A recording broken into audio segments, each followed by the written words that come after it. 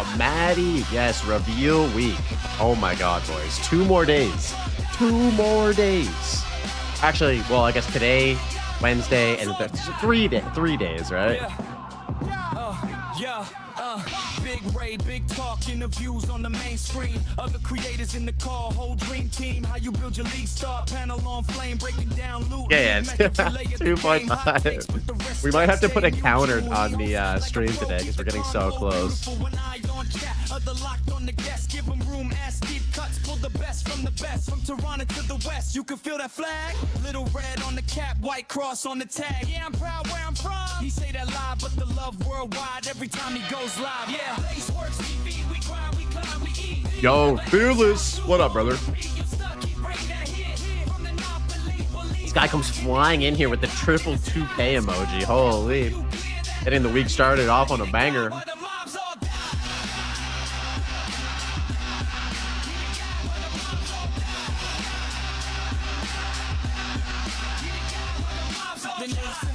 He the waypoint lit. If your bill feel wrong, he will tweak that quick. From Act 1 rocks to the end game drip. Type Blaze in the bar, watch your whole run flip. Blaze Works TV, we grind, we climb, we eat. Path of Exile 2 on repeat. You stuck, you bring that heat. From the north to Napoli, high Canadian pride in the sky. Let's go. Helping you clear that line. He the guy while the mobs all die.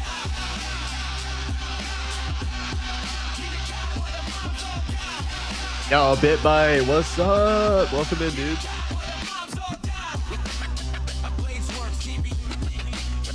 Blaze Works. Blaze Works TV. Yeah. Blaze Works TV in the building. Path of Exile 2. We what? Yeah. Big gun. Big stuff too.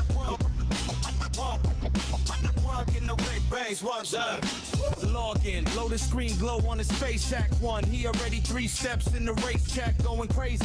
Yo, Blaze, what's the play? Pull a bill from the brain like try it this way. Fast maps, he mapping out routes like a tour guide, breaking down nodes, every passive, every more. Multiply, spreadsheet mind, but the flow stay wild. Turn a noob to a vet in the night in the heart, that style. Stuck at the bar, he rewind frame by frame with it. You missing this flash, this roll, now you game ready. He the compass in the chaos, still cracking jokes, rap maps, white tee, but the aura stay gold. Blaze Works TV, we grind, we climb, we eat. Path of Exile 2 on repeat. You stuck, he bring that heat. From the north, that Maple Leaf high. Canadian pride in the sky. Let's go. Helping you clear that line. He the guy while the mobs all die. He the guy while the mobs all die. He the guy while the mobs all die. Media, what up, brother? Oh, I probably should open this up. Good morning, gentlemen. Good morning. Happy Tuesday. Happy frickin' Tuesday. Ooh, I have... Okay, so full transparency, guys. Yo, true. Hey, good morning, Reed. Yo, Fluffy flying in with the first ball of the day within 5 minutes of the stream being up. What's up, dude? Welcome in. Yeah, shit. This week is a big week, guys. We have a lot of stuff going on. Yo, good morning, Crimson. What's up, dude? Yeah, so oh shit, I actually have to set up that Crimson, do you have a description you can send to me for the creator cup I can use for that command? Yo, Big B is back. What up, DJ? Yo, Yonko, what's good, dude? Yo, send me that in the Discord, and I'll update that. Yo, Fluffy with the follow and the prime. Oh wait, that's a fresh tier 1, bro. Let's go, dude. Yo, Fluffy, thank you, man. Holy shit, dude. He comes in with the fresh follow and the fresh T1. Yo, Lenry Poppins with the follow. Welcome in. Hey, I'm getting the stream off to a goated start. Let's go. Appreciate you guys. Are we going to be blazing through the campaign? We're going to try. Follow and subs. Oh, the redeem audio. Okay, hold on. Let me fix that. That's an issue on my behalf. That is a skill issue on my behalf. Let me change this.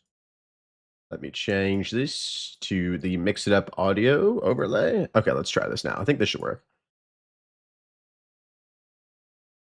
Does that one work? I think that one works now, right?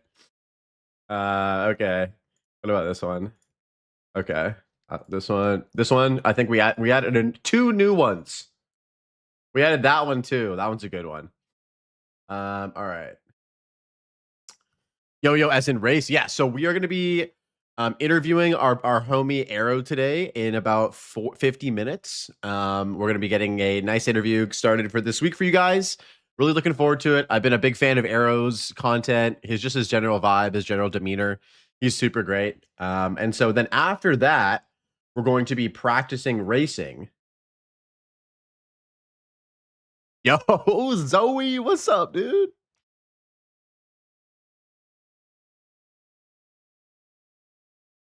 Okay. Yo, Zoe coming with the second sub of the day. He subscribed for 3 months at tier 1. Sheesh. Yo, Zoe, I appreciate that, dude. What's good? I saw you and Media were blasting yesterday. I've watched you on YouTube since like a year ago, since the early survival guide for SSF. No way, Fluffy. Dude, that's my first video. What the hell? Yo, Tosui, what's up, dude? And welcome, guys. All right, let me add this into the commands. New command. Creator Cup. Creator Cup.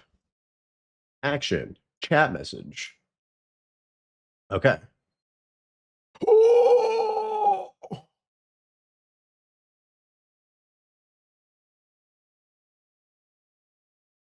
Okay. Okay. Okay. Sheesh. Yo, Media with the 5 banger. Yo, you guys are going crazy. Yo, Media with the 5 banger. 40 gifted subs to the channel. Brother, thank you, man. That is very, very generous. Holy shit. Holy shit. All right, here's the command for Creator Cup. There we go. There we go. Come watch. We'll read it together, guys. Read it together. On May 6th at noon Pacific, 8 p.m. London time, Crimson Cast is hosting a race where content creators will be coached by top speedrunners in a league start style race to kill Doriani. Come watch Farmer, Cyclone, Blaze, and Vortican battle. Join 2 hours early to watch the undercard, where Local Hole, Dead Rabbit, and Steve the Happy Whale and Scorpius will kill Genor as fast as possible. Yo, what a cool event. I put all of my points. Yo, oh my god, Media with the 70s. Christ. That's crazy. Who is Blaze? I don't know. Some fucking noob. Some fucking noob, dude. So the funny thing is, and many of you people know this already, I fucking hate racing. I absolutely despise racing. I haven't raced since 0.1. And there's a reason for that. It's because I just genuinely don't enjoy it. However, that being said, I did a couple runs yesterday. I've gotten my Act 1 time with a warrior under 1 hour now. We're at about 55 minutes, which I'm pretty happy about. And I actually did have a lot of fun. And I'm taking it less seriously. I took it really seriously in 0.1. I just had this like burning desire to be like a good racer at that point in my PoE career. And I realized it wasn't for me. I actually really like to take my time playing through the game. That's why I like playing hardcore, I like playing SSF. And I found that for racing, it made me more angry having fun in video games. No. Just sweating uncontrollably. So I found for me personally that I had more fun taking my time and playing hardcore SSF than I did playing in the racing format. But actually stepping into the racing stuff again with a less, like I'm not taking it nearly as seriously, just having it for fun. Flavor of ice cream. It's actually Greek yogurt. Plain Greek yogurt. No ice cream. Yo, what up, Kelsey? What's good, bro? So yeah, I'm excited. Wait, what?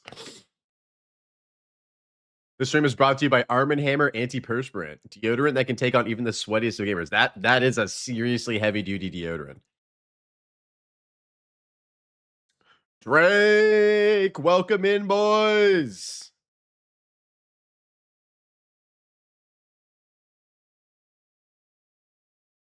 Yo, thanks for the raid, Drake. I appreciate that, bro.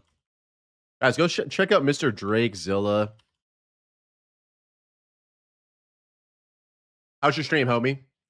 Dude, I love seeing you playing more PoE 2. I'm so excited. Are you going to be playing PoE 2 for the duration of the month? Because, like, bro, we have another 3 weeks on Thursday, dude. Wait, you just had your first rip? You got a clip we can watch? Fuck, bro. I'm sorry to hear that. You just caught me in the middle of my opening yap. Schedule 1, dude. I've been playing Schedule 1 off stream with my partner. Dude, the soundtrack goes fucking hard. My favorite track is coming up next, Adventures in Grasslands. That song is so good, dude. Never ever playing Melee Life again. It's so trash. Never ever ever ever ever again. Okay. Try it on Witch Hunter. Oh! Oh! Yes. Yes. Holy shit. Holy shit. Zoe with the 10 banger, dude. Yo, you guys are going ham. There's already been like over 15 subs, and I haven't even been live for 15 minutes. We're at a level 5 hyper train. Zoe, what the heck, dude? Thank you, man. Holy shit, bro. God damn it. Oh my god, Zoe. Why you gotta do this to me, dude? Thank you. That's very generous. We don't have ass 11 in the chat, guys. Stop writing ass 11. We don't have ass 11. Do I dare put a sub goal on the channel for ass 11? How do we monetize this? Someone said ass 11. We don't have ass 11.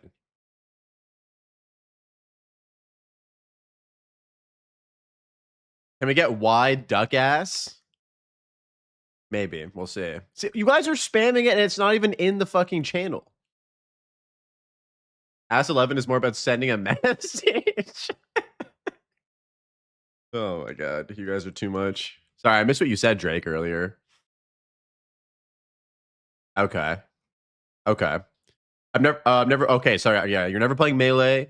It's not special. I was literally saying I'm going to insta-pop any minute, and then I did because Melee life builds suck, so it's goddamn fucking ass. I got 5 prevent recovery rares in a row, and one of them got me eventually. Yeah. I'm sorry to hear that, bro. I would say that from what I've experienced, I played the Wolf as well.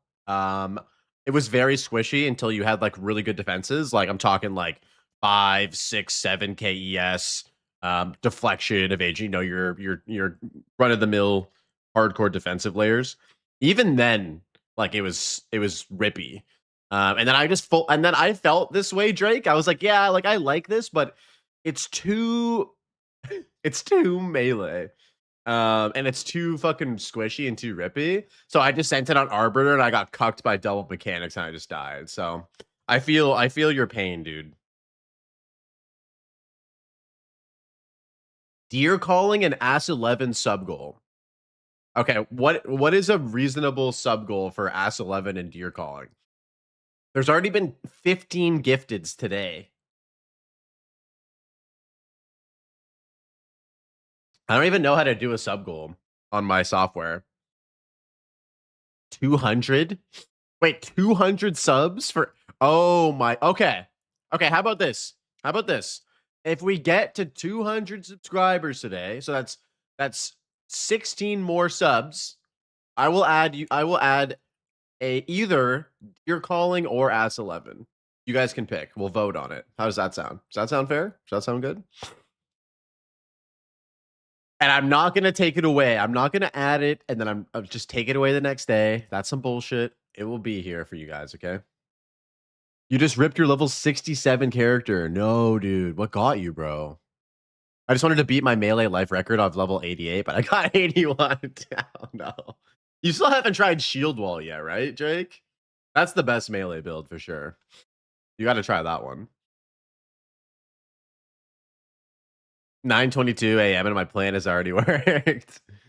Rare mob with extra damage as fire and poison on hit. Oof. Oh, we go again. Top of the morning. I'll shave my head. I'm bald. Oh, send a gifted this way and I'll shave my head. I do want a Sorkwood build. I just like cold build, so I figured I'd do Wolf. You could do what kind of cold build could you? I mean, you could do a ton of different cold builds on Sorkward. You could do Ice Strike. You could do you could do Glacial. You could do like a bunch of. You could do Glacial Lance with Spear. That'd be pretty sick.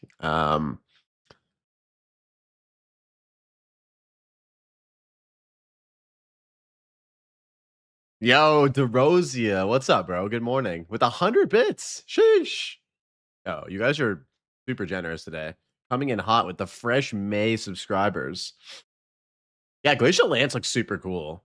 And then you could run like Armor Evasion Hybrid and get like a disgusting amount of what's it called? Sorcery Ward. And that would fit right into your like playstyle too, right, Drake? Where you like cold stuff. Glacial Lance looks sick. Yo, Table, good morning, dude. So have we gone full tinfoil hat yet?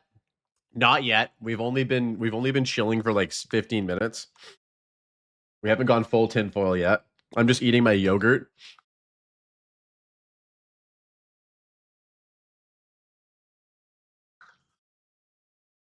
Yeah, we're not even gonna need tinfoil anymore. The tinfoil is going away. What ascendancy did you go on for Wolf? I went Ice Wolf Monk when I did the Wolf, which was pretty fun. Hey, good morning, Functional. How you doing? Given time, we will speak ourselves into some nonsense. Dude, my Discord has been going off today. It takes a brave person to eat yogurt on camera? Wait, what about this? Does it take a brave person to eat a banana on stream? Like this?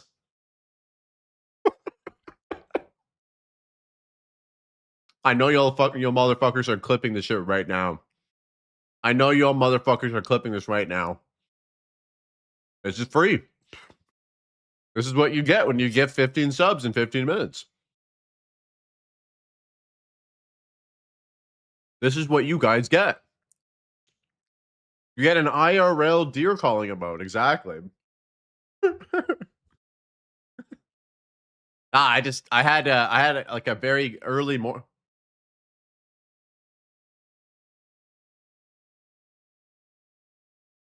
Said it. Clip it, play it, loop it. Why would you loop it? Can you explain to me why you're looping it?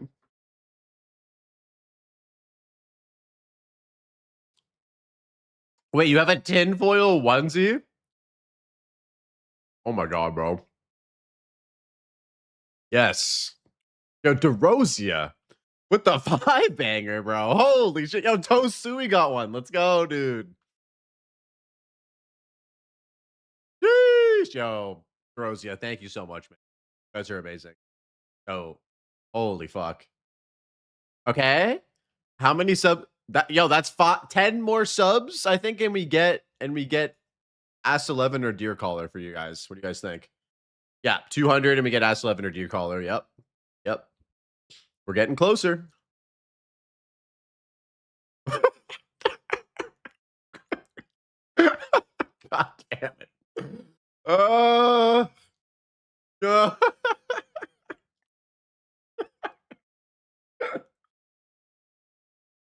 Yo, Fluffy with the 10-banger, dude.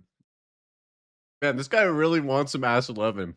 Are we at 200 subs? We need one more sub. We need one more gifted, and then we'll get it. We're at 179. We need a deer calling variation with Das Boot called Beer. Yeah, Das Boot. You guys remember that movie Beer Fest? There it is. There it is, boys.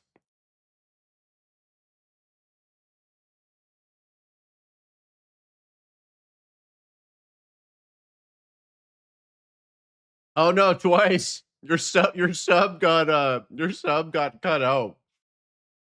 Yo, DeRozia with the extra sub, twice corrupted coming in with the tier 1 for 5 months, dude. You guys are fucking amazing. Thank you. Holy shit. Yo, this stream has been insane. What the actual? What the actual? All right. We're going to do a vote now, guys, because I told you guys we're going to do a poll. Let's do a poll real quick. Which one do you guys? I have a feeling I know what I know what's going to happen, but okay, let's do a new poll here. Ass 11 or deer calling? Ass 11 deer calling. All right. Get your bucks in.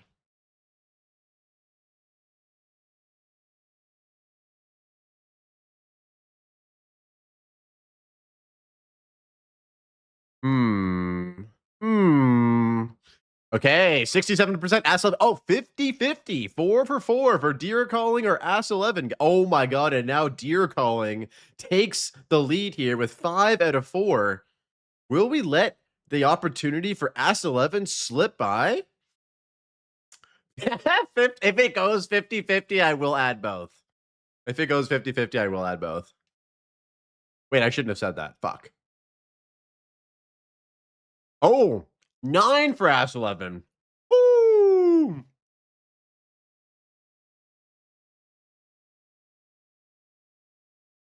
Mistakes were made. Okay, and we have ass 11 at 56%. 9 votes to 7. We need 2 more for deer calling. We have a minute left. We have a minute left, guys.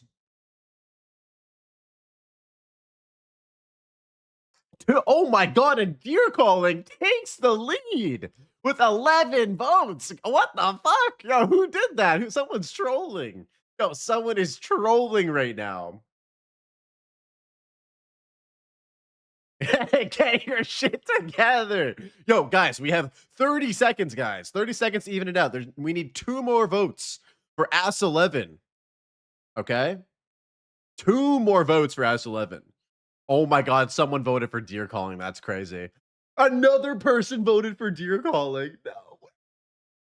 No way, dude. Oh my god. Oh, it's almost over. It's almost over, guys. Okay, 2 more votes. We have 15 seconds. 10, 5, 4, 3. All right, just because you guys have been so generous that I'll add both of them. Add both of them for you fucking degenerates. All right. But I baited you guys. All right. There we go. There it is. Okay. There it is. Oh my god, dude. Do we really have to have this one? Bro, do we really? Oh my god, Arrow, what's up? Do we really have to have this one? Bro, look at these deer calling enjoyers. Yo, Major Aimless, whatever media. Drakezilla already has this? Yo, Drakezilla already has this, dude. That's crazy. What up, Arrow? Good morning, bro. And there goes the chat. Ladies and gentlemen. There it goes. We've entered full-on degeneracy.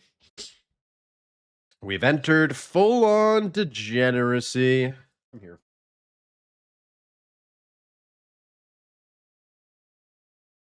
The real question is, do we make another pot of coffee before we do our podcast? Also, fun fact, me and Arrow have the same mug.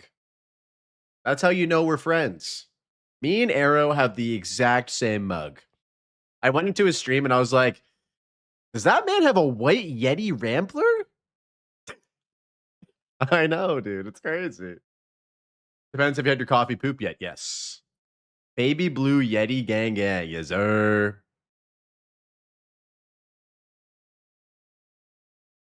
Oh, wait, it's an Aeropod? You're a court-appointed hater? Bro, how can you hate on Arrow? He's the fucking coolest guy.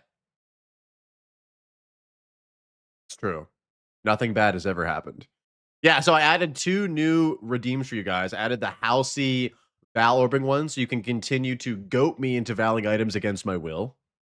And I also added in the rabbit wait what for when we actually hit the Val Orb and it smashes. When it smashes. Arrow, if you want to do the podcast early, we can do the podcast early. Like I can play the game for 30 minutes, or we can just start it now. It's up to you. The Halsey one's perfect. Thank you. Yeah, it's good, right? Media actually found that one.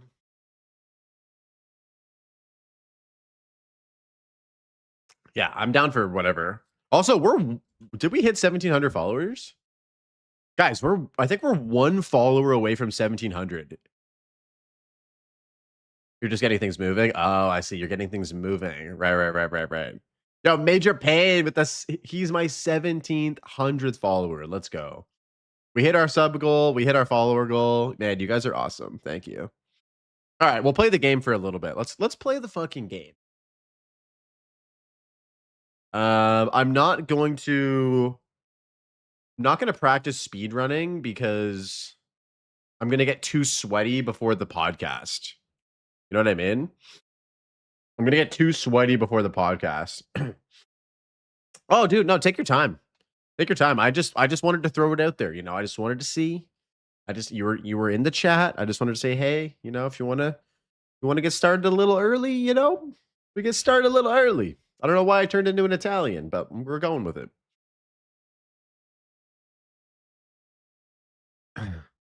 Man, how good is the Schedule 1 soundtrack? Schedule 1 soundtrack is amazing. We're going to play this song one more time, and then we're going to move off into some hip-hop. 30 minutes is enough for Act 1. I mean, we can see how far we get. Hey, what do you guys want me to do? Do you guys want me to play? So we have 2 options. We can do another Act 1 racing playthrough. Like, we can start it. Or we have this character that just got to maps, a poison pathfinder. And then I made a character off stream. Focus on the pod. The pod's already ready to go. Look at this. Look at this. I've done my prep. We've got. Oh, wait. Where's me? Wait, where did I go? Where did I go, dude? Wait, where the fuck did I go? Okay, hold on. Let me focus on the pod. Where am I, dude? What the hell?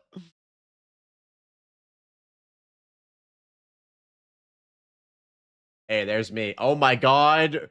The veil of my room has been totally ruined. Holy shit. You guys know exactly where I am now. I'm actually not in the end game. Oh my god. All right, there we go.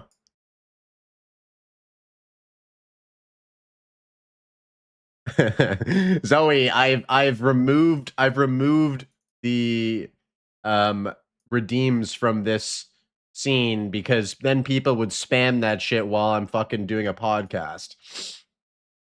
I will refund your monies though. Okay, how's that look? Is this nice? Is this a good one? Yes? Okay. Manage reward requests. Okay, let's refund this guy. Okay, let's refund this guy. Let's complete all. Yeah, we're good. Yo, it's good, Dutch. What's up, dude? Hey, guys. You're a physical being inhabiting a physical space? Unfortunately, yes. So what do we do?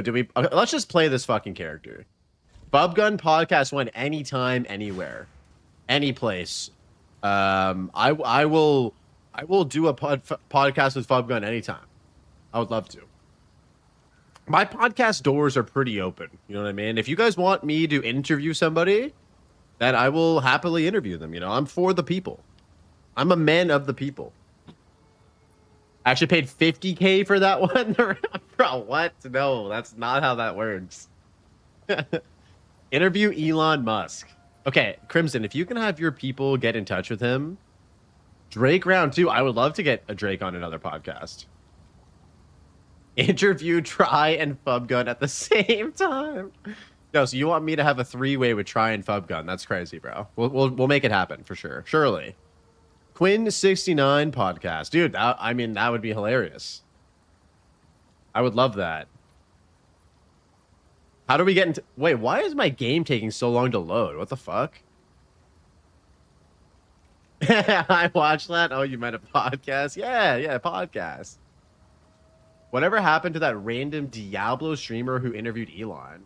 Wait, who interviewed Elon? What Diablo streamer was it? I also might make myself a little bit smaller. Is that okay, guys? Are you going to be mad if I'm a little smaller?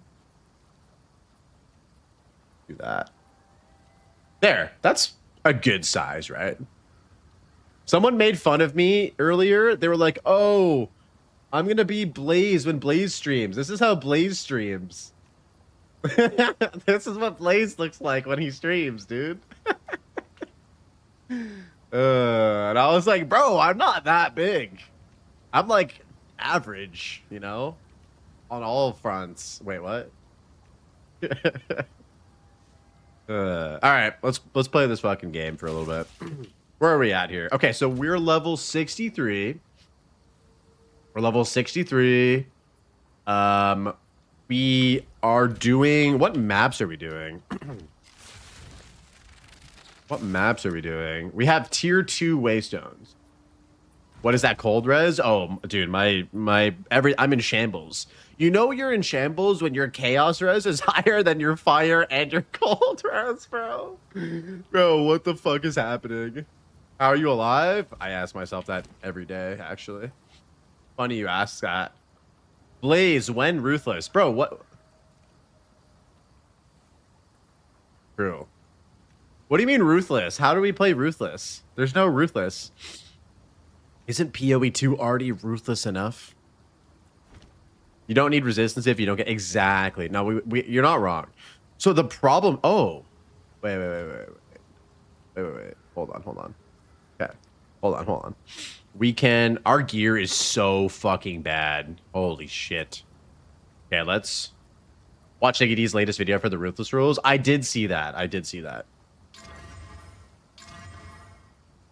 Okay. Let's just do this. Let's do this. Let's get some Glacial Rune. Let's get a little bit of desert gaming in here. Okay, good. All right, where are we at now? 27 and 30. Better. Not good, but better. Yeah, I don't know if I have time to do a Ruthless mode this week. The whole Ruthless thing does interest me, though. My bow is trash, but I'm still stomping T15s with Poison Pathfinder. So this is our bow that we have right now. It's beyond terrible. Our bow is if you dug through a dumpster, it would be like that old napkin that's been stuck to the dumpster for like 2 years. That's like disintegrated. Sorry, that's really descriptive. It's bad. It's really fucking bad.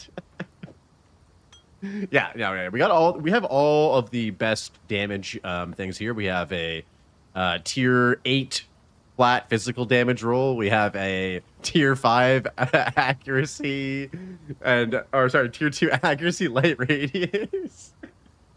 All right, let's just do a fucking map. Surely we won't die. Let's do a prediction because I actually think I could die in this map. Get your points in, you gambling degenerates. Get your blaze bucks in, you absolute degenerates. All right, let's do this. Oh, wait, is there shit in the shop? I'm waiting for essences, dude. This is a fresh start. So I actually have nothing. I am very broke. I am very, very broke. Gambling's not allowed in your region. Wait, they consider channel points gambling in your region? Where are you from? That's very sad. No way, dude. I'm so sorry to hear that. All right, someone donate their channel points for Fluffy. Fluffy, tell them how many points you want to donate. Yo, good morning, Random Precision. How you doing, man? 992. Okay, let's go. Someone do a 992 bet. Okay, let's grab 2 additional projectiles. Nope. Magic monsters. Increased accuracy. Let's just be a little bit of a bitch and do a white map. I feel like this character is so undergeared and underpowered that white maps probably still could kill me. Yeah, let's do that. White map is cheating, dude. I'm scared, bro. Refund for white map? No, that's not how this works. You have to vote based on the information that's given to you at the time. I could have done a 6 mod at that point in time and you wouldn't have known. There's no way I'm gonna do a 6 mod though, ever. Never, ever. An easy trophy. I do really like this build though. This build is sick.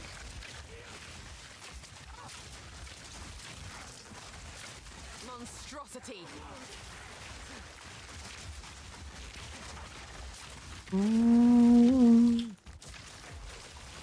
This is an important lesson in insider trading. Yep. We're controlling everything here. All the outcomes. It's rigged. You know what they say about the house, right? It always wins. Fortunes have changed though in this channel, and you folks are going to be attested to it. I will do a prediction where 99% of people think I won't die, and then I'll just die to some stupid shit. And one person will walk away with like 50,000 channel points, dude. It's crazy, bro. Okay, what's up here? Oh, we got hit. Man, we only have 1,000 energy shield. What the actual? What the actual? Yo, what's up, Protein? It's because you're the top 1%. Damn, bro. How many channel points to unlock the trip to Disney World? That's the hidden million channel points. If you get 1,000,000 channel points in my channel, it's an all-inclusive, expenses paid trip to Disney World with me and you, and Jonathan Rogers too. So Jonathan will fly to whatever Disney World you want, and we'll go and we'll ride rides together. All expenses included. Okay, so no. So sorry, I made a mistake. It's either Mark or Jonathan, your choice. Mark or Jonathan, your choice. Wait, who would you guys pick? If you guys could go to Disney World with Mark or Jonathan and me, which one? Mark or Jonathan? Mark is him. Jonathan? Genevieve, bro, what? That was not an option. 2-pack, that's also not an option. That's crazy, bro. Our Lord and Savior, Jonathan Rogers.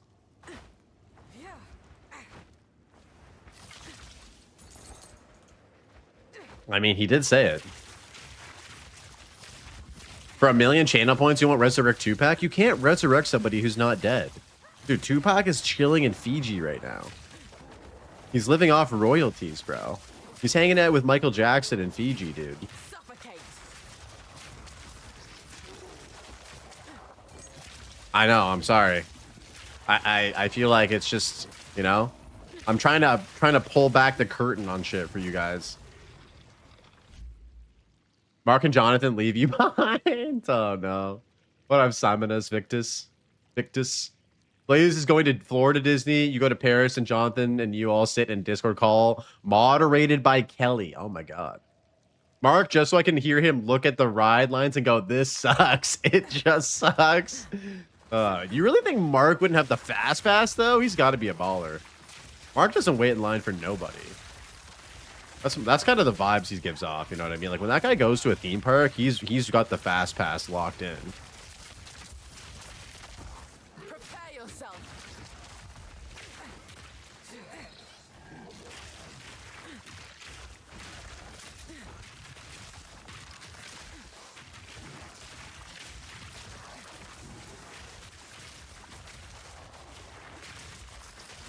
I love the sounds of toxic growth and Herald the Blood.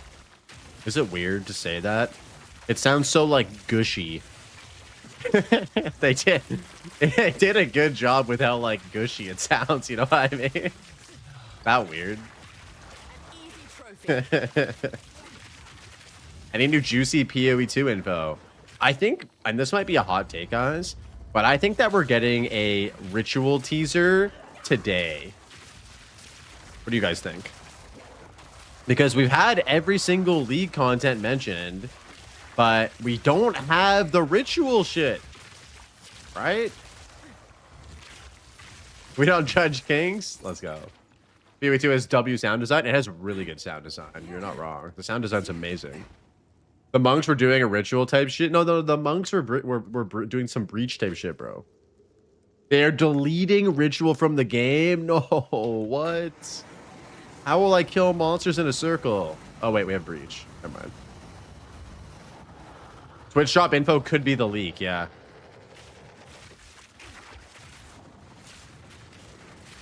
Dude, this guy could fuck my day up. Actually, gotta be careful here.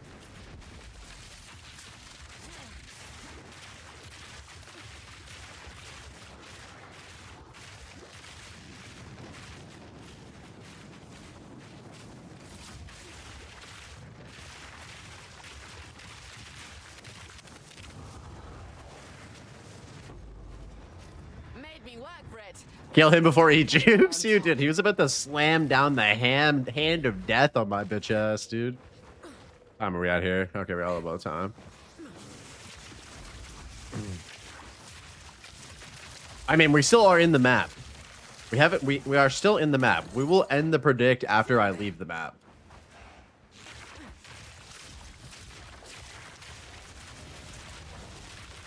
But this is also a white map. I'm not saying that to discredit how bad my character is, but we can thrive in here for a bit. We need to get some passive points though, and we need to put those Atlas passive points towards doing essences. I don't want to hear it, Terminator. I don't want to hear it. How you feeling about the breach teaser? Dude, I'm so stoked. I think that the Genesis tree is amazing in PoE1. I also love the unstable breaches and the fortresses in PoE1. And so if we get any of that content in PoE2, that's fucking massive. Like, and I think that there's a good chance that we see a lot of that stuff in PoE to come to PoE2. Yeah, the breach tree is awesome.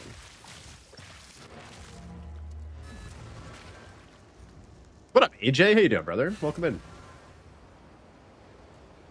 Ritual in the campaign and Druid story. Yeah, I mean, I think it's safe to say we'll probably see either or both. We'll probably see the ritual teaser, or we'll see the ritual teaser and the presentation league mechanics as well.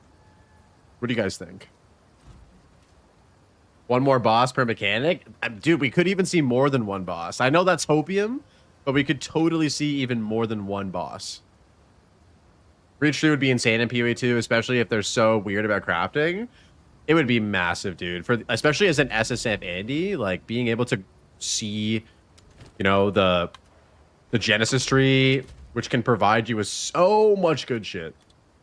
Come to PoE2 and help out. Oh my god. That is going to be goated.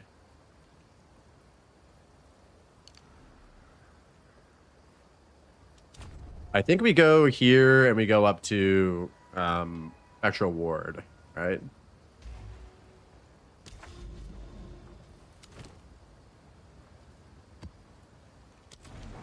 But the PoE2 tree would probably create only magic items. That's 11. Nah, don't say that, bro. Don't say that. It's going to be printing triple tier 1 prefix weapons, bro. With +7 gem levels. Imagine on the Genesis tree, guys. Okay, imagine this. Okay, imagine this. Genesis tree, there's nodes. It's like one of the nodes is like 1,000 more rolls to get weapon gem levels on a suffix, bro. Dude, if we see that in the Genesis tree, like that's gonna be fucking disgusting. More chance to hit gem levels on the fucking prefix. Suffocate. Bro. Dreamcore would lose his mind.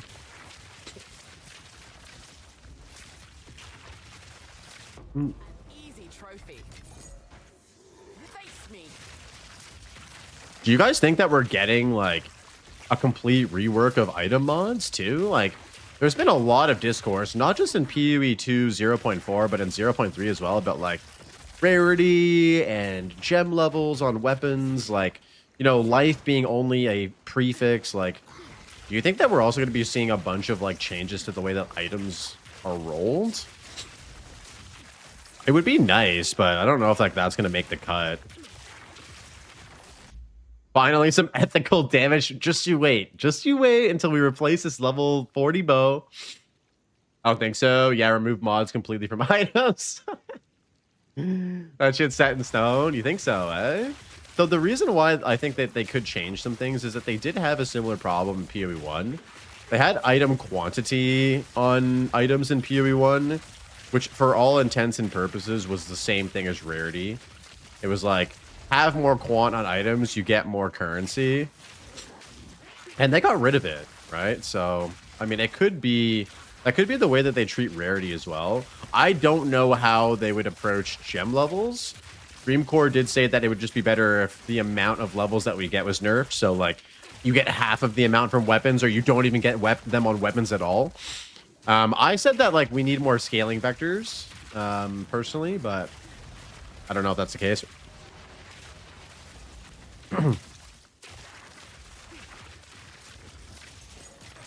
I also think that just diminishing returns on gem levels could be good too.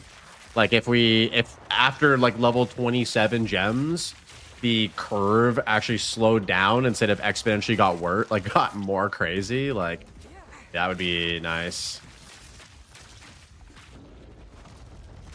Item rarity on items and gem levels on amulets are a bit cringe. I think the weapons are really crazy too. Ready whenever. Okay, let me finish this map real quick and then I'm down. Too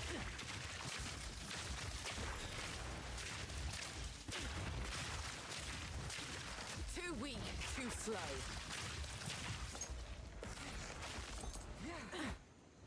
City of Compton. All I need to do is nerf melee. Oh my god, bro. Dude, if melee gets nerfed again in 0.5, people are gonna have a fit. A lot of people are thinking that melee is gonna be better in 0.5. What do you guys think? Is that cope? Do you think we're getting life on the tree? Please, Jonathan, give it to us. Please.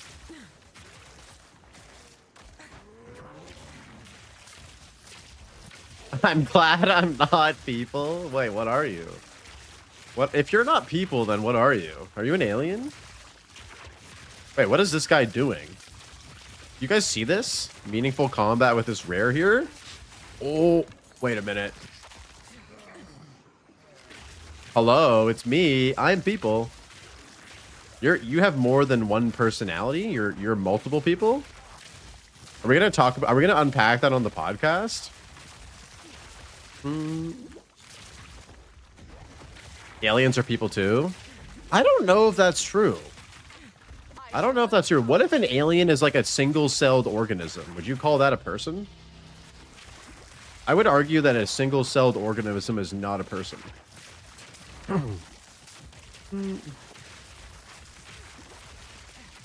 Depends on what the definition of a person is. That's true. When I think of person, I think of like human being, personally. I know some people.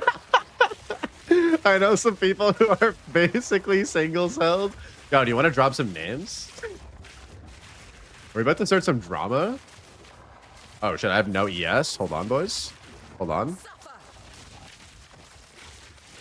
If he says Blazeworks TV, I'm gonna fucking crash out right now. Please don't let it be Blazeworks TV. My #1 hater, Crimson Cat.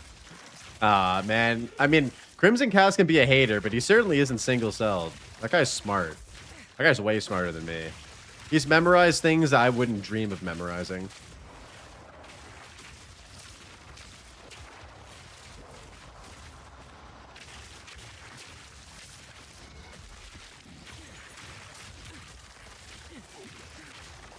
Yeah, that guy's smart, dude. He's got at least He's got at least 69 brain cells in his brain. Okay, we got one boss and then we're good. Surely we don't die on this boss, right, guys?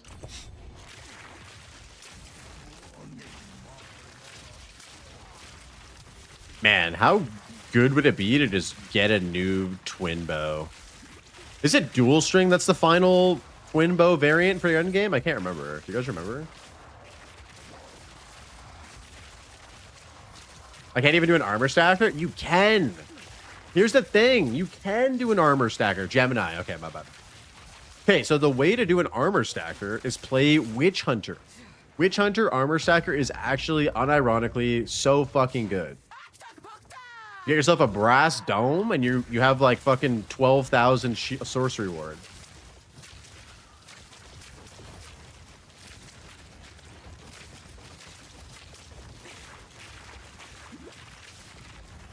Hey, you're supposed to fall off your broom. Please. I can't hit her, dude. Oh my god.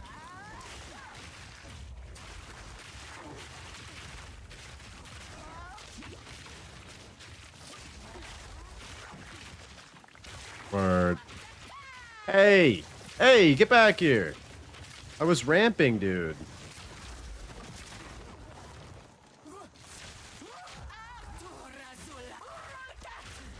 Bro, I was ramping. You can't just move while I'm ramping.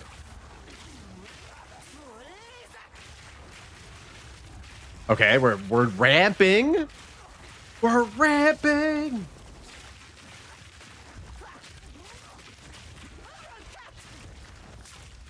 Yes. Okay, we did it. Her motorcycle doesn't care about your ramping. Dude, how is it fair that she has a Harley Davidson and I'm out here tripping over rocks? I don't get it.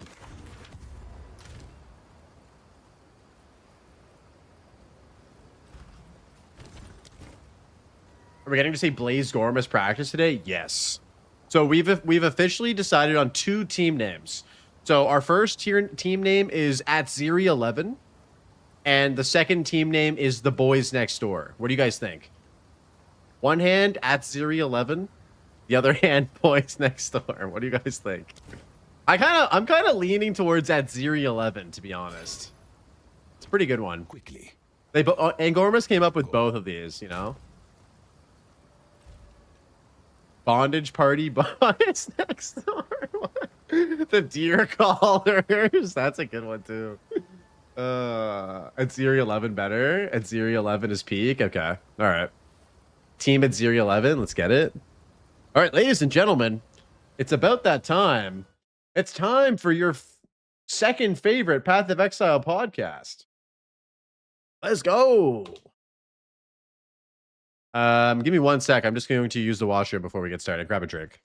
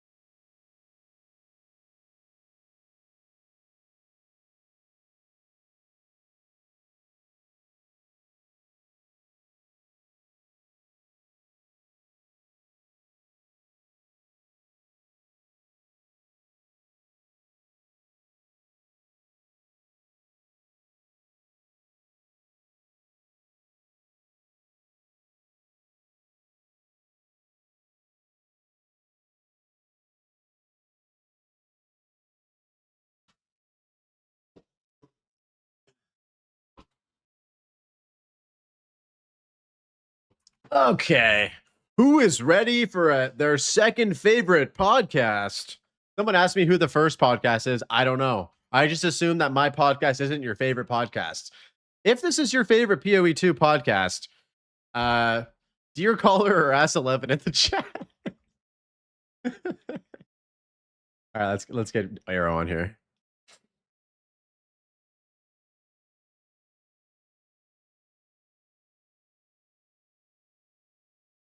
Oh my God, look at all that. Look at all that. Hey, Mika, welcome in. Papa on a podcast. Yo, Shyster, what's up, dude? Welcome in. Yes, sir. Papa Arrow coming in.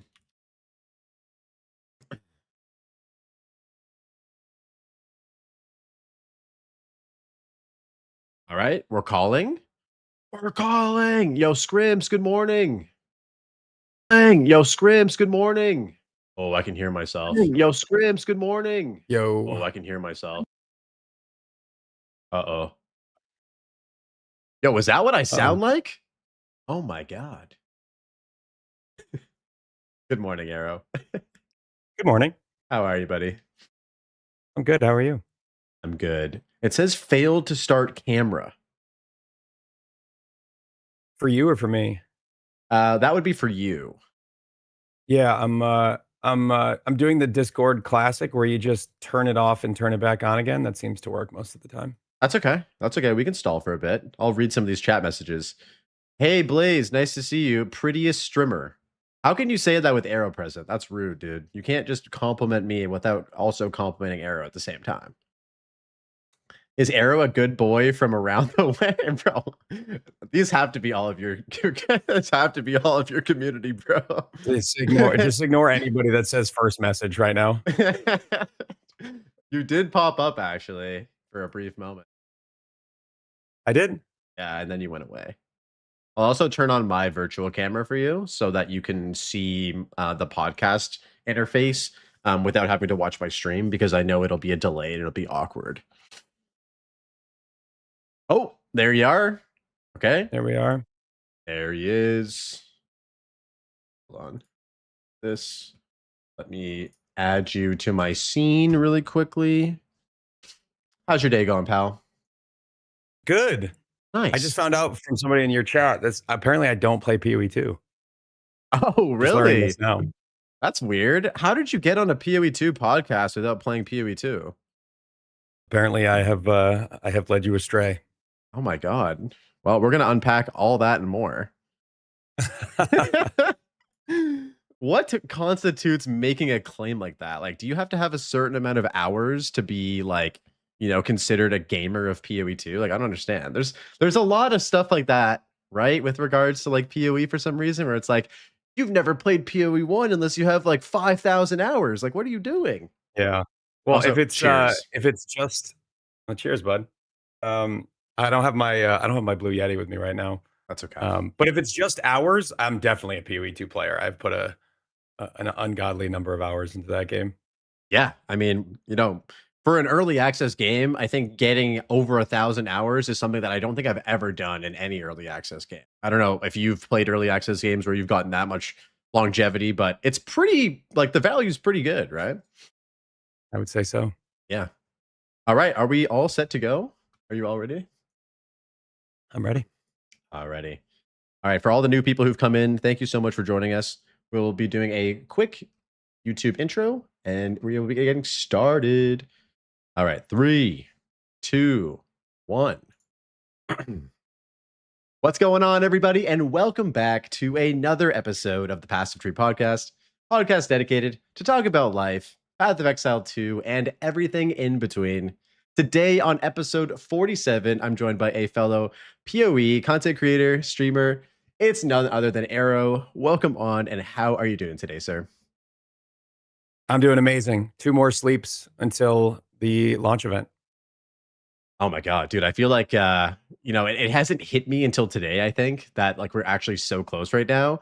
And this like hype period, I don't know about you, and like we can maybe talk a bit more about how UGG normally handles like pre-league hype, but this league seems like it has some extra sauce going on. What do you think is going on right now? Like, does it feel like they're going extra hard with regards to like the hype that they're building for 0.5? Yeah, I mean, we've already gotten more like cinematic teasers than any other league, I think, ever, except for maybe point one. Obviously, that I don't. It's not really a league launch, but yeah, just the sheer amount of effort they've put into the teaser so far. Usually, it's like here's a couple of cool uniques, and now we're getting these like epic moments where, they lift up Shayla's sword, and so very very excited for how much effort they're putting into this. Yeah, I think that one thing that somebody pointed out to me that was pretty interesting was that they normally don't do like out of engine, like actually like computer like CGI cinematics for leagues. Like this might be like the first ever. And sorry if this is incorrect information, guys, but this might actually be like the first ever league where they've done like a full like CG like league trailer, which is super exciting. So clearly they're cooking up something really substantial. Before we get into that though, I just wanted to ask you like how your subathon was. I know you had a really big subathon for Mirage League. That's when we were trying to do our podcast initially, but it felt like it went on for quite a while. Let me know, how was that? Yeah, it was crazy. It was 31 days. I streamed for 405 hours. Um, Still found time to make like 5 or 6 YouTube videos. Um, Hit our all-time sub record, blew it away. It was incredible. Mirage was a fantastic league. The subathon was amazing, but I will tell you that I needed a break afterwards about as much as I've ever needed a vacation. So luckily, I did get to go on one, and I'm back and refreshed and excited for point five. That's amazing, dude. Yeah, I saw that every time, the sub timer was getting close to being zero, it just, I would tune in the next stream and it'd be magically at like 30 hours again or something like that. I was like, Yeah, damn, like they really just, they're not letting this guy take a break, which is good. That's yeah. what you want. So congratulations. I'm super stoked for you that you had such a great subathon. Thank you. Did you have any like goals that you're really excited that you got to, like the sub goals that you got to hit for this particular subathon?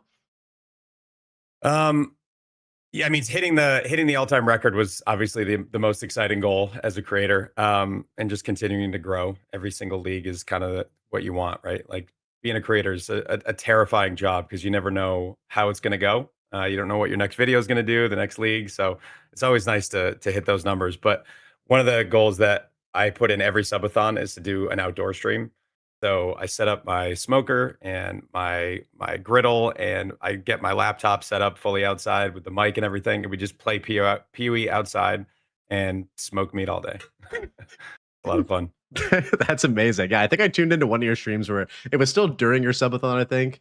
But you were just like outside, you had like a blanket around you, and you had like a cigar in your hand, and you were just kind of vibing out a bit. And I was like, this guy's living the Yeah, good life. I love this. certainly. Yeah, that's amazing. All-time sub goal. Just as sort of like a final question about the subathon. I know that usually with subathons, as you reach like certain like goal milestones, and as you mentioned, like you had an outdoor stream as one of them. Was there anything else that was like really fun? Like I know that some people do like I don't know. I think Dead Rabbit had one where he had to get a Valorb tattooed on his chest, which he did get for one of his like things. Like, did you have anything else fun like that that you are doing or have already done because of your subathon? Well, this is a Void battery from PoE 1, and that was a tattoo that I got from a subathon a couple years ago. I put up some ridiculous number I never expected to hit, and I hit it. And the tattoo was originally going to be small, but when I took it to my artist, he loved the art so much so it's like the shaper background, and he loved it so much. He's like, "Can I just like work with this a little bit and see if it looks good on your whole arm, basically?" And so we did that. And now something that I started doing the last couple of subathons is what I call a walkathon. So every 50 subs, I walk a mile. So this subathon, I walked over 100 miles while playing the game during the month. So a little over 3 miles a day, which is surprisingly difficult when you are gaming at the same time. But that's a lot of fun, and keeps me moving. So I don't feel like after those 30 days are up, I'm just this like shriveled body. It's just like nothing but goldfish and energy drinks. That's actually a really good idea. I feel like because you're like, I guess I think you had like a limit of what was it like 12, 14 hours a day or something like that. I wasn't like able to keep track of it, but yeah, like when you're sitting at your desk for that long and not moving that much, like having that intrinsically attached to like the way that you do a subathon feels healthier. It feels like you're actually like, getting your steps in, being healthy and stuff. So I might have to steal that from you and get one of those like, treadmills under the desk. I have a standing desk too. I never Good. stand at it, but it seems like it might be a good thing to do. Yeah, so after the subathon, you had a vacation. Really, really glad to hear that the vacation was well for what we've talked about. Since you've been back, what have you been up to? What have you been playing? I have been playing and fully locked in to Windrose, the pirate survival, whatever game that it's like a amalgamation of Enshrouded and Black Flag and Valheim. Um, it's amazing. I just 100%ed it yesterday. Finished all the quests, found every island, and then kind of finished my base, just kind of like building a little pirate cove. It was an unbelievable experience. I think I put like 75 hours into it, and I already can't wait for the next big update. I had a lot of fun.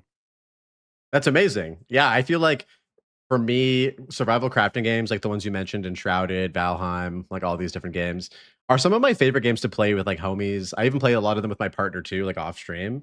It's just hard for me to commit to another one when I'm already like supporting so many of these other games. Like Enshrouded just got a huge new update. Like Valheim is coming out with 1.0 this year. Would you say that like Windrose is like pretty high up on the tier list for these types of games, competing against all these bigger titles as well? I would say that it is the most polished early access game that I've ever played. It felt done. It just needs more content. But the game itself, the building is super smooth. I experienced almost no bugs. Everything feels amazing. They just need some more content. So usually when I start one of those games, I bounce off of it after like 15 or 20 hours. And it's like a cool thing, mess around, build a little house, kill some enemies, but I usually bounce off. But Winrose really gripped me. I've heard that the like sailing or the like basically the water mechanics, the water transportation is like absolutely really amazing. And it's funny because I actually just recently started playing Valheim again for the first time in years, I think, with some homies as sort of our like stalling game off stream. And I gotta say this, the water transportation in Valheim is so bad, dude. You'll like get in a boat and then the wind will be pushing against you the entire time. And so you literally can't move. How did they like approach like sailing in like a pirate game? Did they like hit the nail on the head with it? They made sailing pretty easy. It's not like it doesn't feel like you're actually commanding a vessel. It's not as difficult as sailing is. You can kind of turn it as you need to. If you just like hold the left arrow long enough, you'll rotate and can kind of get out of sticky situations. But it feels really good to sail. Just being out on the water feels good. The waves feel good. When you go over like a big wave and kind of crash into the next one, you hear the hull creak, and it's like a cinematic experience to be in the boat. It's really cool, but it's not too difficult, thankfully. Okay, that's good. I mean, I feel like you kind of have to nail it in a game that's about like pirates and all that kind of stuff. So that's excellent. So yeah, I feel like I'm gonna probably end up trying it out at some point, especially with your praise, like saying that it's like one of or the best like early access games in terms of polish that you've ever played is like really high praise. Especially when the I guess not genre, but the label of early access can kind of go both ways, right? There's a little bit of a stigma about early access. You don't really know what you're going to get. You don't know if the game is going to be slowly developed over many years or if it's going to get done quickly, right? And so it's always a bit of a gamble, but yeah, it sounds excellent. Okay, so we're in the middle of zero point 0.5. Actually, not even in the middle. We're in like the tail end of this like hype period. We're actually going to know what we're getting in like 2.5 days. What have it just been your thoughts about the teasers, generally speaking? You can give your take about what you think's happening. Yeah, what have you been thinking about them so far? Super high production value gives me a lot of excitement for what they plan on delivering. I don't think they would go through all this effort to make these cinematics if they were releasing like a pretty good league. I think there's going to be significant changes. A lot of people are saying, full endgame rework of like every single system. I don't know how likely that is, but they keep revealing things that look like existing systems that are getting reworked. I mean, obviously the Breach one is they showed the monastery from PoE1, so suggesting we may get access to the crafting tree. That's really exciting. So I'm expecting to be blown away. I'm expecting more content that I know what to do with, which is very exciting. It is very exciting. They've gone through and shown basically what people are speculating as every single league mechanic except for ritual. And with my tinfoil hat firmly in place, I would like to believe that there is going to be a ritual teaser either today or maybe tomorrow with like maybe an announcement of the Twitch drops for Thursday. Let's just speculate for a little bit together here. So let's assume that perhaps we're going to get a rework to all the existing league mechanics. Is there one that sticks out to you as being like the one that you are the most excited for? Like, is there a league mechanic in PoE 2 that like, is the one that really needs a nice makeover for you? Oh yeah, it's Expedition. Expedition crafting in PoE 1 is my favorite crafting system, and in PoE 2 it's my least favorite because they took away they really took away the number of times that you could modify an item to the point where it's almost certainly just not going to be useful. They basically gave you a white item and said, "All right, here's 2 alterations, or here's two chances to turn this into something great," and it's just always bad. So people just don't do it.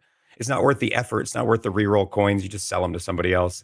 So expedition crafting feels like a non-factor right now in the game. So they said, I think it was after point 2, that they are looking to revamp the expedition crafting system soon. So hopefully that soon is now.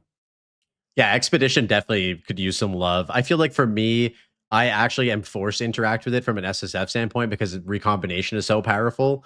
But other than that, it feels like it just pales in comparison to something like Abyss, where Abyss just offers you so much in terms of crafting with all of the various currencies. Whereas Expedition's like, yeah, you can like get lucky with, a Rog craft or something like that, or a Tujin craft, but most of the time it's just going to be, like I feel like as a comparison with PoE 1, it's tough to look at PoE 2's version of Expedition and think, yeah, this is good in its current state. But man, we could be seeing some like substantial stuff.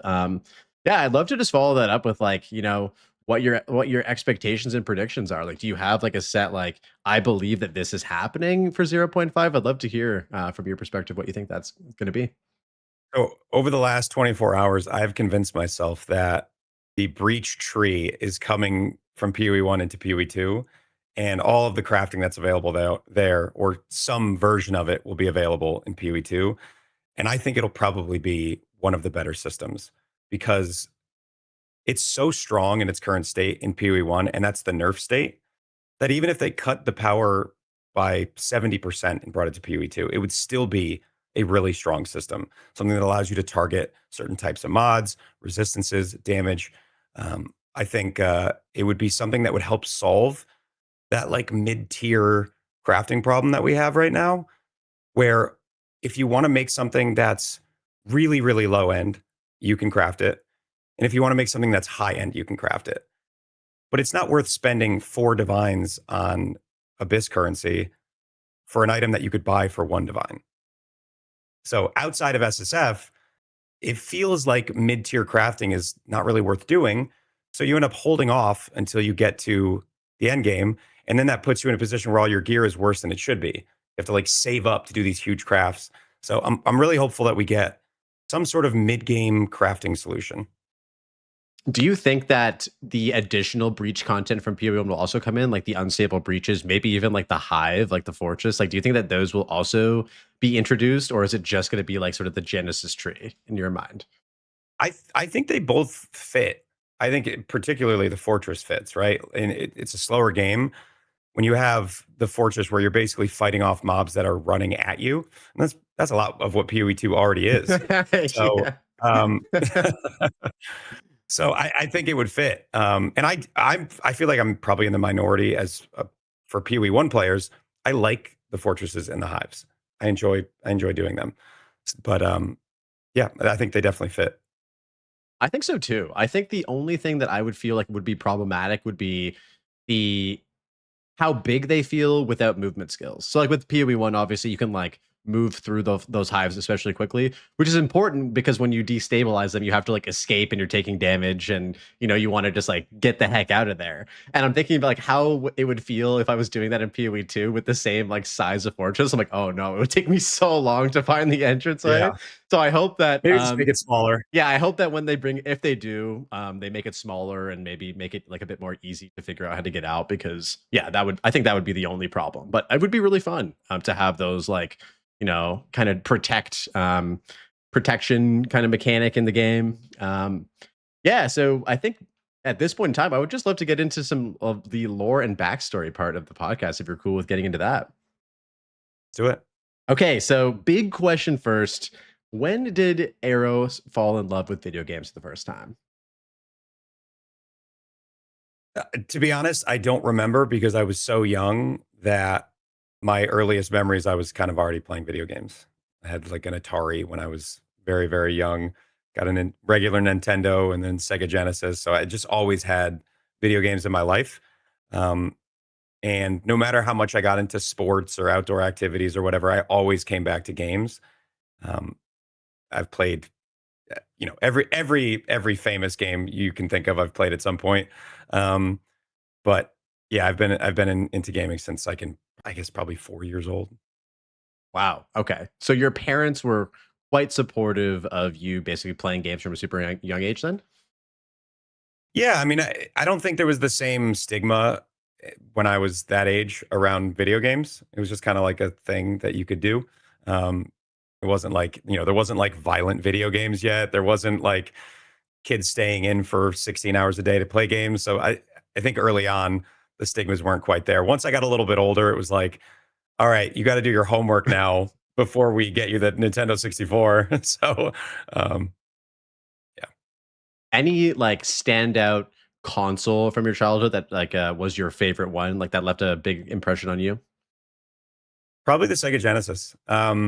I loved sports games as a kid, so like NHL '97 and RBI baseball on. I think that was on Nintendo. I was obsessed with all of those games. I just loved every single sports game I get my hands on. But also, I vividly remember the first game I like got good at was Contra because I was obsessed with playing it well and like never getting hit. So I kind of learned to min max and like I don't know, get good at video games probably when I was like 6 or 7 years old. That's awesome. Yeah, Sega Genesis was actually the first system that I ever played. I never owned it, but my cousins had it, and so I vividly remember going over to their place and playing like Sonic. And my favorite actually game on the Sega Genesis was called Shinobi 3. Is this like ninja game? Oh yeah, And it I has know Shinobi. it has an amazing soundtrack. I actually bought the soundtrack on vinyl because I love it so much. There was something very specific about the Genesis sound card that created these like really like I guess like iconic like kind of soundtracks. They had these like really synthy vibes to it, which was great. Another game, did you Mhm. ever play Primal Rage on Sega Genesis as well? Do you remember that I one? think so. Yeah, It was like a I fighting don't game. remember the details of it, but I would go to GameStop and buy everything in like the clearance section. So I had a collection of like 100 games that I paid $1 each for. Nice. That's amazing. Yeah, there's a lot of like like pretty unique games. Primal Rangers definitely one of them where like I remember when I was a kid, a lot of these games would scare me because I think what was cool about Sega was that it wasn't afraid to have like rated M or rated T games like in an Mhm. era where the competition was like the Super Nintendo, right? And so on the Super Nintendo, you wouldn't really see like blood or like anything like that. Like it was very rare, I think, to see that in on that system. And so when I was a young kid, like seeing that stuff on, like playing Mortal Kombat like 3 on the Sega Genesis, I was like, whoa, like this is heavy duty, a little scary Yeah, actually. guts and blood. Yeah. So when did you make the transition into playing PC games? So I did PC in 2 phases. When I was very young, we had like a family computer, and I played pretty much every Command and Conquer game and Age of Empires and all those sorts of RTS games. I was obsessed with those games. And then as I got a little bit older, maybe like 12, 13, I got really into shooters and got like an Xbox, PlayStation, Call of Duty, all that stuff. And I did that for years and years. Halo, I was really big into pretty much every competitive shooter I could get my hands on. And then I went back to PC for Legacy Rust, maybe like 10 years ago, and played that like crazy. That was my first PC shooter. And that was the end of consoles for me. I I've been got PC you. guy ever since. The RTS games that you mentioned, I feel like were kind of peak. Like I remember Age of Empires 2, Red Alert 2, Age of Mythology, StarCraft 1, obviously like Warcraft 2, Warcraft 3. There were so many good RTS games. I feel like it kind of like that genre defined like an era almost in like gaming where like it felt like that was just what everyone was playing back in the day. And now it feels like RTS is just not quite a dead genre. Like I know there's still a big scene for Age of Empires 2 and StarCraft 2 and stuff like that, but it really has taken a back seat to games like MOBAs or first person shooters. Why do you think that is? So I think that those games were ahead of their time in replayability, where you'd go play Sonic and it would just be the same story going through. But when you played Command and Conquer, every time you played, it was different. It was the early phases of like modern competitive gaming. So once other games started to figure out replayability, like obviously PoE comes out with a league every couple months, and you get to go through it and experience it all over again. Not a lot of games had that back then. So I think they were just a little bit ahead of their time and eventually just kind of got phased out because that feature became a staple of all games. That's an interesting point. I think another addition to this would be sort of at that time, video games felt very much so like we were all sort of navigating them together very poorly, and it was it was in an era before like YouTube videos and Twitch streamers and metas. You know what I mean? And so back then, I feel like when we were playing RTSs, we were just like, I'm gonna just build some, whatever it was, soldiers and send them over and see what happens. We weren't worried about like our APM or our build order Yeah. necessarily and stuff like that. We were kind of just like, I'm just gonna do this because it feels right at this moment. And I feel like we've kind of lost a bit of that nowadays, where it feels like, there's FOMO, I feel like, in every video game genre. But I think with RTS, if you're not like adhering to like a specific build order or strategy, you're just gonna get like wrecked now. Like whereas before it was kind of could go either way. Yeah, what do you think? Do you think we've kind of like gone too far in terms of the solved nature of video games, and that's maybe why we can't enjoy RTS anymore? That might be a big part of it. I mean, when I was playing those games, I was very young and like the idea of being competitive never even really crossed my mind. It was just about like building a cool base that had like the towers in the right spots and just looked like a cool war scene. That's what I was trying to create.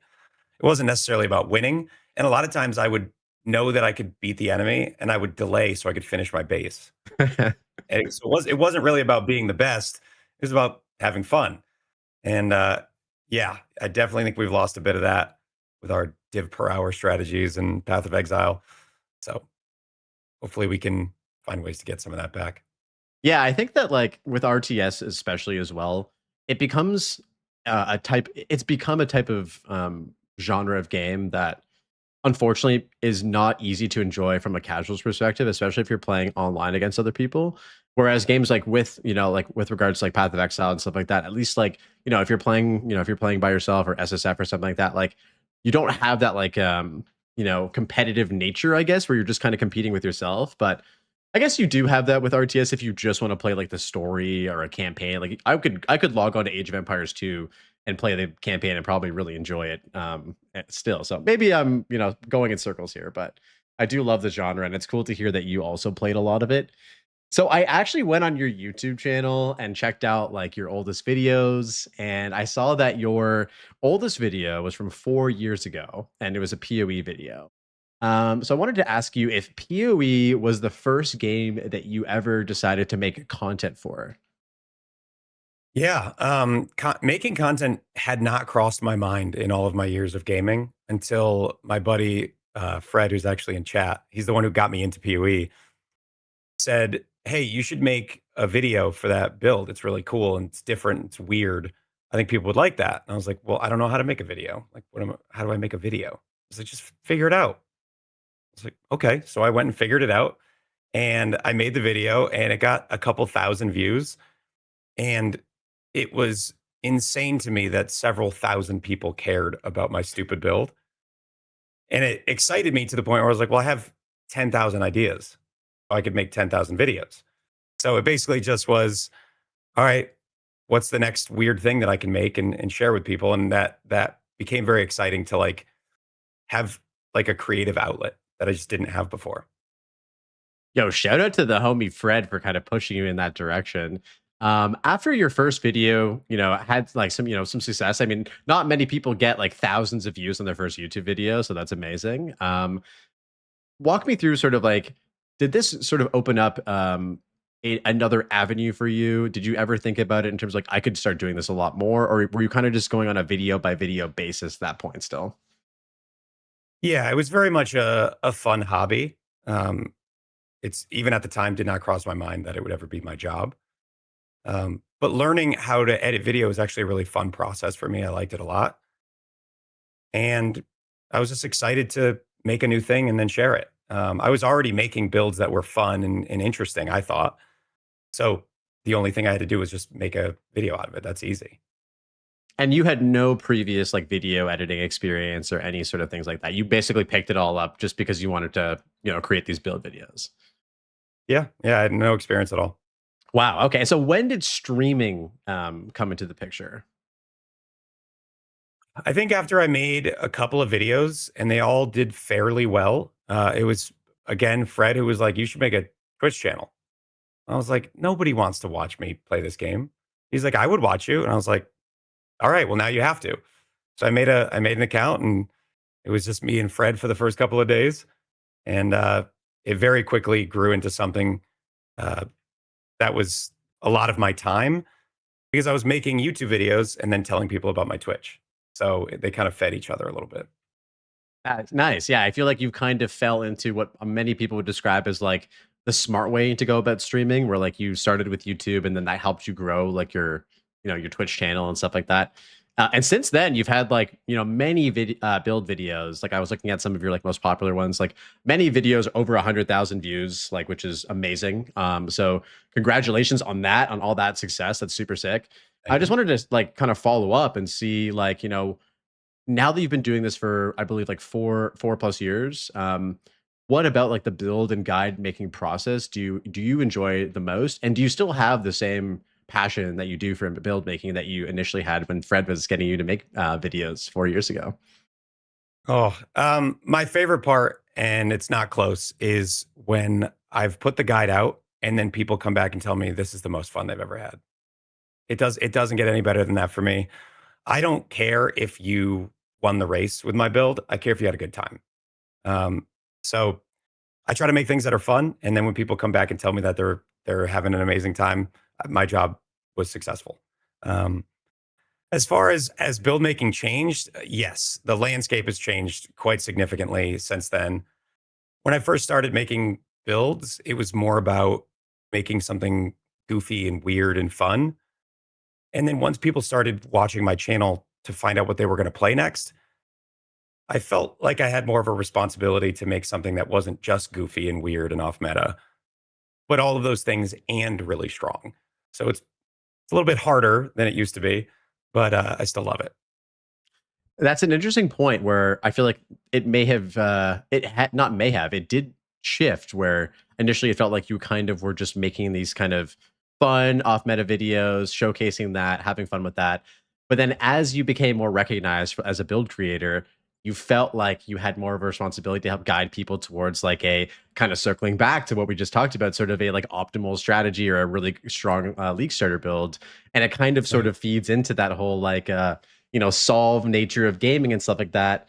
As a sort of follow up, like, do you still feel like you take risks with your league starter builds now, or do you think that they're more so like you like playing it safe? Like, how would you describe them now? I think other people think I'm taking risks, but um, like Holy Flame Totem was my last PoE1 League starter. And people said, "What are you going to play in the end game?" I said, "Holy Flame Totem." And everyone who was like, "You can't do that," has never tried. So they think I'm taking a risk because they think it's untested. But I've already done it. I've already tried it. I've tested it. I've run all the numbers and I know that it works. So I don't take risks, but I am still making builds that people don't perceive as strong because they don't follow traditional metas. So then they play it. And for the most part, they say, "Oh, that wasn't a risk. I'm glad glad I tried it." Yeah, it feels like, and I'm so new to this whole like PoE1 like kind of build making meta, and like I just followed my first league starter for Mirage, and it was Palstron's video, and it was really great, just kind of seeing how he did everything and followed along with his updates and stuff like that. Actually inspired me a lot to kind of like incorporate some of that into like my future content if I keep doing build guides and stuff. But it seems like it is a tricky thing to navigate because there's a lot of creators. It's extremely competitive, and like everyone's sort of like trying to make the best thing possible. Obviously, like the more popular and successful your build is, the more views you get on YouTube and stuff like that. Has all of this sort of like impacted you at all, like in your content creation journey? Like this whole like trying to make the best build and compete with like other folks as well. Sure, definitely. I always want to make a build for folks that they can be proud of when they're done. When they get to the end game, they can be like, "Wow, this was awesome." So I can't just make goofy, weird, off meta stuff. I have to make really good builds. But my challenge that I've kept for myself is I'm not going to just take the things that we already know are strong. I'm going to find things that we don't know, or we, the royal we of PoE players and content creators. I write for Maxroll, and I regularly have to convince the guys that I'm not just making a meme. That the thing that I'm doing is actually really strong, and it's been fun to have them go. No, yeah, I guess I watched you play it live, and you're right. It's really good. That's a pretty satisfying experience. I love that, and it helps you kind of have your own unique voice as well, which is super cool, and I respect that. Speaking of like builds that you've been proud of, is there anything that stands out to you over these numerous years in terms of builds that you are like, I am so proud of this one for this maybe interaction? Like, I'd love to hear about maybe like a top three or something like that. So Hydrosphere was my first, I guess, off meta build that no one believed could work, but was actually incredibly fun in practice and really, really good in practice. It's since been nerfed, unfortunately, because of a number of changes to the game. But Hydrosphere is a utility skill that is designed to like help you chill enemies and apply exposure. And I found a way to scale it in a way that would allow you to use it as a main skill. So that was like my pride and joy. And then since then, Ice Shot of Penetration is a bow skill that I put on a mine, and bow mines are not really a meta at all. Um, but when you use it on a mine, you can still use things like mana forged arrows, which allow you to use actual skills yourself, which allow you to leech, which you can't do with mines. So it creates an entirely new archetype that I still kind of feel like I'm the only one doing, but I'm very proud of that one as well. Okay, cool. And as a side note, did you end up trying Ice Shot in PoE 2 at all? And if you did, how was Oh your yeah, experience with Ice Shot in PoE 2 versus PoE 1? I I've played Ice Shot I think 3 times already across 3 different leagues. I've at least started it twice. It's really fun. I find so they added Nova projectiles in, and then Nova projectiles felt amazing. You use Kadiro's quiver, and you have great screen coverage. And then they were like, okay, no more Nova projectiles. If you want to use it, Yeah. it sucks now. Yeah. So we keep having to try to find ways to get projectiles. And then they nerfed all the bows, and now it's like, all right, now you have a chance to get another projectile. Bows without projectiles feel bad because they're by their nature squishy. So you need really good coverage. If you don't have good coverage in PoE2, you're going to get swarmed. And if you're playing like a slam, that's fine. But if you're playing a bow build, you just are not going to make it. So the fact that they keep making projectiles hard to get is very frustrating because I love playing bow builds. But yeah, Ice Shot is still very, very fun in PoE2. I think it's my personal favorite bow like skill or bow playstyle. I league started it as well in 0.3. And gosh, for anybody who didn't run Nova projectile like bow builds or grenade builds in 0.3, I feel sorry for you guys because that was definitely like an era of PoE2 that we may never see again, where everyone was just shooting things in circles. Like it was so fun. But yeah, it feels really good. It feels really satisfying. I really like snipe in PoE2 as well. I think snipe is actually like was buffed quite significantly in 0.3 alongside like Ice Shot and Nova projectiles. And snipe is probably one of those skills that feels insanely nice when you hit, but when you whiff, you're like, oh, like I'm crushed now. Like I have to like do the Ice Shot of shame on a boss instead of like one-shotting it. Yeah. So but I think they did an excellent job with that particular play style as well. So Some now feedback on snipe in my builds oh that yeah. used it was snipe never works. And then I have to be like, oh, how do I kindly say skill issue to this person? Because it's just like, it's not super easy, but it's not Yeah. that hard if you just practice a little bit. So just a lot of people don't like snipe. You're absolutely right. I think that for me, that's why I like it, because if you're watching a really good player who's just hitting snipes constantly, you're like, damn, like that looks sick. It kind of has like, if you ever played like Dota 2, like a skill shot type of vibe to it, like, or something like that, right?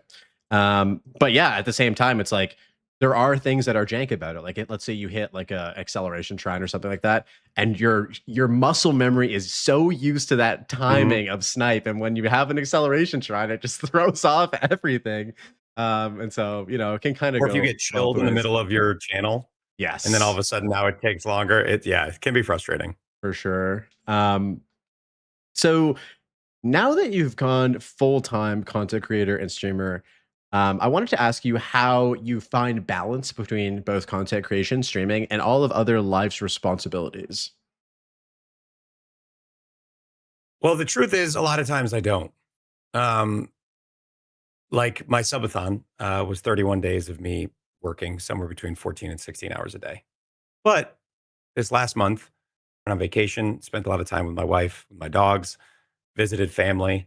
Um, it's just a matter of scheduling the time that you know will be slow to do all the things you need to do.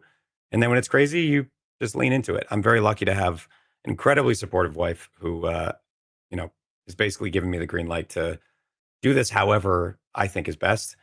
So when I'd say, honey, I think I'm doing a subathon, he's like, awesome. I'll book a couple of extra shifts at my job and April will be crazy, but let's do it. So it's hard, but I love what I do. So make it work. Nice. Yeah, that's awesome. I feel like having a supportive partner who like can understand sort of the cycles that happen, especially when you're like a content creator that's around like PoE, is important. Like, my lady is now very much familiar with like, babe, when there's a league cycle or when there's a league launch happening, like I am unavailable for at least like that week or that weekend. You know what I mean? And so it's awesome to have supportive partners in our lives. And so sounds like we're both pretty lucky that we have that. I love asking this question because I think everybody sort of has their own balance, and it feels like for you, you kind of embrace the whole I need to go hard at the time when things are popping off. And then the beautiful thing about being a PoE creator is that there is downtime. Initially, it can feel pretty, what I would imagine, scary, or there's a lot of like things that are kind of left undecided because you're making content about a video game, and these video games have like their ups and downs. And so, like, what do you do during that downtime? But it sounds like for you, you kind of prioritize that downtime to be like, recuperation and Mm. rest and recharging, right? Which is good.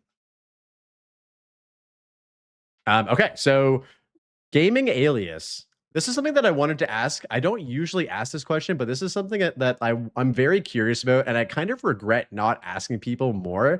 How did you come up with Arrow? So when I was 18, I bought my first car. I bought it on my own, and I was very proud of it. It was a Saab 9.5 Arrow. And around that time, I made I believe it was Xbox, some Arrow related tag, and I stuck. I've been using it ever since. Okay, got it. So car, and then it just stuck. And I have to ask you as a follow up. So you came up with like a really cool logo, and I feel like you have like all your merch. I feel like you even have your hoodie, your sticker, and all that type of stuff. Like, did you design this? Because I feel like it's one of like the cooler like designs that I've seen for like people in the PoE space. Like, give me sort of like a little bit of a history lesson about that. So I'm glad Fred's here in chat today because he's just getting glazed up. So Fred actually came up with the logo. So the logo is the same shape repeated for each letter, Yeah. which is brilliant. I would never have come up with something so creative.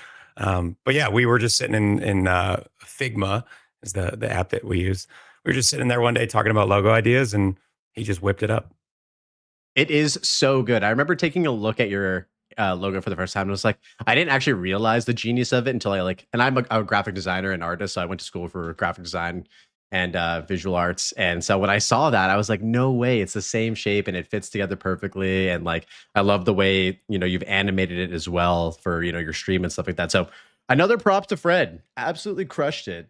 As a final question before we move on to some more PoE2 related questions and ARPG questions, if you could just speak to some of the biggest positives from being able to do this full time, as well as maybe some of the biggest lessons that you've learned along the way. I'll start with lessons. I'll start with the bad thing. There are ups and downs in content, particularly in PoE, and you got to just be able to ride it out. If you're gonna make content full time, you have to be prepared for the bad months, not just financially but emotionally. It gets very difficult when things are quiet for a long time. When there's 500 people in your stream, and then 4 weeks later there's 60 people in your stream. That feeling is tough. So getting used to that is the lesson. It's just part of the game.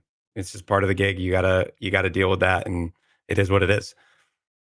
But as far as the biggest positives, I would say my community is amazing. I am so proud of what it's like to hang out in my chat, and a lot of that is the people that are there. A lot of that is not me.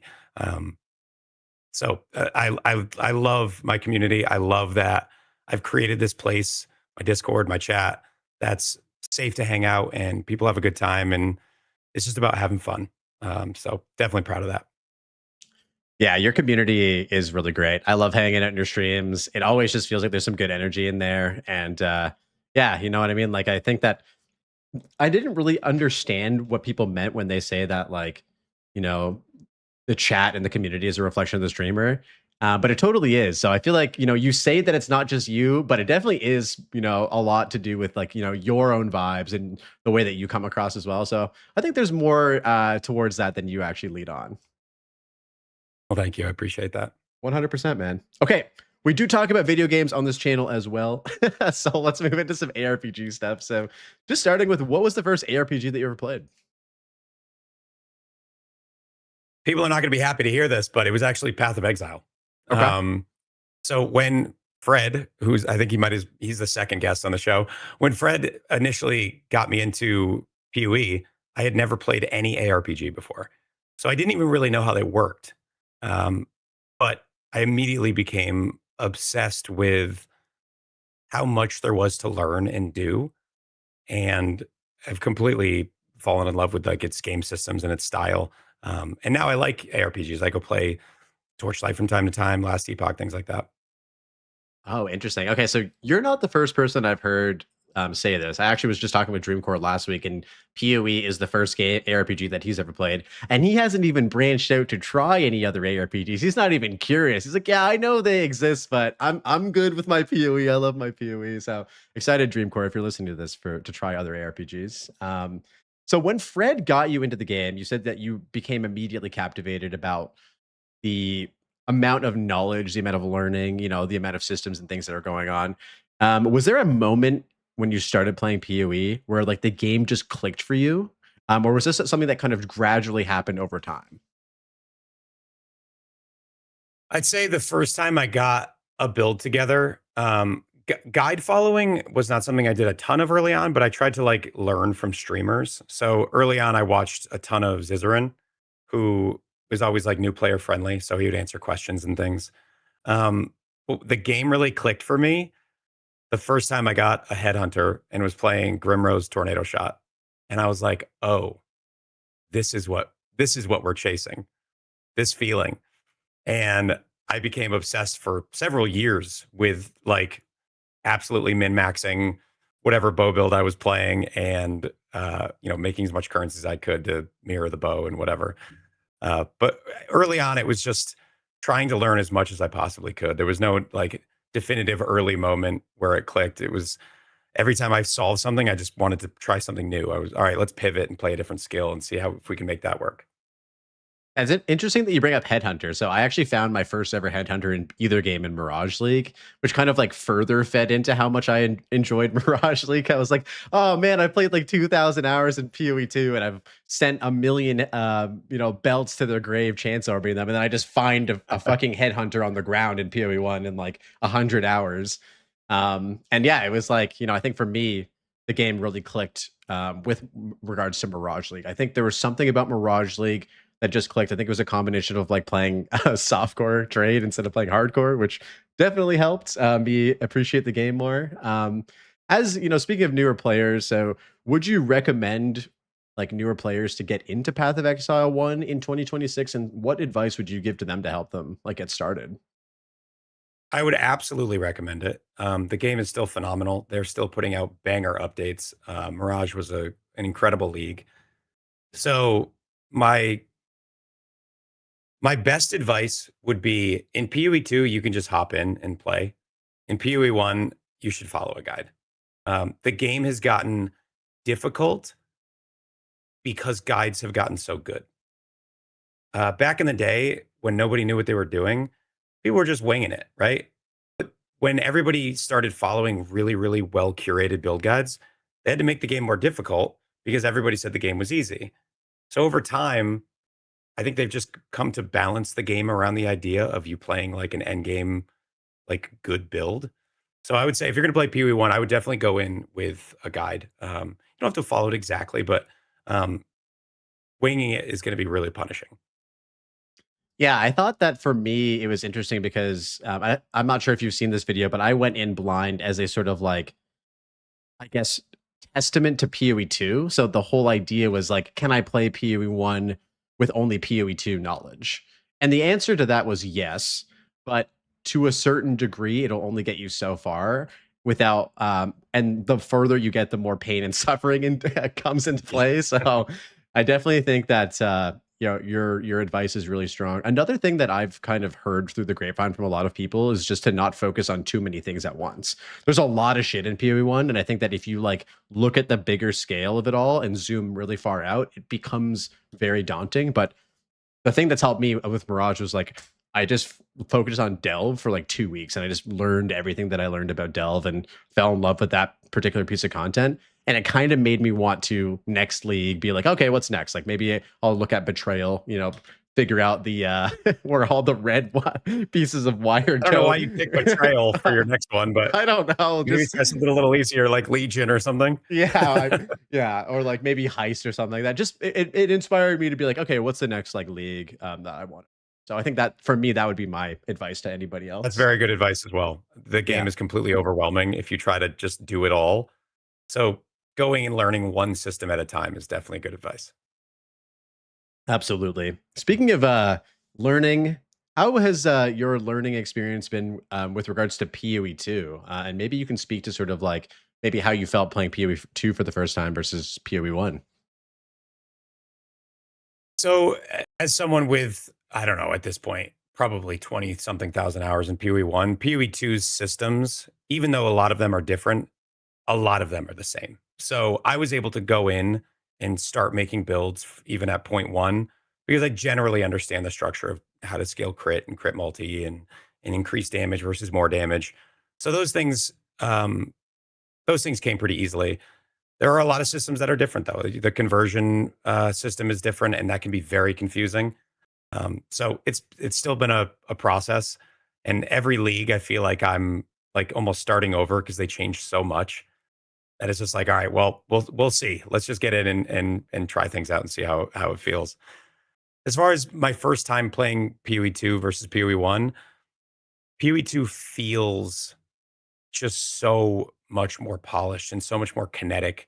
You feel attached to your character in a way that you feel like you're more just like in a 360-degree race car in PoE 1.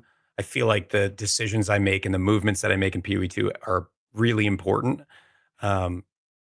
And they've improved some of those things that I didn't like about it, like really dodge rolling and stuff like that. So I love the way PoE 2 feels. I also love the way the PoE 1 feels, and I like that they're different. So that's I actually hope that they maintain some level of difference between the two games. Yeah, they definitely do feel quite different. As somebody who's definitely sunk a bit more time into PoE 1 now over the last year or so. And I think that from a fundamental design standpoint, I don't think that they will get too similar. I think that by having sprint and dodge roll and like very limited movement abilities, I think that those three things by themselves in a vacuum will like forever separate like how PoE 1 feels from PoE 2. When you first started playing PoE 2, What were some things that like stood out to you aside from like the feeling of the game that made you think, damn, like they're really doing this extremely well? The sound and visuals were so impressive. I just absolutely love the way the game looks, like the dense jungles and the shoreline zones. I think it's so visually impressive. You got like the seagulls chirping in the background. You really feel more immersed than you do in PoE one. And now PoE one's super old, so of course they're one and two, so we have to compare them. But PoE two in comparison is just so visually and audioly impressive. I 100% agree. I feel like sometimes we forget how well they've done it. Like for me, I played a lot of it recently, and so I don't usually have the music on. But for some reason, I got the craving to just play through the game without any music on and listen to the game music and have everything kind of dialed up to full. And you kind of forget how like well done like each in all the environmental noises are, as you mentioned. The music is just incredible, and it is hella immersive. Like when you're going through the jungle ruins, as you mentioned, like you really do feel like you're in a fucking jungle. Like it's just like, oh, they did such a great job. Um, what Waiting about for the the gorilla to come and bonk you on the head. Oh, dude. Yeah, I know they did this on purpose. Whoever was the design audio designer, they made this the monkey boss in the Jungle Ruins sound the exact same as all the other quadrillas. So you're running through there and you're hearing these screams and you're like, which one's it gonna be? You know what I mean? And so it's like PTSD inducing. My hands still get clammy when I go through there, even though the monkey got nerfed pretty significantly. But yeah, I just wanted to follow up with like, we talked about some of the good, and you said they had fixed some of the problems you had. What were like the biggest issues that you kind of first experienced with the game? Um, so the biggest problem that I felt that I actually believe was solved was sprint. I felt like the time between packs was like gruelingly slow. I don't have a problem with combat being slow, but when it feels like you're spending all your time just running, that's not good. In a game where you're supposed to be killing monsters, running a lot sucks. And especially like, oh, I missed this. The boss was way back there. Now I'm going to be running for who knows how long. So it always felt like I was just trying to chase move speed anywhere I could get it. Move speed, move speed. But the addition of sprint has made me not feel that problem anymore. And I've actually gotten quite good at, you kill a pack, immediately start sprinting. You dodge roll into the sprint. And as soon as you get within range of the next pack, that perfect timing of stopping to fire your attack or cast your spell or whatever, that feels like a skill increase to be able to time that really well. So I actually like sprint a lot, and I think it solved my biggest problem by far, which was just the speed of the game between packs. Totally. And you're right. There is like pretty interesting skill expression with sprint as well. Like they added in, I don't know if it was, I think it was in 0.3 towards one of the later patches. There's like this kind of not iframe, but these certain frames as you like are entering the sprint animation where you can't be knocked down while you're sprinting. And so what you can do is if you kind of understand the animations of how that works, you can kind of go in and out of sprinting and just dodge rolling and never be knocked down, which is pretty cool. Or you could just play the Pathfinder and never be knocked down anyways. Sounds like a bug exploit to me. GGG, get this guy. But yeah, I was actually blown away that they were going to add sprint in the game. It really didn't for me when they pitched that in 0.3. It kind of went against their like initial, in my opinion, their initial like vision for the game, which was sort of like this slower, more methodical gameplay style. And that was sort of a decision that put the game in sort of a new trajectory, I think, in my opinion, where they were like acknowledging the feedback. It feels bad to, as you mentioned, have to move between these packs and it's slow and there's a lot of space and stuff like that. What do you think about like the trajectory that the game is on now versus maybe sort of like the initial like proposed direction of the game? I don't know that sprint changed the trajectory because I feel like the combat speed was not changed. Maybe if it took you 7 minutes to clear a map before, now it takes 5.5. But the combat being slow, which is core to PoE 2, they want you to feel like you have to respond to enemy attacks and not just blow everything up. I don't know that sprint changed that. What I think is the biggest problem with trajectory of gameplay is striking a balance between blowing up the whole screen and getting that really satisfying explosion and having meaningful monsters to fight against. And I don't know how you quiet the voices of the people that want to blow up the whole screen, um, without just saying we're not going to have anything like that. Because if you put one thing in the game that does that, well, all of those people are going to play it. And with the way that metas go in Path of Exile, you have one content creator, one big content creator usually, who says, this is the blaster, this is what you want to play. Well, suddenly you have 30% of PoE Ninja playing that build. So if it exists, people will flock to it. When the only travel skill was Blink, guess what? 40% of players were using Blink, because why wouldn't I use a move skill if I have access to it? So they have to be really, really careful if they want to keep the trajectory on this slow, methodical gameplay, because as soon as you implement one thing like Nova projectiles, everyone's going to use it.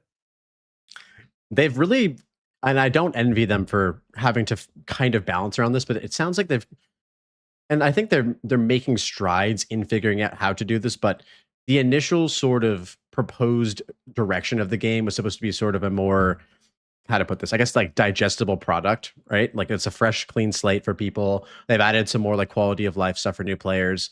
And so it's tough because on one hand, the game is supposed to be this way for new players to get, introduced to the game, understand it and whatnot. But on the other hand, people still expect it, being a Path of Exile game, that you can get to that point of like blowing up entire screens and having these insane builds on the other hand, right? And so it becomes this very fine line of balance, that we may see some significant adjustments to in 0.5, but at this juncture, it feels like it's sort of out of whack, if I'm being honest. Like we have these builds that can just, almost rival like the way that some PoE1 builds look, which is pretty interesting, especially when that was sort of like not like what they wanted the game to be, maybe. But yeah, I feel like it is a very tough thing to do. That being said, though, I feel like the new player experience in PoE2, at least in my perspective, is like miles better than PoE1. What do you think? Oh, it's not even close. The new player experience in PoE1 is, it's nothing. There's no introduction to anything. They don't hold your hand for anything. Um, it feels like, I know that this is true. They've said this is true. They designed PoE2 with the new player in mind. They didn't want to leave everybody behind the way that PoE1 currently leaves you behind if you're new. So it's significantly better. I mean, obviously I have a lot of PoE1 hours, but when I first started playing PoE2, it felt like they were trying to help me figure out what I was supposed to do next. You get that first quest and they give you the gem and they're like, hey, this is how this works. And there's like little mini tutorials. Could they do a better job with some of those things? For sure. But it's definitely designed with the new player in mind. One of the biggest changes or like reformatting of systems was the skill gem support gen system. And I've heard like arguments kind of either way, being like, oh, like I think that, leveling up skill gems is better and like sockets are better in PoE1. And then other folks like myself are like, I really prefer the way that they handle it in PoE2. What do you think? Which one do you prefer? Do you prefer just both of them for different reasons, or do you have a side that you lean towards? Yeah, I actually really like them both. I think they both have their flaws. So if you think about the way in PoE1 how you do damage, you have like one damage 6 link in probably in your body armor or maybe your weapon if you have a two-hander, and then everything else is some kind of utility. In PoE2, you could have 5 damage 6 links if you wanted. It's not always a good reason to do that, but you could do that. But the problem in PoE2 is I feel like you end up always trying to find more ways to turn 6 links into damage because you have access to so many, that it lends builds to be cast on crit, cast on ailment type things. So it's like, well, if I can just freeze every time or shock every time or crit every time, then I can get this secondary 6 link to double my damage. Well, why wouldn't I do that if it's available to me? So I think having that many 6 links is so cool. Monitors just shut off because I haven't used my mouse. Having those 6 links is really cool, but it introduces a new problem of, well, people are going to find ways to turn this into damage, and then they have to balance around that. So I like them both, but they both bring their own challenges for sure. 100%. And I think that what you just said got even like crazier when they removed like the support gem limit, like in 0.3. Like before, despite us being able to have like multiple six link, it was like there was really only like one skill that you could use all of your damaging support gems on, right?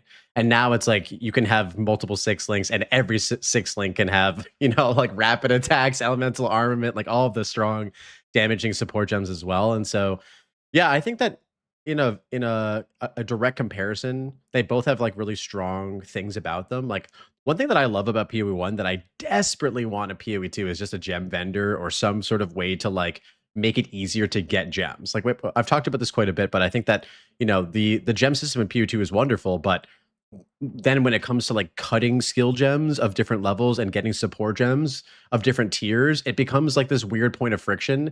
And they were supposed to solve that and make it easier to experiment with in PoE 2. But then it's like I can't find the level of support gems that I want, or I can't like cut the rate like level of skill gem. What do you think about like all that the gem sort of stuff with regards to that in PoE 2? Yeah, there's definitely some clunk there, and a vendor could potentially solve that. Like the fact that like I think it's like a level 8 spirit gem is worth like 20 divines because people want the low level ones for certain things, and it's like, all right, do I go farm the campaign for this? Like how do I get this without just going and buying it? If you're an SSF, you're obviously out of luck. You have to start a new character. But yeah, it definitely has its flaws. I think a vendor could probably solve it, but I'm sure that would introduce its own new problems. Yeah, I don't know. I think it's such a wonderful way to add in this, you know, these milestones in the campaign for PoE 1, and they have vendors for certain things in in the PoE 2 campaign. I really hope that they add some more rune vendors like that ferryman and the Act 1 interludes. It's like on a fresh start when you get to that guy, you're like, oh, thank God, like I get my iron runes and all that kind of stuff. And I feel the same way in PoE 1 when you get to the library, right? You're like, okay, thank God, I can buy all this extra skill gems that I need for my build and maybe transition and stuff like that. And so I would love to see that come into the game at some point. I kind of know the answer to this, but I would love to hear sort of your thoughts. So which game do you prefer currently and why?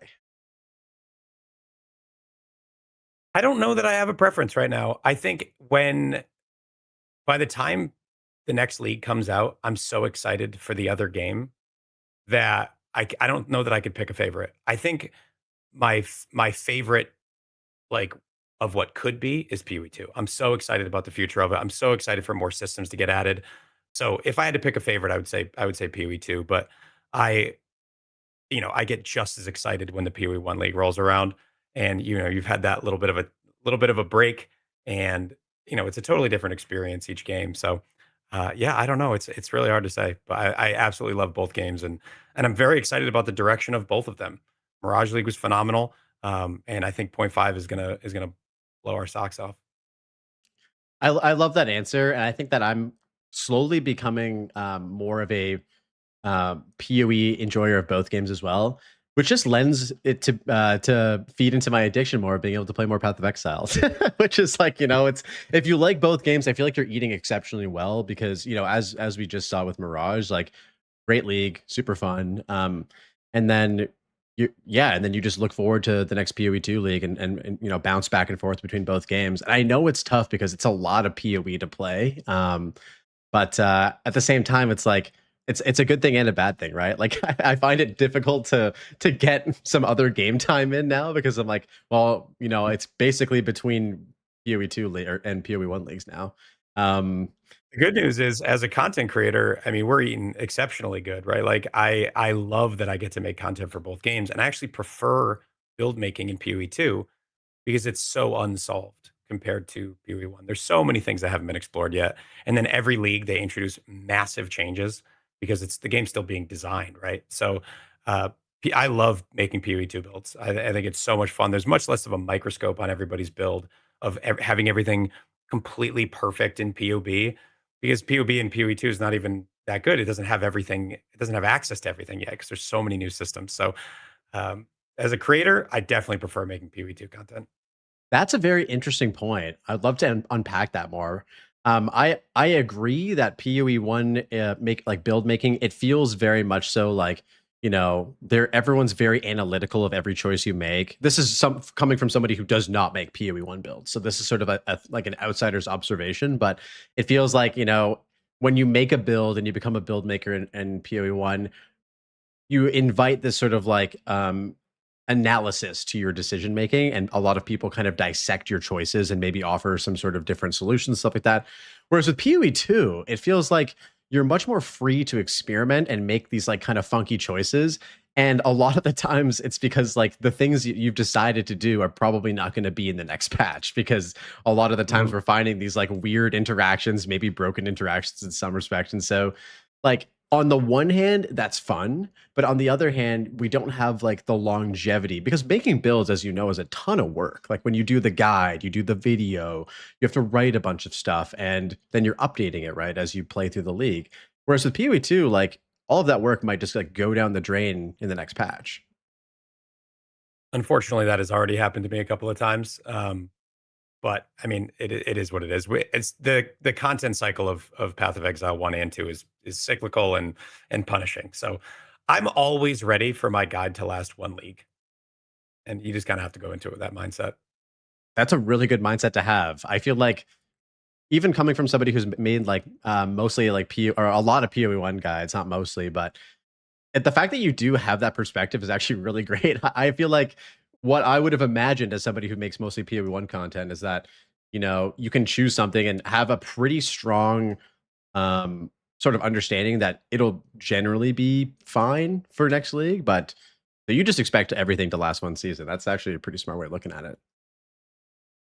Lower your bar to the floor and you'll never be disappointed. It's hard to do when GGG just like drops like crazy stuff every patch. I don't know about you, but I just feel like they've kind of brought upon this like really high expectations for 0.5. Obviously, there's been multiple delays and stuff like that. Like, are you having difficulty like tailoring your expectations right now, or are you just fully in like this is going to be the craziest patch ever?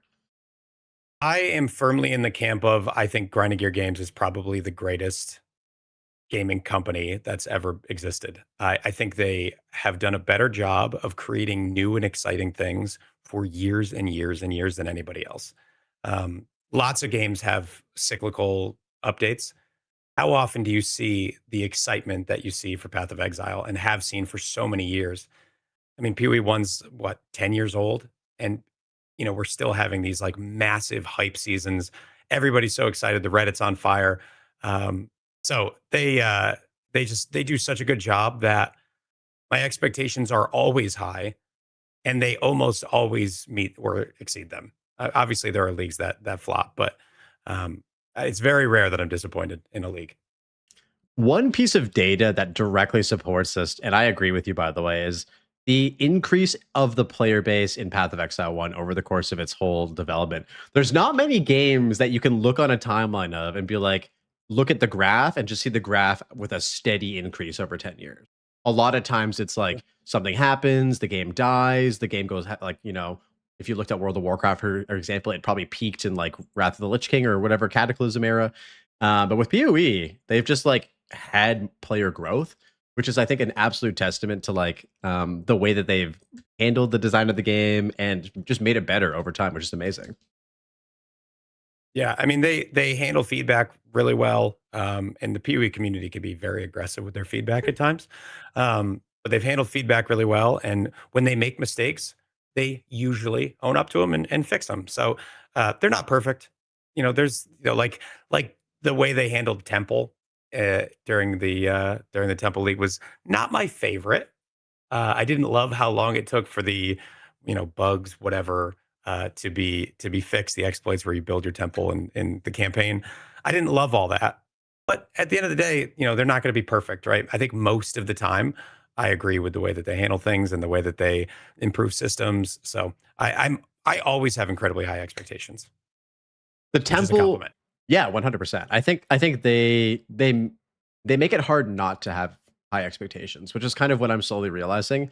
Coming from somebody like myself who's relatively new, and I say relatively because like people have been playing, Path of Exile for 10 years or whatever, and for me it's like been like one and like a quarter. So, but I've been sort of programmed as a like newer Path of Exile person to still not really know what to expect because I'm so used to looking at like other game studios and developers introduce content and like add to their existing games on like a whatever update by update basis. But from what I've seen in the last like year and a bit, just with regards to PoE 2 and PoE 1, like I 100% agree. Like it's always like, whoa.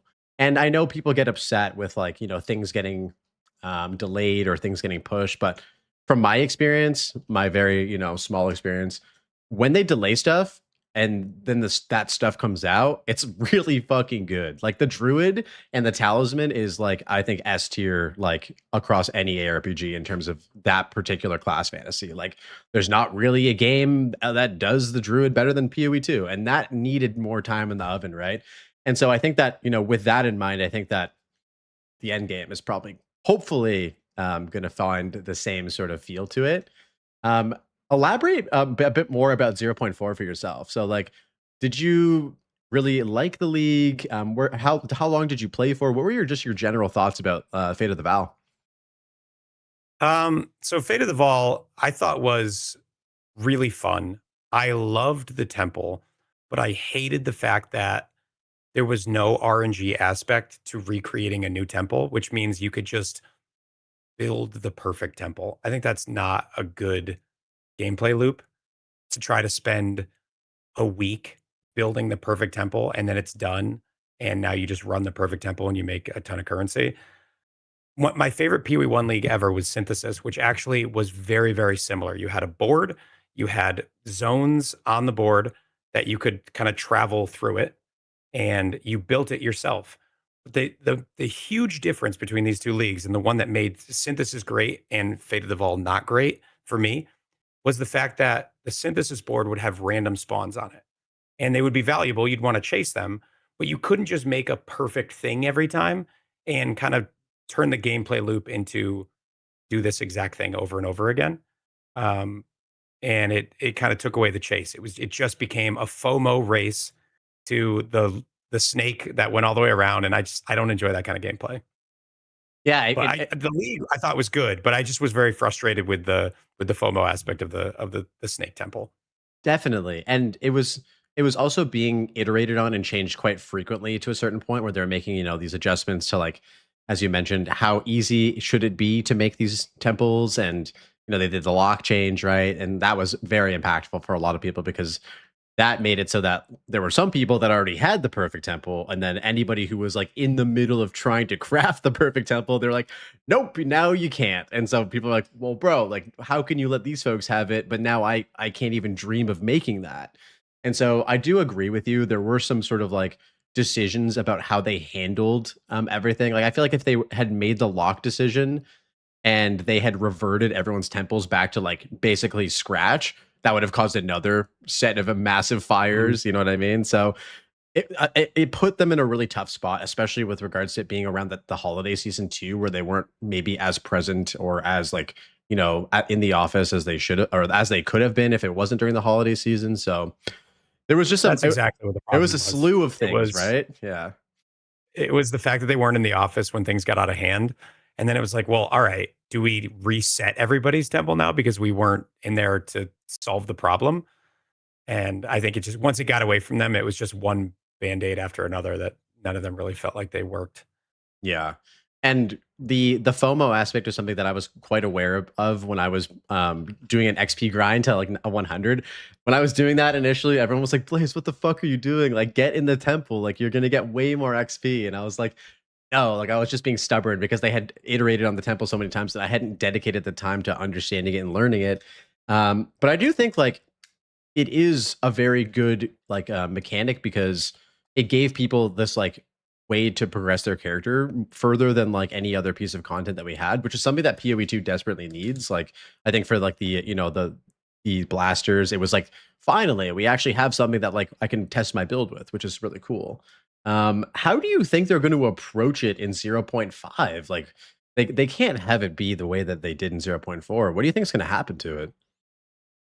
My hope is that they do the synthesis route where they put random every time you start a new temple or finish a run, it'll put random blocks that are different reward rooms or whatever, and make them exciting, but put them in there so you can't just build the snake. Building the snake is just committing time to making the perfect thing so that you can make more money than anybody else. And I don't know that that's a good thing in a game with an economy like this, where you either feel like you're making the most money or you're like throwing your time away by doing something else. That never feels good. So I think the solution is to take away the possibility of the snake and make it more interesting to engage with. I liked how it offers a lot of different things that you can't get from anything else but the temple. And I think that like moving forward, they need to keep that intact. Like I really like how they also did that with Mirage now too, where it was like, from my understanding, you could get like resonators and like fossils from like other league mechanics in PoE 1, but now they kind of reverted it back so you only could do that from Delve. And it made it so that like when I was doing Delve, I was like, oh shit, I can make money because no one is getting these like hollowed fossils except for like me and like whoever else is doing Delve and stuff. And I really liked how with the temple, it was like, oh, I could get like these Val cultivation orbs and I could get, you know, my additional, I forget what the quality currency is and stuff like that. Like it's sick that it has all of these like, you know, core parts of it. And I do really like that it is sort of like a goal-oriented mechanic, like where you can like be like, I want to build this out. I wonder if like just by them having some more sort of like destabilization or RNG, as you mentioned, it might solve it while also I think it would maybe prevent people from getting to like the pinnacle, right? Where, you know, if you follow right now a like kind of a recipe for how to build it, you will get to a certain point where it's just perfect. Maybe somehow preventing that and just adding more destabilization over time might be enough to like, you know, if people want to dedicate time to doing it, they can get as far as they can try to, but it's never going to be perfect, you know? Yeah, I think if the that league was released with the temple in a place where you couldn't build a perfect like recipe temple, it would have been my favorite league. Because I really liked interacting with the temple. I liked building it. I liked having something that I was working towards. And I mean, PoE is all about goals, right? Like you have to have a goal. What are you doing this for? Why are you going after these items? Do you need to have that much damage? What are you trying to do? So if what you're trying to do is make, you know, a character that can run through the end game temples, well, you want it to be difficult, but you don't want it to just be the recipe. So I'm really hopeful that they solve that recipe portion of it, because I think the temple is super fun to interact with. Definitely. Do you have any hot takes about either game? Maybe something that people don't necessarily agree with, or something that you know you like to debate your community about? I'd love to hear Arrow's hot takes about PoE Cool. 2. Putting you on the spot here, buddy. I know you got I have this. a lot of hot takes. I'd say the number one hot take that I get roasted for the most is that I don't think players know what they like in video games. I think they know what they like, but the psychology of the game is preying on different things, and it makes people think that they like something that they actually don't. Like the item rarity system, I've debated a ton, and I think that people like the idea of getting more loot so much that it makes them say, "Well, of course I want to have rarity." But that doesn't make it a good system. You getting more loot isn't necessarily good for the game. I think the psychology of games is lost on a lot of people, and I would say probably my hottest take is that players don't know what they like. So to elaborate on it a little bit more, because this is really interesting. Do you think that we're sort of like, you know, impacted by like the design of the game as well as sort of like the content and the stuff that we consume, and that sort of like engineers or shapes our perspective on what we think we like when we actually don't know? Like, I would love for you to kind of hear sort of your rationale about like how this actually happens to us from like a psychology aspect. I mean, from a psychology aspect, it's, you know, cognitive dissonance and those sorts of phenomenon. But the you know, people become very convinced of an opinion very easily these days, and it's very hard to shake folks. I try to be the kind of person who's more malleable, and I change my opinion all the time when I'm presented with new facts. But when I'm, you know, I call it my hot take because this is what I argue with in Twitch chat with people about. Um, I feel like I regularly am talking to people about game systems, and they're like, "No, no, no, that's good." And I'm like, "Well, why do you like it?" And they can't really explain why, other than they like that the result is good loot. I'm like, but that's not what makes a good game, because you could just log in and have headhunters on the ground, but that doesn't make it a good system if they're just on the ground. So Yeah, without a more specific example, it's just my generic thoughts. I like it. I think it's interesting. I think that it's important as well, to be able to have like disagreements. And I feel like, not to get too deep about all this, but I feels like we're kind of in a period where a lot of people will just automatically like discredit you or just ignore you if you have an opposing opinion, which is weird. Where like when I was like maybe a kid, teenager, young adult, it felt very much so like debate and discussion.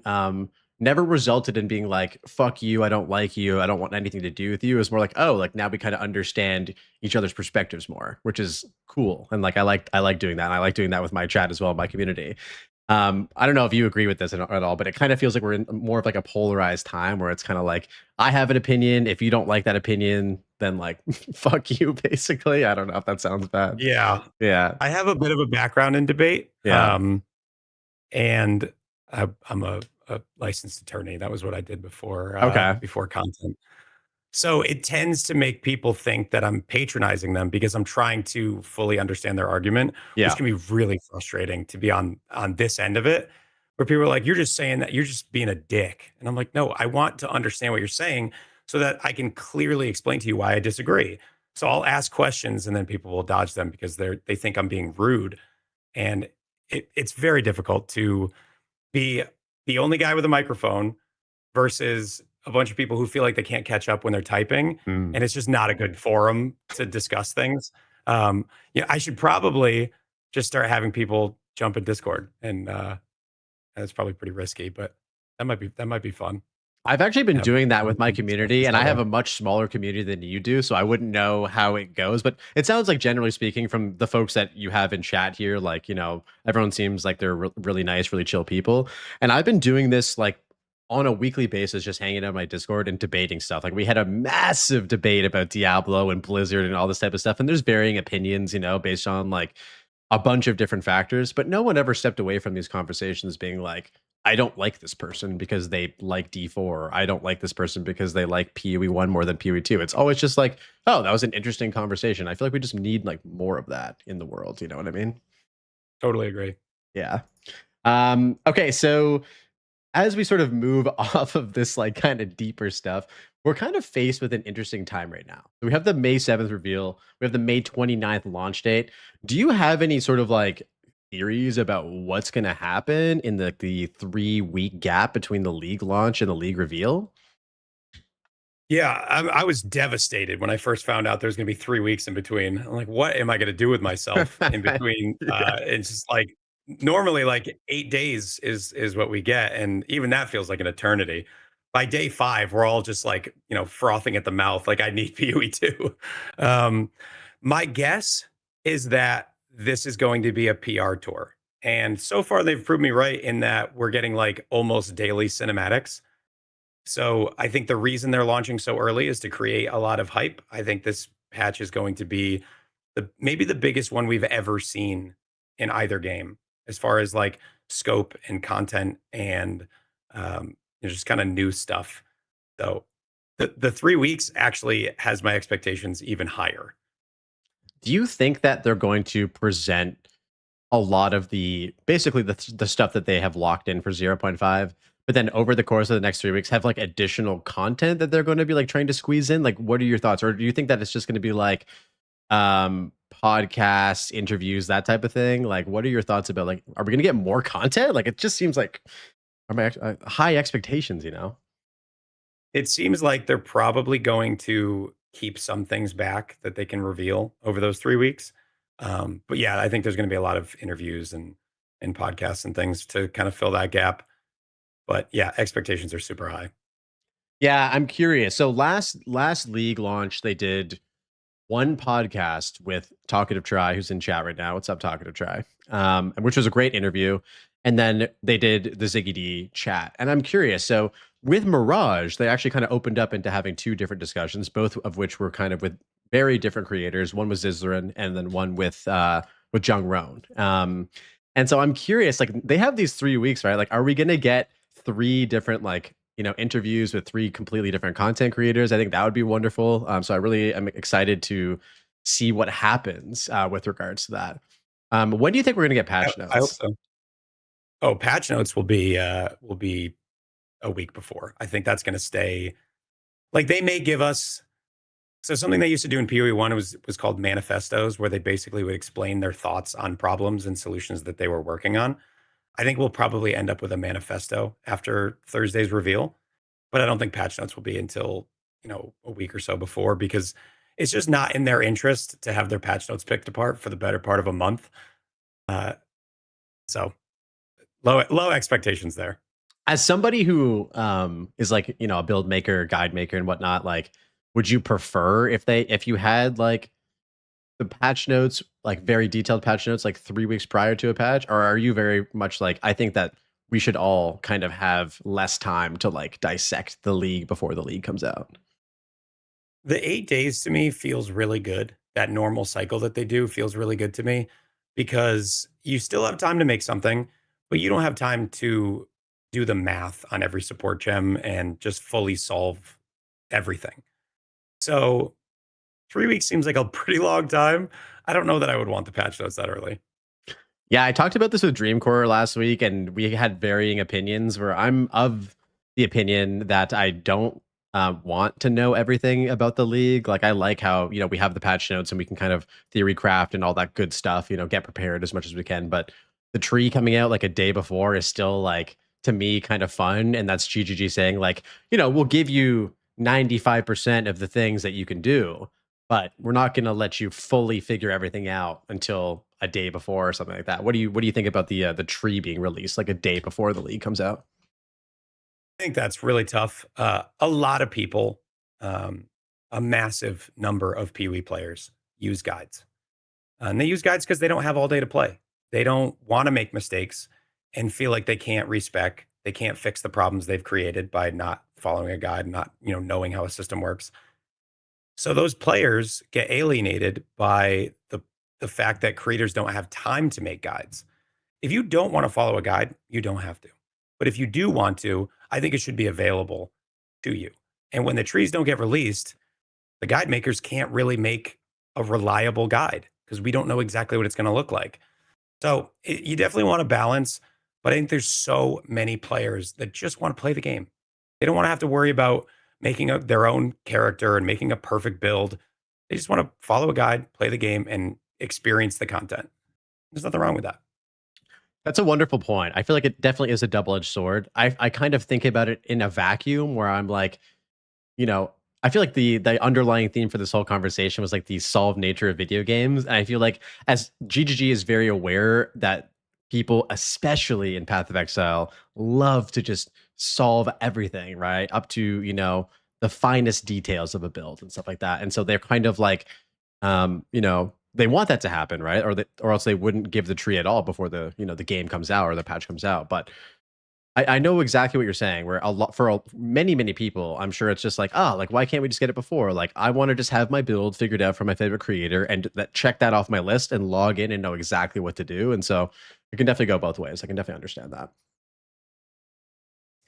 Okay, last question about PoE2 before we get into some final questions. I just wanted to see sort of like, let's see.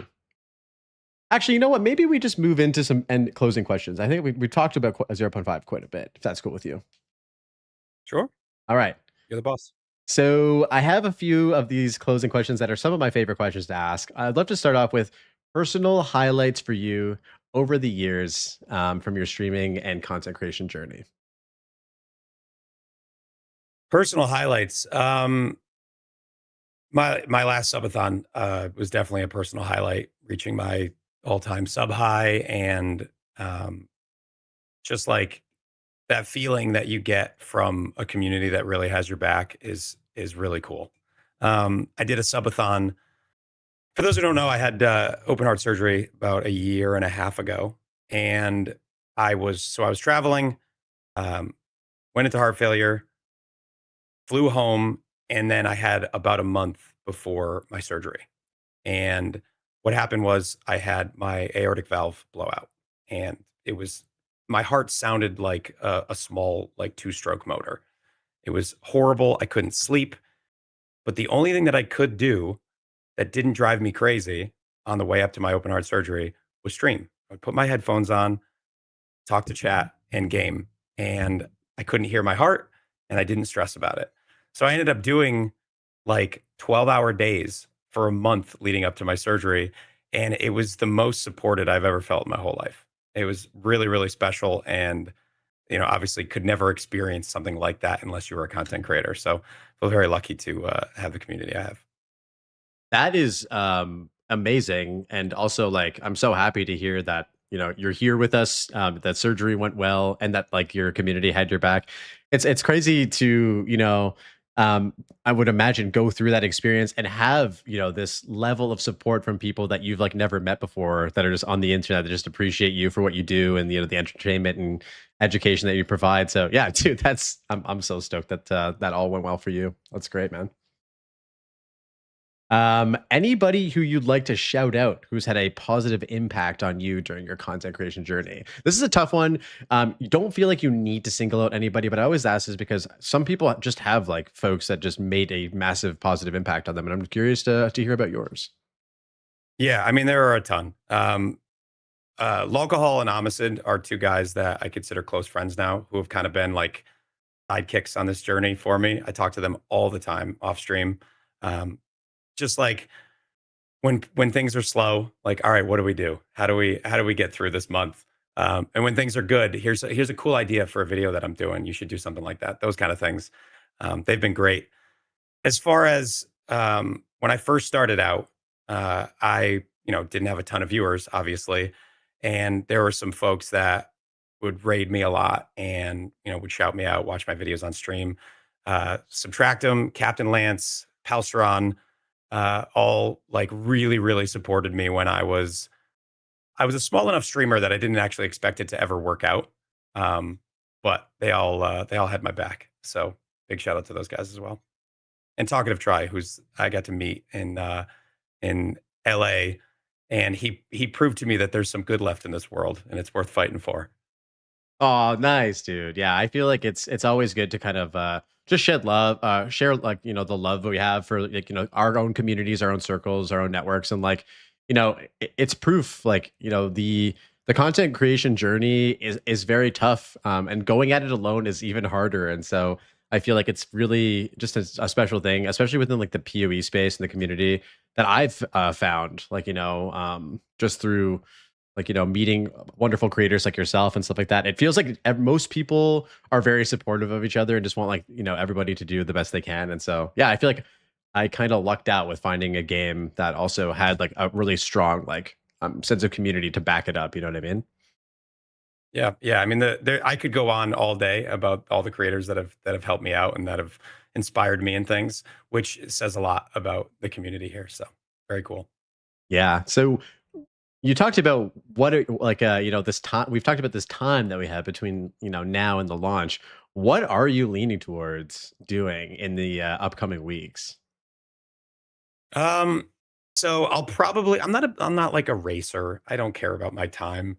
I just like to have fun. Obviously I want to make a build that's good for leveling, but I don't really do a lot of practice as far as getting faster. But I will definitely have to do what I call the brain shift, where when you're playing PoE 1 and then go over to PoE 2, you literally have to go play for a while to just shake off the systems that are different, the movement that's different, the hotkeys that are different. I have to just like reacclimate myself to PoE 2. So starting I just finished my Windrose run, so probably starting maybe tomorrow I'll jump in and start doing some PoE 2 stuff. I have a bunch of skills that I want to test to level with and possibly have league starters ready to go. And then I'll probably play some Deadlock.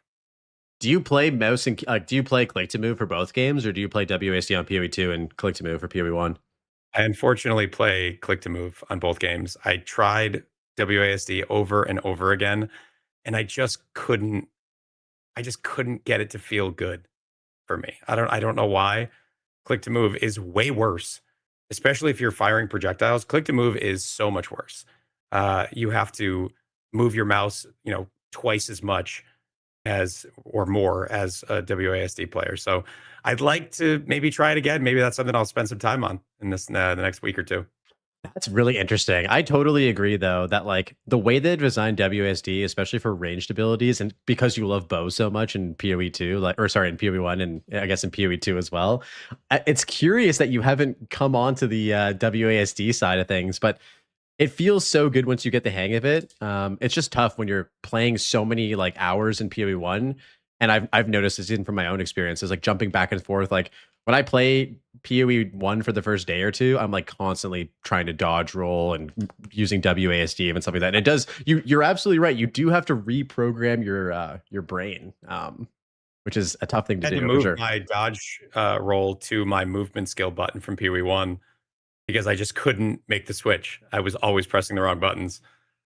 Oh yeah. It's all As soon as I learned that I could put Frostblink on spacebar, it just changed the game for me on PoE1 as well. So yeah, if you guys are having the same issues, that's step number one to bridging the gap. Yeah, do you have any goals that you'd like to achieve? Maybe something that you hadn't done in PoE2 before that you want to do in PoE1, or sorry, in PoE2 in the upcoming 0.5 league? I don't think there's anything I haven't done yet, but my goals are definitely to learn and master the new endgame so I can help my community figure it out as well. I'm very lucky that I have 70 hours a week, 80 hours a week to play on League Start, or more probably. And if I can channel that into something useful for people, I imagine we're going to see enough changes that you're not just going to know what to do when you jump in. So my goal is to get into the end game and just try everything. Yeah, I can't wait, man. I want to do like a whole like SSF, HCSSF kind of like ultimate guide because I started off my channel by doing like content like that, but I feel like I want to return to some stuff just because there's not like a lot of people who do content based around like HC or SSF like in combination, and so just it's a small niche of content to make, but I feel like it's fun for the people who are interested to watch content about that. So I'm excited to see your takes on the end game. And oh, there's going to be so much good content that comes out, guys, in the next little while. Like we're going to be we're going to have our buckets full. Okay, so the final question, this is a big one too, and I'm looking forward to hearing this answer, is just any advice that you have for upcoming content creators, streamers, that you want to pass on to them to get them started or help them on their journey. Content creation, when I try to explain to people who are not content creators, what I tell them is being a full-time creator is like getting into the NBA. Anybody can pick up a basketball and shoot it, but to be able to do it full-time as your job is extraordinarily difficult. The number of people that can go full-time is very, very small. If you want to get into content and you're coming from, no start at all, you're just getting into it, don't do it because you want to do it full-time. Do it because you love it. If you don't love it, you're going to be miserable by the time you get to the point where you can do it full-time, if you ever get there. I went into content with the mindset of this is so much fun to create this thing and share it with people that I can't wait to do it. As soon as I'm done with this video, I can't wait to make the next one. You have to have that mindset. You have to love it. Don't do it because you want to be a content creator. When was the moment for you when you realized that being a full-time content creator was like a possibility or an option that was like on the table? Um, there was a month where I was looking at my finances and I realized that the money that I made from content that month would pay my basic bills. And I was still working full time at the time, which was insane because I would work 45 plus hours a week at my regular job and then I was working at home, so I would log off my laptop and I would start my stream like almost immediately. I might like run to the bathroom and then I would stream from 5 o'clock until midnight. And I was doing that every day and it was insane. But one day I went, "Oh my god, I could actually do this. I could actually pay my bills this month with what I made from content." And that like kind of opened up my mind to, all right, how do we make this work? How do I actually lean into this and make this my job, because I was not happy doing what I was doing before, and content had given me like a new lease on life almost. I've never felt the joy that I feel from the job that I do now. It's got its ups and downs for sure, but I'm happier than I've ever been. So, uh, very excited to keep pursuing it.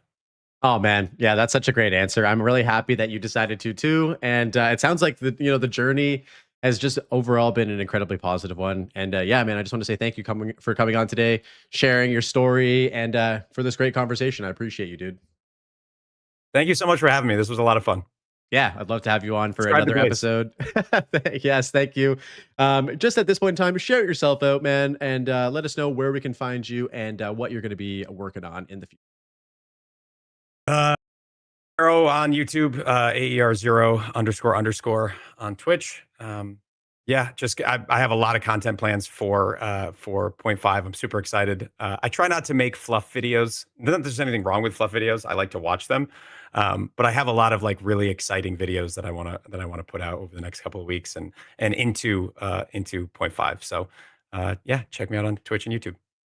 All right. As always, guys, links to Arrows, Twitch, YouTube, all that fun stuff. Also, do you have like you said you have Maxroll or was it Mobalytics guides? Yes, Maxroll. Maxroll. I write for Maxroll. So you just go on to Maxroll and look at the creators. I'm on there. Nice. Oh yeah, I'll put a link to Arrow's Maxroll as well if you guys are curious to check out his guides. Thank you so much for watching today. We had a lot of people in the live stream on Twitch and YouTube. I appreciate all of you, especially the folks who came over from Arrow's community as well. More podcasts lined up in the future as we lead into 0.5. Until the next one, stay safe, have fun, and I'll see you guys later. Peace. All right, bro. We did the damn thing. Thank you so much, man. That was lovely. That was awesome. Oh, yeah. How'd we do? Hour 47? Hour 47. Hour 47. Was it interesting though? That's a different story. I was interested, dude. Like I'm my dad had open heart surgery when he was a young person as like and yeah, it's just it's an incredibly scary thing to have happen, and he's expressed, his story, and so it was cool to hear your perspective from it and how much like your community actually like supported you and how much streaming actually like kind of, I don't know if distracting is the right word, but helped you sort of like get through that time as well. Like, I don't know, that's just a special thing, dude. Definitely was distracting in a time that I needed to be distracted. Yeah, that's cool. So what are you getting up to for the rest of the day? I am going to go. I've streamed every day for a while, so I'm going to take the day off and I'm going to go hang out with the wife and dogs. It's supposed to be 80 here today. We're going to get some sunshine, smoke some meat on the smoker, and take a personal day. Nice. Do you have a Traeger? What kind of smoker do you have? I do. I have a Traeger. Nice. Yeah, my buddy used to work for Traeger, and he had the whole setup and everything. We did like ribs on it once, and it was insane. Very, very good. All right, man. Well, I appreciate you taking the time on your day off to come chat. Enjoy the day off, brother. Thanks for having me, man. I really appreciate it. Of course. Definitely do it again sometime. Yeah, for sure. Bye. Bye. All right, ladies and gentlemen, we did the damn thing. Oh, that's the wrong scene. How did we enjoy the podcast? I saw a bunch of people. Whoa! Thank you guys for all of the follows, by the way. Yeah, I'm super happy and grateful that a lot of you guys enjoy the podcast, and it is my pleasure to do this shit. I fucking love it. As Arrow was saying, find stuff that you guys love to do, and I've been doing this podcast since I basically started doing content, and every single episode, I still have this feeling where it just feels good to not only talk about, a game that we all love together, with a bunch of people in chat who are like also very passionate about it.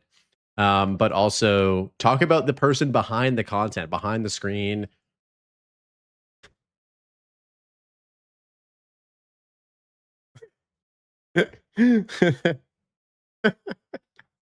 Interview Fred next, dude. Fred, you were we should have had you on the call, dude. We should have had you on the call. I feel like you were basically here. Yeah, we need to get a tally, guys. Leave a comment on the YouTube video or the stream. How many times was Fred mentioned? Yeah, we got to get Fred in there. Oh, Arrow, thank you.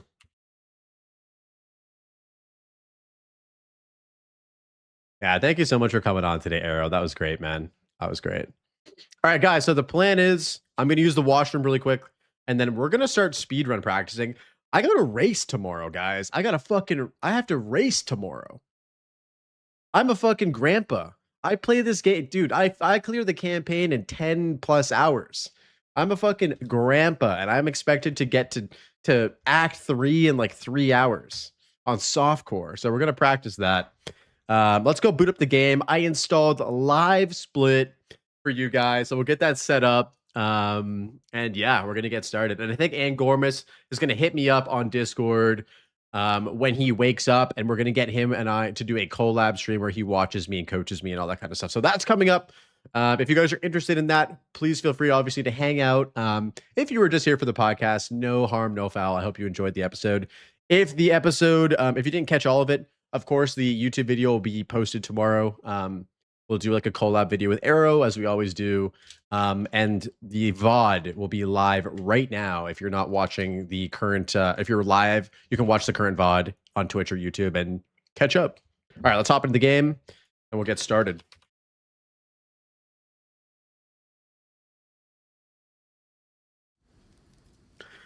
All right, hold on, guys. Give me 1 sec. I'm just gonna use the washroom. We're gonna get Live Split on the screen, and then we'll get started. Give me 1 sec, BRB.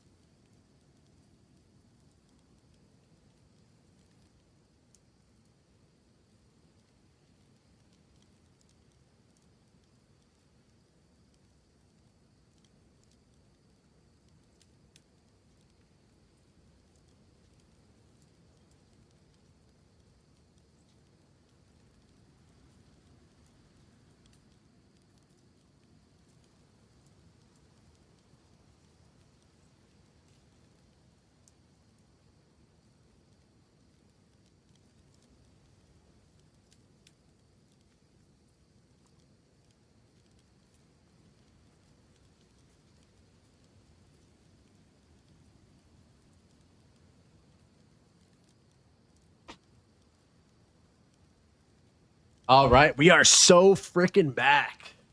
We are so freaking back. We got a fresh bubbly. We got ourselves a fresh bubbly, and we are ready to go. King, what's up, man? Good to see you, dude. Welcome in. Yeah, I didn't get to say hi to all of the homies. Yo, Dapper, what's up, dude? Who else did I not get to say hi to? Lost, what's up, brother? How you doing, man? Good to see you. Welcome in. My man, Mr. Lost. Yo, Hal. All the boys pulled up. Blaze purple checkmark and 0.5. I mean, that would be awesome. I'm not, you know, I wouldn't be upset if it didn't happen. But right now, after this stream, hopefully I'll have my first 6 streams of 75 average viewers, and then hopefully in June, we have another month of 75 average viewers. Yo, Eugen, what's up, man? Thanks for the first message, as well as Theodeath. Didn't realize you were a graphic designer. Oh, dude. So I went to school for illustration, and then I also did a minor in graphic design. If you guys are curious in seeing my art, you can actually click in the stream description. There's a box that says like murals. You can go check out my murals if you're curious on that.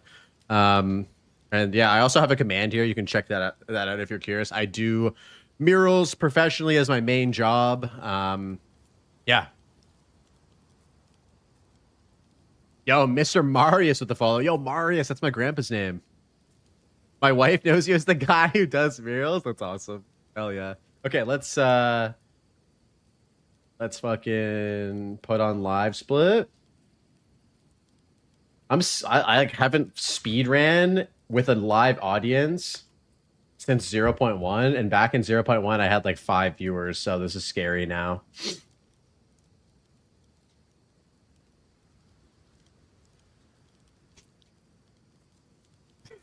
What? Dude, we don't have any opinions about hardcore aside from it's the best way to play the game, and if you don't play that the hardcore way, then you suck. I'm just kidding. I'm just kidding. Imagine, guys, no, we're trying to get rid of elitism in video games, all right?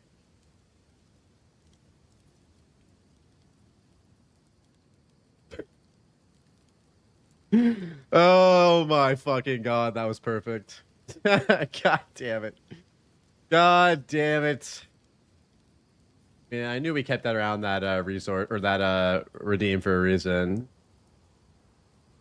Live. Is live split a window capture? Is that what we have to do here? Okay, live split. We'll do this. Oh, look at this. Where should we put this, guys? Should we put this right here on my forehead? What do we think? How's this look?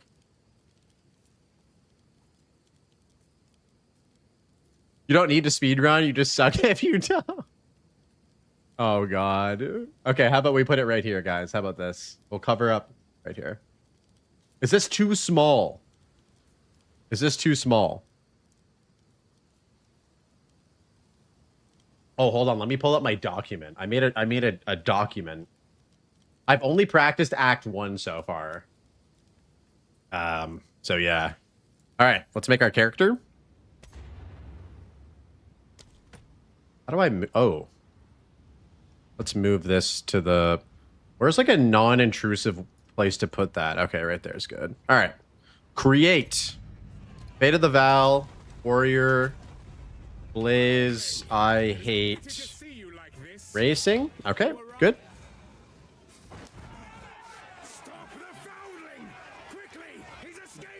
Thanks for being nice to you, Blaze Gang. Blaze Gang is pretty nice here. I don't know.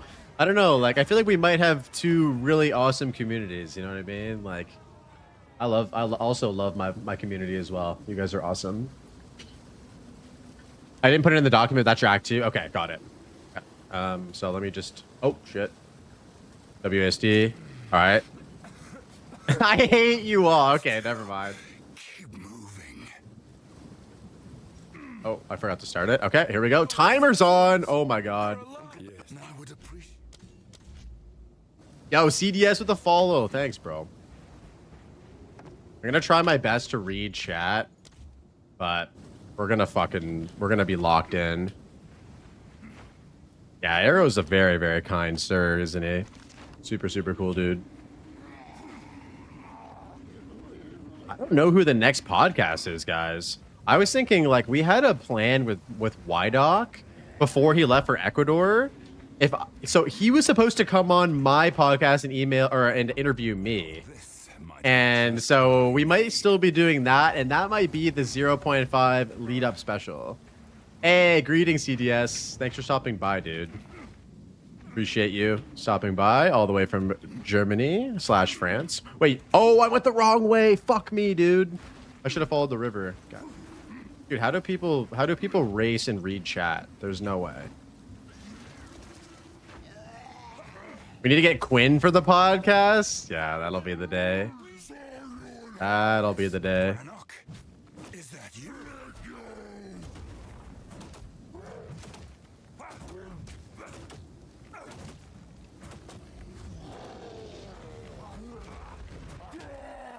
What power? Hammer and anvil. Oh, for fuck's sakes. God damn it, Falsteron. What's up, bro? Okay. This run is out the window now. Dude, thank you for the raid, man. What's good, bro? What's up, boys? I was trying to, and then I got raided. I'm blaming you and Chad for my poor performance. 2-minute Miller? Are you kidding me? Wait a minute. Never mind. Palesteron, you should raid more often. You just helped me get Ghost Ride. What's up, bro? Bro, we just got fucking Ghost Ride, dude. What? All right, pal. Guys, you are officially good luck. What's up? Oh, shit. I should not have talked to you. I need to talk to you. Take this. We're practicing for a race tomorrow. Put this in here. Oh, we have gold. Right. Golds. Till next time. The Count must die for what he has done to us.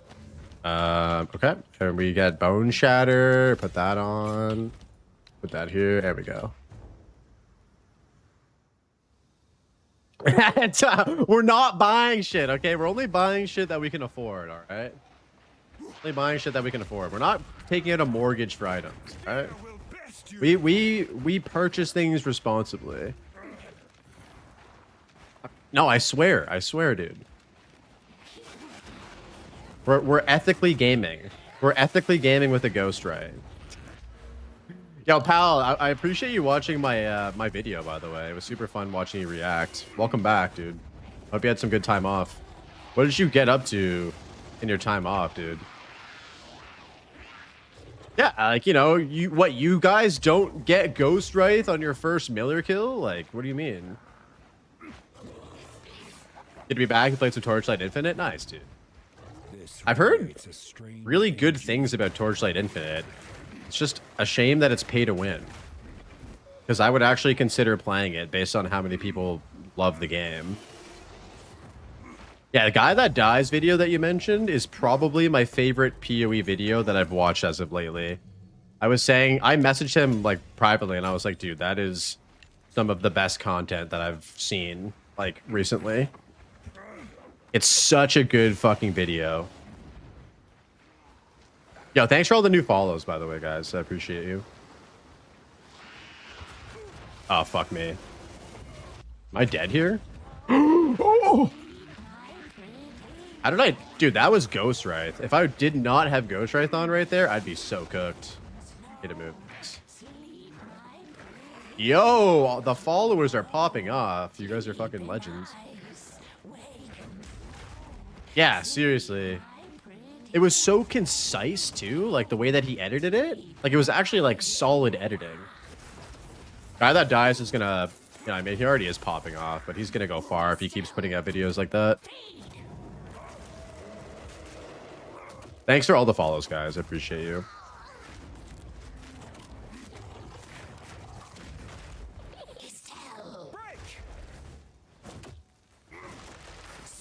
Am I gonna get hit by that right here? No. Hey.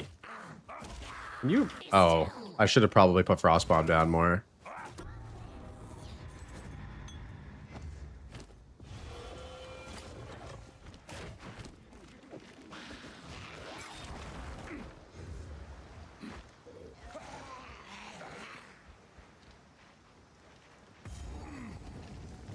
Path Under died. Nah, we're just practicing speedrunning right now, dude. Yo, what up, ISO? How's it going, man? Snoo, what's up, brother? How you doing? Sorry, I'm not like as engaged with chat as I normally am. We're just trying to practice for the race tomorrow. And in order to actually do well in this game, when you're speedrunning, you actually have to like look at the game, which is something I'm not used to doing. Yo, thank you for the follows, guys. Yo, Major with the Prime sub. Let's fucking go, dude. Thank you. Oh, we're surrounded. But we have Ghost Wraith, so we're chilling. Thank you so much for all the follows, guys. You guys are awesome. And yeah, shout out to Pal for the raid. Fucking legend, dude. Being able to read chat is a huge upside in PoE 1. I mean, you can read chat when you play PoE 2 as well. It's just when you're trying to go fast, it's tough. I don't normally play with a timer on. I can already feel like the anxiety like coursing through my veins.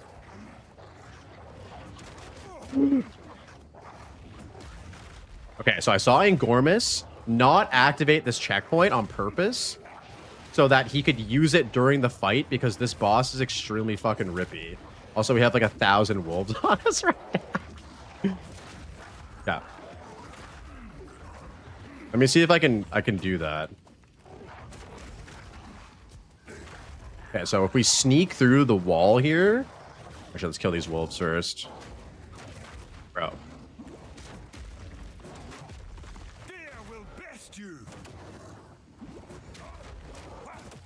Maybe I should have went back to town and grabbed a better weapon real quick before we do this.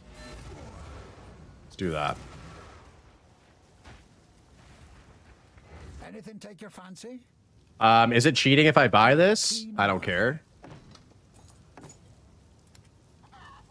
You guys didn't see anything, okay? You guys didn't see anything. Don't worry. We had that gold. We had lots of gold. Don't worry. We would have been able to afford that for sure. Oscars, you didn't see anything, bro. Didn't see anything, dude. Many years. Does the witch still live here?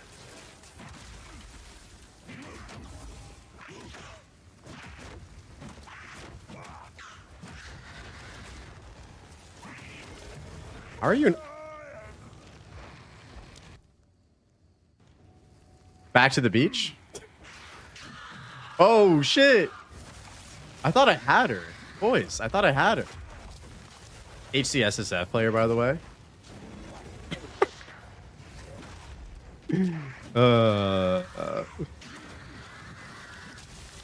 Okay, bro, spoon fed. It's not like I got ghost right off of Miller or anything. No one is safe from corruption.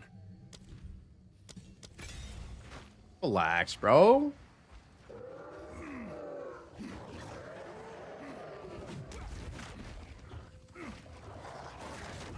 I need the help, guys. I'm terrible. I need the help. I'm not a racer. This run is going swimmingly, by the way. +2 with Fizz. Ghost right off of the Miller, bro. Like, what? Shit's so funny. What are the chances of that actually happening?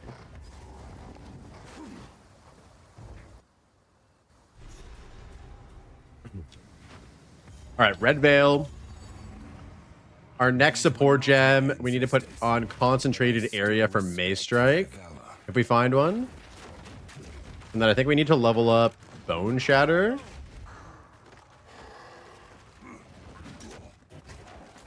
Ghost Red is rare, +2 is not. Okay, so +2 is generally a mod you'll see more often than not on the Feld Great Club. That's what this is called, though, right? Yeah, Feld Great. Yeah.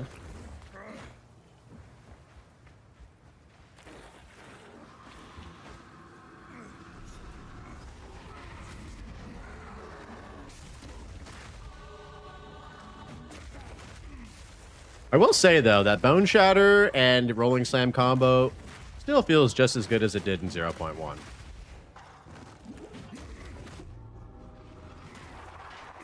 They still defend their land, even after all this time. Hey, welcome back, Bird. Get up, Joe.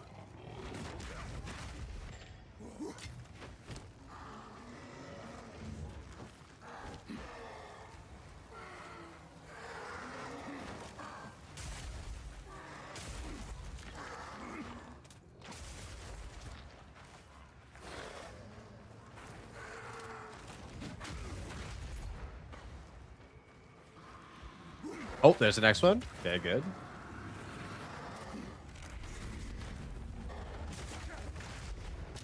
My lack of contagion here is disturbing. I feel like it would be amazing to have that, but I guess you don't really need it.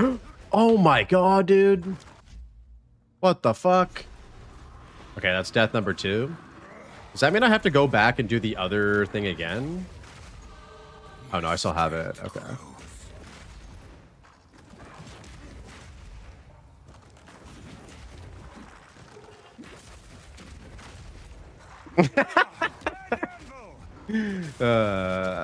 True. This is so interesting because it's such the opposite way that I normally play this game, which is cool. You know, it's good to like get out of your comfort zone, right? It's good to like try new things. Also, like playing quickly and learning like how to do things quickly in this game definitely translates to even, you know, if you're playing in hardcore, like you still will approach the game in a different way. Which is, you know, my rationale for me trying to do this.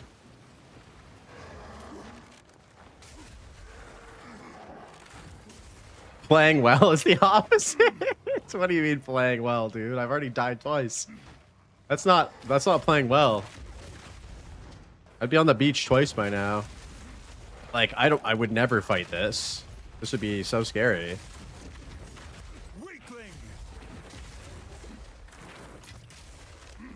Oh, I should have put my loot filter on.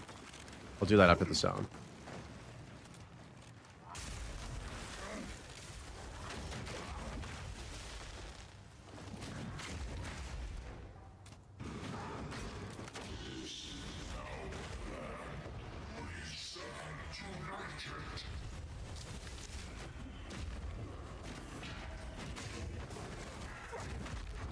Hello? Hello? Bone shatter him, please.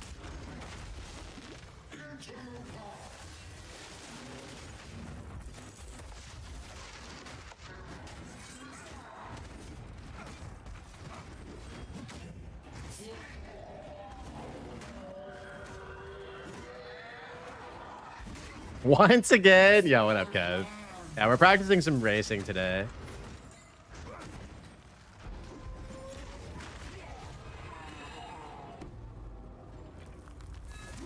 Go with honor. There is nothing left to defend. Hey, no, dude. We've all seen me go back to the beach many times. No offense I like taken. to hold on to bits and pieces. No offense taken, brother. Crit chance. Save this. Attack speed? Another for my Bro. collection. Thank you. Oh, why did I sell that? Those might be the best boots I could have. I've collected. Oh, goodbye. Stay safe. I would I mean, Fine words, it's true. Father. My tan is only part of the beach scenario. Wait, those gloves are disgusting. I feel like that's unethical to buy those gloves though, so I won't buy them.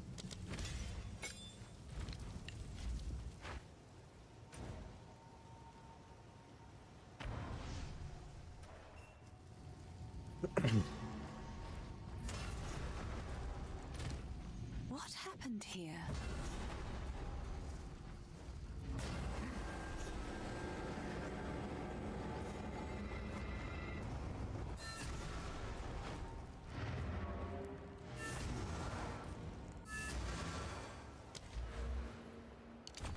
Okay, do this. Talk to Una real quick. Pop this open. I never knew about this checkpoint skip thing. This is crazy, dude. That is crazy. I love that. Hammer and anvil. Is that unethical? Face me.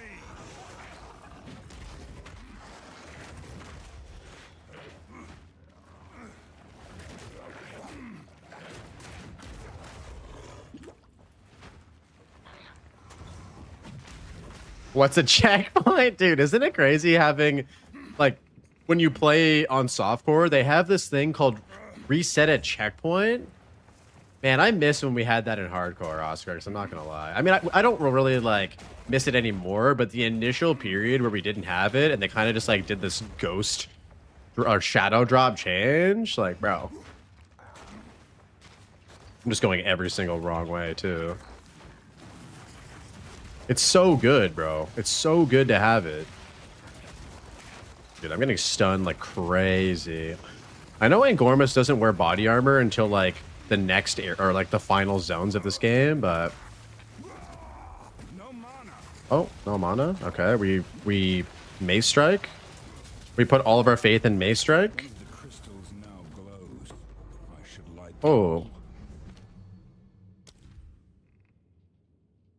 I need one more or two more int. Okay.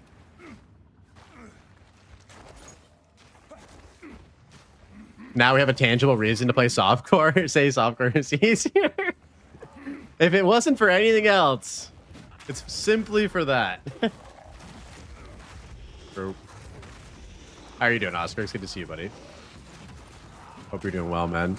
What are you doing for the remainder of this? Oh! Wait, that's 2 uniques. What is this RNG? I don't even know what the fuck what item this is. Oh, fuck me. And we died to mushrooms.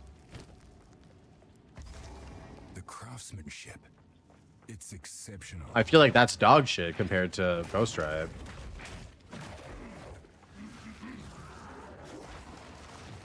Nah, don't put that on? Okay, we won't put it on. Ghost Rider is a goat? Yeah, we're gonna keep that on, I think. Sink beneath the soil. Except for like you don't get the stun threshold that you get from wearing armor bases, and it's just like kind of rough. I'm trying to bone slam or bone shatter rolling slam shit. Bone slam shit.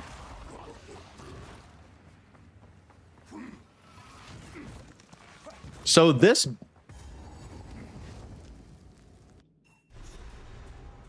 Yo, what up, Cypher? How you doing, bro? All this talk about PoE 2 is making me want to play PoE 2. Bro, log in. Oh.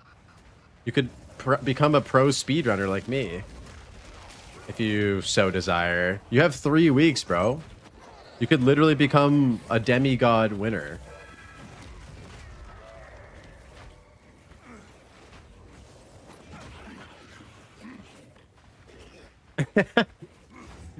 Yep. Yep. There's one of those beacons.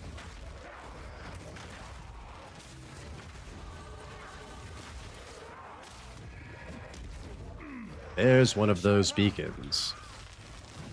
Is this beacon one of the beacons that I... Oh, God, there's a boss. Fuck that, I'm out. Fuck that, I'm out.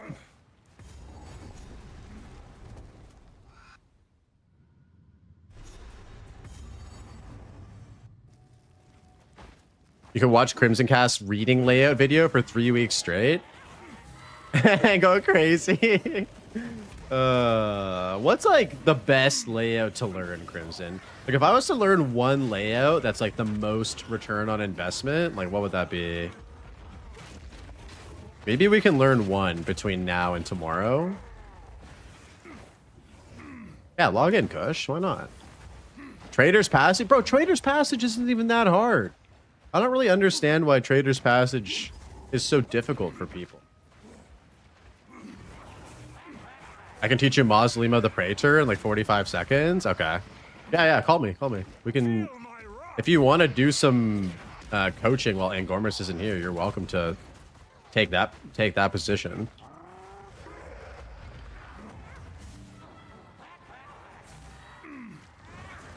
Okay, hold on. Let me pause the timer here. 20 minutes already? Oh my God. Hello? What's up, Blaze? I sent you the highest quality Microsoft Paint drawing you've ever seen in your life.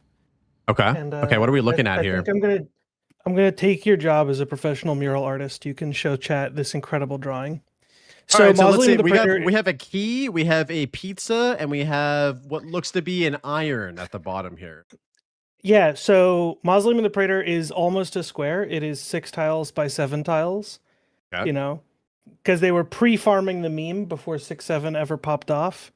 They decided to make it 6 by 7. And okay. And so when you enter, you are in one of the 4 corners of this diamond shape. And in the middle, there is always a 2x2 tile, which is what that orange thing is. It's called the wheel tile because it looks like a bicycle wheel with spokes. Yeah. And 75% of the base layouts have the boss arena diagonally opposite the entrance. Okay. So what you do is you enter and you figure out what corner you're in. You run toward the center of the arena where you'll see the wheel tile, which will help you line up where the boss arena is. And then you check the diagonally opposite corner. And 75% of the time, that's where the boss is. Oh, when it's not in the diagonally opposite corner, it's along the long wall. So in this drawing, it would be in the left corner, not the right corner. Yeah. Okay. That's it. That's the entirety of the Mausoleum of the Praetor solution. That's literally not too bad. Even my when I said 45 smooth brain. When I said 45 seconds, I wasn't exaggerating. Like that's literally it. That's the whole thing. So hell yeah, dude. Thank you. All right, let's get back to it. Appreciate you, buddy. All right, I'm gonna hang up. I'm gonna watch you Mausoleum of the Praetor now. Now all of chat knows the solution, so no pressure, but don't get lost in there. Bye-bye. Oh God, the pressure's on. Okay, first off, let's get this iron ring that's gonna drop right here. Surely we get an iron ring. Okay, I mean, this run is just, we're going to get everything, right? Iron ring for sure. Okay, we got rarity. Rarity actually is pretty solid. Mausoleum of the Praetor. I think we do the consort first, though, right?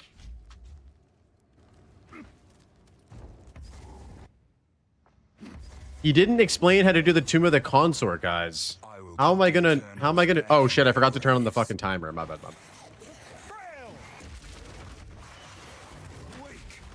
We lost a minute there, guys.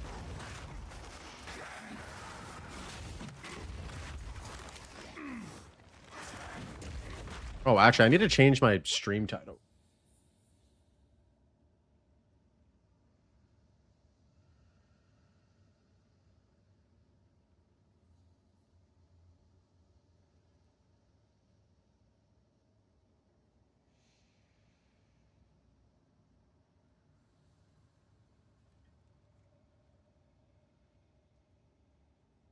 All right, there we go.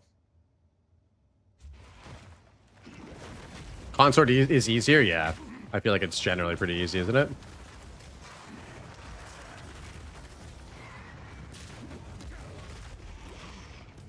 There's a lot of boys in here. Holy fuck. Oh. Oh my fucking god. Oh, I did character select. What am I doing? That is like some PoE fucking HC brain right there. Is that Big L? Yo, what up, Traumatic? Yeah, it is, dude. Big L. EITC. Oh!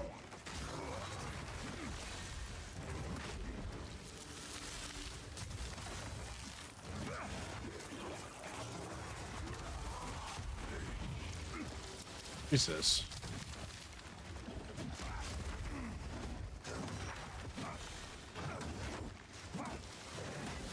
You Warcry there and you can one-shot this guy? Oh, damn it. I Warcry too early. Oh my god, bro. He does so much damage.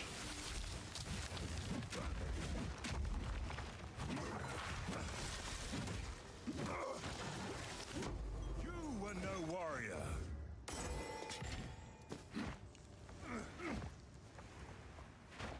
Yes, yeah, I'm just not good at playing Bone Shatter Rolling Slam. It's been a minute since I played this, like at least 2 leagues.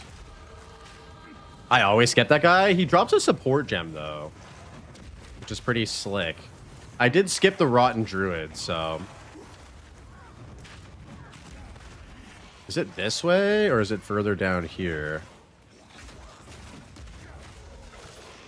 That guy was exceptionally difficult though, I felt like, compared to some other runs. Whatever these are, that's 2. Oh shit. Take that. Time to start huffing copium, brother. You have entered the copium den, dude. We are copiumed up in here.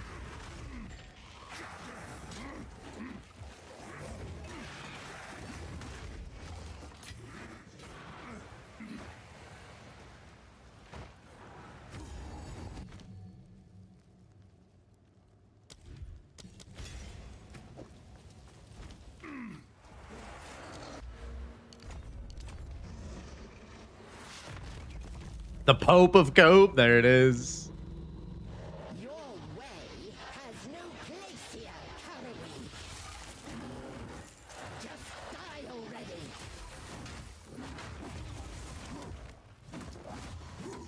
I need more time.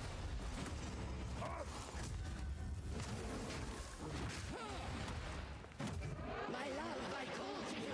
Oh, she stunned me during my fucking Warcry, dude. That's so rough.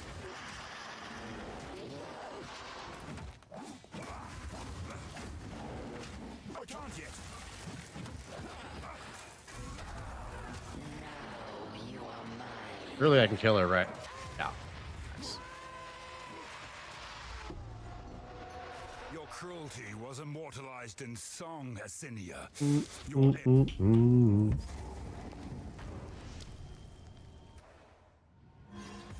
I hope they say, but wait, there's more. Oh my god, dude. Okay, so we're in the bottom right corner. Where's my wheel?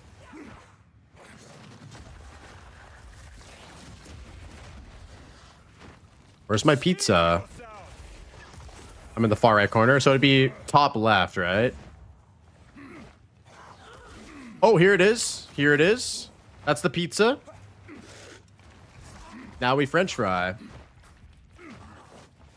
Now we French fry. Oh my god, we French fried and it worked. Let's go. Shadowy soul for my collection. You shall die slowly. We are learning.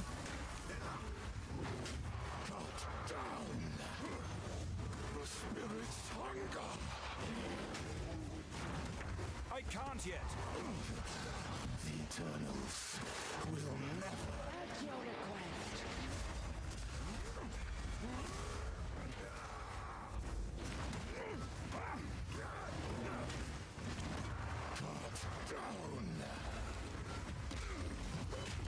Ow. I need more time.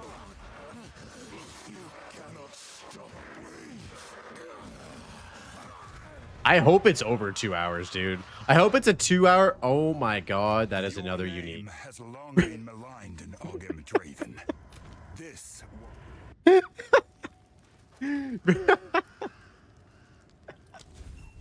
Bro, what is this?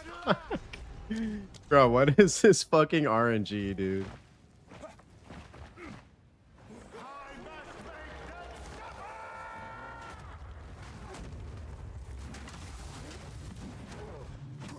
I mean, I'm not complaining.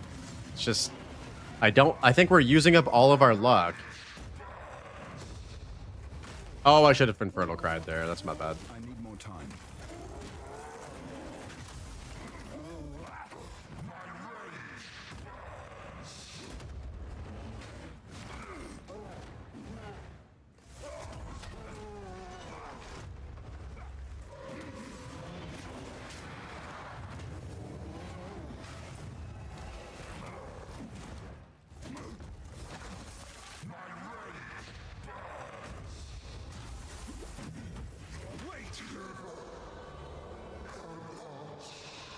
Yeah, I'm using live split right now. With the first ones, old man. You've earned it. I know he said not to pick up the ring, but I like having the free identifications. Oi, traveler.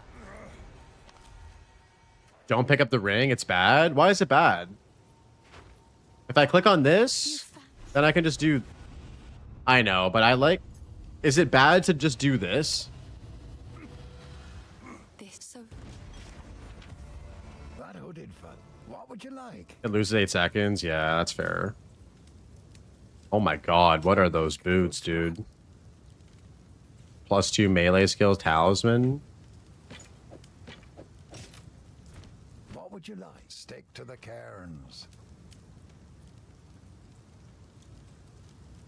Oh, that'll pack a punch. Those gloves are still here. Would we have like 1,000 gold by now? I feel like we would, right?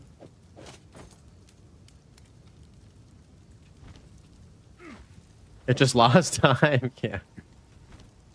I've changed my mind. it's in my family. These are just some odds and ends of mine. Goodbye.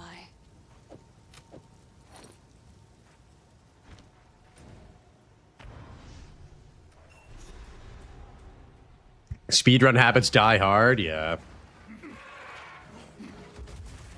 PoE2 campaign with me? Log 8. Let's go, dude. Going up. Fear will best you. Oh, There's another. wrong chat. Okay, never mind. Unlog in, log out.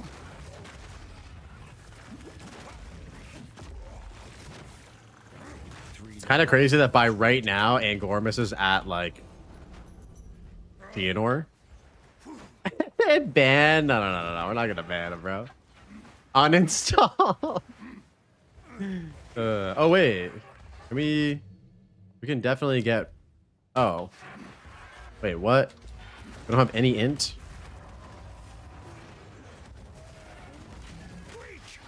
Mm-mm.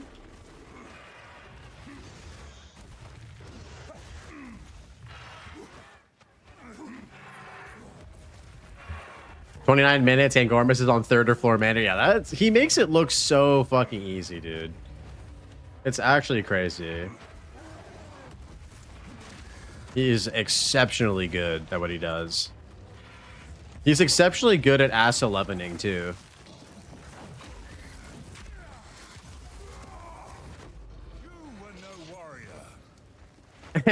Yeah. Yeah, he's a gamer. He's a god gamer, dude. Raider with the ass 11. Let's go, bro. And not this shit again. Bro, chat donated 20 subs today to be able to have ass 11 in the chat. Oh, I should have used the checkpoint. That was my bad.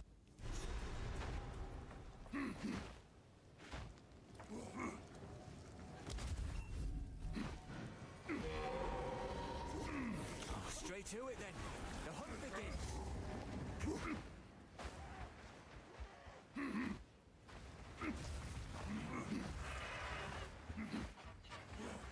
All right, Crow Bellington. Crow Bellington right here, boys. Oh shit, Blaze in the big league. My bad. Nah. This is inflated leagues. We got raided by big homie Palstron today.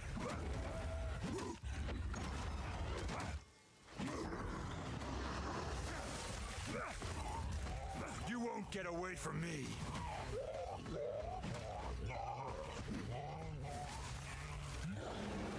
Yo, Hoob. What up, man? Welcome in, dude. Thank you for the follow.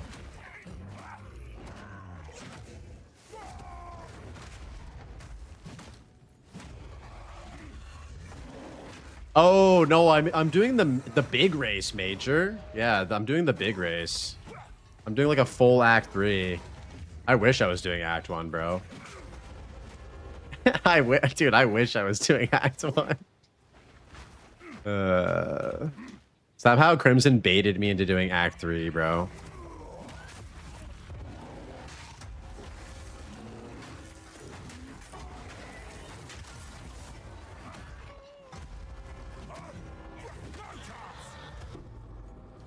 One less Ooh. danger to threaten our home.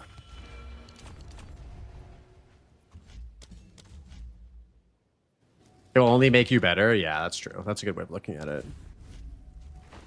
Is it Act 1 to 3 or just Act 3? It's Act 1, 2, and 3. Yep. Doriani, 100%. Minimum level 36.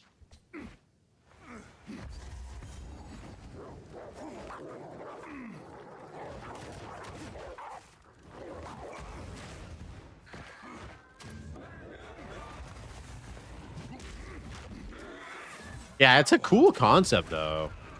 It's a really good concept. It's like content creators getting coached by really good racers, which is super fun. Man, I would love to have double smithing hammer right here. No challenge. Hold on, let me pause this for a second. I want to put in the loot filter that Crimson actually made for me.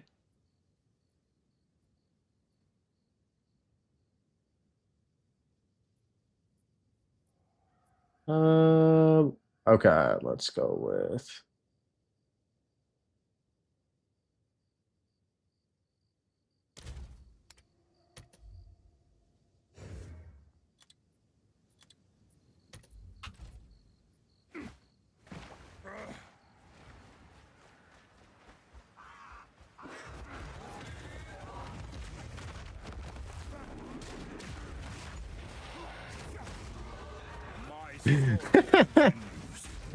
That's gonna be paywalled for sure, dude. It's gonna be paywalled for sure.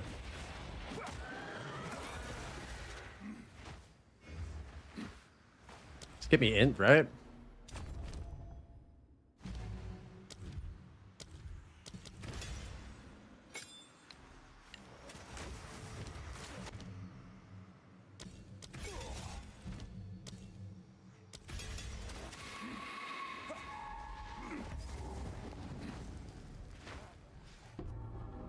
Give me the loot. Can put right one thing. Hey, what's up, Creamy? How you doing, bro? Welcome in. We are doing a little bit of speed running practice for the race tomorrow.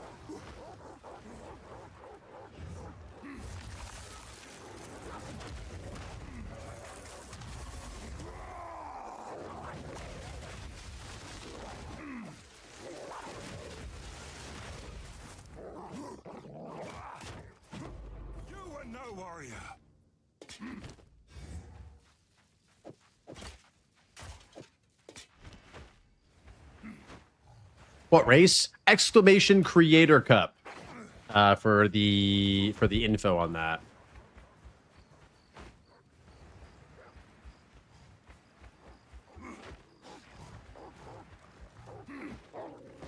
Yeah, tomorrow there's a race organized by Mr. Crimson Cass, who's in the chat today.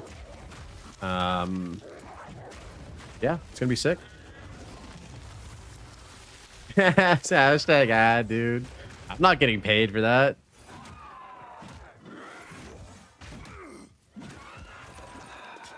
I'm not thinking about getting into speedruns. I don't know if any monk is good enough in the speedrun meta. That's a good question. I'm not really entirely sure. I think mercenaries probably top tier, with the warrior as well being also top tier. I don't really know too much as well.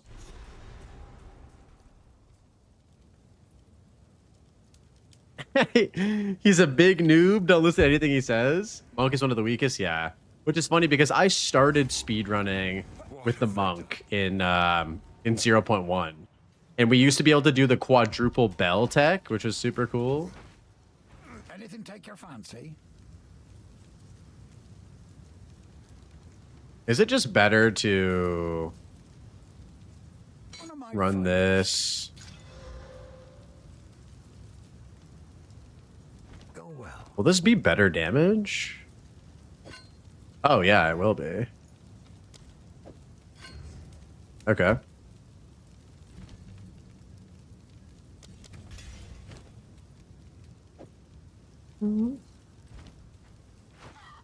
I think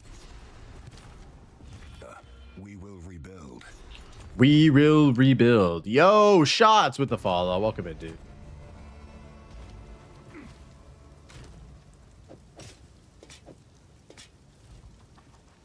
Thank you.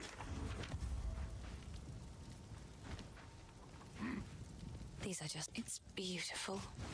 I accept. Yo, Charlie with the follow. Appreciate you guys. Thank you.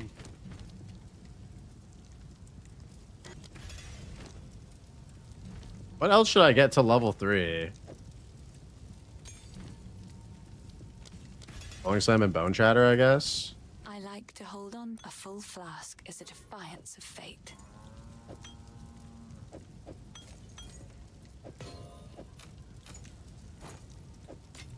It seems shadows haunt us both.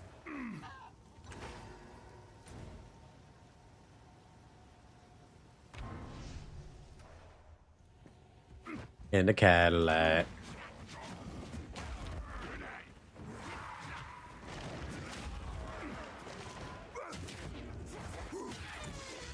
Hammer and anvil.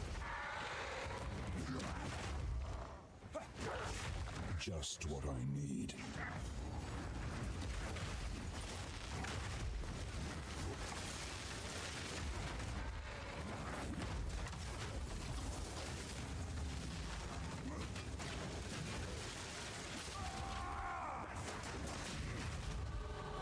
Tactical level up?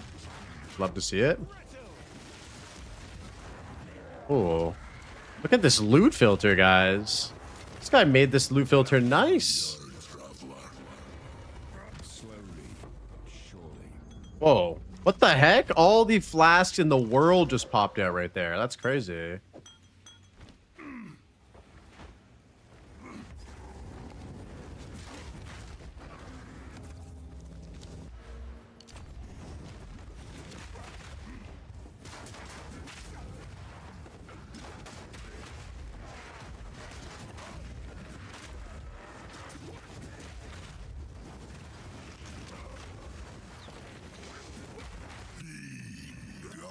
It said, Blaze, you are gonna need these. And they were right. I feel like the game has been giving me exceptionally good RNG this run. I love the satisfying Bone Shatter gameplay. Me too, dude. It feels... I stand by what I've said about Melee from the beginning. It feels really good to play until it doesn't. Like the weightiness, the impact of like hitting a perfect strike, all of that stuff is designed exceptionally well for certain skills. It's just that like the defensive problem is an issue, and like scaling attack speed doesn't really impact a lot of the skills in a positive way. I don't know. You guys know the whole melee discussion. Think they'll bring crossbow lich back? I don't know, dude. There's definitely going to be some interesting interactions in 0.5, and it could have something to do with a new potential class that comes in as well, right?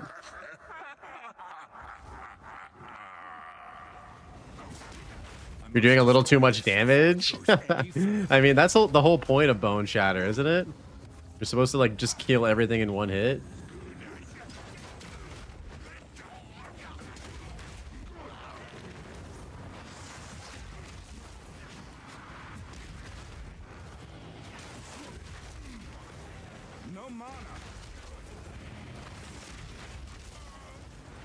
Oh, dude, more Secret Ascendancies would be awesome. How dope was the Abyssal Lich? Just that they didn't announce it, right?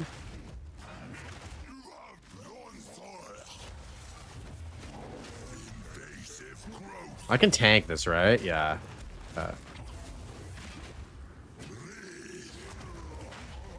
Whoa! That did a lot of damage.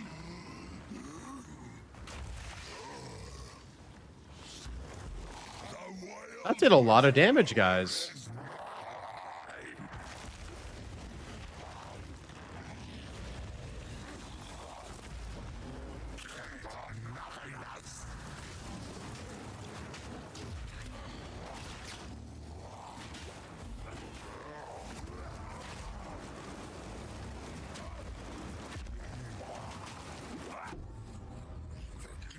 Yellow Slim Mace? Show me it. Show me it. Oh my fucking lord. Yo, Burrow with the follow. Welcome in, dude. Show me it.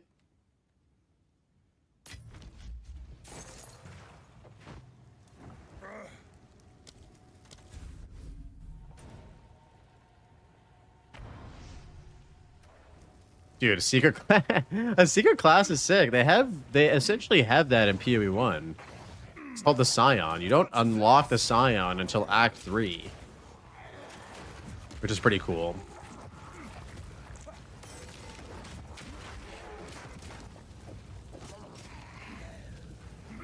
Smells like a Huntress Secret Ascendancy. You think so?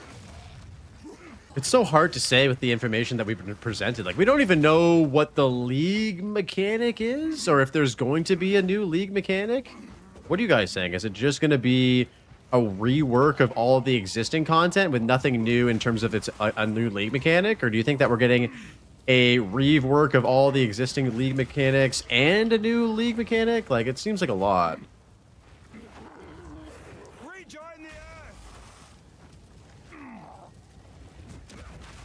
Yeah, I like the crossbow feel though, dude.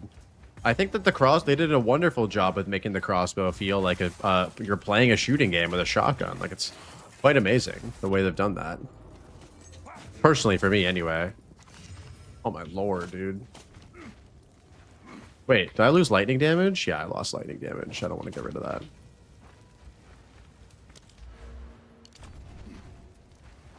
There's no way they can not afford to also not add a new mechanic. It just seems like a lot of work. You know what I mean? Like, it just seems like they're doing so much.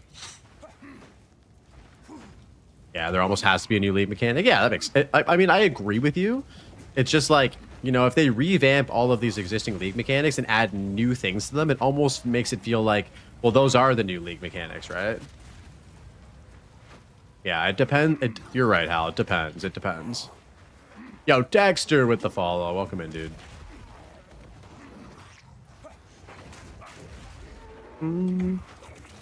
Yeah, it is basically like Mirage, kind of. Like, Mirage essentially added a bunch of new things to each mechanic based on how the Mirage interacts with the mechanic. And, I mean, dude, the Ancients League could be something similar, right? And it was very successful in PoE 1. For a lot of people, it worked well.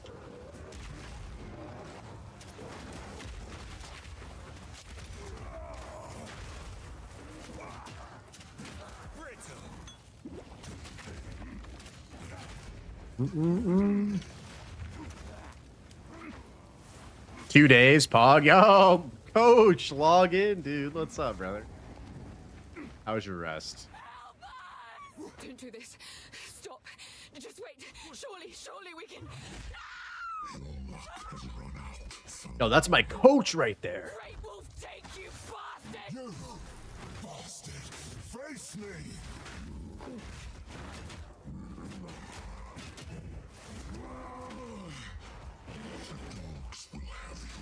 I need more time.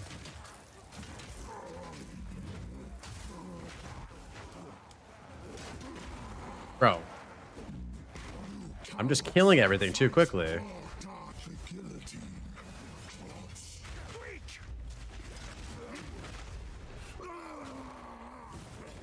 Death is not revenge enough for what you've done.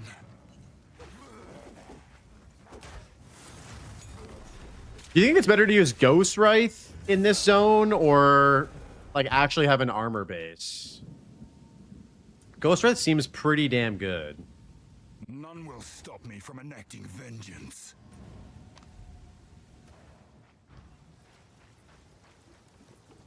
You would never put on Ghost Wraith? Okay. I mean, I've died a bunch already this run.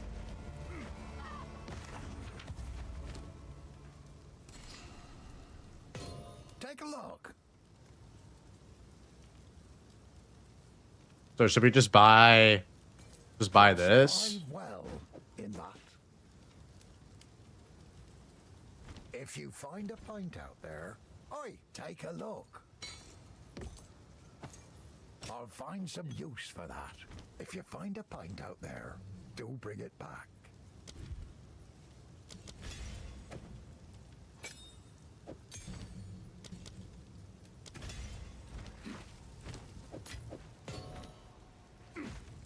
I like to hold on to bits and pieces. Enter the man.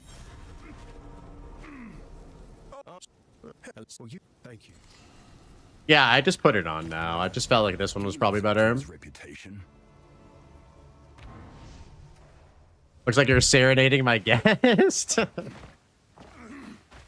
There's my motherfucking coach, dude. What up, Angormus? How was your stream yesterday, bro? DH, how are you not in the Discord, bro? Oh, I should have looked for a Forge Mall. Yo, Mighty Bloody with the follow. What's up, dude?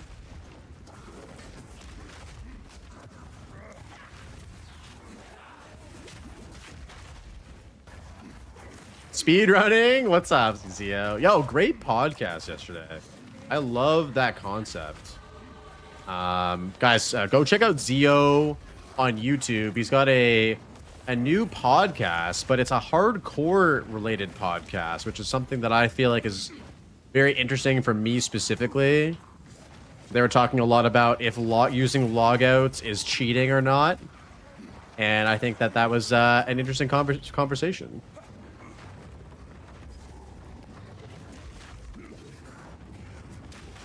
It's funny to listen to Chris Wilson talk about how like he very much supported logging out as part of the hardcore kind of meta for survival, as part of your toolkit, you know? I mean, it's part of the game. He put it in the game. He left it in the game, right?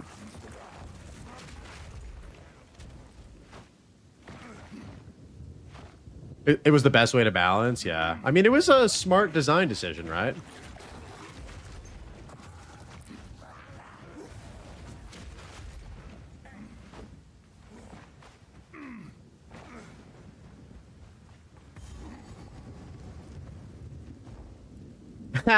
Take the hit like a man. True. Damn, bro. Damn, bro. Thorns player confirmed. Made to answer for his crimes. And Gormus, whenever you are ready, we can hop on a call, but no rush, dude. If you're just getting up and getting on and shit. If you have to move during another Arbiter hallway, just give up.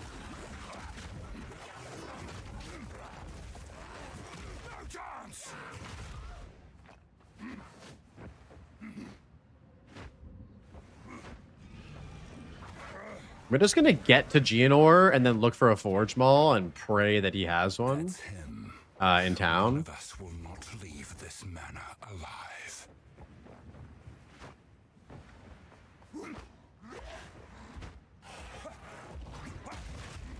I feel like I'm doing pretty good damage with the double slim maces, though. It's going to be more HC related, like builds and things. Yeah, dude, no, I love it. It was great. I found myself like actively drawn to the conversation, which is really good. And I think it's mainly because I'm a hardcore Andy, so I like listening to conversations around any topic. So yeah, no, props to you guys. It's cool to have another podcast in the space that isn't just like a generic like game podcast. It has more of a like niche topic, which is cool. So yeah, would be happy to be a guest on there anytime if you guys need extra people to come through. Wait, this isn't the, yeah, this isn't the rare.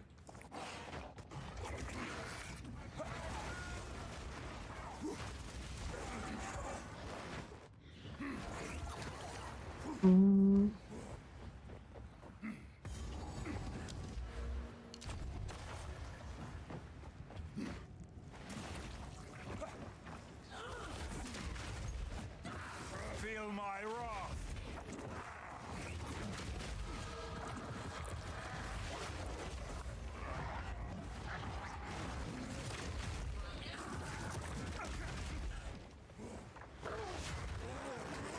I always forget to use pounce.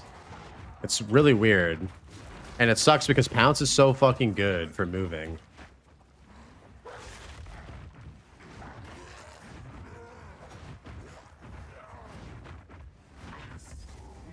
Horrific. They're insane.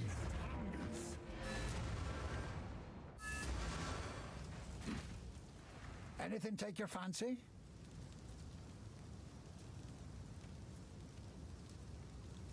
What's the best one to go with here, guys?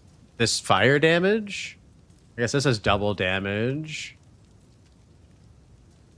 Attack speed. Oh, that'll pack a punch. 8 life kill. What's the damage on this?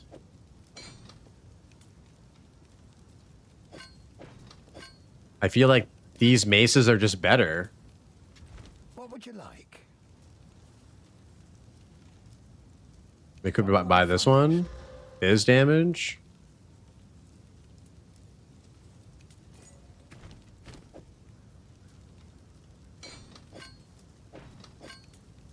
Huh. I mean, we could try this. See how it feels. Maybe we'll get lucky with a better weapon later.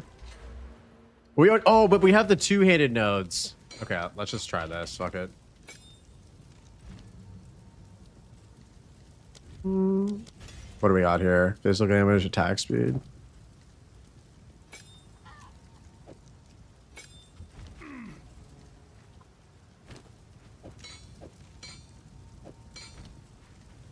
I'm like scared of doing this. I feel like we're not going to have enough damage. Okay, fuck it. Fuck it, we ball.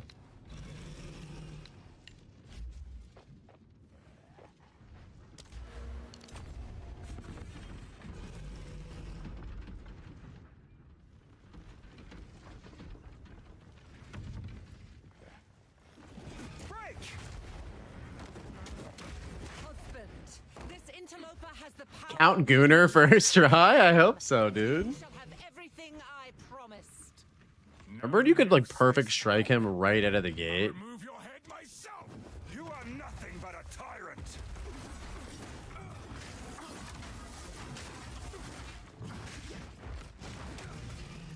Easy. You will. Oriana, open the cage. Release the beast. Give me what you promised. I think not. I expected so much more from you. Since you are too weak to do the job, I'll find someone who can. Goodbye, husband. You manipulative whore! How dare you abandon me after all I've given you? Oh, I cast that way too early.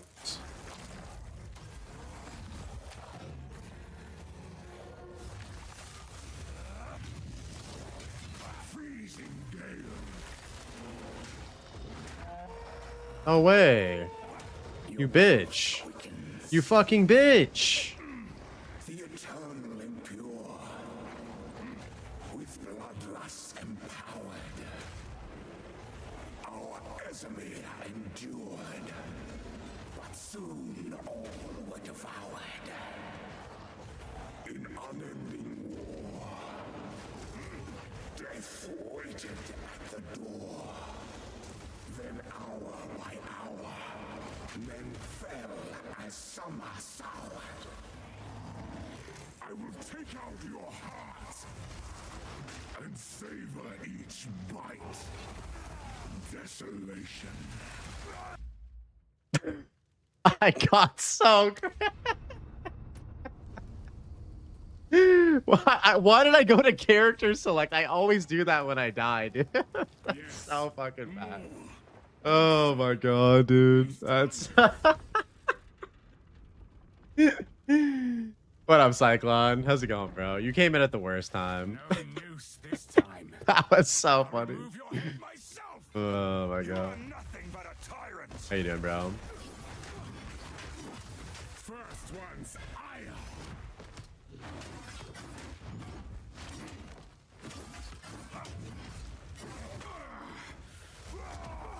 That will not go unpunished. Oh. Oh.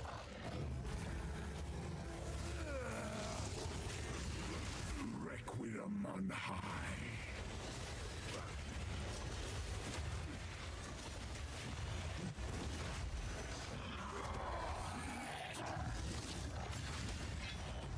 Desolation. Okay, not again, please. I smell your blood. And I am ravenous. That's a clip? Yeah. I mean, we got baited. Your pulse quickens. The eternal impure. That's what happens when you try to go fast for me. I always just make silly mistakes like that, you know? Our Esamir. Whenever there's the timer just timing me down. All were devoured. In unending war. It's pretty funny though. Waited at the door. Then hour by hour, men fell as summer soured.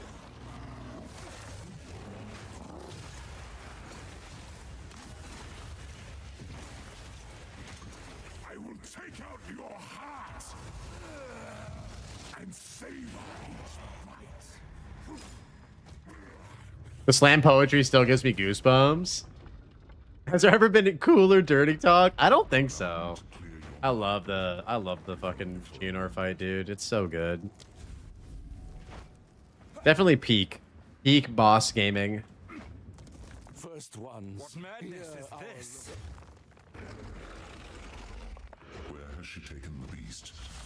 I found messages from the desert. From the Vastiri? Yes. Find her. Kill her. But first, please, It's nothing stop the sacred madness. As you wish.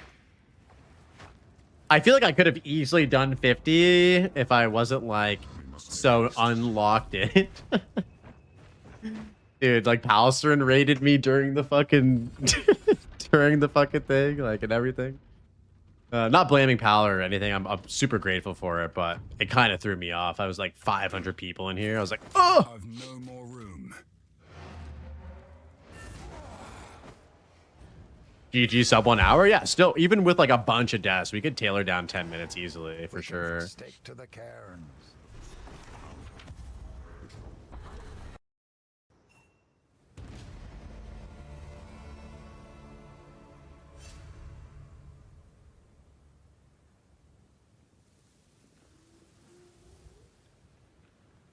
Well, sir. All right, let's boogie. This is where I have not practiced at all. I've only practiced Act 1, really. Warriors. Only the toughest survive here. I think if 8 to 10 seconds you can save by not picking up the ring. Yeah, I know, dude. All of those micro adjustments can absolutely help, though, honestly.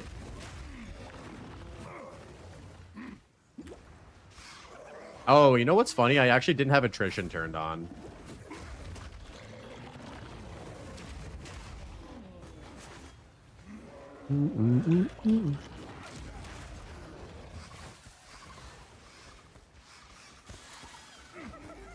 That was free damage as well that we missed out on. A ton of free damage.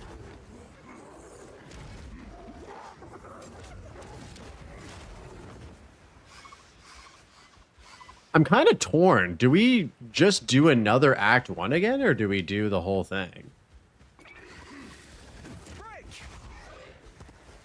Maybe we just do Act 1 again?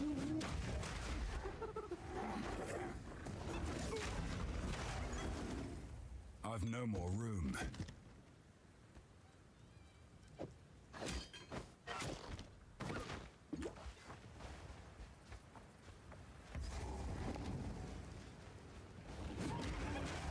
Depends what your goal is. My goal is to just get better at this run, and I feel like Act 1 just seemingly feels like super important, but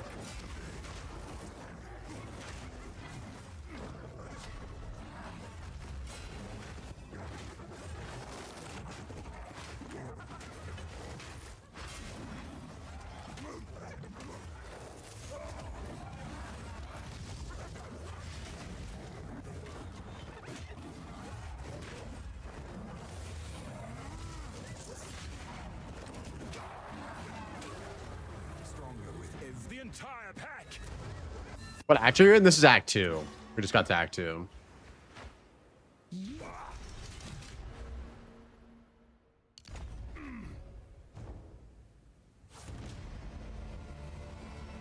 Yes, sir. We just got to Act 1, under 1 hour. I feel like under 1 hour is not bad for a hardcore casual like me. Who goes there? You may. No need to rush. Attack speed, fizz damage. Oh, that's an E on an ES base. Act 2. Regex is right here. Physical damage and attack speed. I'll unburden you. Take care.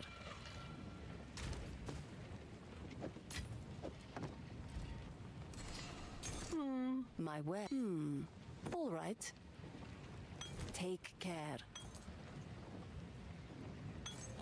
New flask. Do not wander. I remain.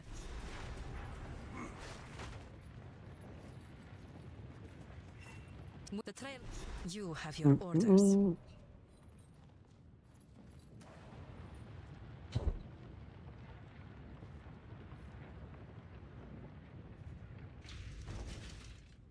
I need to start using a regex, but I'm so lazy. Dude, it helps so much. If you're trying to like get things moving faster, it's so good. I actually have like a little document that I put together for this race where I have like regexes for Act 1 and 2. I know I'm using basically Angormus's like build guide for this. Oh. I mean, hey, we'll take it. Fear will best you. You were no warrior. It's definitely a good thing to start using. You can also use them in the end game for maps that aren't desirable as well. Yo, what up, protagonist? How you doing, brother? Good to see you as always.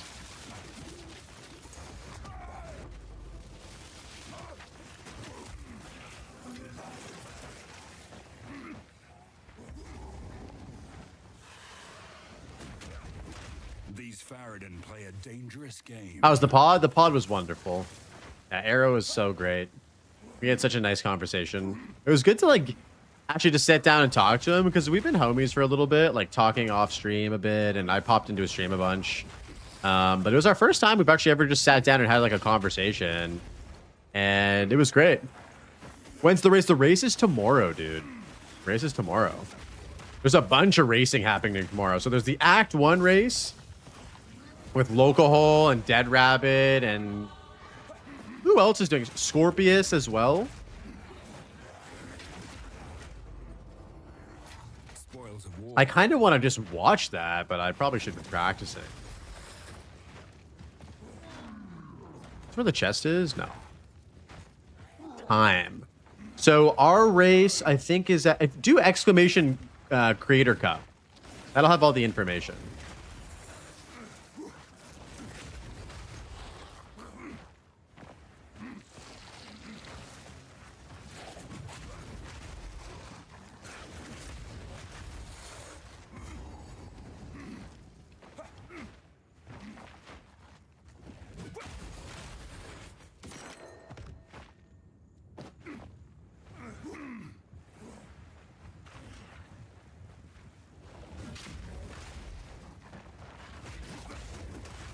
Yeah, exclamation creator cup if you want to see all the info. What's your go-to flavor of curry?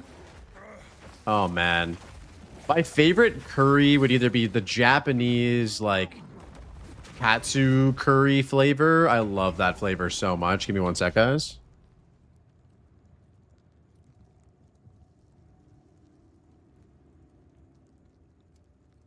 Just gonna use the washroom, guys. Give me 1 sec. Yo, Oscillus with the follow. Thanks, bro.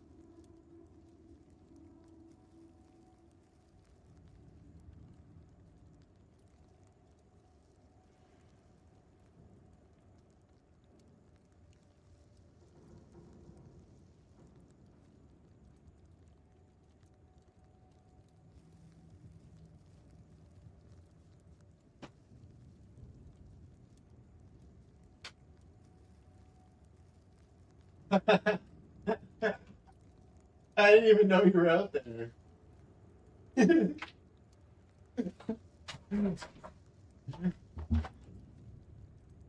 I'm back. Man, I looked out my window to go open my window and Brittany's sitting out there with the cat on a leash. All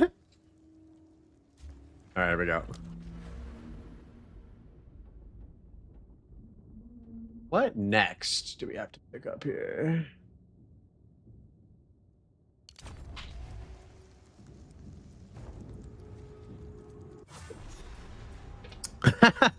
Yeah, I really like Japanese curry. The miners. What happened here? Yo, Flan, what's up, dude? Yeah, Japanese curry. I really like Thai curry as well, like a good green curry or a coconut curry. Oh my god, that shit's so good. What about you guys? What's your curry of choice?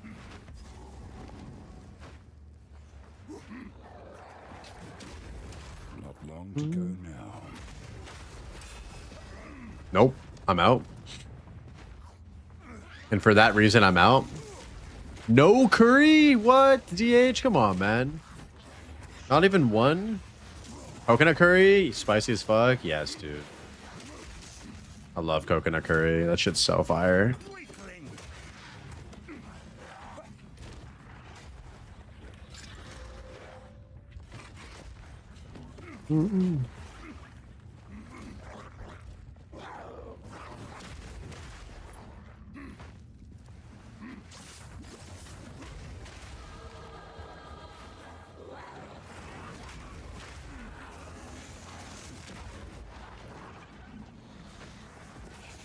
I like Tim Curry. Oh my. I can literally drink some coconut curry. Oh yeah, I could put a straw in a bowl of coconut curry and I could literally just sip on that shit. It's so good. You'll die at the sun. Burn. I should just be perfect striking this chick in the face, right? Oh my god, and I whiffed.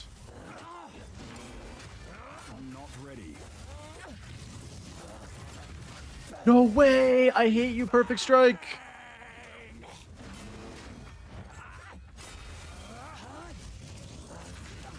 There we go.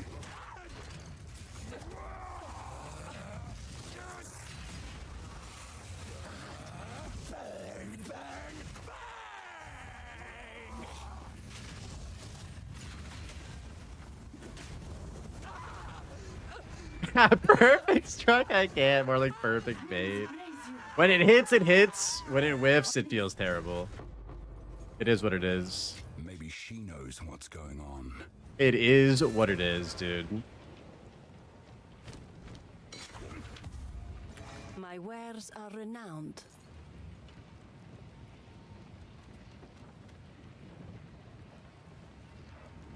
I mean, I don't know why that's not popping up, but that is pretty. Oh, +1 melee. We need that. We need that.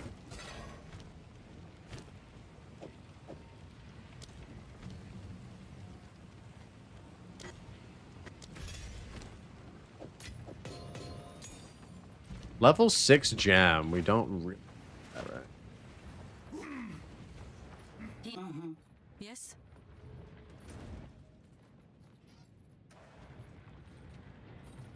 The tourist think he knows how to use Sphinx. That's what I'm saying. How you doing, bro? Dude, I don't know what the fuck I'm doing at all. I haven't played with maces in a hot minute. Why have we stopped? You have your orders. I don't know if this is better to do. I'm doing good, man. Yeah, I'm just practicing. We're doing a race tomorrow. Supposed to be getting some coaching from Angormus at some point today. Whenever he's ready to pull up.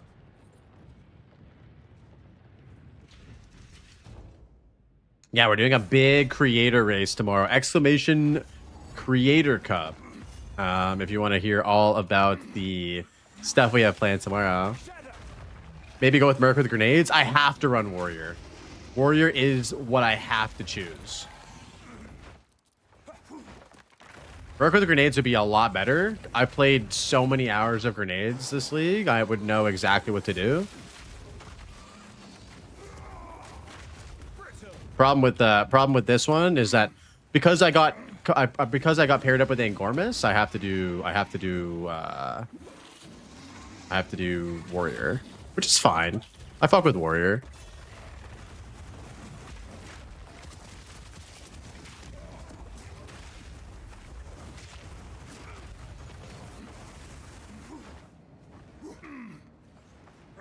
These statues are older than anything I've ever seen.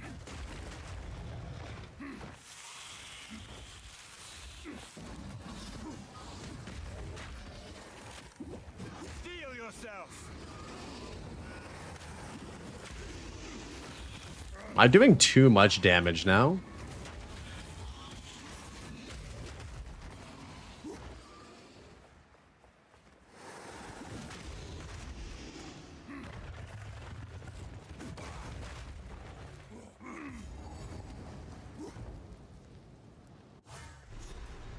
I think if everyone could go mercenary with grenades, I think everyone would just go either that or Infernalist probably. Essence Drain Contagion and then go Infernalist. Hold them back while I open the gate. Softcore? Yeah, it's softcore. It's a softcore race. Open the way. What are you up to today, Demirius? Yo, how's the Might and Magic game coming along? Advance with me. There are 2 more gates we must open. Maximum life and dexterity? I mean, yeah. Like that.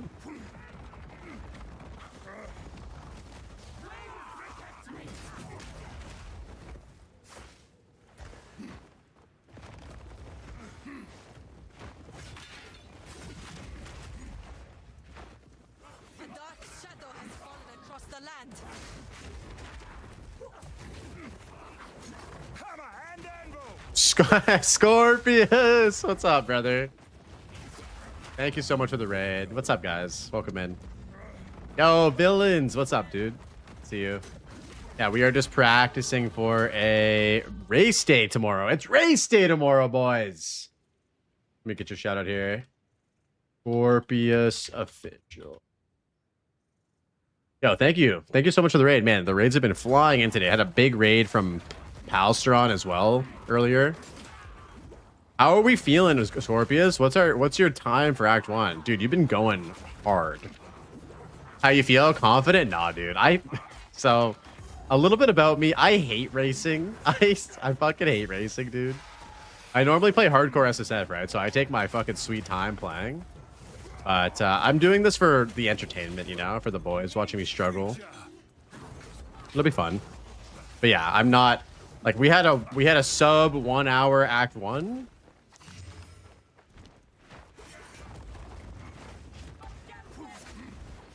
Yeah, but you know, it's gonna be fun. If I can do act 3 in like 3.5 hours, I'll be happy. 8-minute act 1. That's amazing, dude. Are you going with grenades? So for the act 1 race, is it the same format that they did before where you have to do 3 different builds and then it's the average? Blasphemy, softcore trade zoom. I don't know. I just like taking my time, enjoying the game, you know, vibing out. I'm a hardcore SSF Andy. I think it's just any build, any percent. Oh, okay. So it's not the same way they did it before, where Rabbit, Local Hole, and Miso did one, and it was an average of 3 of their races on different builds. Interesting.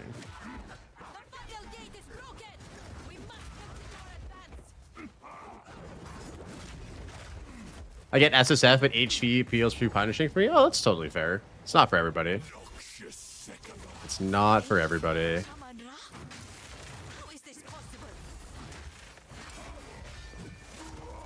All right, let's try and hit this guy with Perfect Strike.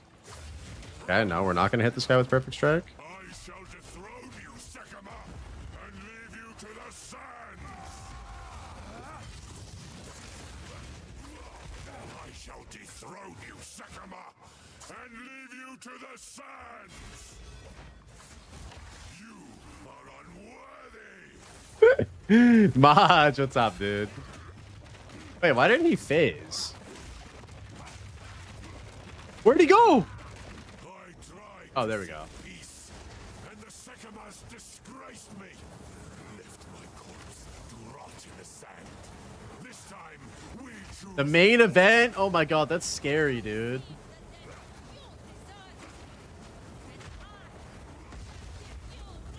We shall finish this, but not today. Make haste. He must not escape. He has the beast. Quickly. I must stop He him. conjures the very sands against us. This shit is hitting. Oh, yo, mad villains with the he's sharing the playlist. My guy. This is not My fucking guy. We must back them. We must reach that time. If you are Okay, so we need 4 more levels My wares are renowned. to go. Take care. We would There's our level 7 right there. young one. I'll ask Chambrin about this one. What should I do with these level 2 support gems? Wait, all spell skills? What the fuck? Stay inside.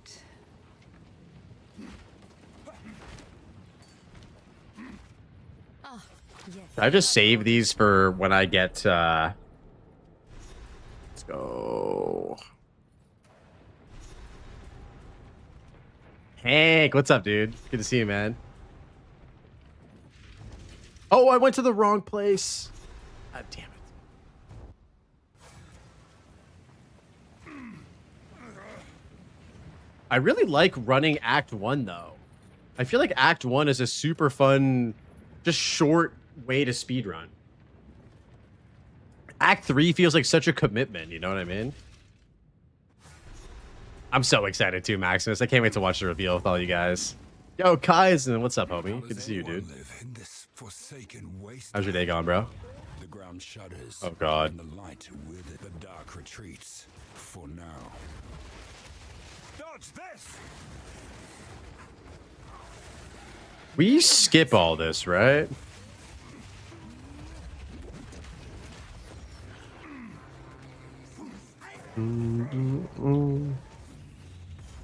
So we are 3 levels under.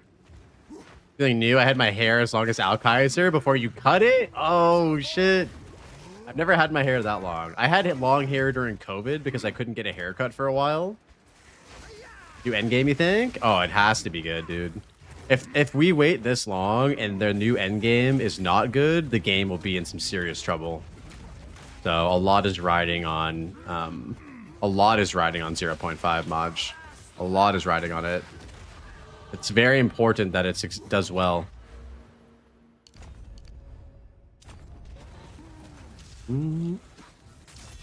Okay, that also looks cancer. I see temporal bubble on melee, and I run. I run away immediately.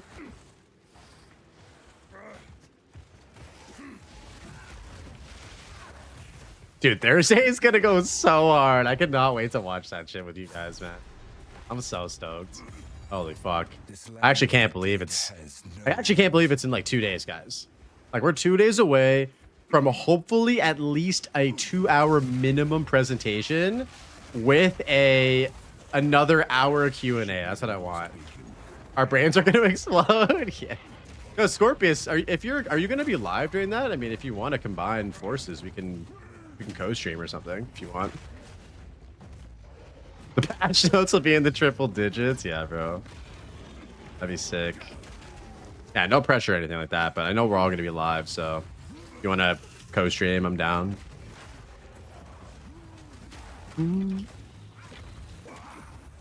I expect a full tower removal. Dude, the new background for the League imagery is towers, though. What? I feel like towers are going to be unironically a big part of the new like endgame for some reason. I mean, think about it this way, Maj. Precursor towers, right? Like, you know, the ancients are precursors. So the only precursor tech we have to interact with in the endgame are towers and tablets. And so I feel like, I don't know, just it kind of fits the theme, dude.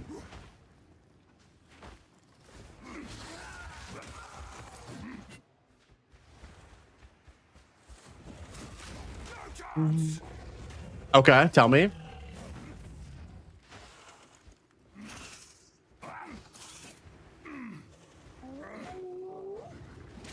What's up, Derosia?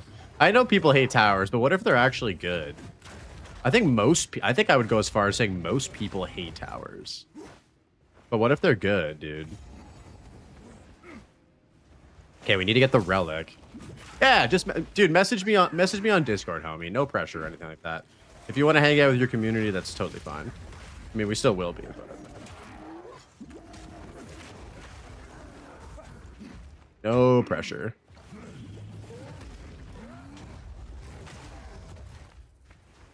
You conquer towers and you build walls between the conquer towers. I don't think there's a single person that hates Bluff. Bluff.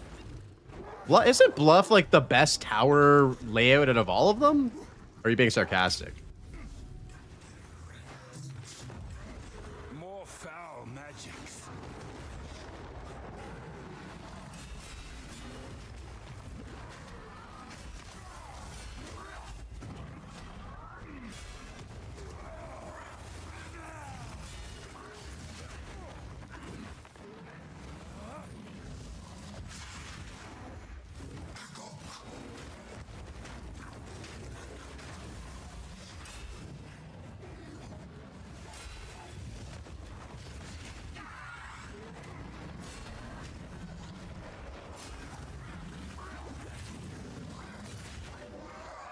For the bone creature. I mean, I'm not gonna lie, guys. Perfect Strike feels jank as shit, but it still fucking feels nice to hit, you know?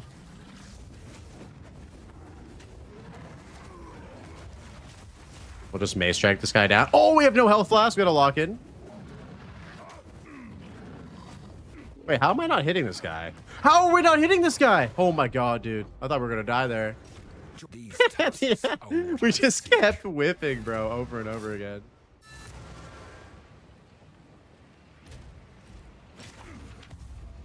Browse as long as you like. Ooh, +1 with fire damage. Do we want this instead? May it serve I mean, I guess the well. fire damage doesn't really matter, right? Warm nights. Aren't you supposed to use shield wall at this point? You actually don't get access to shield wall until you're level 22. Hey, thanks for the raid, Scorpius. I appreciate it, man. Best of luck with everything tomorrow. We'll be watching. We will be watching. Are you enjoying speedrunning? No. Yeah, I'm having fun. I feel like I'm getting better at the game, dude. SPP Ed. Oh, did I spell speedrunning wrong? Oh my god, thank you. Dude, people are hanging out in here and they didn't even tell me. Yeah, best of luck, dude. 38-minute Act 1 is really fucking good, by the way. Holy shit. Guys, who are we putting our money on tomorrow? I think I might be putting my money on Scorpius. I'm not just saying that because he just raided me, guys.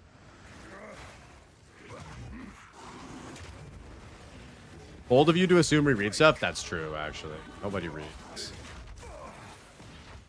You don't understand the local hole in Dead Rabbit aura? I mean, Dead Rabbit's a pretty big gamer. Local hole, I know he hasn't really been practicing. Scorpius has been practicing a lot. I've seen his stream title. His stream title for the last like 3 weeks has just been like Act 1 speedrunning practice. Act 1 speedrunning practice. I'm like, bro is locked in right now. Wait, local hole got a 39-minute yesterday? What the fuck? Okay. Man, we might have to put some side bets on, boys. We're getting a teaser day. We might actually get the final teaser. We might get a what would it be? Ritual teaser today, hopefully.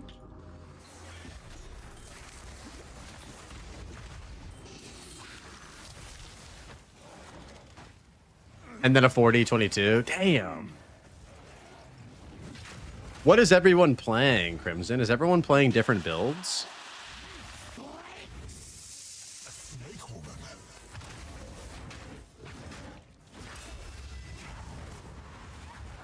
That is a perfect strike moment right there.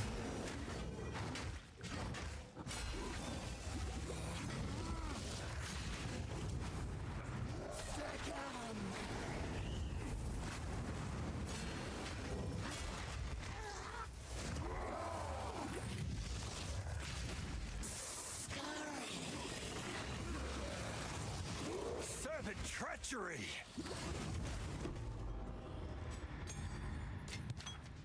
Orb of Alchemy, big.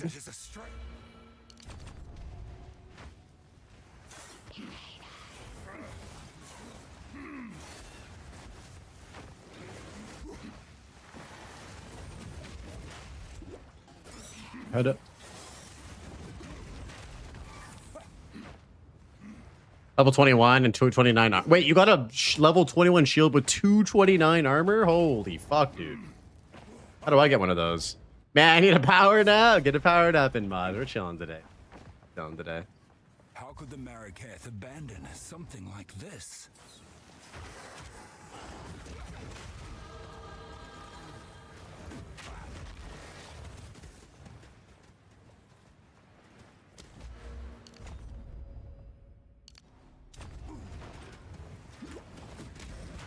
I'm actually gambling on either a League Mechanic teaser or Delirium Ritual teaser. Oh, I really feel like they are going to do a Ritual teaser or a Twitch drops teaser as well for the Thursday stream. Because we're definitely getting Twitch drops, right, guys? Oh.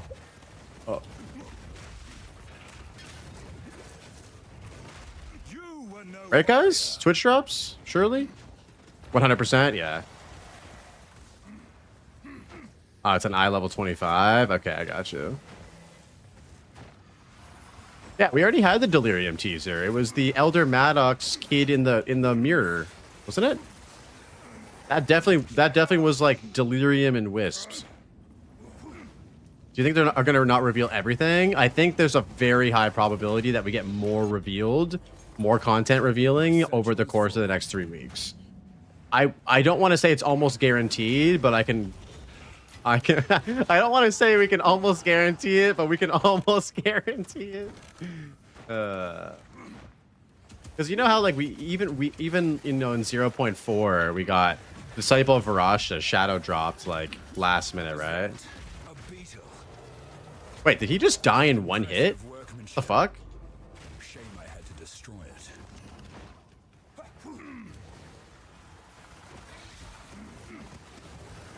There will best you. Yeah, we got one more. We got one more level, and then we got the. Then we got shield wall transition to. Nerf warrior, dude. We haven't even started using shield wall yet.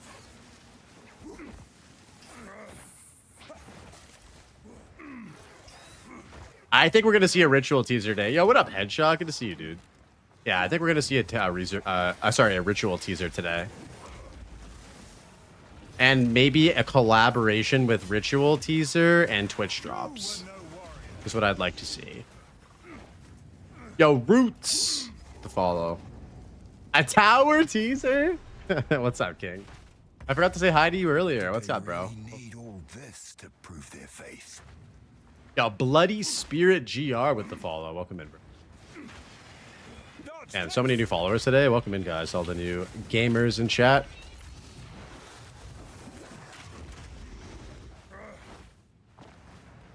Okay, so here's the ring here.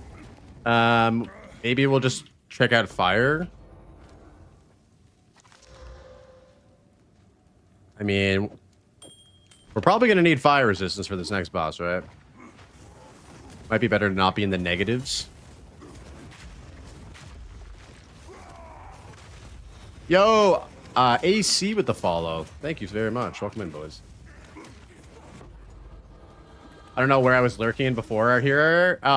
Dude, it's all good. We got raided by Palsteron, so you might have been in his community, or you might have been in Scorpius's community. Those are the two raids that I've had today. Been a big day today. Appreciate the follow though, bro. Fuck yeah.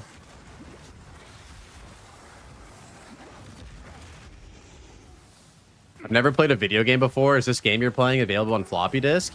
So if you have a floppy disk, you're probably not going to be able to play PoE 2. You might be able to load. You know what game you should definitely play on a floppy disk is Roller Coaster Tycoon. Go out, install Roller Coaster Tycoon on your floppy disk, and log the fuck in, dude. If that's all you got to work with, there's some options out there for you. RCT, such a banger, bro. PoE 2, you're gonna need more than that, man. I just realized that I was not following on Twitch after 100 hours of your vids on YouTube. Oh shit, Bloody, what's up, dude? Hell yeah. Glad you're enjoying the vids on YouTube, man. No worries. Good times? Oh, dude. Remember Roller Coaster Tycoon, boys? Game is so good. Don't fail me, Perfect Strike.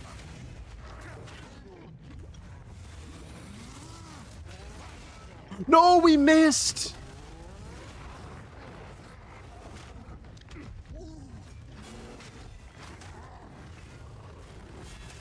I'm not ready.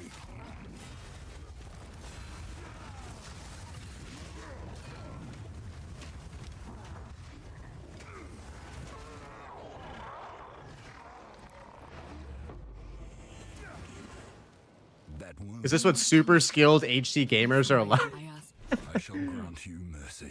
Skipping a Jewelertron, bro. I'm behind. I'm behind. You want me to go back? I'm behind, dude. We're at an hour and a half.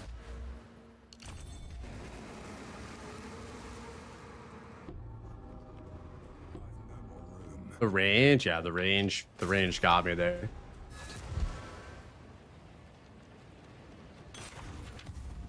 I'm beyond shocked.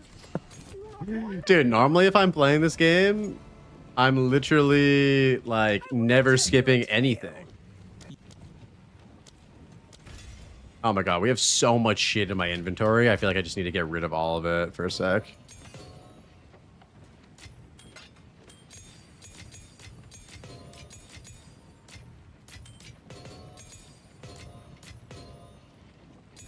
I'm not good at like keeping my inventory organized for like races and shit.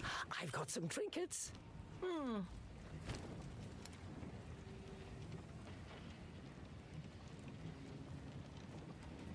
What should we do here, guys? Should we alchemy orb this shield? Let's try an alchemy orb this shield. Oh, actually, let's roll. Let's roll this first. Okay, yeah. Let's alchemy orb shield. Oh, there we go.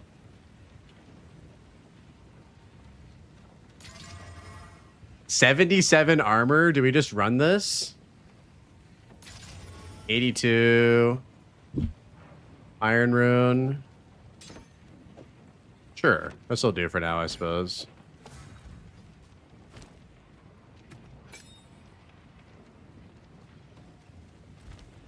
Sorry, guys. Give me 1 sec. I want to read all your messages here. I just need to focus on getting this shit set up real quick. So we need rapid attacks. What's the other one? Concentrated area off of this. We can finally stop using perfect strike.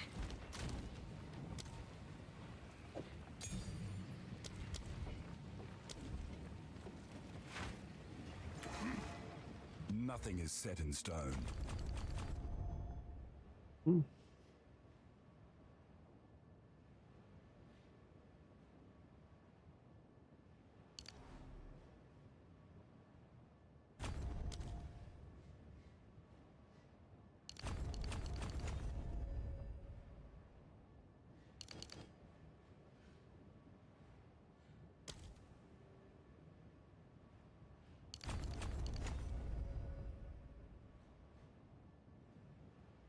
I mean, sure. And then I think what we need to do is use Ferocious Roar, right? This is where I'm not super familiar with the transition here. Ferocious Roar, we need 24 intelligence. Back to the forge with this one. Is that gonna fuck me over? Having this much intelligence?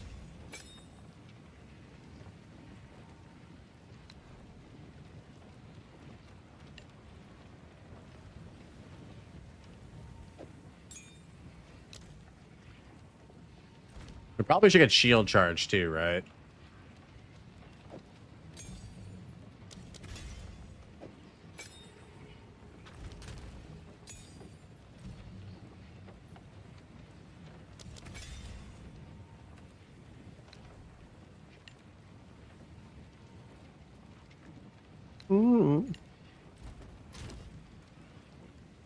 And then for support gems, we want to put on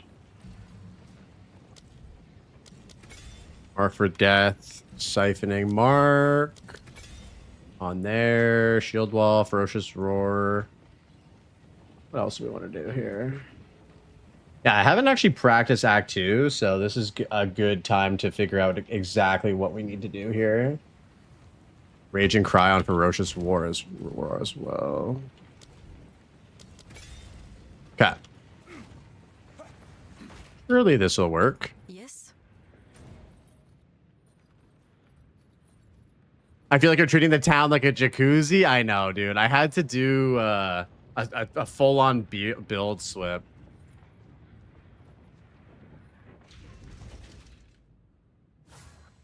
Yeah. Rage and Cry. That's what he has on his build, dude. Oh, I still have Rolling Slam equipped. I don't need that. Where's Ferocious Roar? Let's get rid of this. I know. Sorry, guys. If all of what I just did was incredibly cringe, I apologize.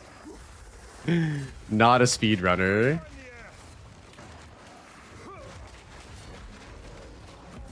Protection. Meek creature.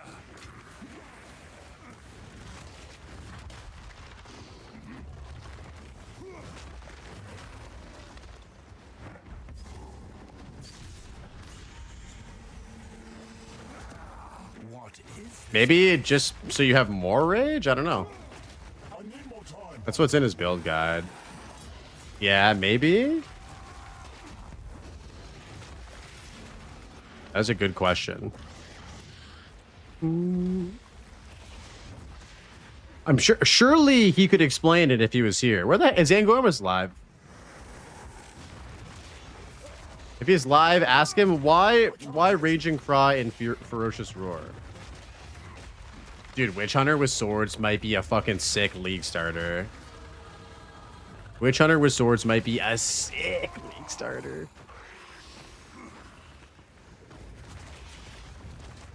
I need more time.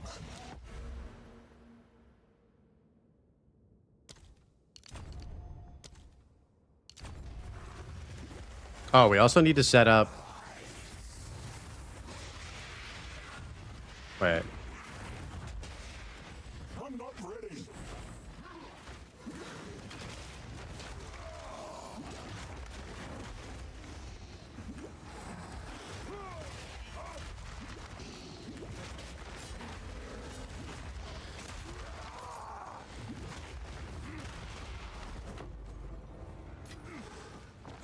Give me that elemental bleed. Oh, dude.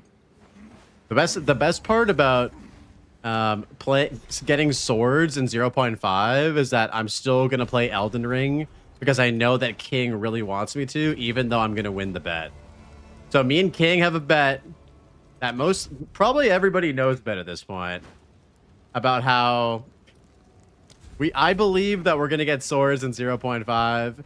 And King believes that we're not going to get a new class.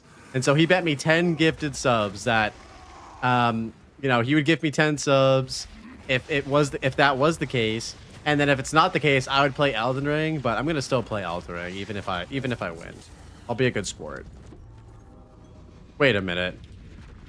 Those are good.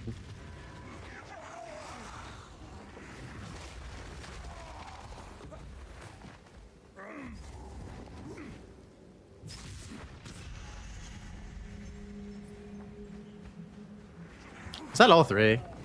Can't remember.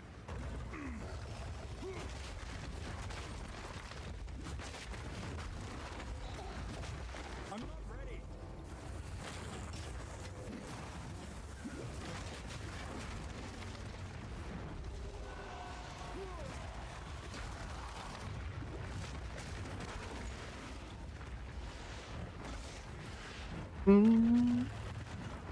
Oh, here it is.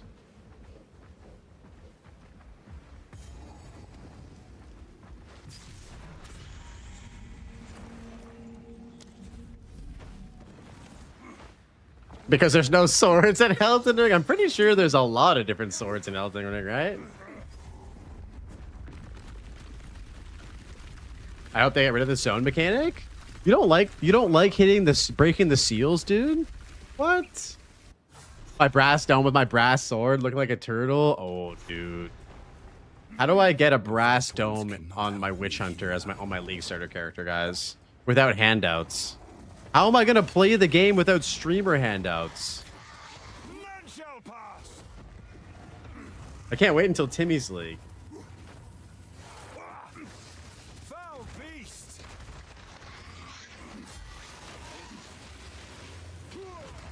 I need more time.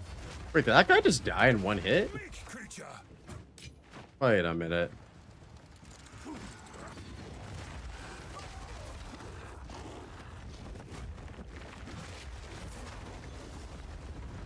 Wait, what is this? What does this give you? A chance shard.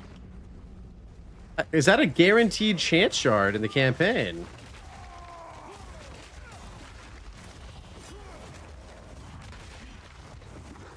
Huh. We love a guaranteed chance shard in the campaign. Streamer loot increased by 200% per J-Dog. What up, Dumpster? How you doing, bro? Yo, I'll be hitting you up after this.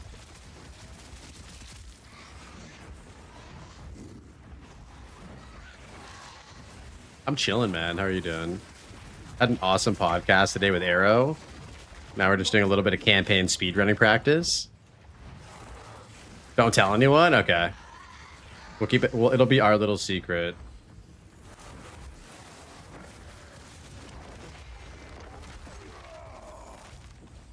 Oh, we're under leveled as fuck for this zone. We should probably kill some stuff.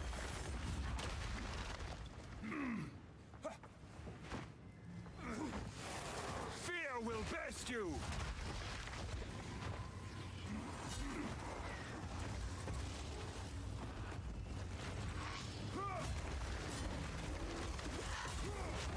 need more time.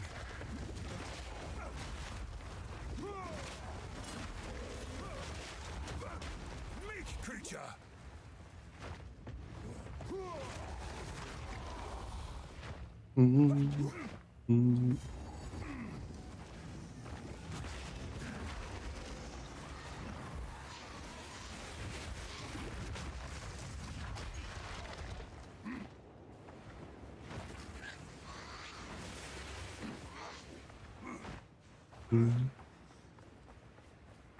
I don't know if we're gonna get the level up.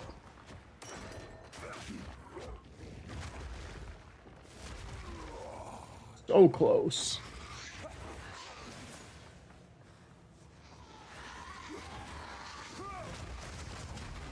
There it is. Okay, let's go on here. Let's look here. Wait a minute. I ran in a giant circle. What the fuck am I doing? Holy shit.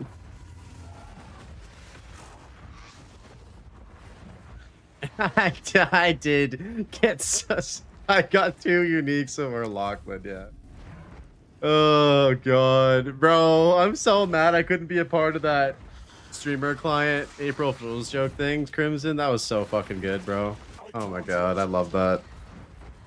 That shit was so good, dude. All you have to do to get those settings is just, if you have an extra closet in your house, just set up a simple J-Rod shrine. You know what I mean? A simple shrine will suffice. The longer you have that shrine, you know, activated in your closet, the better loot that you'll get. So today was a prime example of, like, you know, my shrine has been going pretty hard, you know, so.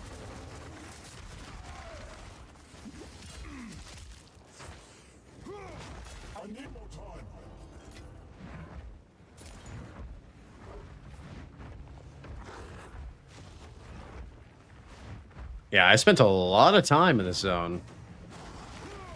I charge it.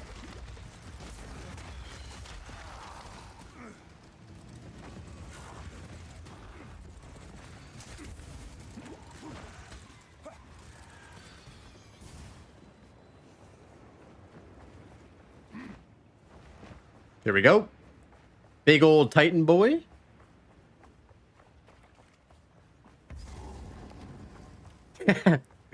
You can't report that to GGG. GGG know about it.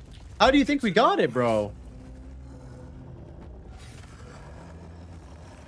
How do you think we got it, dude? I can't yet. Oh, wait. I literally started playing like Perfect Strike was a thing.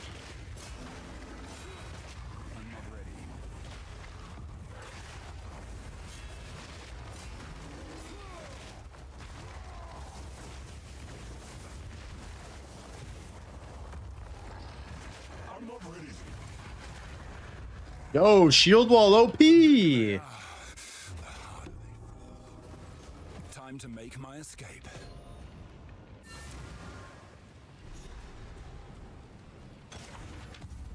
Take your time. All right.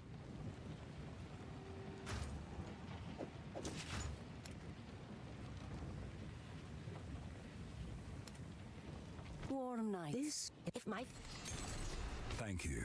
Right, I am of honored. course. That one's got a crack in it. Stay in sight. I'm stashing more uniques, Crimson. You can't do anything about it. Fight. As much as you hate it. Slaves. This goes against Mirror everything drop I've incoming? always Dude, stand imagine if we drop a mirror in a race. I would use it. I would 100% use it. 100% if we get a mirror, we're going to use it.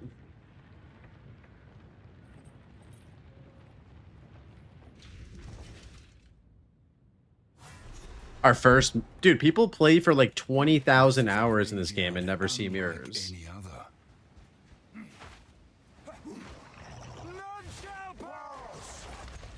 Wait, did he just say none shall pass? In the exact same format as Gandalf? I need more time. monstrous fiend!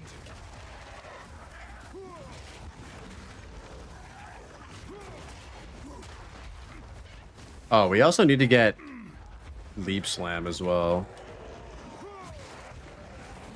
Oh. Can't yet.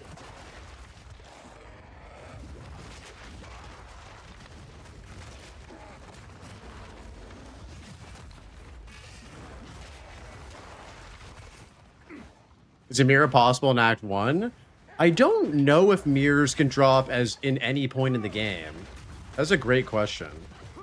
I know in PoE 1 they used to be able to drop as far as as early as Act 1, but then they changed it. Yo, regeneration with the follow. Welcome in, dude. How's it going? I'm not ready. Yo, ballin' with the follow. My boy's ballin' up in here. Thanks, dude. No mana. Yo, Wide K with the follow. What's up, guys? Thanks for all the new follows. What's up, boys? Out of mana. Oh, no, I'm out of mana. A common issue with Shield Wall. We probably need to replace this level 10 flask, huh?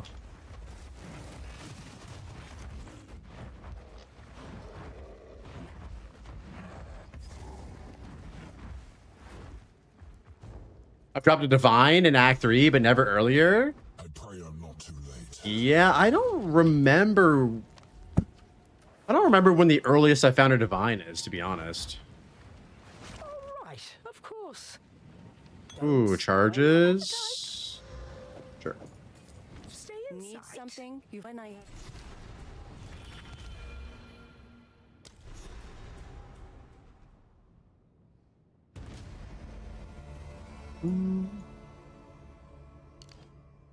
Oh.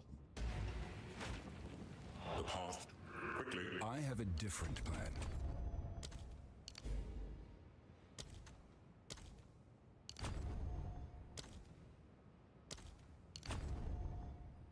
Actually, what am I doing? Let's get this first.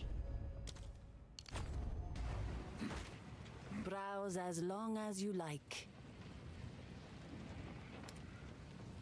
Warm nights.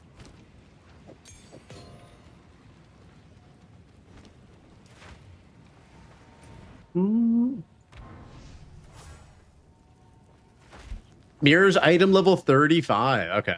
So you're not able to actually find a mirror until like the end of Act 3. Interesting.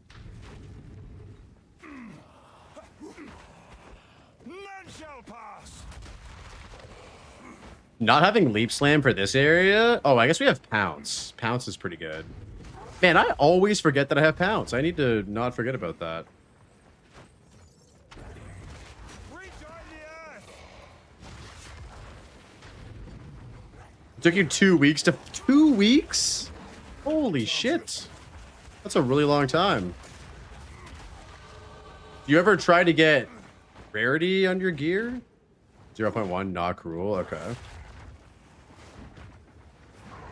Rarity definitely helps.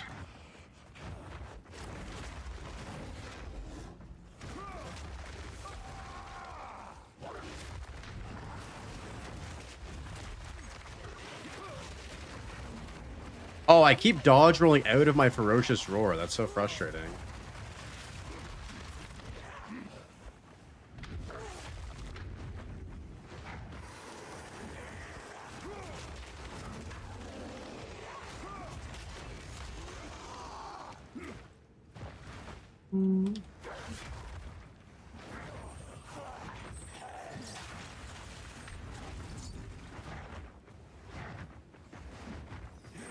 Does rarity on gear influence the jump times of mirrors? 100% it does. 100%. Mirrors are just a super rare currency. The more rarity you have, the more your more rare currency that shows up. I mean, is that wrong? If that's wrong, let me know, guys.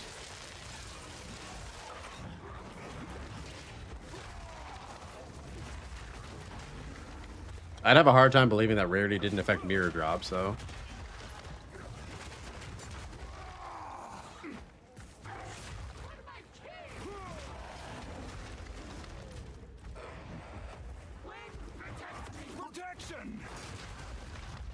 Run! I'm not ready.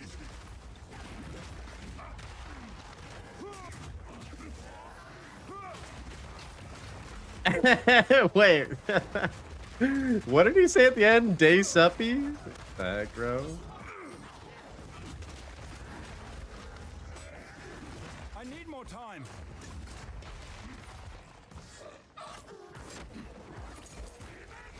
Day suppy.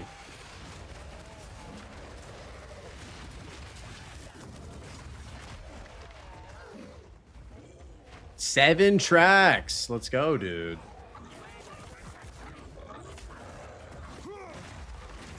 I would love to try Ruthless in PoE 2. I wonder how they would approach it. Ooh, that's a white shield. I wonder how they would approach it. I can't yet. What I'm really excited for is the gauntlet in PoE 2. That'd be so sick. Although I don't think that we're gonna get the gauntlet until probably 1.0. I mean, we could be surprised, but I think 1.0 is probably the place that we would see the gauntlet. You shall fall. I would love to also see challenges in the game as well, but that's another thing where I'm kind of like, is that something we have to wait until 1.0 as well? Probably. Who knows, though? We could see challenges as early as next league. Challenges are so good for the game. It gives you another thing to work towards, and you get actual, like, rewards for it.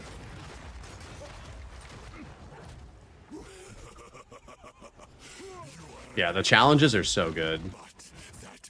Challenges to wait till release? Interesting. Why do you think so? No sense in having challenges in EA. Why not, though? I feel like for the amount of time it would take to implement them, it would just amount to a lot more, like, longevity for a player's experience, which is good.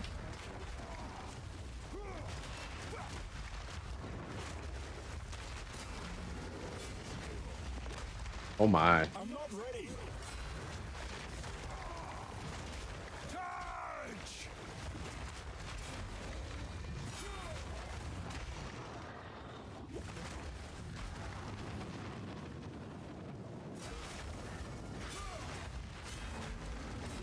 I can't yet.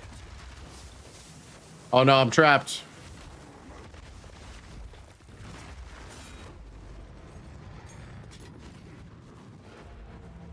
Maybe we should do our ascendancy now? Because we have to? Yo, what up, Amoba? I want my PoE 1, MTX, and PoE 2 before challenges. Yeah, they need to work. They need to definitely get those in first. I agree. I 100% agree. Oof.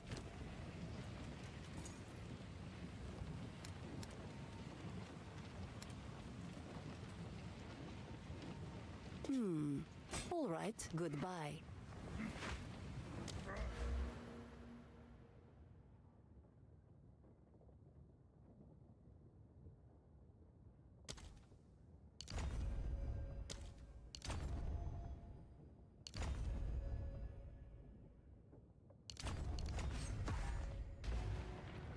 The Ferryden have assembled a tremendous dreadnought, a war caravan larger than we have ever seen.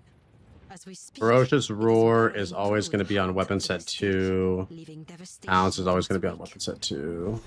My life has been a We now for glory. Oh, I didn't get my fucking token actually. Hold up, boys. Build? Oh, Cable. That is an outdated thing. We're doing a shield wall build from Angormus for the race. Here's a link.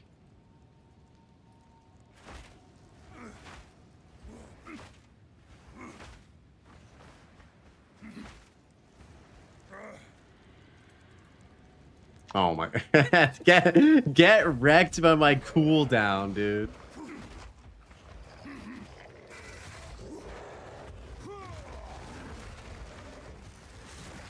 You think Shield Wall will survive the patch notes? I really hope so, dude. I love Shield Wall. It feels so fun to play.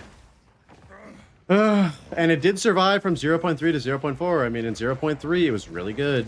And it got only better in 0.4. I just want more things to feel as good as Shield Wall feels to play. Is that too much to ask, guys? Like, I don't know.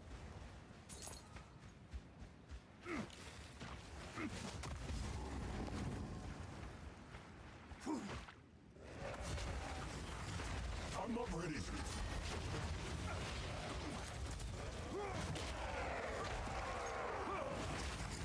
No mana. I can't yet. Fear will best you.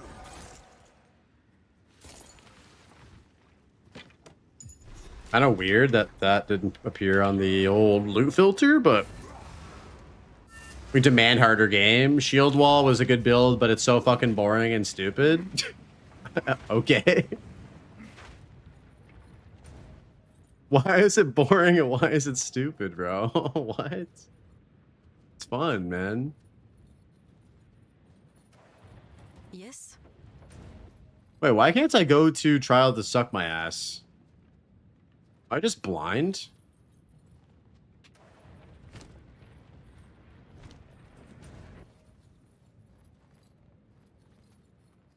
Talk to Zarka and Asala? Okay. Oh, I haven't talked to Zarka. My bad. Stay inside.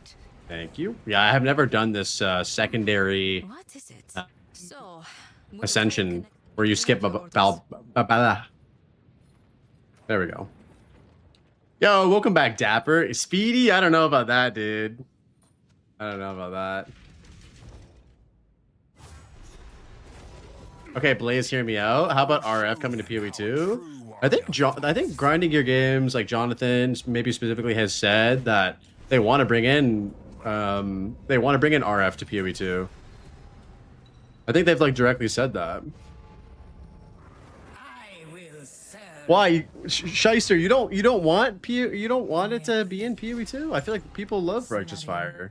I don't know. Why not? Yeah, it almost certainly will not be the exact same.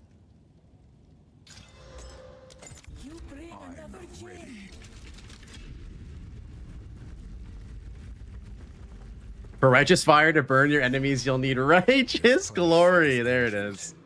So if you guys didn't know, King actually works for Grinding Your Games, and he is the lead Righteous Fire skill designer. And he's been telling me all of the things we're going to need to do. So you're going to need to have 50 Glory. You're going to need to have 3 Endurance charges, 3 Power charges, and 3 Frenzy charges. And your health is going to need to be constantly at 1%. And then you can have Righteous Fire. How's that sound? If you want to finish this run, I'll be around. Yeah. Well, I'll finish this run and then we can connect after Angormus. So what do you want to do? But, oh yeah, and you also have to have broken armor too. Yeah, connect after? Okay, yeah, sounds good. Connect after. I need more time. So Angormus said that we should go Warbringer. So we have infinite war cry so that we can just spam Fortifying Cry over and over again. Protection. A great challenge. Overcome. A dev talking you things about the game. It feels like a streamer client. Shit. Relish your mortality.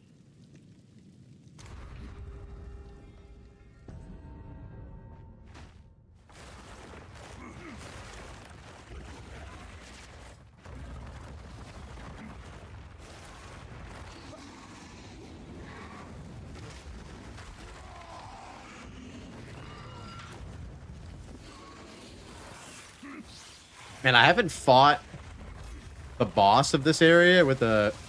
Oh, that hurts. With Shield Wall for a hot minute. Hopefully we don't lose all of our honor.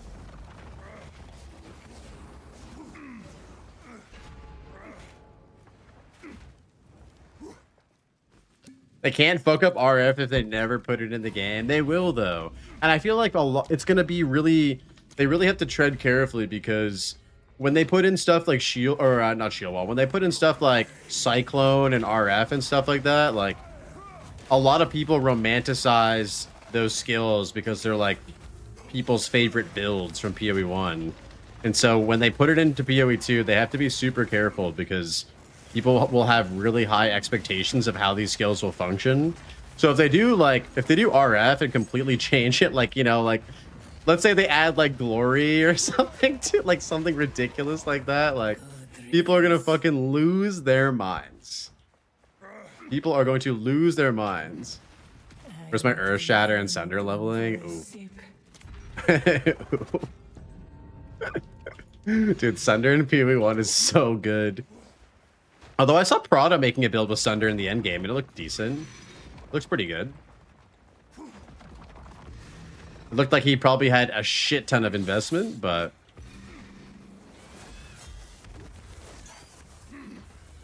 yeah, Sunder in PoE 1's amazing. Yo, what up, Shadow? Good to see you, bud.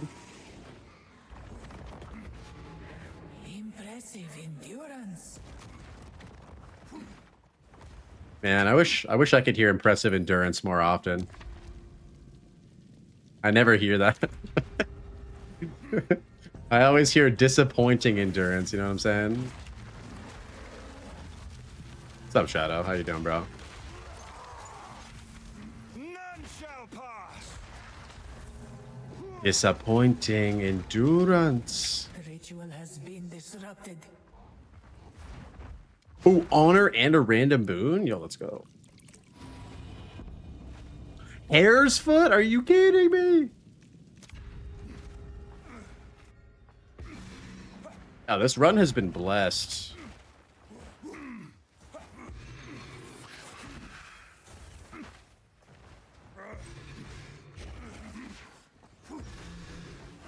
Boom boons? Yep.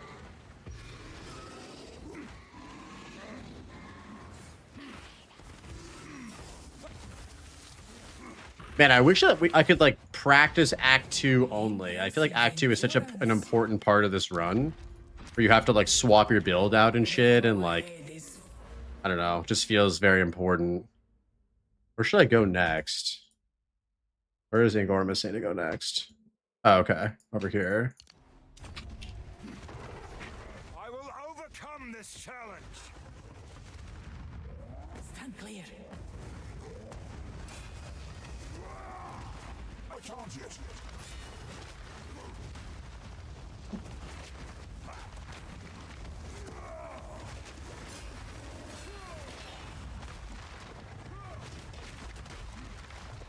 Look out for the slam.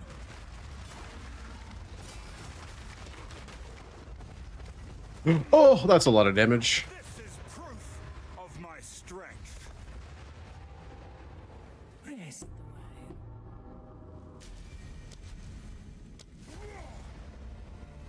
Where's the war cry thing? I see this. And then Angormus was saying to stock it in Infernal Cry into Ferocious War. You can do, or Furor, you can do that? Oh shit. Yeah, I've never done this before. This is sick. Is all that matters.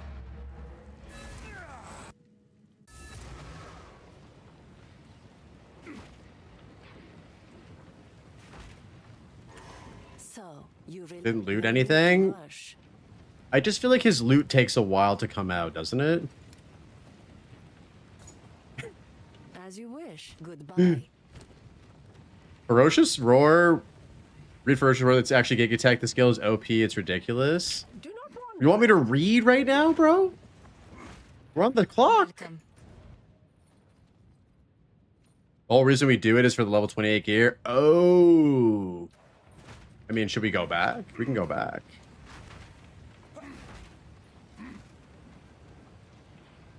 Oh, we can't go back. God damn. All right, well, this is why we have the coach in the chat. You know, we're learning. Yo, what up, Jeff? How you doing, bro? Fuck the temple. True. There's Crimson, if you ever want to tell me stuff, there's also TTS for 500 channel points, and it's spoken in the beautiful heavy smoker's voice of Rocket Raccoon. None shall pass.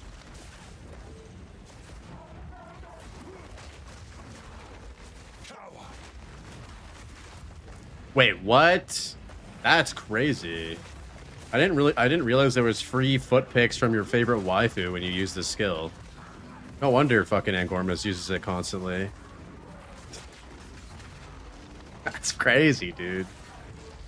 You use... Wait, you use Ferocious Roar and Amy Pie since you... Okay, I'll stop. I'm about to get clipped out here saying some unhinged shit, boys. I'm about to get clipped saying some unhinged shit, boys. No, we stopped. We stopped mid-sentence, so it's unclippable now. Clipped and shipped. Oh, no. Oh, no, dude.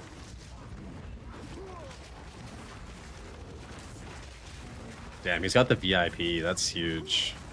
I mean, if there's one person you want VIP in, you know?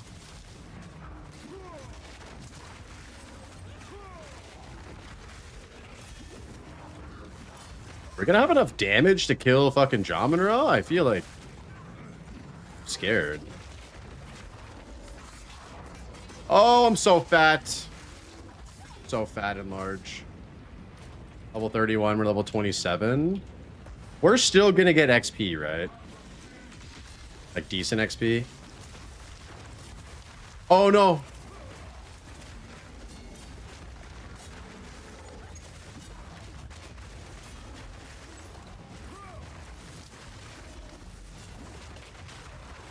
Oh my god, I can't believe we tanked that.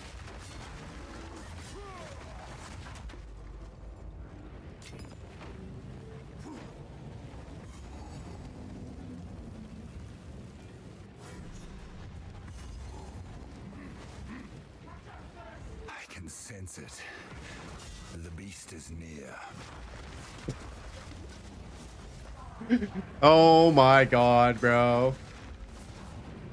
Oh my god, bro. Who gave this man power to use text-to-speech? Just hit me up. I'm gonna log in some Warcraft 3 before. Sounds good. Surely we'll be done soon, right? That is a weird ass sprinkler. Yeah, that is a bro. I don't know. I feel like that sprinkler's probably not working that well if it sounds like that.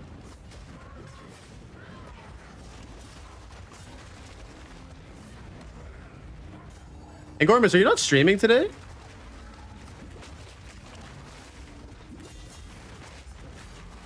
Or you're streaming later? Man, now I want to play Warcraft 3. Fuck, dude.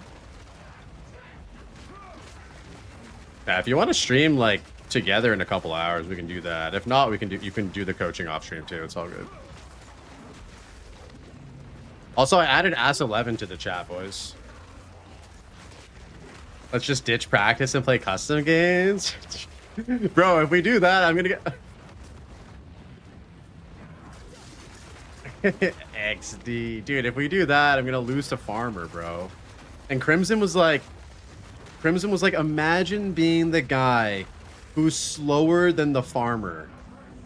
And I was like, holy fuck, that can't be me. It literally can't be me.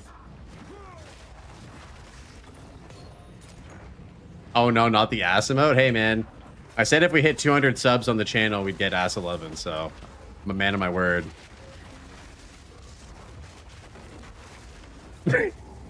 Wait, what? You again. They're gonna be communicating in secret comms. We're not gonna be able to understand. Do you even know what he is? No matter. You'll find my king far more capable than Count Gianor. My king, take the power you were promised. Put an end to this nuisance. So right now, we're gonna really want to get a level 28 shield, right? That's kind of a big priority. The Medicats do not bow to kings. We skin them. None shall pass. Faradun is now. Submit. You are finished. For my people. Bunch of ass enjoyers in the chat. Also, how the fuck do we get mana leech? Do we just need to get lucky with mana leech on our ring right now? Oh my god. What are you doing? Like, Just looking at the chat, and it's just all ass 11, bro. I feel like I'm in fucking Angormus' stream right now, dude. That's crazy, bro. That's crazy. And I can't take it away because you guys literally paid for it, so, you know. Ow.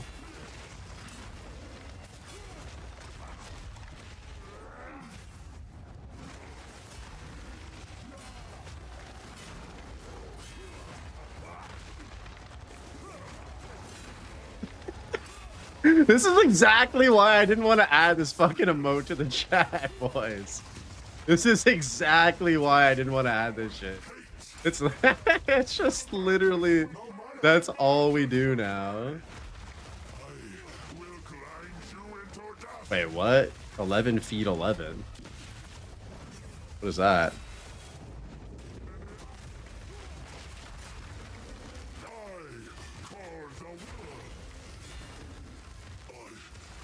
America will pay, bro.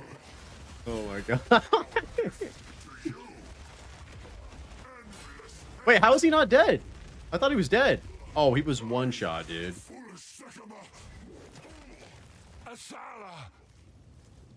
Blaze's chat invaded by ass 11. I like how Ducky you had to put a space between it so you wouldn't actually do it. This is not over. Not yet. Oh my god, this shit's so funny, bro.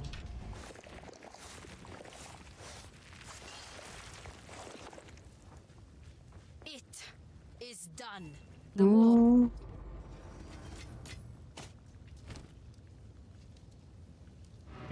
Aw, Ducky, don't be sad, bro. It's fine. They'll forget about it soon, dude. Will we kill Monkey? I think we have to kill Monkey for 100%. Because he gives us passive points. So we actually have to do it.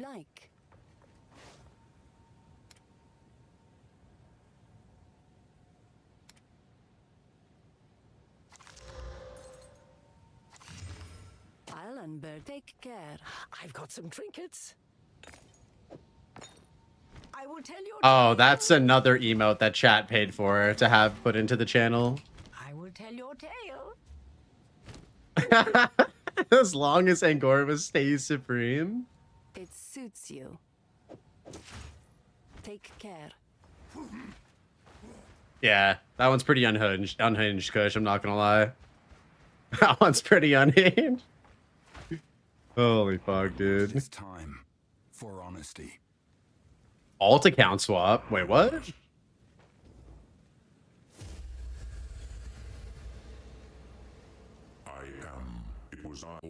I don't know much of your history, but all I see is a good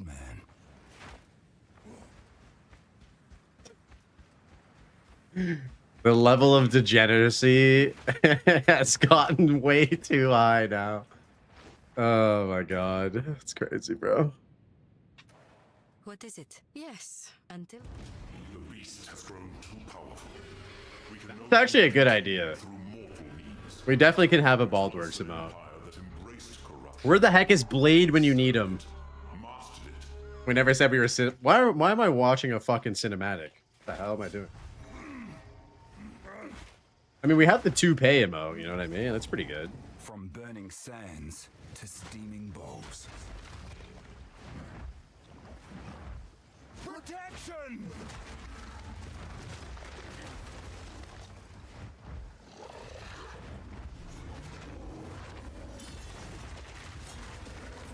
They're swarming!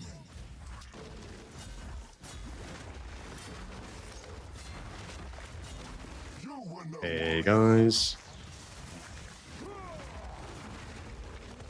Am I serious? About what?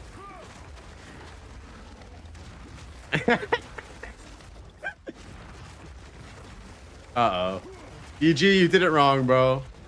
Look up. Oh my god. Wait, who added cute dog? I did not allow that one. That one just snuck in somehow.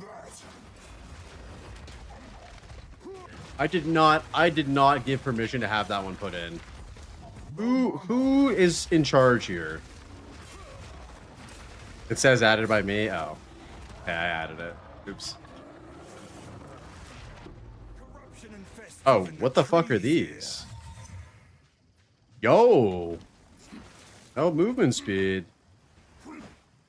Nothing, dude. It's just a dog. I'm just like, who added that one? I wasn't sure.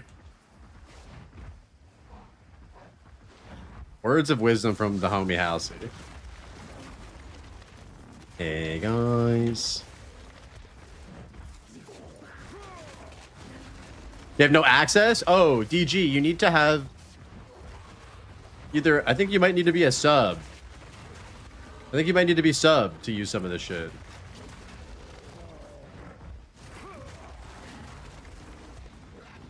What do we got here? Enhancement? That's really good. That is really good. We need that. Your prison is shattered. Now prove yourself. No challenge. That one is still the undisputed GOAT of all of the redeems in this channel. The assassin one is the undisputed GOAT.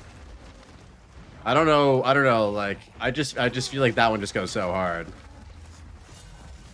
Fear will best you. Yes, please. Assassin. Okay. We're surely close enough to... Man, I love Shield Wall. Shield Wall's so fucking good. Need mana. Except for the mana cost just gets out of control at a certain point.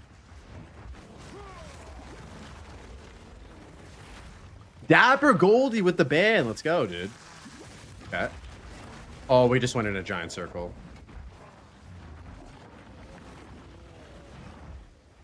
Thank you. $1 million. Just click blood magic? True, actually. What the fuck? Why am I not doing that? I normally never pick blood magic because I'm scared I'm gonna kill myself, you know? In game. Goldie doing the Lord's work? Yes. I can't believe I went all the way around by accident without actually paying attention. What am I doing? Where's my coach? Where's my coach to scream in my ear? You're going the wrong way! Protection.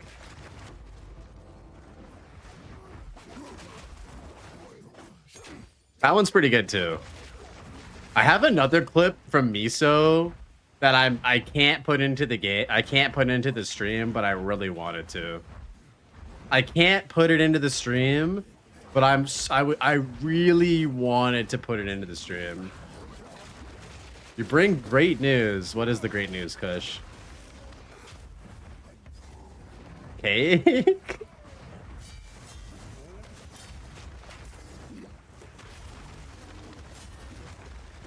I want to hear it.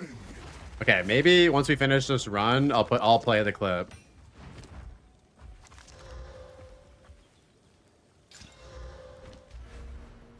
Sports fans, not me. But no, we forgot to get the checkpoint. Are you fucking kidding me, bro?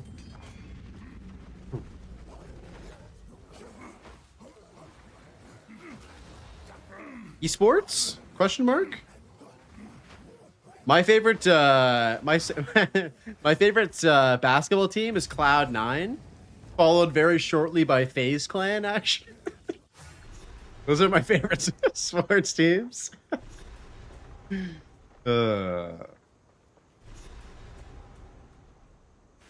why the fuck am I already down there? People, she's certain. There's the cynic this group needs for survival. My favorite football player is Blazeworks. Okay. I played soccer when I was a youngster.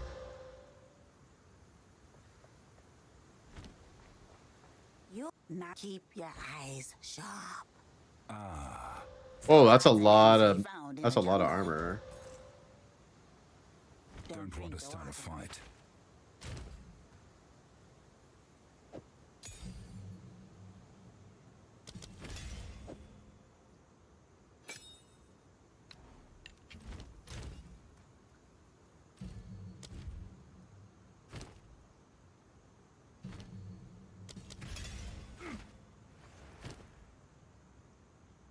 Oh my god, look at this shield, boys.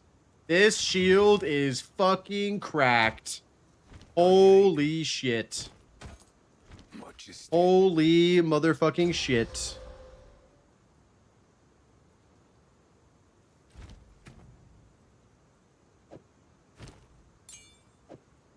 What on earth did I deserve to do to deserve this fucking shield? I don't know. Oh my god, and we can put an iron rune in. Whew. Dude, 270 in a few levels? Catch your eye? Yeah, dude, use some super glue? Okay. Bro, I'm literally about to shit my pants over that shield.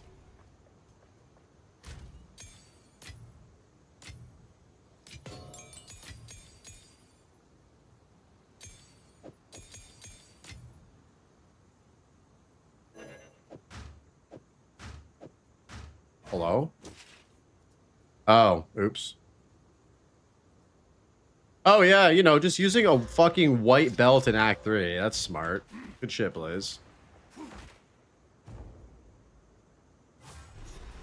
Yeah, it's SSF. It's SSF. Not hardcore though. I've died so many times. The trees are alive with danger. I should take. Ooh, listen to that noise that Crimson added. I hit the dopamine in all the right places.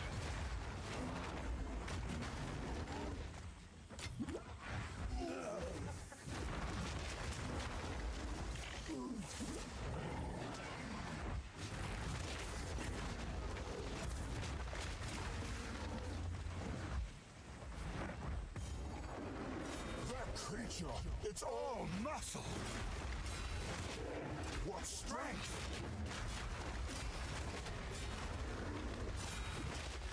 Out of mana. Oh, fuck me, dude. I was really feeling it on that one. None shall pass.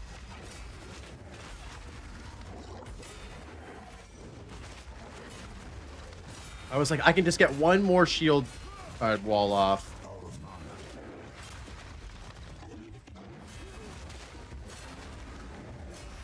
No mana.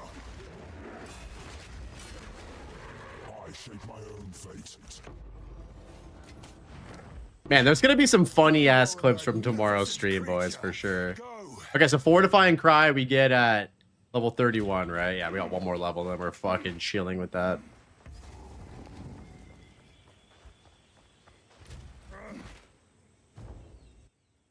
Oh my god, do not compare that death to the local clip. That was one death, dude, versus like, I love local, but didn't he die like 15 times in a row? He was doing it on purpose though, right? He wasn't like actually trying to fight him, right? He told that was like he was like clip farming, right?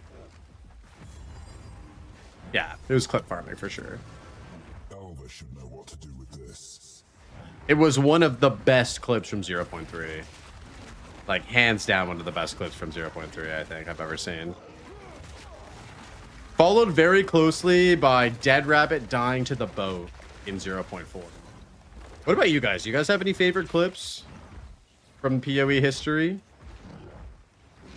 Those are definitely two that are up there for me.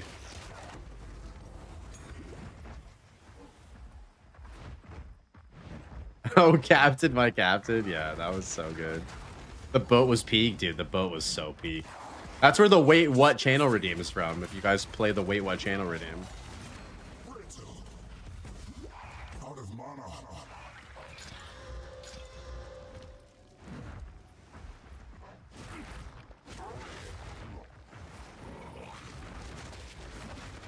Wait, what? Ooh, a wand. A withered wand.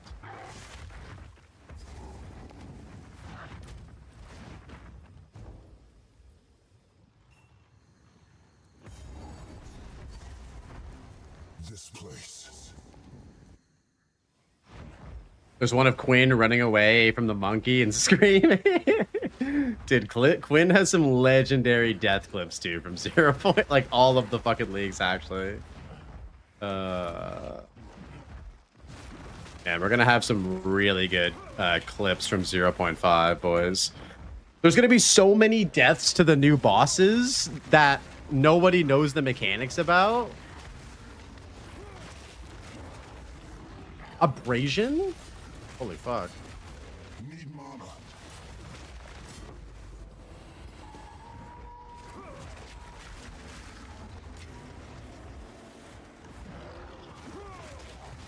I don't think I saw that one, Shadow. I'm not gonna lie.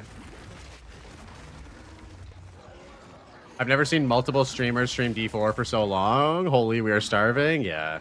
I mean, dude, I'll say this straight up right now. The PoE 2 delay is the best thing that could have happened for D4. I'll say it right now. The PoE 2 delay is the best thing that could have happened to D4. Whoa.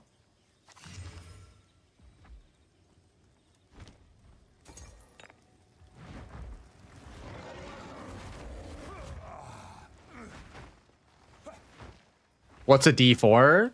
So D4 is like another ARPG.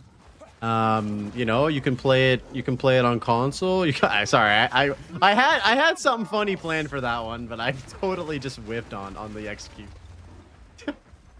Also, we need to be level 36 to kill Doriani. Let's get one more level in here before we move on.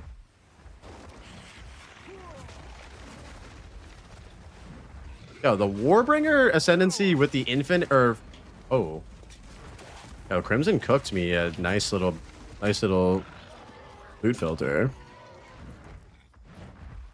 D4 is just a reference to bro. Oh my god, the spelling on that. A huge D4.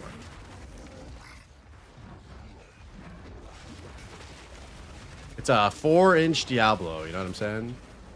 Wait, is that a yellow full plate? Bro, the 4-inch god himself. Alright, there we go. Wait, we have so many skill points?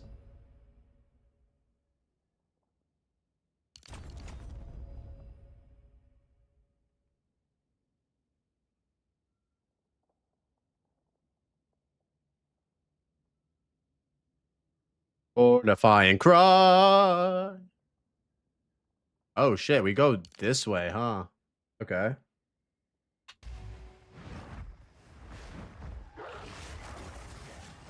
Hey, Loss, have a good one, man. Always appreciate you stopping by, bro. Have a good day, homie. Yeah. Hey, oh, and thanks for the grats too. Yeah, today's been an amazing stream. You guys have been incredibly generous with the gifted subs. We got you guys some funny emotes in the chat. I don't know. I've just been having a ton of fun today. So, yeah, thank you guys. Bright colors. And good vibes. If there's a good energy in the gym, you know? Wait, are we level 31? Yo, we're level 31. Fortifying cry, log the fuck in. Protection! Oh. You know what ability I also really like is Resonating Shield. I'm gonna put that on, even though Ingormus told me not to do it. Or he didn't specifically say not to, but... Blaze, how old are you? Try sus. How old do you think I am? Okay. What goes in Fortifying Cry again? Raging Cry and Fire Attunement. Oh, we have those. Okay.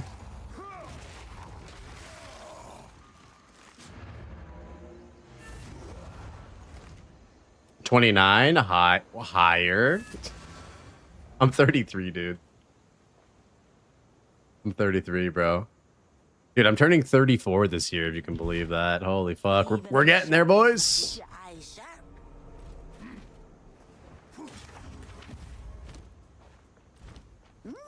Some pretty things, yes? Ah, my tribe could use +1 melee gloves? Holy. First set. Oh.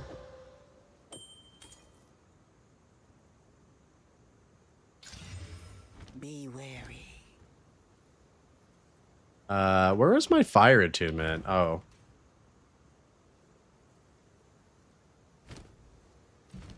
This is not the place for violence.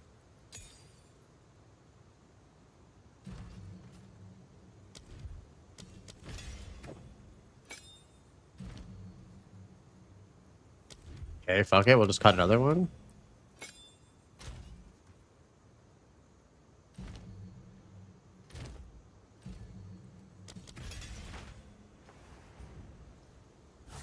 $13-year age gap? Shit, dude. You're making me feel old, man. 35 hair starts growing out of your ears? Bro, I already have that happening. What do you mean?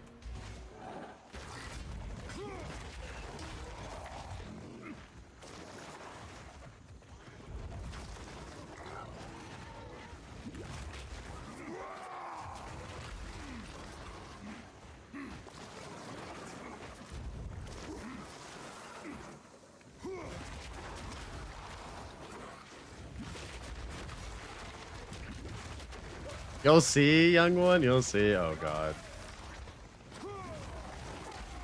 Sounds like it's time to invest in a trimmer. Oh, wow. I found the Chimera exceptionally quick.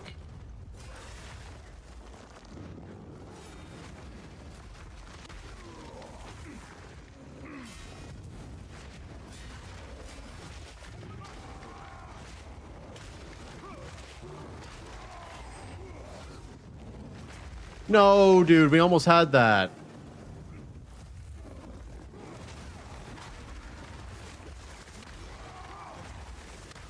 The build? Yeah, what up, Sarah? How you doing?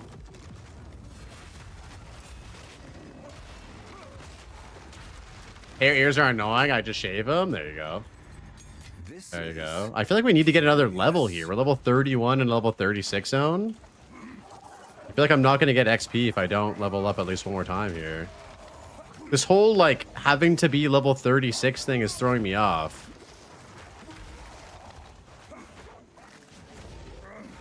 Fuck it. Maybe we just go for it. I don't know. Maybe we'll get a bunch of XP in this zone.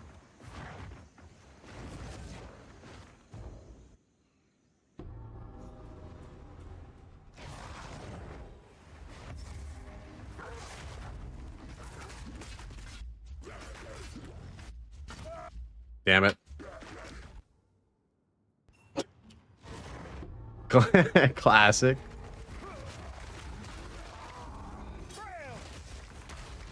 Protection! Weakling!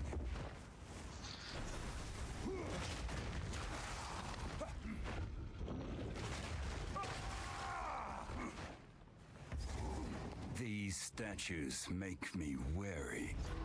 It's alive!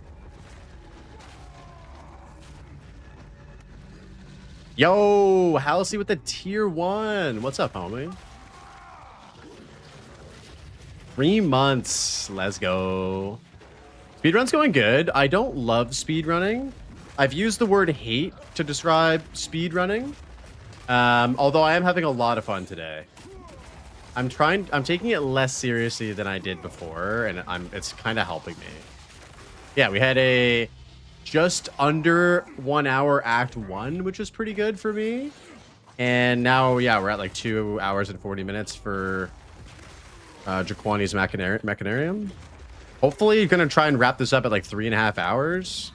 It's the race tomorrow is a race to Doriani. 100%. So I have to basically have all of the buffs from all of the different bosses leading up to Doriani and all of the passive points as well. And I also have to be level 36. Yeah, there's a big race tomorrow. Exclamation Creator Cup for the information on the race.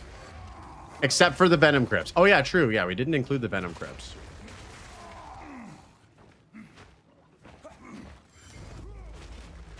Oh my god. I should have set a limit on that.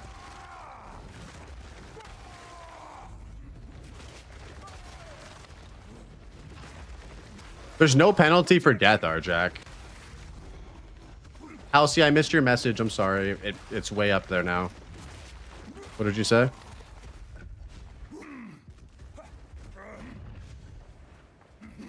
I would have loved for Rigor just to be part of the race.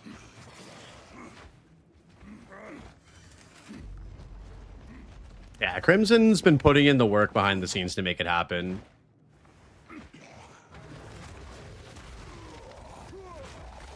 Oh.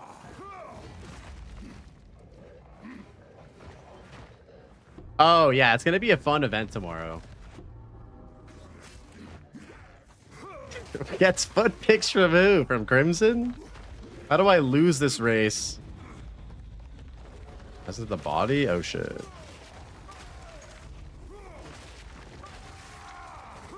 Hey, no worries. I mean, we're gonna be doing another run right after this, so and we're gonna get Ngormus on the line as well. He's my coach. So if you're sticking around, there will be more knowledge shared soon.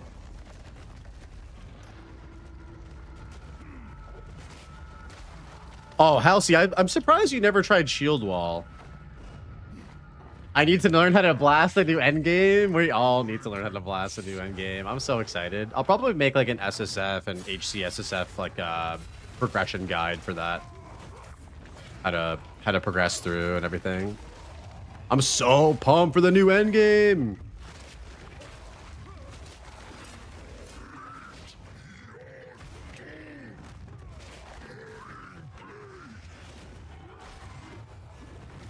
It's true. He said it himself.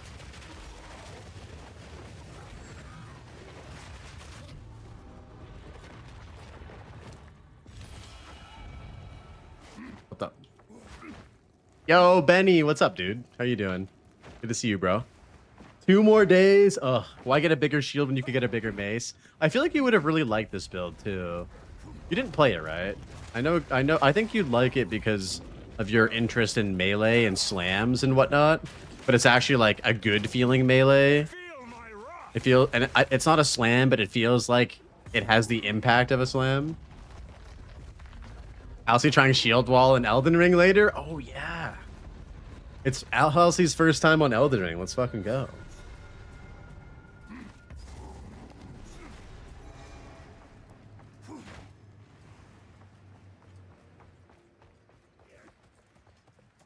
Okay, we're 6 levels under now. We need to get XP in here. Also, in 1 more level, we get an absolutely disgusting shield upgrade. We go from 90 armor to 270. And our damage is already really solid with a 90 armor shield, which is kind of crazy. You're looking forward to it the whole day? Yeah, King, not even the whole day, dude. We know you've been looking forward to it ever since she mentioned it on Discord, like, on the weekend, dude. Excuse me. You're like, when is that? So I can add that to my calendar and make sure that I have nothing going on that night? Funny. Your passion towards Elden Ring is great, dude. It's the same level of passion that I have towards PoE 2. I fucking love this game. Oh god, I'm stuck. Hello?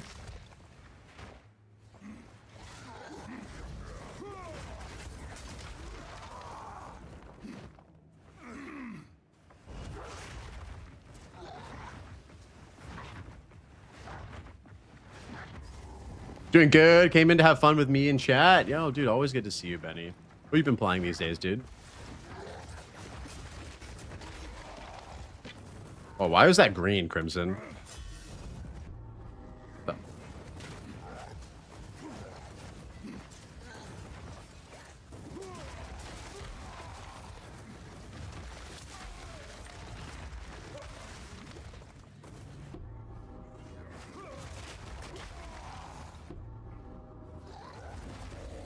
Oops.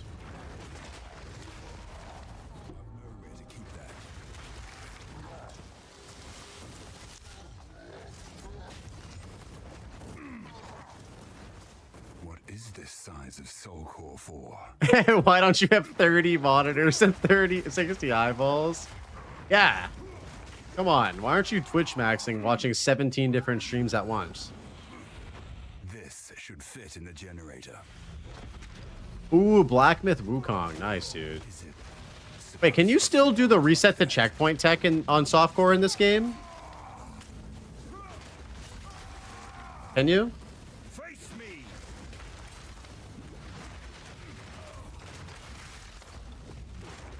It's been so long since I've done this. All right, let's try it.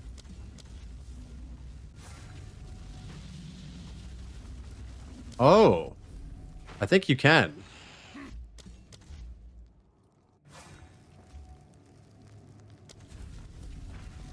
Do they respawn though?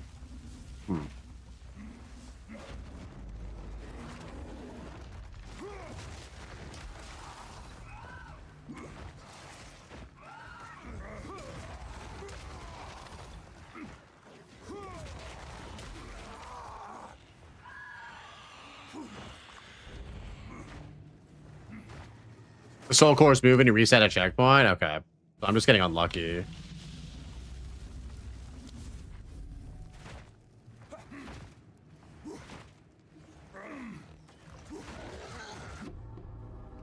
Oh, I hear.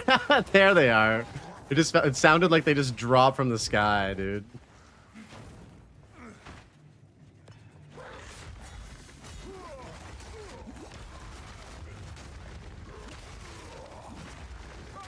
Meek creature.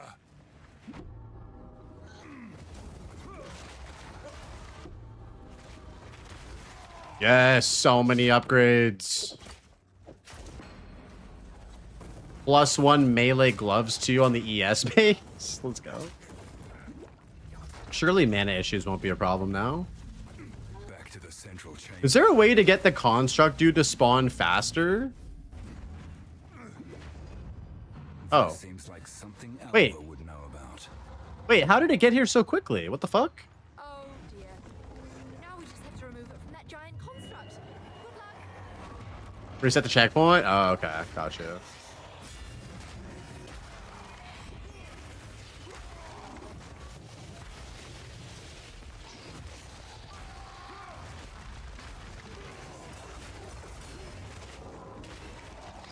Man, Mark of Siphoning is so fucking good. Holy shit. I'll jealously guard their secrets.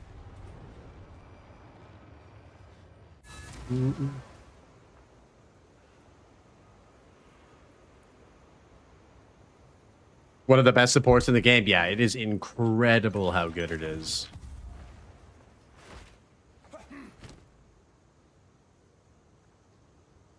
Can I use the same regex for Act 2 as I can in Act 3 as well?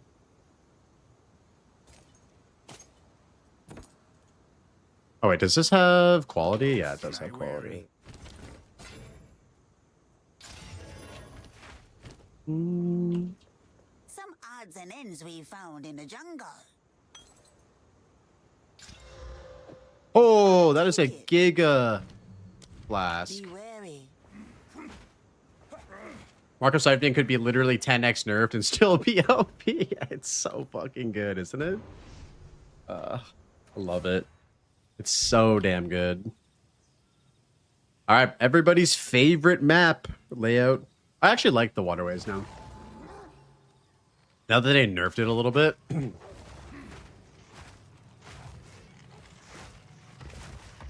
Finally.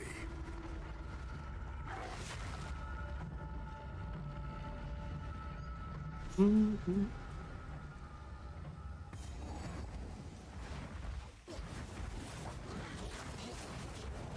shall pass. Are those the carver? Whoa. Was right. Dude, this guy put in like custom sounds and shit. Field walls are doing 20,000 fizz. Siphoning at 10 times nerf would still out-regen the mana cost. Yeah. Yo, what up, Celiac? How you doing, brother? Good to see you, dude. We have functional spell mana leech. Dude, that'd be awesome. Kind of weird that we can do physical spell leech or physical attack leech, but not spell. Like, why is that? Is there some underlying absolutely broken reason why that's the case?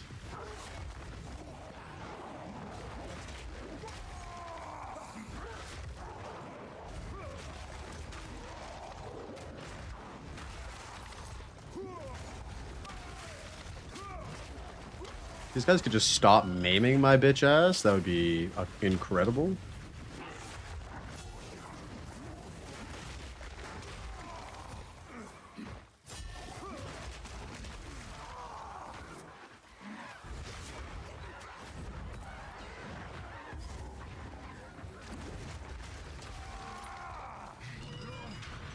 Spell's got to be nerfed somehow. Yo, man, what's up, dude? Hope you're having a good day, buddy. Guys, watch out. Ban's here. Zoe, don't get yourself timed out. The mod, one of the mods of all time.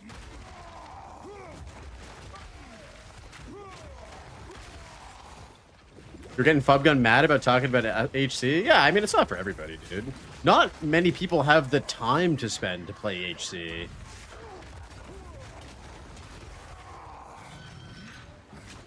It's a very significant time investment too. Like, you know, for the casual gamer to die and have to redo all of their progress again, like, you know, I can definitely see a valid argument to not wanting to do that, right?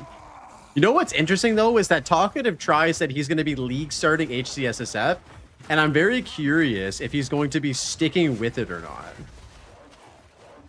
Oh no. You know what I mean? Like, if he dies, if and when he dies, if he's going to go again or if he's going to just continue in SSF. Should we do a side bet, guys? Do we think that Talkative Try is going to beat the campaign in HCSSF?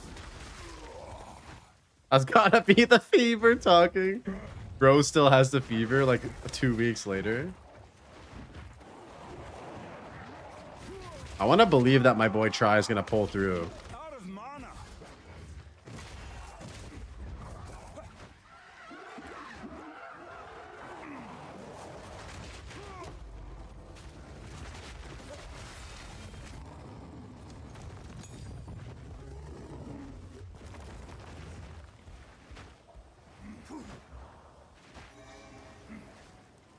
If you're going to continue in SC, you may not as well if ever started in hardcore.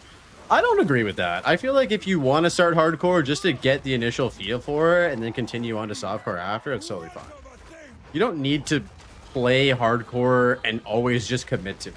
I mean, like, you can start out doing it, and the beautiful thing about it is that you can start out doing it and then just continue onwards, which is cool. I like that feature, right? It gets people sort of like engaging with hardcore, but it doesn't make it so that you have to like commit to it fully. I don't know, that's just my take though. You were no warrior.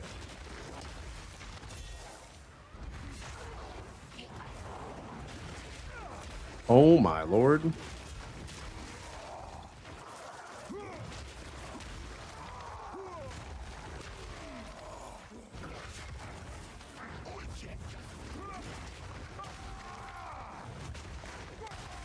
Big fan of characters going softcore instead of getting deleted? Yeah, 100%. It's a much more forgiving way. And it also gets people, it allows people to just get introduced to hardcore without feeling like they have to stick with it, you know? Because yeah, it's definitely not for everybody.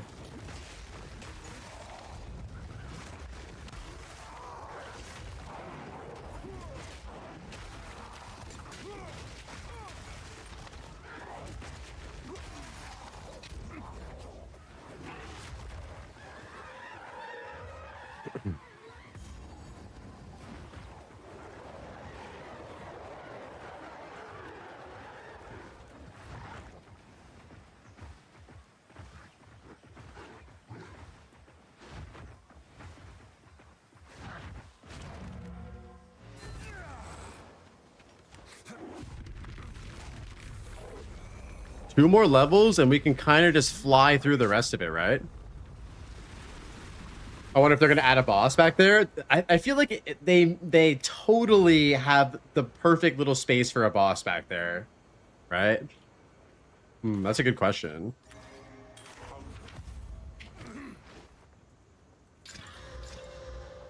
Now the true search can begin.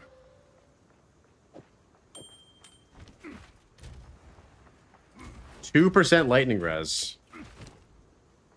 Okay. I undo this.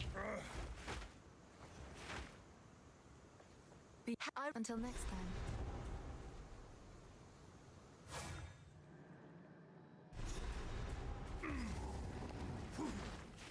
Creatures crawl behind every stone.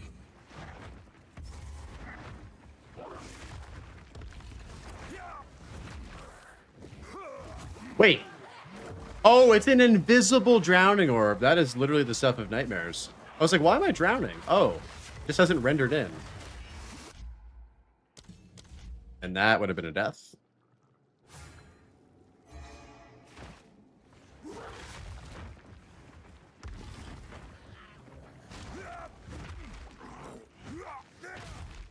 I need more time.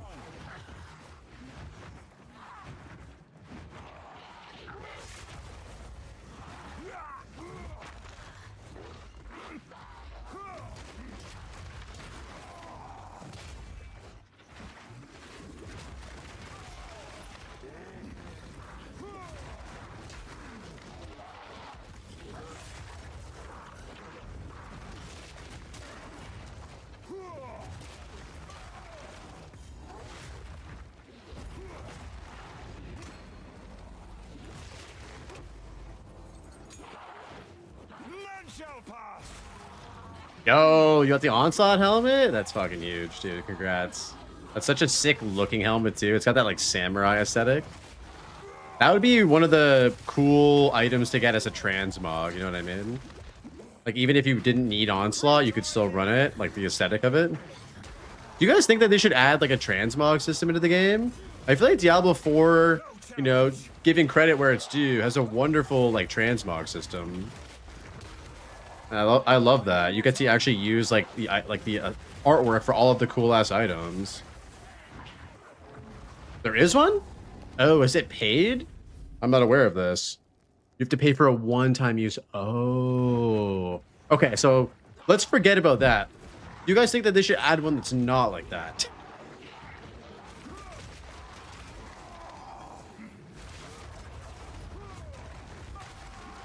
Who actually pays for like item cosmetics? Like basic item cosmetics. I feel like most people I've ever seen don't do that. It's one of the best designed items. Yeah, it looks so good. You pay for, I think skill MTX is cool, and like the paid MTX is very cool, but like, are people really out here paying for to use basic items? Like the aesthetic of basic items or unique items? I'm just not I wasn't aware of that.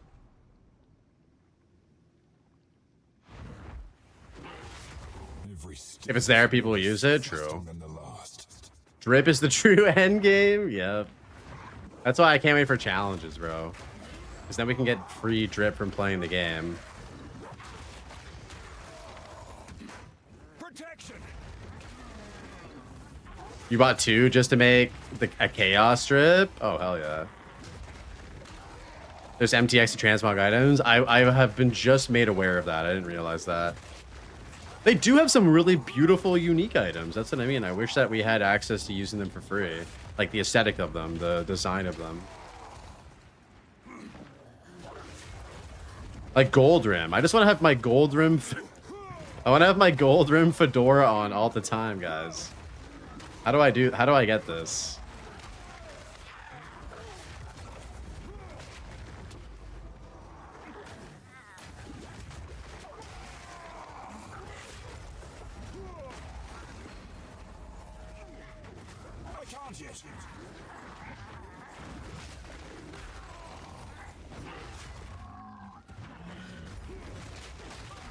Oh, but then I have to pay for it. Yo, XPie Sobi here. What's up, dude? Welcome in. Thanks for the follow. What is you playing? I'm playing Warbringer at the moment. For the infinite, no cooldown 1 war cries.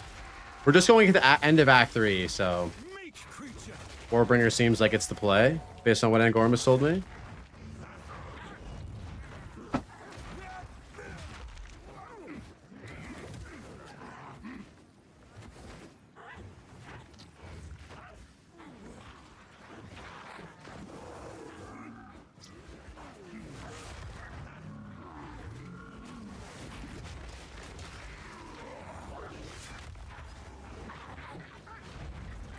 I'm not ready.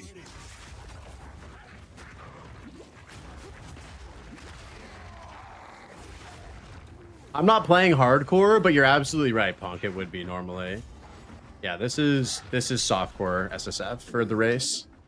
You need the pirate luck for the nades. Oh yeah, they have a pirate outfit, don't they? Yeah, that would work. They have some gear though that looks pirate inspired as well. I'd sooner take your head.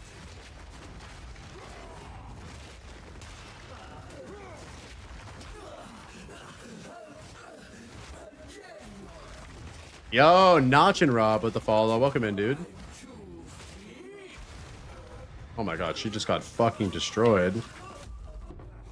Dude, the shield that we got is just so crazy good.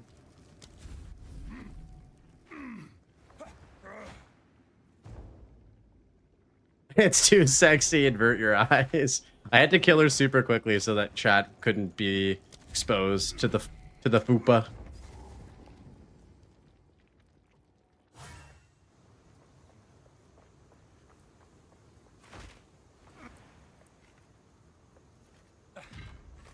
Don't ask where I found it. All right, guys, which way is it gonna be? Right, left, or straight? Right, left, or straight? I'm gonna go right first. I have a feeling. I have a feeling that right is the way. Ancient fire. Face me.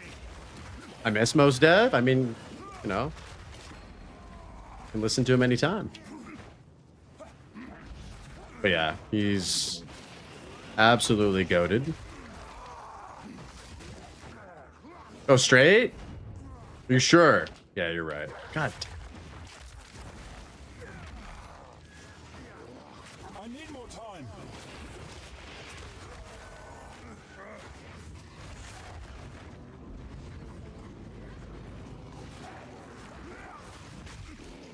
Did they confirm need on shield wall? What do you mean need? What do you mean, Punk? Okay, straight. Let's see if it's true. Let's see if it's true. It's not true. I always go straight across and pray. Yeah, I usually did that, but I had a feeling about the right side for some reason.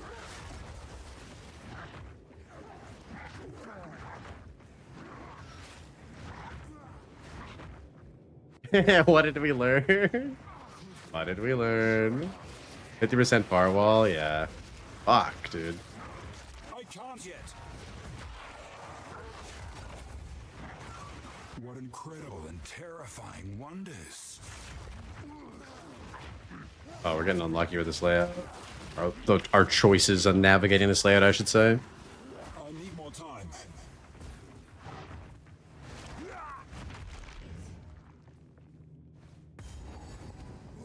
Sorry for cats. All right. Let's show this guy how we do. I'm aware we have 6 passive points.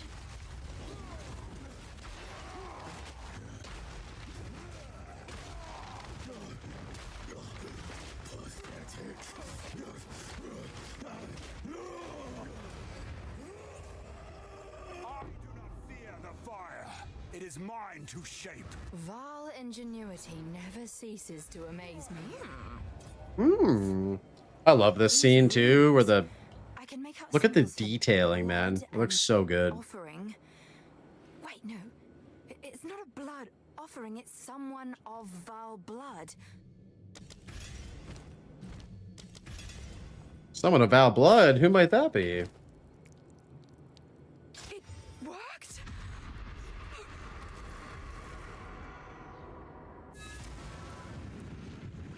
Take the portal out? Yes, sir. I do remember that part from my 0.1 racing shit. I've changed my mind. Oh. What? It's some sort of gateway. Oh, how incredible!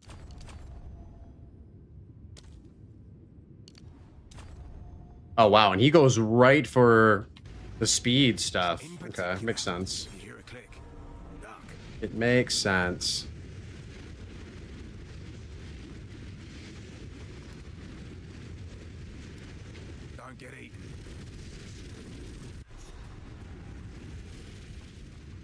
Yeah, there's so much good looking stuff in that area in Act 4, Kyler. That area is so cool. And it's cool that that area specifically is very much tied to the Ancients and the Precursors, which is the theme of the next league, I guess. I guess we don't really know what's happening, but... There they are. What are you doing? Science won't save you.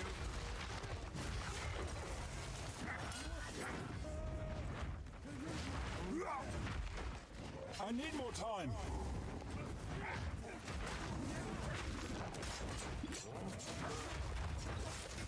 Bitch.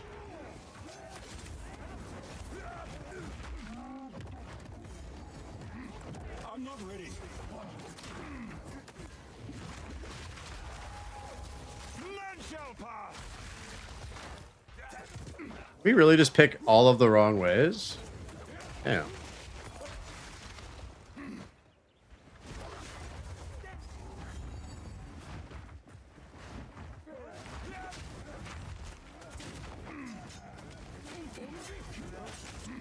Oh no. I need more time.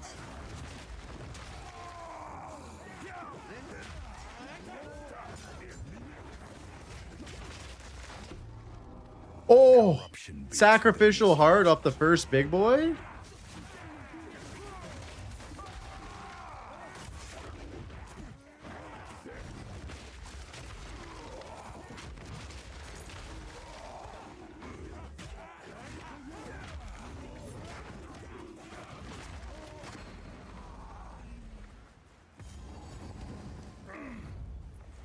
Halt! Your rampage ends here.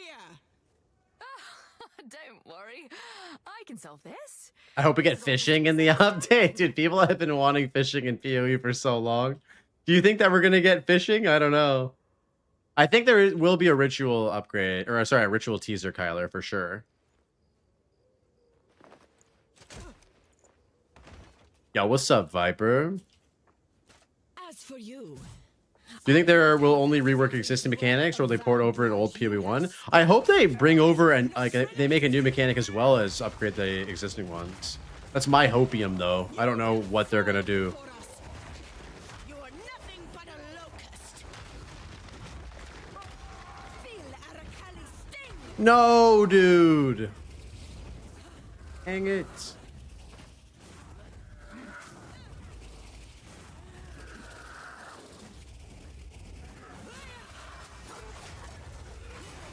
I shall crush you. Hey, sharpens the knife. That was no death. What was that?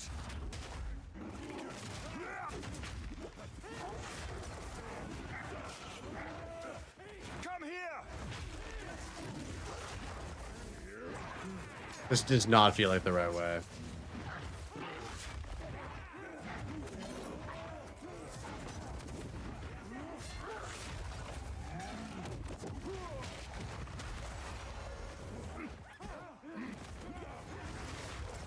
Oh, but we got there eventually. I can't yet.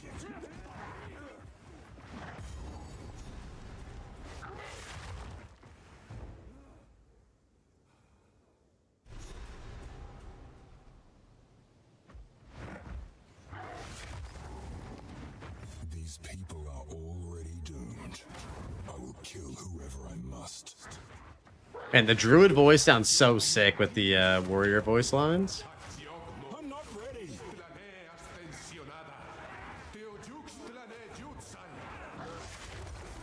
Feel my wrath.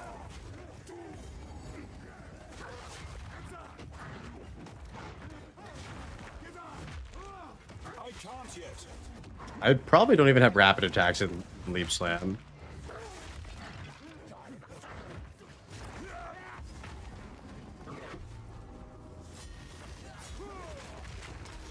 I need A place of savagery.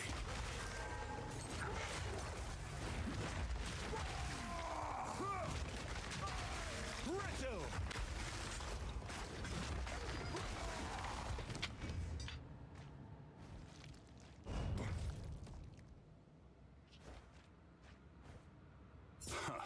There is power in I don't think this is the best tree to do for the race, but it is what it is. I'm not ready. Squish.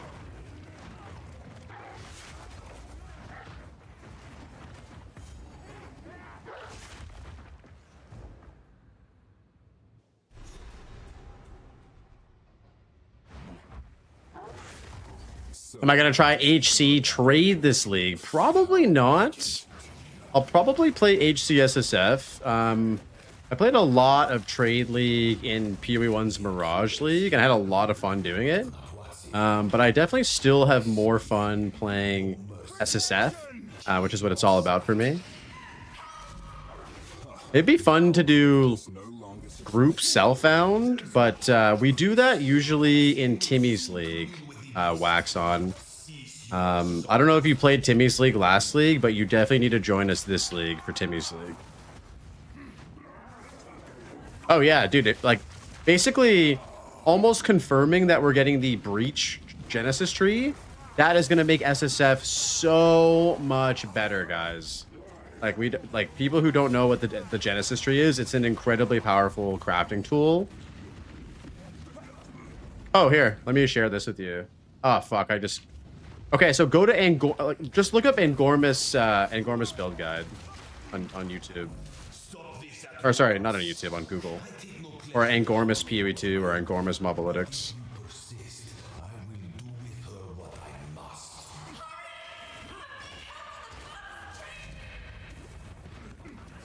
Yeah, if someone wants to grab the link from, I literally just closed it because we're almost on the run. I need more time.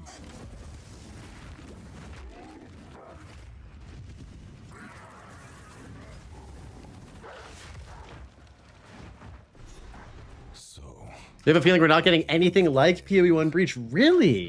Even with that teaser DG that showed us like the Genesis tree and the Monastery of the Keepers of the Flame and everything? I don't know. It feels like it's almost guaranteed. I've had enough of this. Imagine Cult of the Lamb Breach. Yo, that'd be crazy. Shit. Well, like the tree looks pretty dead in it. I mean, we can't really see it. It's kind of in the shadows, right? I cannot allow you to interfere. Full power. Inconceivable. You will pay for this. Out of mana. Protection. How foolish. All right, there it is, boys. Boys and girl, it's 3 hours and 12 minutes. Is that good? Is this a good time or is this shit? Is this good time or is this shit? Your people cannot be saved. History is already written. You can stay here and die, or I'm a tree hater, I admit. What? Really? The Genesis tree is awesome. I need you to lock in. All my points will depend on you. Oh, the pressure is too much. Sometimes good, sometimes maybe shit. Take my call. I want to tell you how good this is. Okay, hold on. Let's hear what Crimson has to say. I'm scared, guys. I'm scared. What is Crimson going to say? Hello, Crimson. Tell me how shit I am at this game, please. I'm not going to tell you how shit you are. Publicly embarrass me. I'm going to compare you to a beloved and high-skill gamer who you're an hour faster than. Oh my god. So am I really I've faster only ever... than... Okay, go. Sorry. You're fast. Okay, so I've done a bunch of Act 1 backseatings, but I've only ever done one Doriani backseating. And it was in the 0.3 race cycle. Ziggy called me up and was like, yo, I should put an attempt in just so I can do good comms. Can you, like, teach me all the tech? And I backseated him, and it was a 414. A 414. Was he using shield wall? No, he was using grenades. He was using grenades. Grenades. Okay. And Ziggy is a grenades player. Like the Maxwell Grenades Guide is his project. Right. And like he does the race comms and is like in the race community. And I was in the call telling him the layouts, and you're an hour faster. And this run was fully uncoached as well. So I would imagine that if we had Ingormus in the call and he was telling me where to go for all the layouts and what to do, I feel like we could easily get like under 3 hours. What do you think? Oh, for sure. I think that you, with some like both with Angormus to coach the like layout stuff, but also just like a couple more reps of practice to get more familiar with like the build, so you're not like looking at second monitor to double check what you need on the tree and that sort of thing. You could get like 240. You could get 240 this week, like easily if you wanted. But like, I'm just letting you know that like you can in fact go into Ziggy's chat and start aggressively adding Ziggy and being like, "Hey, I'm faster." Put up. I love Ziggy way too much to talk shit to him, bro. But I'm happy to hear that I'm not complete garbage at this game. You know, you can't. Good. I mean, like I said, a beloved and high skill gamer, Ziggy D. You know. Yeah. Well, I mean, this was my first actual full practice run all the way to all the way to Act 3, and I think that for me the biggest learning part of the run is Act 2, because in Act 2 you actually have to make the swap over to Shield Wall, so it's important to know like, you know, what you have to do there and the skill gems and how to format the passage tree and stuff. So yeah, I think moving forward again, like, you know, can only hopefully get better. Also, this RNG for this run was pretty crazy though. Like, this is the shield we had. The shield we had was fortunately really good. Your coach is like literally the famously of all the racers, the Limes best Act 2 player. Limes just hit the nail on the head. I actually forgot to do the Bog Witch. Ooh, so that's like plus, we'll call it 5 minutes, just to have a guess. Yeah, that's fair. Yeah, we can do it right now and add it to it. The other interpretation of this, by the way, is that maybe having me in the call with you slows Ziggy down by an hour. Say that again. Maybe if I'm in the call with Ziggy, that made him slower, is the other interpretation. Like, Ziggy's actually good, but I held him back by distracting him. Was he, like, reading chat and everything, too? Or was he locked in? I was in the call with him. No, I know, but was he also, like, was he also streaming and, like, reading chat and stuff? Yeah, he was doing professional streamer things. Like, Ziggy has, like, an audience, you know? Yeah. I feel like that also just... If you accept that, like, when you're streaming and you're speedrunning and you accept that you're reading chat, you automatically like add so much extra time in, because you're like using your brain to focus on other things aside from like the run and stuff. So I can definitely see why like when you guys do like your like races, you're like, I'm not even looking at chat at all. Yeah, so I ordinarily don't have Twitch chat mods at all and do it all myself. But on race day, I promote my VIPs to mods, and like I have OBS open with the chat dock deleted. Like, I literally cannot even possibly see chat during the races. Yeah. And Guy That Dies has his chat. He minimizes OBS entirely, so he doesn't even know when his stream crashes. And Angormus also like essentially like none of the people, like no racer who takes it seriously is like reading chat, like literally even a word. The only time when I read chat during races is if I like die during the 2.5 rigor mortis, I'll like go say hi to chat and just like read out everyone's names to let them know that I'm not ignoring them. That's fair. You can use, I mean, they made it longer too, right? So it's like, you know, it used to be 1 minute. Now, what is it, like 2.5 minutes? You can actually like go to the bathroom too if you need to. Dude, do you want some lore on that change, by the way? It's unbelievable. Sure. You're gonna love this. So in 0.1, 0.2, it was 1 minute, and then in the lead up to 0.3, there were a bunch of grumpy folks who wanted the races to be hardcore, and kept on like aggressively telling GGG/Ziggy like, make the races hardcore. We want them hardcore. And then there were a bunch of people who didn't want them hardcore, and like didn't want rigor mortis changed. And so there was this great conversation in the racing Discord, which is a public Discord, where Ziggy goes like, all right, everybody, let's just have the fucking argument publicly. What's your opinion on the thing? And like people were typing fucking essays and like adding each other and being like, it should be 5 minutes, it should be 2 minutes, it should be hardcore. Rigor mortis shouldn't exist because dying is like a penalty already. Blah blah blah blah blah. It was great, and like you could really, everyone was very honest and very direct, and there was somehow no beef despite a bunch of people having super strong opinions. And then I thought that the balance was like essentially a third, where there were some people who wanted short rigor mortis, some people who wanted long rigor mortis, and some people who wanted hardcore. And we ended up with long rigor mortis. And then like everyone just accepted it and moved on. It was like actually crazy because everyone was like super passionate about their stance. And then everyone just went like, I mean, yeah, all right, 2.5 minutes, and then like moved on. It was crazy. I like the hardcore option, and didn't they do, if I'm not mistaken, like a hardcore race for one of the qualifiers for ExileCon at some point? I can't remember, but it'd be pretty cool to see.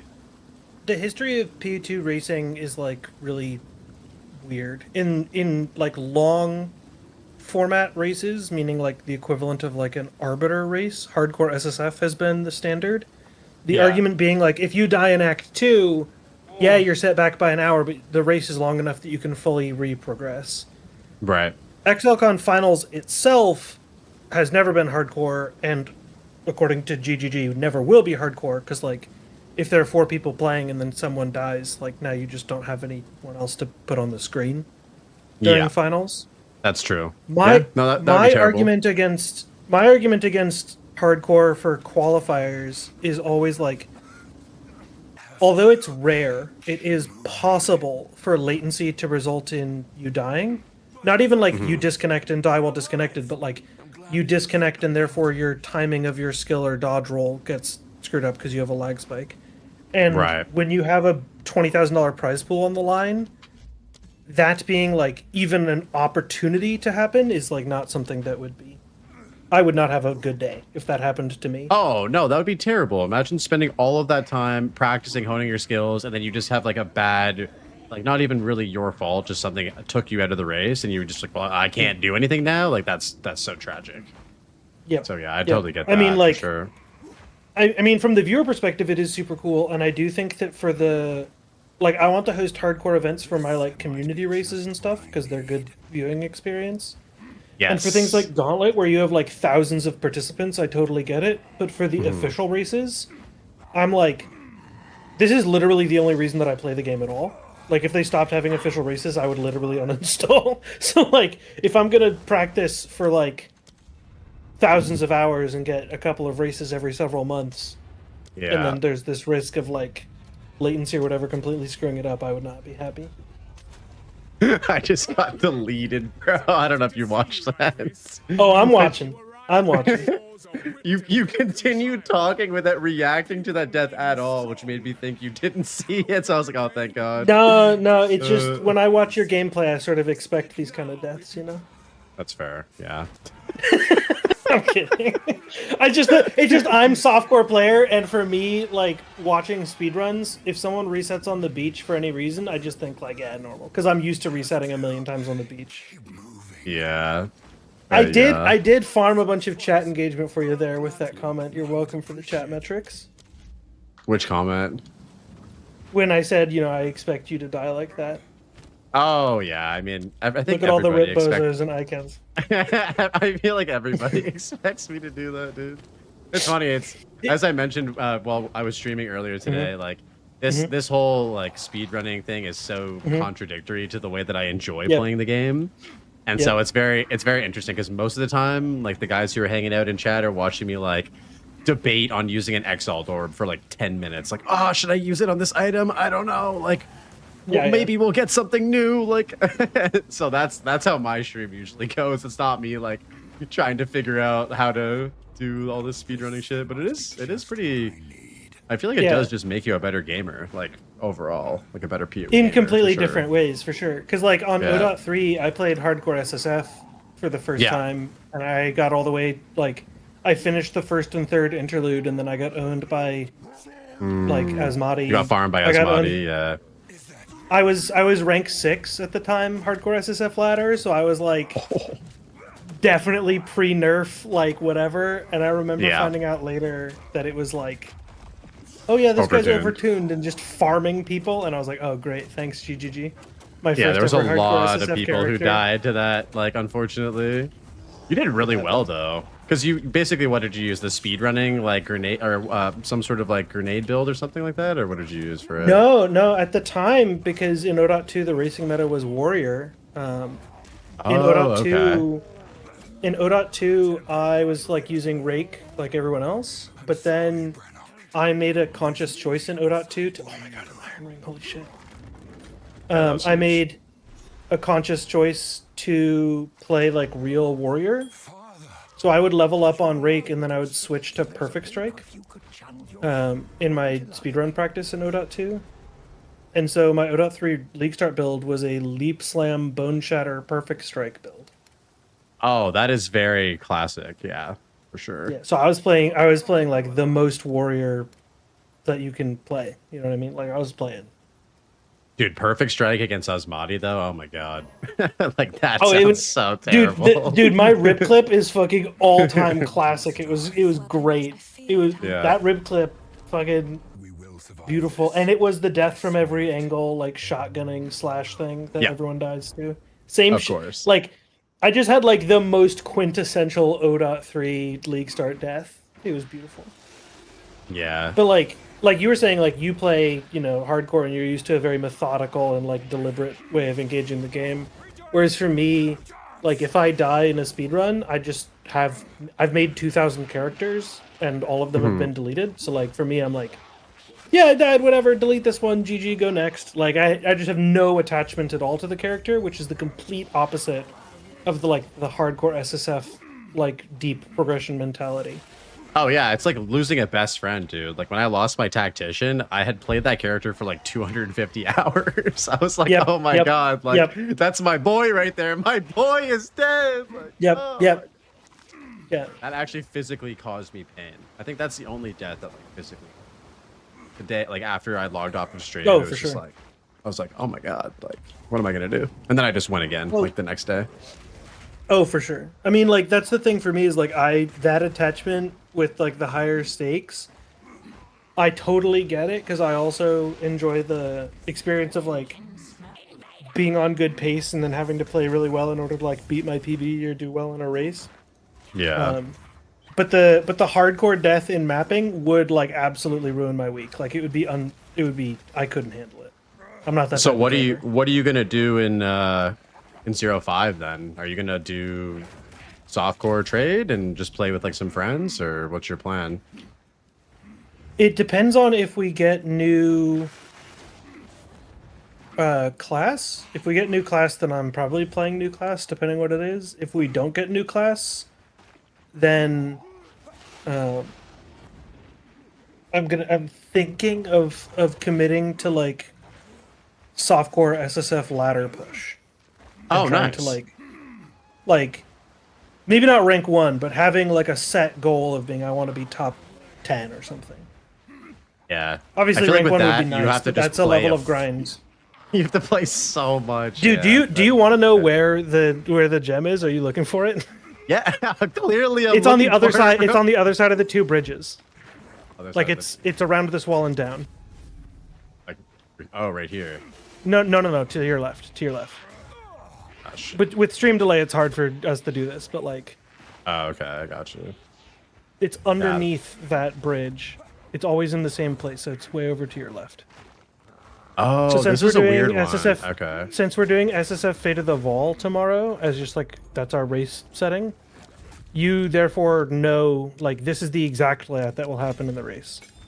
Oh shit! There's that's good to know. Because there's only one clear fell that's possible in SSF Fate of the Vol. Some leagues have more than that, but got it. Angoranus is good speedrunner, but his political views are cringe AF for real, no cap. Wait, what? That's something that someone's saying in chat right now. Oh, what the fuck? Why are we always? What is it? I'm literally just reading your Twitch chat. I don't know. I'm just I'm being streamer for you. I'm doing the Twitch chat engagement. That just seems like an absolutely rage bait activation message in all levels. Like if we unpack that, Instead of calling him Angormus, he says Anger Anus. So that's clearly just an initial stab at the beginning. And then, yeah, it's just all layers point to I'm trying to rage bait you. No, you can't say mistype, dude. There's no way. You can't you can't backpedal. No, when people mistype Angormus, they spell it like OUS at the end instead of just the US. Like, that's the misspelling that people get. Yeah, for sure. But also, Halsey, layouts will reset on a new league. Yeah. So what actually causes that is that the overworld map art, like, I got it. Or are you getting it? I was going to, but you can. Yeah. What would you like? If you find a pint out there, do bring it back.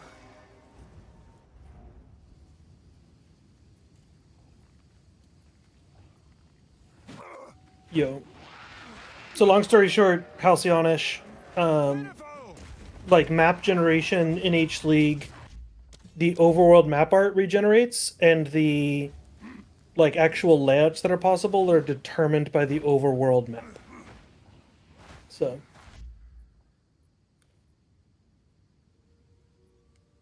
I can send you a whole talk if you're curious about it, Halcyon, because GGG at ExileCon had someone from the level design team named Reese give like a long form talk where you can just hear about how the level generation algorithm works. Are you going to ExileCon, Crimson? I was offered a free ticket, but not a flight. So the ways that I would, oh yeah, for sure. I'm glad of that. I was offered it like 2 days after GDQ, so clearly someone watched. Nice, dude. I mean, of course, that was the first time Path of Exile 2 was ever featured at GDQ, right? First time Path of Exile as a franchise was ever featured at GDQ. Oh, whoa, okay. I didn't realize that Path of Exile 1's never been an actual game that they've featured there as well. So, like, long story short, GDQ has 2 main events: Awesome Games Done Quick in the winter and Summer Games Done Quick in the summer.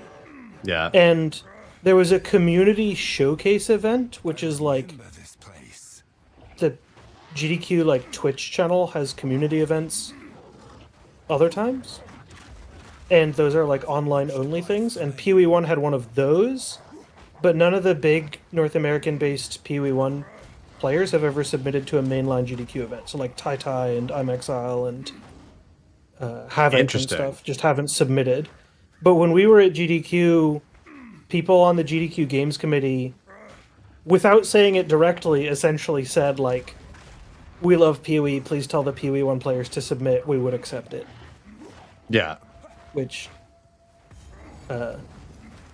like, getting into GDQ is, like, ridiculously competitive. It had a 7% acceptance rate when we submitted, so... Oh, wow, okay. But So, I feel like it went off with, like, pretty successfully, right? Like, there's... When I watched the video, I mean... looked like a lot of people were enjoying it just live, and then the video had like a shit ton of views, so clearly people were fucking with it, right? I mean, Angormus completely mogged everyone else. The run immediately before us and the run immediately after us have a combined view count that's 1/10 of the view count of our run. Wait, there was another PoE 2 speedrun aside from you guys? No. All the other... So, like, GDQ is a week-long event with runs of all kinds of different games. Yeah. And what I'm saying is the game before us and the game after us have a combined view count that's like way lower than just what we have. Ah, I see. Okay. So like PoE 2 was like crazy popular by comparison. That's sick. What up, Angormus? It was good. Hello, Angormus. How's the Warcraft 3 going, brother? It's going pretty good. I'm on the Undead campaign right now. Did you fire it up after watching DM boot it up yesterday? A little bit. I didn't really watch much of him, but it's been a long time since I played through it. Yeah, I'm not gonna lie. After seeing him boot it up yesterday, I was actually like, damn, like I kind of want to play as well. What's our team name gonna be for tomorrow? Are we going with it Zeri 11? I mean, I think Boys Next Door also works. A lot of people in chat were saying that Zeri 11 is peak. Whatever you tell me, that is sponsor friendly. I will put on the stream.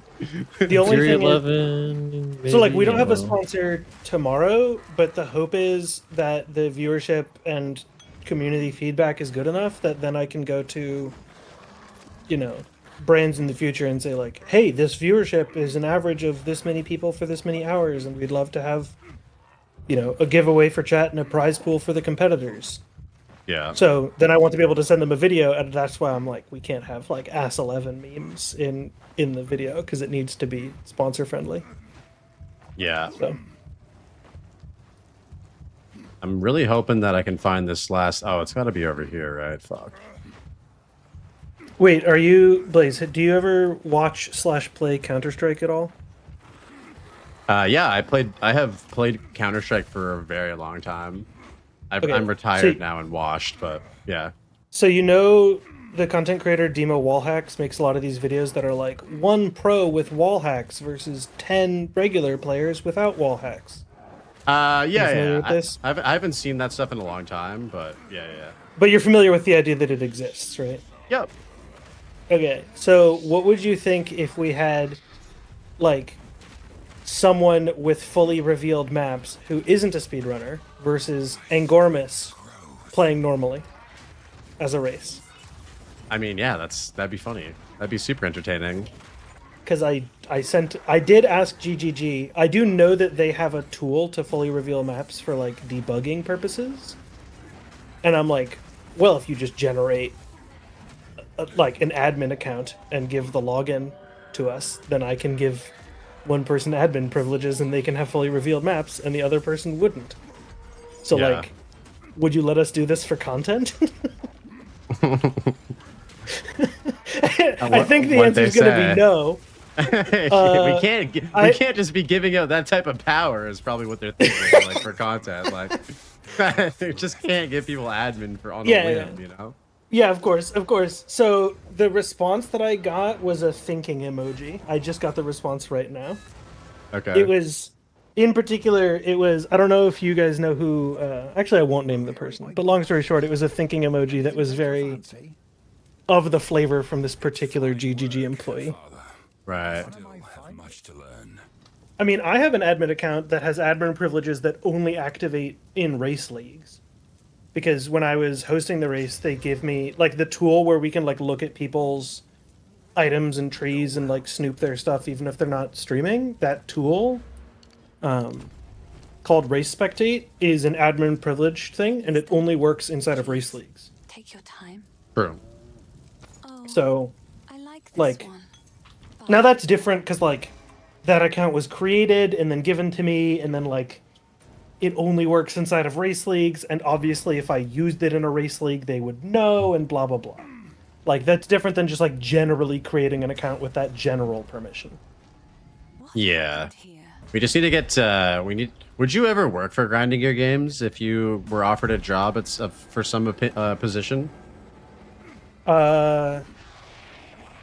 Under some circumstances, sure. But, like, the big thing for me is that I have a STEM degree and know how to program, but I'm from California. So if you wanted me to do programming work, you would need to pay salaries that are competitive with what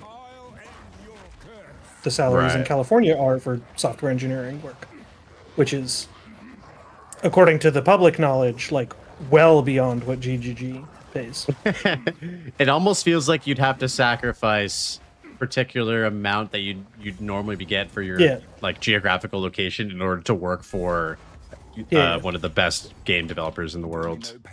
Oh, of course, but also like my family's in California and so on. Like, Yeah. don't get me wrong. Yeah. GGG. Yeah, to answer one thing, It would definitely be a GGG thing. It has- would definitely be a trade-off for sure for a bunch of things. I've looked pretty seriously at applying before. Like I've looked at their website and stuff, and Yeah. you know that talk designing Path of Exile to be played forever.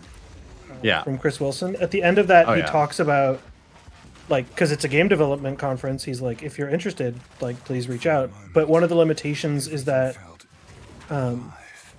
it's really hard to get employment visas in New Zealand unless you're from New Zealand or Australia specifically. Yeah. So you'd have to demonstrate some level of knowledge that's, like, not available in the New Zealand market. So, I tried to convince Angormus to get a job at Grinding Gear Games a while back. I don't. Did you ever hear back from them, Angormus? Oh yeah, no, that's not happening. I mean, I have 0 programming experience, so it's just like not a real thing. Yeah. Wasn't it for QA though? I feel like you could have done QA easily. Like the requirement was just like have thousands of hours. I think it was like a minimum 1,000 hours in both games is like to apply for the job. Oh, but I have 0 hours in PoE 1, so like, I mean, I'm disqualified. I have multiple thousands in both, of course. Yeah. Like way more in PoE 1, but. Yep. But I also, feel like, if like, you get hired in QA for Grinding Gear Games, I would imagine that you get put on one particular game and not both. But I'm not sure.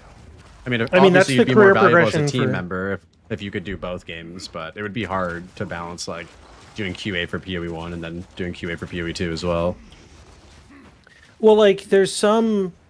Like, that's the Octavian story, right? Octavian was a content creator, got hired by GGG to do QA, and then now is in a design role for PoE 1.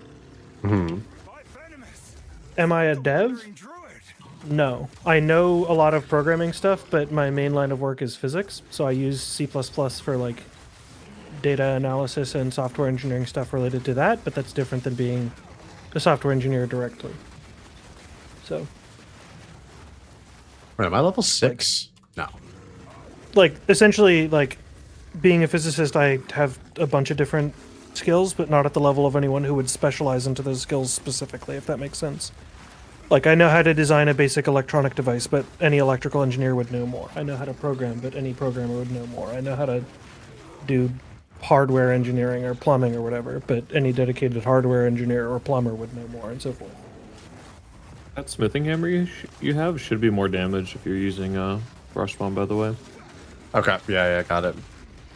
I will swap. Just with one of them, or should I try to just go to a town to just get 2 one. right now? If that's a white felt great club, it's just better. All right, boys, I'm going to let you guys do the actual coaching so that way you can actually, like, be prepped for tomorrow, but I will be around and lurking. I'll just get out of the call. Hey, man, you're welcome to chill if you want to. We're just vibing out. I don't want to distract the, like, hardcore, serious, locked-in boys next door practice from rank 1 gamer, Blazeworks TV, professional All I care racer. about is beating the farmer, dude. That's literally it. As long as I do want you to tomorrow... know, Farmer, when he's locked in, is really good. Like, he had this whole thing at the launch of 0.4 where he said, like, that he was going to beat Fubgun to maps and have a mirror and 50,000 kills before Fubgun. So on day 1, his time to maps was like under 6 hours, which, given the amount of practice he had, is like really good. Right, that's pretty. That is really good. Damn, bro. That's pretty good. So like, and that's while he's doing the whole streamer thing as well on a league start and saying thank you for the gift subs to everyone who's doing the supportive streamer drops. So like, yeah. And Farmer, which class was that on?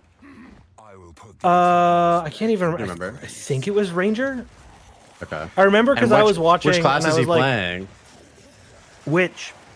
So he's going Infernalist for sure. It's gonna be peak content for real because I messaged Farmer.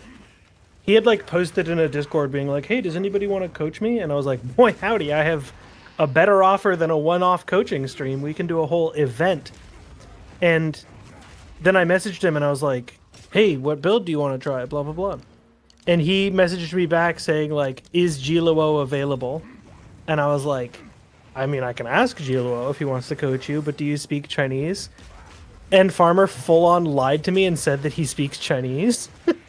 I have a punishment for that, by the way.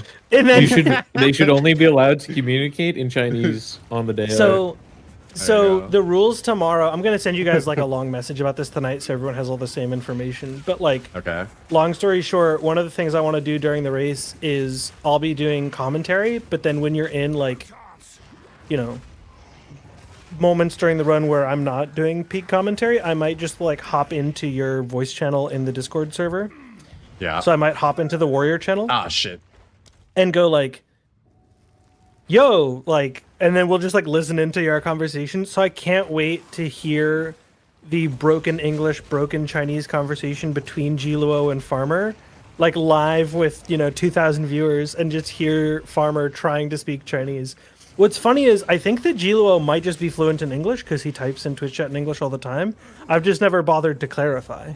So it's entirely possible that this is like you've never had a nothing conversation burger. with them in like voice chat or anything before. Yeah, but you should punish Farmer before the live. Let's be real.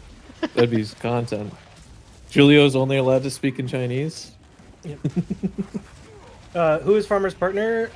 Giluo is Farmer's partner. Giluo has won the Witch race 5 times now, and came in second overall in Season 4 Race 2, with a deficit of 14 seconds to first place. So he's like real serious racer, like really, really serious top tier competitive player. So all of our coaches, by the way, are like cracked because like obviously Angormus, 11 demigods, 7 race wins, but like Mostly Works has I think 4 demigods and 5 top 5 finishes. Arco has 3 demigods and a fuckload of top 10 finishes. Giluo has 5 demigods and a rank 2 position. Like we've got a cracked lineup of coaches for real. Yeah. And I'm very happy with the competitors as well. Like I don't know Vortigern essentially at all, and I can't wait to have that be a whole thing during the stream. But then also like Cyclone is like, he's so fast I considered disqualifying him because I was like, I'm not sure that this is fair. Yeah, dude, he's like very much so. I want to go as fast as possible all the time, and he studies layouts and practices and stuff like that. Like, I'm surprised that he actually hasn't taken like racing more seriously in PoE 2 based on like kind of. Oh my god, dude. Went the wrong way. I'm not even like. If someone wanted to learn like League Start stuff for the first time, one of the things that would be completely reasonable to send them is definitiveguide.com, because like that, like he maintains his own repository of layout information. That's way more serious than the average, PoE 2 grinder streamer is, Yeah, for sure. He's very good. Also just a nice guy. I don't know where the fuck I'm going, bro. I feel like I've gone every way that I can. Well, it's in the middle. You can see that it's in the middle. There's only one way left back into the middle. I thought for some reason it was this way. Holy shit. Yeah. I mean, don't worry. I'm gonna handle layouts for you. Yes. Yeah, that'll be one of the funny things too. Is like I can't wait to see which of the calls are just like completely deadpan coach saying go left. Oh, that's going to be 100% me and Angormus the whole time. Or if they're like, or if like, what the fuck are you doing? Where are you going? Like, or if like the conversation is like the two of them like joking and not taking it seriously, like it's going to be good content, no matter what it is, right? Like, I mean, if I had a different person, I'd probably just gaslight on the layouts the entire time. Oh my god, bro. I mean, there was a coach who was going to be involved, and when I told him that he had to be serious, he did quit by being like, I thought this was a thing where like I could bully the student. Like I just wanted to backseat and roast somebody for 3 hours. I can't imagine who that would be. Yeah, I can't imagine. I can't imagine what sort of person would have the personality of not wanting to help others. He's really the person I'm thinking of. That's crazy. I'm curious as well, but we don't want to flame anybody publicly. That's not what I'm not naming anybody. I'm not against that. I'm not flaming anybody. I mean, like, yeah. I'm not clarifying anything about anybody. What happened to Guy? Wait, did I just inadvertently flame someone publicly? Okay. I assumed Guy would be part of this event. No, that didn't work out. Is it just a timing thing? No, it just didn't work out. I'm crying now. So, if I speak, I'm what? Who's that actual? It's the soccer coach, right? I can't remember who it was. I think so, right? I don't remember the context of that meme. It wasn't Jurgen Klopp. It was the other really famous coach. It was who is it? Are you planning on doing this once per league, Crimson, or what is your plans with like regards to, because this is going to be a big stream tomorrow, right? Like it's going to be a lot of people are going to watch and stuff. Oh fuck. I'm hoping so. Like the undercard, essentially, like Blue Alcohol and Dead Rabbit, and a bunch of people are like doing me a favor by like Dead Rabbit. It wasn't even my idea. Dead Rabbit was like, if I do the undercard, I can just build up 500 viewers and then raid out to you. And I was like, oh, I hadn't yeah, that would be great. I would appreciate the support. So Common if the Dead event Rabbit is like, W. Wait, like is he not extremely racing, common, though? like, so he can't do the main event because he like lives in a tiny apartment with his wife who he deeply loves, and she has work in the mornings. And so time zones being time zones, if he did the main event, he would be like keeping her up. And I see. Common Dead Rabbit W, he loves his wife and therefore refuses to keep her up at night when she has work in the mornings. Yeah, Dead Rabbit, good guy.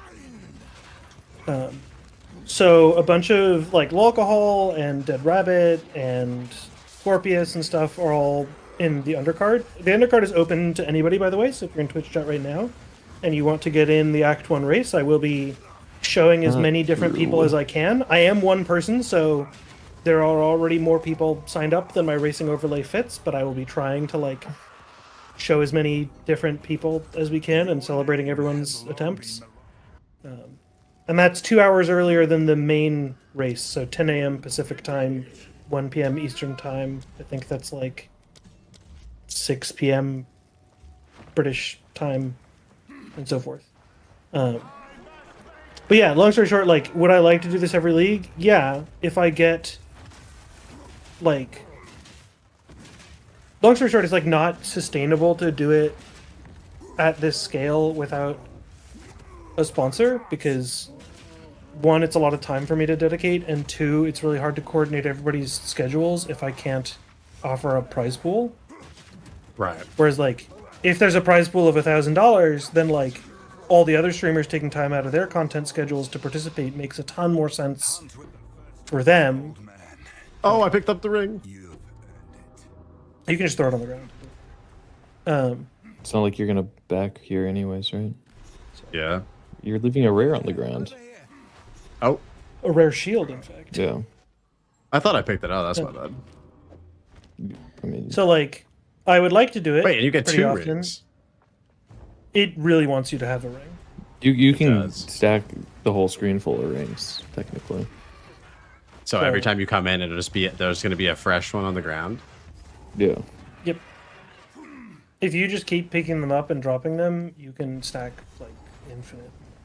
But, long story short, like, events like Zizarin's Gauntlet take a lot of effort to coordinate, and Zizarin, at his scale, has sponsors and therefore can afford to pay people to help in the organizing and keeping track of all that stuff. And it's very co-commentators. expensive to be a sponsor in the Gauntlet.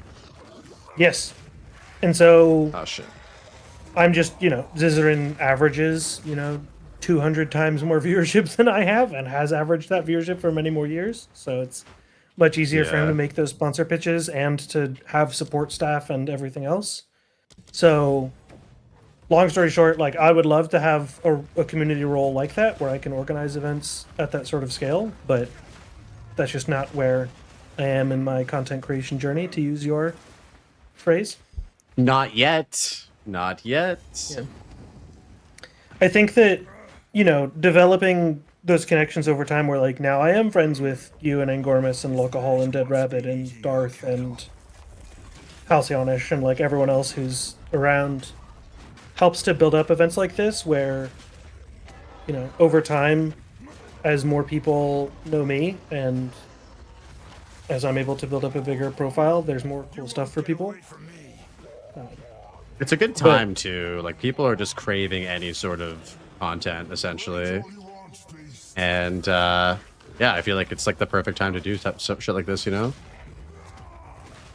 By the way, Halcyonish, I have been watching your YouTube content. I have a content pitch for you. I want you to be a bingo team captain. I will explain this in Discord sometime.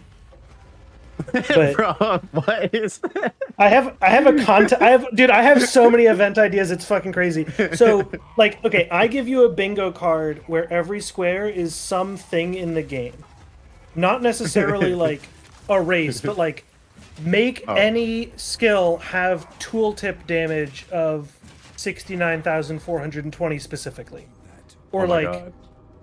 Go to an area and like here's a quote from some lore object in the game.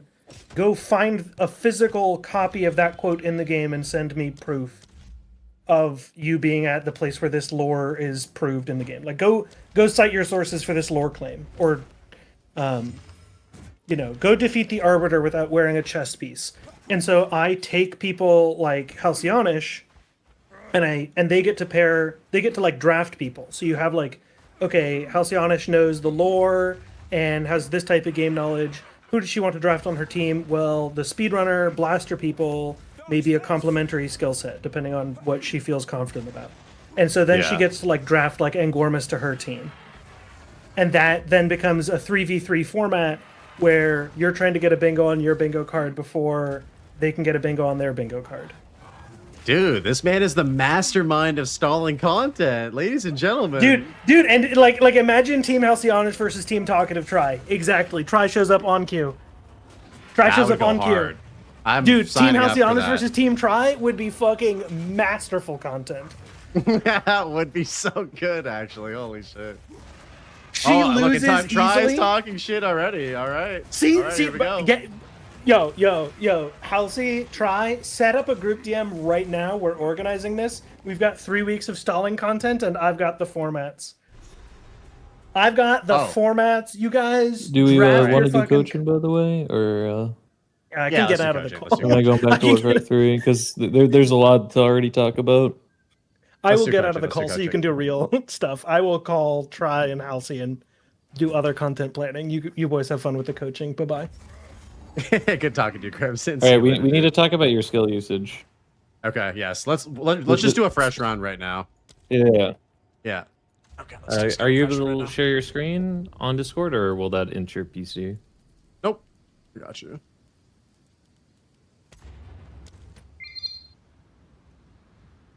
Yo, nostalgic. Thank you, bro. Stream. Oh yeah, sorry. I was so distracted with that whole conversation. I missed multiple of your invites. You sent me 3 invites. Oh my god, I'm so sorry. Yeah, I guess you're the third.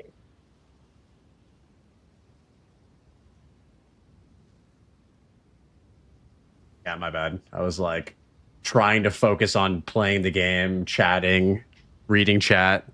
Yeah. Shared. Hey, you can turn on shared chat too if you want. No, I didn't even realize you were alive. All right.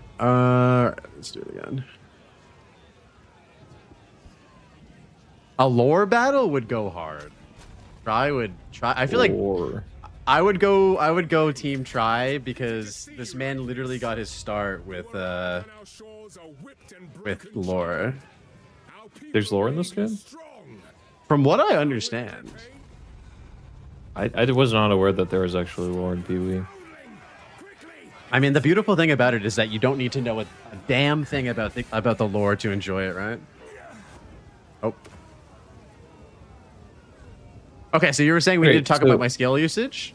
Yeah, so like, I mean, like I saw you use Rolling Slam when you had support gems in Mesa Strike. That's a big no. Okay. Oh shit. So you know the trick for the weapon, right?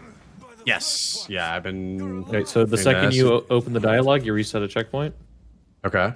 Do you not even have to? Do you not even have to do the dialogue at all? Like. No. And then you keep it on your cursor or in your inventory. Yeah. I do cursor because I play with auto equip. Yeah, I'm gonna just. You don't have to screen share. I'm just gonna look at your stream. Okay. Did I not turn on screen share?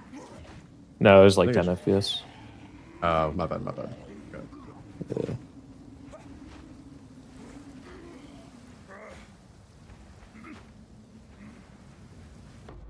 Now this might be just... So what happened to the? Did you end up doing a super long stream last night? I know you said you were No, gonna stay all I night. did the whole human hit campaign in Warcraft 3. Oh, so wait, you streamed PoE and then you played the human campaign on Warcraft 3 right after? Yeah. All right, so you know how to fight the melee, right? You rolling slam behind him, and then you just may strike him down.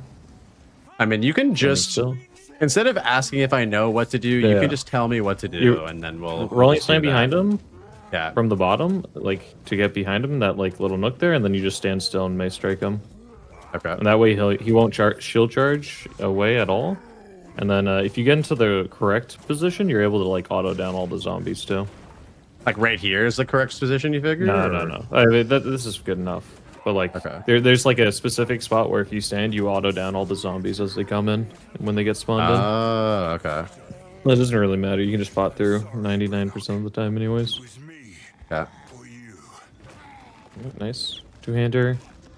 I'd only ID that, and then you just sell the other thing. You're gonna keep one of your clubs in inventory. If you get a smithing hammer. Okay. And I have your shit here. No, you don't need it. Transfer or basically like buy or use the Fell Great Hope Club right away or no? No.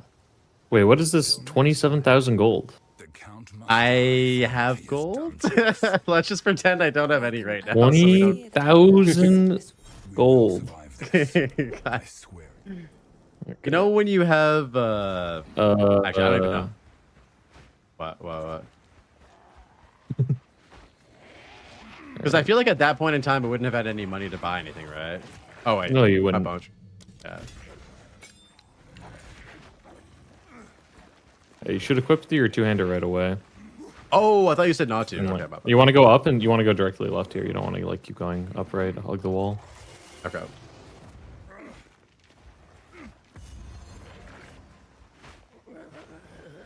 That's not left. That's up. Oh, dude. I feel like the delay is going to be our demise. Yeah. Well, you'll probably have to figure out a way to screen share without like. Okay, hold on. Let me see how it looks. I mean, it looks fine right now, but it was like just next sliding. Okay. Let me know if it's still shit. Yeah. Let me try again. Bro. So you never fight anything in Clearfell at all unless it's like a huge pack that you've like brought to Biera. There's just no point. It's not worth the experience in time. Okay. So just get Frostbomb and then just sprint directly to Biera. Yeah. Bring some wolves over. Basically. And in SSF Fate of the Vault, this is always the same layout. It only has this one tile. Yeah, so this is going to be what we deal with tomorrow. Yeah. Oh, fuck. Basically, you just autos her down unless there's wolves, and then you would rolling slam boat and shatter them. Yeah.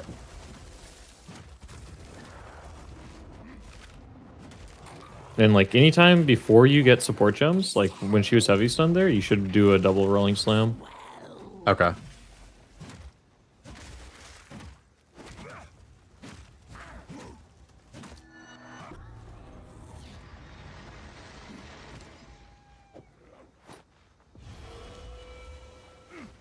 You want to go up and to the right? Okay, yeah. You've done a couple of runs, right? This is going to be the same every time. You think so?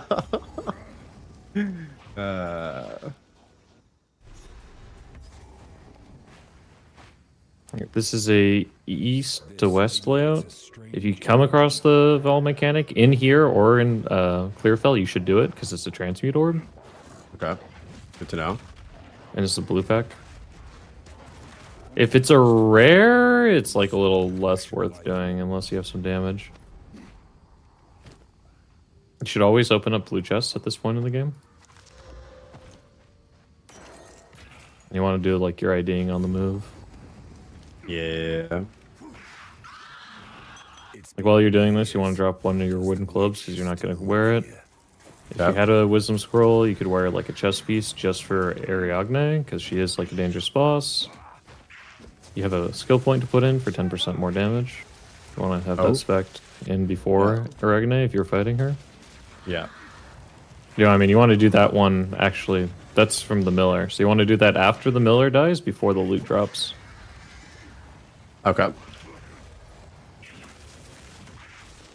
And basically, all you're going to do against Ariadne is you're just going to auto her down, and then if you can place Frostbound, that's great.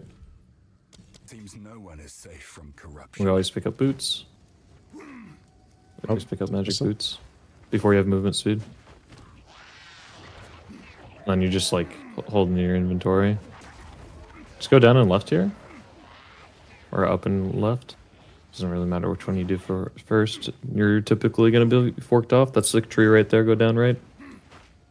So with doing this in a like speed fashion, are you trying to discover everything, or are you trying to just get to Red Veil as quickly as possible? No, you want all 4 points of interest.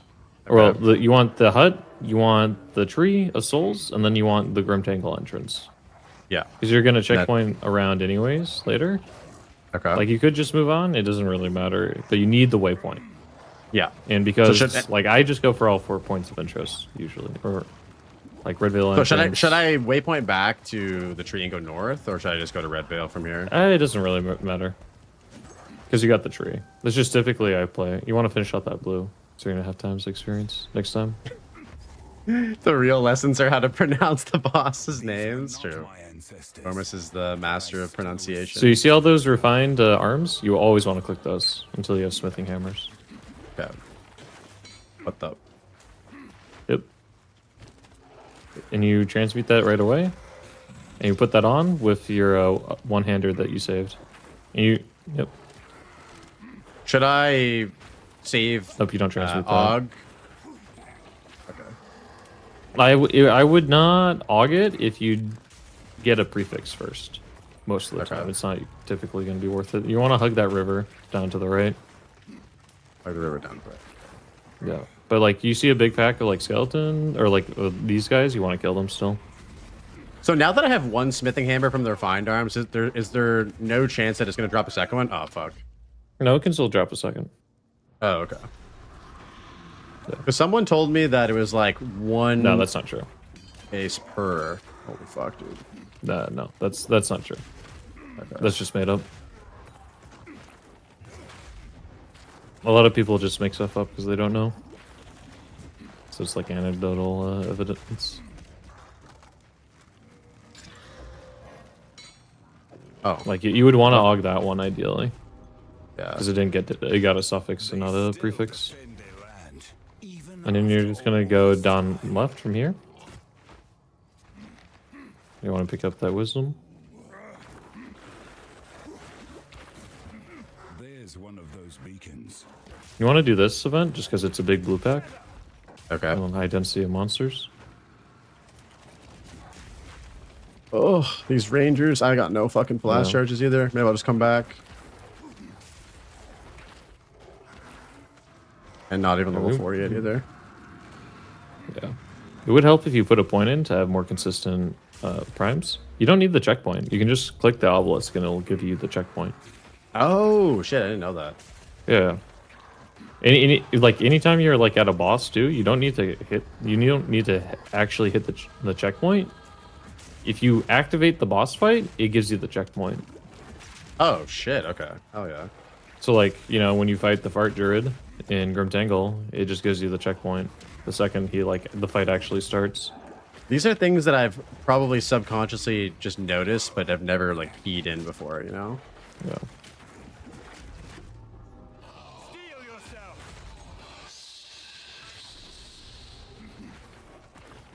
This event is less important because it's a skill gem, but it's still nice to get for the magic pack there, for the early XP. Because leaving here at 5 is really nice. Okay. And you got like one of the shorter layouts. Ugh. Before you go up after this, you want to make sure you actually like equip your medium mana flat and life flask. Down. One more guy. Want to equip your life flask now while this is coming up, and then your mana flask. You just drop the whites on the ground. You don't put them back in your inventory ever. Like, we're never picking up white here unless it's in like keeping it. You go up, up, up. Oh, up. Sorry. Yeah. Yeah. Wait, Kelly dropped another tweet? What was it? What is she saying this time? That's not up, that's left. Oh, okay. But you're still going the wrong way. You want to be on the other side of that bridge. You never want to enter this area that you're at right now. Oh, okay. It'll never spawn. There's literally, yeah, there's nothing there. Okay. So is it right here then? No, yeah, other side of the river. Yeah. Like you just reset a checkpoint at this point. Okay. Yeah. Yeah, up. Follow a wall. If you had a talisman here, you'd like ideally start to build up rage. You want to put your point in before the fight.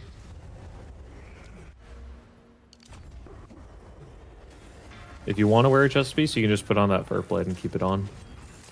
You think I should, or what do you think?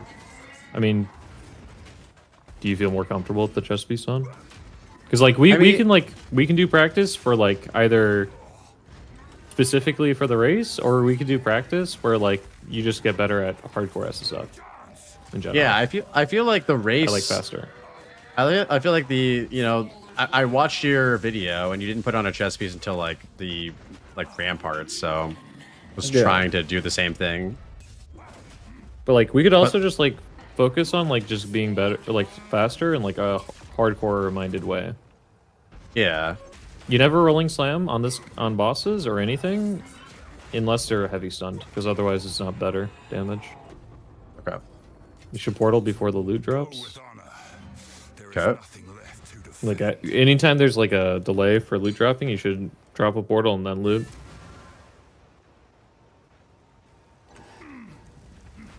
So at this point in time, should I just buy a shit ton of ID scrolls here, or like how many? You should know how many you need to buy to ID the pieces of gear you want. Like you should know that you need 4. Would you not buy like more than what you have, like down the road as well, or like down the road as well? Not right now, because you're gonna check vendor right after this. Okay. Like you should know that you need enough to ID both of your boots and the belts and the hammer. Oh, you should know how many before you go into it. Because okay. I would like 9 out of 10 times I'm selling that belt for gold to like buy something. It's hard to say because your gold economy is fucked because you have an extra 27,000. Yeah. Main thing you're looking for here is movement speed boot. You're looking for boots, you're looking for gloves, and then you're gonna move on because you're never gonna afford a belt at this point. Right. Yeah, belts are mad expensive, and just sell these boots as well. Or I guess you can just wear. I mean, like you could put them on, upgraded, or like just drop them. Yeah. Most of the time, I'm gonna end up dropping them, but you should have sold everything else. Yeah. Like on reflex, if you're not like putting it on, it should sit in your inventory. Oh shit! Sell the rares. Sell the rail boots though. Even though I can't use these next boots.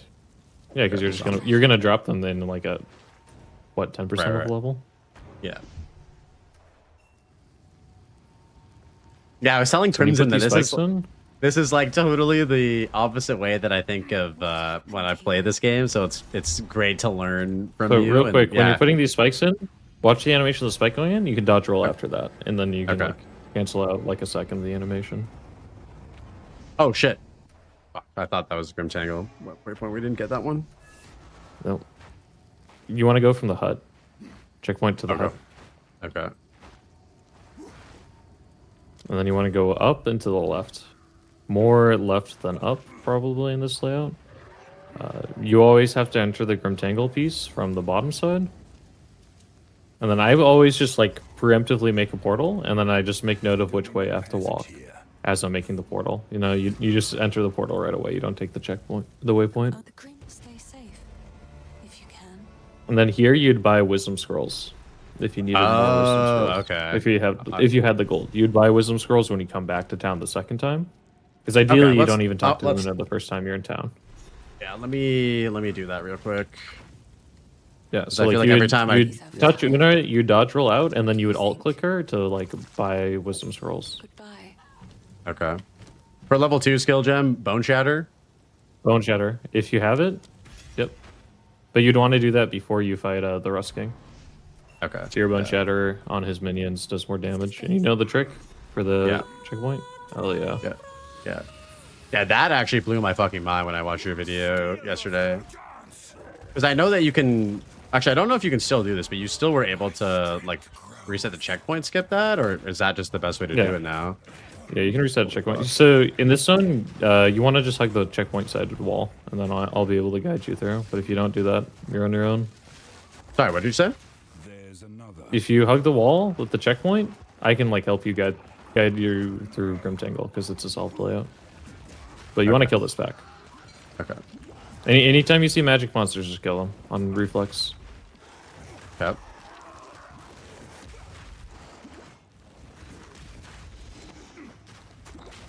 Is the reward from Grim Tangle worth getting too, or? Yeah, it's a level 3 skill gem. And if you have any intelligence on gear, you get to use bounce right away. Yeah. You should always pick up jewelry. Like that belt is like 100 gold right there. Okay. Good to know. Like a lazuli ring, even if you're not going to roll it because you don't have enough like extra transmutes, that's still like 110 gold. White. So wall on the checkpoint's this wall. So basically, if you follow that, it's kind of that's the way checkpoint side of the wall. Yep. Yeah, it's kind of the way to navigate this zone for the first time. Yeah, it's the way to sight read it. Okay. And this is you got the auto solve. This is the spiral layout. You want to put your point in. Oh, yep. Thank you. Do you have a button that you can press for it, or are you just mousing over it every time? I can definitely rebind that for sure. I have it rebinded to B, so it's like right next to dodge roll, because he is a terrible spot for it. It is because a you're using terrible smithing spot. hammers. You want to like make sure you're keeping up exposure on every boss. That's the whole point of smithing hammers being better. Yeah. So you're able to get, negative fire resistance, do more damage, and if you get like flat lightning like you had right now, you have a better chance to shock. Yeah, like you can just wear a chest piece too, then you can just tank everything he has. Okay. And then just take it off after we fight him. Yeah. I mean, you have movement speed boots too. Make sure you put those on. Oh shit! I didn't realize that. Yeah, I just leveled up.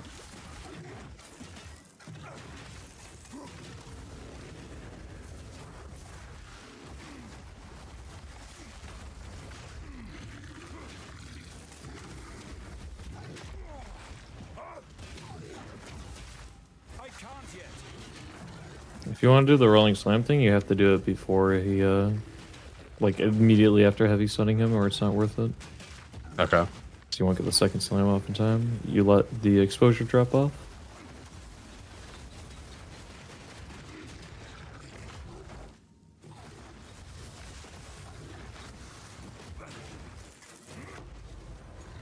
I've also noticed you want to pick up those gloves.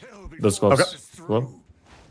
Those gloves are item level 8, so they can drop the next tier of affix for damage. And then you want to go up and to the right here, directly right of the waypoint. You want to keep killing stuff on the way. Like you see it back like that, you can do a 1-2 combo and you kill it all. You want to ID those gloves while you're doing this, ideally. And you have your chest piece still on if you want to take that off. I don't, we can just play with a chest piece on, or we can take it off.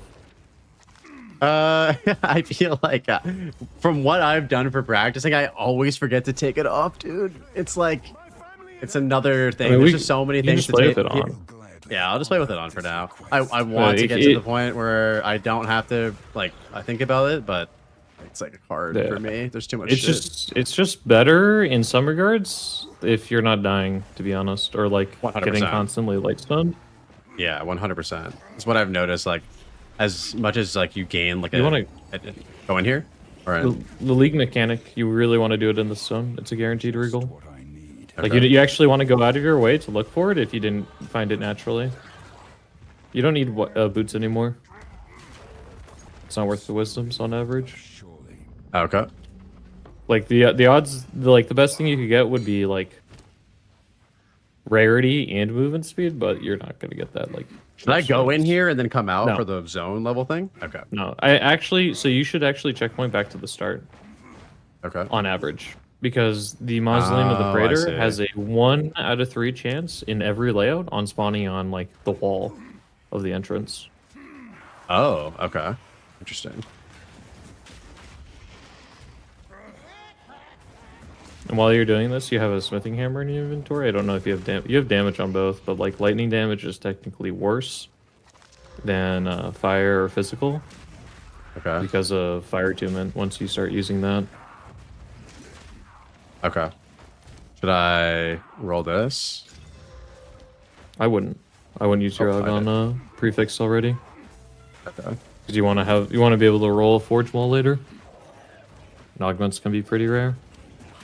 Yeah. If you don't like get any rarity.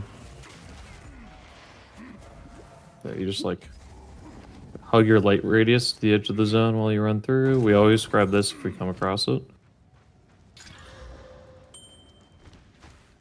Alright, like if you had an augment there, you might be able to get a prefix on that ring.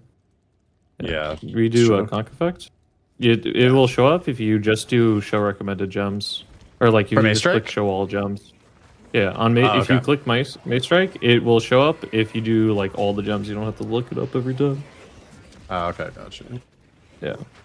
And you do the same thing for fire too, and it should show up there. Okay. And like this, so like this is one of the zones where even you want to enter Mausoleum first with a level 8. Mausoleum, grab the level 8, yeah. Yeah, I grabbed the waypoint because I like going waypoint to waypoint. It doesn't really matter though. If you had Pounce here, you'd go get the Forgotten Riches real quick.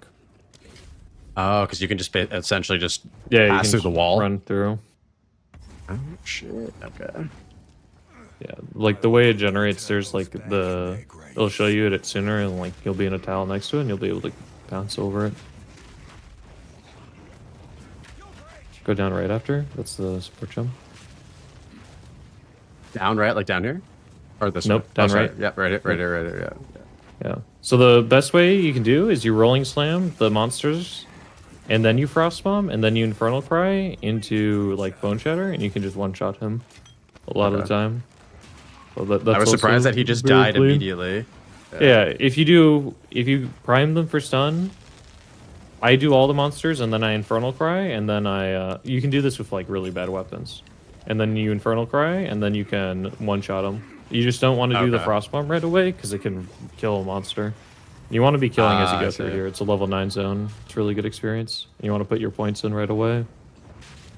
I need to rebind points. Oh, give me 1 sec. You should always do a strongbox at this stage of the game.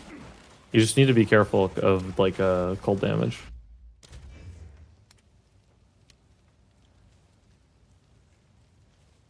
I put it to B. I put inventory to V as well. You're gonna lose your events, bud. So unlucky. Oh no! But, like you should just do. How will I live? I think Winter Hags is actually pretty unfortunate because it's not a consistent indicator for where the stuff actually spawns. Okay. It can be pretty dangerous. Yeah. Should we do it still, or I think it works? Yeah, I mean, it's good XP and you get a rare item. You know, it's a rare fur plate. Yeah. Oh my god. If you don't have any stats on your helmet, you should pick it up. You should never. I can get you a better loot filter, maybe. Yeah, that'd be ideal. I got Crimson to help me make one, but I have a loot filter that's built for warrior speedrunning that has TTS. I'm gonna say fuck yeah to that. If you want to send me that on Discord later, that'd be lit. It's a Gucci Pradas one. Nice. You passed by blue monsters and you didn't kill them. Okay. Yeah, you should always kill blue monsters. They're that pack is worth 3.5 times 3 monsters of like whites. Okay. So those 3 monsters are worth almost 11, like white monsters, worth of XP.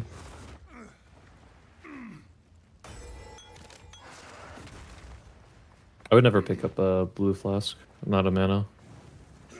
Okay. You don't need to upgrade your mana flask until like you get a grand one, because you'll never run out of mana on a medium. Okay.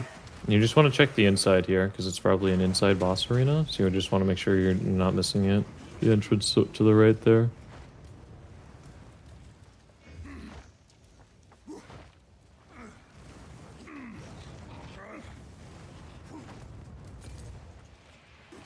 And while you're moving, you want to like ID that twig, circle it. So it's a rare, so it could have like rarity on it. If it has rarity on it, you know the monsters you kill are worth more. I feel like this whole eye on B thing is gonna fuck with me for a bit. So sorry if it takes me a hot minute to open up my inventory. I just have to undo like 1,000 hours of muscle memory on that one. I mean, like I wouldn't change it like if you don't feel comfortable doing it. That's just I was just telling you what I do. It's way better though. It's such a less amount of reaching with your fingers to have to do that. Yeah, that's why I never. Yeah, I just never really thought about it in terms of like what's actually optimal for doing it. In PoE 1, I have it on F, so like it takes me a little bit when I switch from game to game, but it's, you know, no WASD at least. Yeah.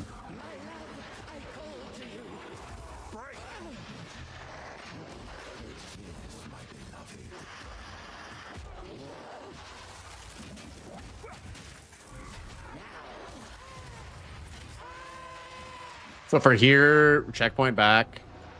To I checkpoint to the waypoint, and then you want to pick up those gloves. Oh, okay. So it's level 8+. Even though if it requires 16 dexterity, you might be able to equip it still later. You go to the checkpoint or the waypoint, it doesn't really matter. And then you create a new one when you enter Mausoleum of the Praetor. Oh, so you have to like control click it, and then it's a level 9 zone. Okay, I said. And so this has a chance to drop Forge Maul, or no? That's a level 11. The boss has a chance to drop Forge Maul. Oh, okay. So it looks like you got a corner spawn. So you just want to go run through mid. Run through mid. So they want to go up and to the right. And run through mid. This is the corner. So there's a rare chest there that I wanted you to get down right. Okay. And then you're going to go down left from here. Like 9 out of 10 times in this zone, you just go down, you go through mid and it'll work out. You want to pick up that rare. Okay. I know you have blue items in your inventory. You don't want to have, you basically stop keeping blue items the second you get out of like Red Veil. You never like, you can ID them, but if you're not going to use them, you drop them right away unless it's jewelry. Okay. Got it. They're just not worth the gold. You want to go down to the right, left. Okay. Oh, down left. So for the so you're facing corner. Okay. So this is the entrance is facing a corner. When you go through, there's this center tile in this zone. That's the 2x2. This is like a 7x6 zone. We always do a strong box. 7 initial packs is really good XP. You just have to be careful of Chaos Barrage and like getting frozen. Because like the early boxes, they are dangerous because of the freeze monsters or like the cold damage. Yeah.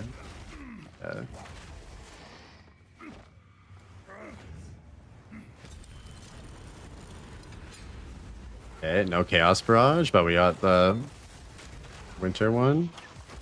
This shit's also fucking... Yeah. You can also just take the XP and go, but it's nice to get the extra rare if you're like in XP if you're able to. Like I just focus down like those freeze guys. You want to take the helmet and the belts and then move on. And so this is the center tile. You want to go towards like the leftmost edge of it, and then you want to just like put your like light radius into like that top left corner. And you'll be able to see where the entrance of the boss entrance is. Oh, I see. So it's on the other side. So you took the wrong side because you didn't do it. So in this center tile, you mean just so we can go back here? Go up here just to see, basically? Like right that corner? That corner? No. There's a corner where if you push your light radius into, you can tell where the boss entrance tile is. Like right here? Left. Nope. Left of that. Oh. You're in the center of it. The like outer edge. Oh, this. I see. Nope. Like right here. No, not that.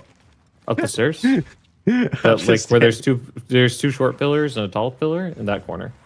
Oh, where the right monsters here. are. Like right there, if you push your light radius into the far left of that spot, you can see where the entrance tile to the boss room is, and that's the entrance room to the boss tile.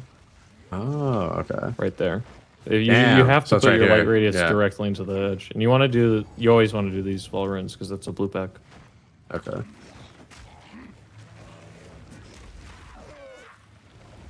Like you want to kill this pack on the way, and then if you had pounds, it would be worth going for that support jump there. Right. Damn, I'll dude. pick up the smithing hammer. So much shit. So you have like a lot of like blue items in your inventory, I'm pretty sure. Yeah. Yeah. It's like that helmet you should have never picked up because you have a rare helmet. Yeah. Yeah. You don't need to ID that other helmet because you already have. You need to drop those blue gloves. You're not going to use them. If you really wanted to, you could aug that smithing hammer you just picked up, but I wouldn't. I'd just drop it. Okay. You have a point to put in. Mm-hmm. Yeah, have a good one, Maddie. Take care, buddy. And if you have a chest piece on this guy, just tank him. Just face tank him. Don't dodge stuff. Just place frost bombs and pot. The only thing you don't want to take is you don't want to tank Asinia's like third circle. The big one? Yeah, you just dodge roll out of it and then dodge roll back in.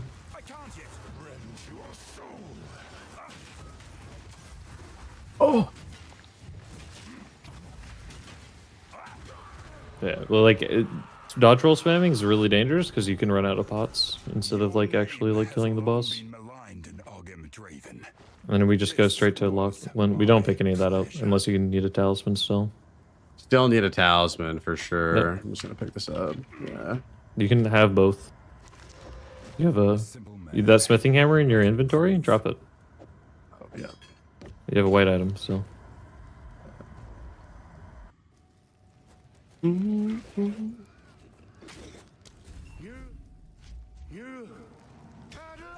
So when you click on the gate, you can preemptively. Oh, you play with pause, never mind.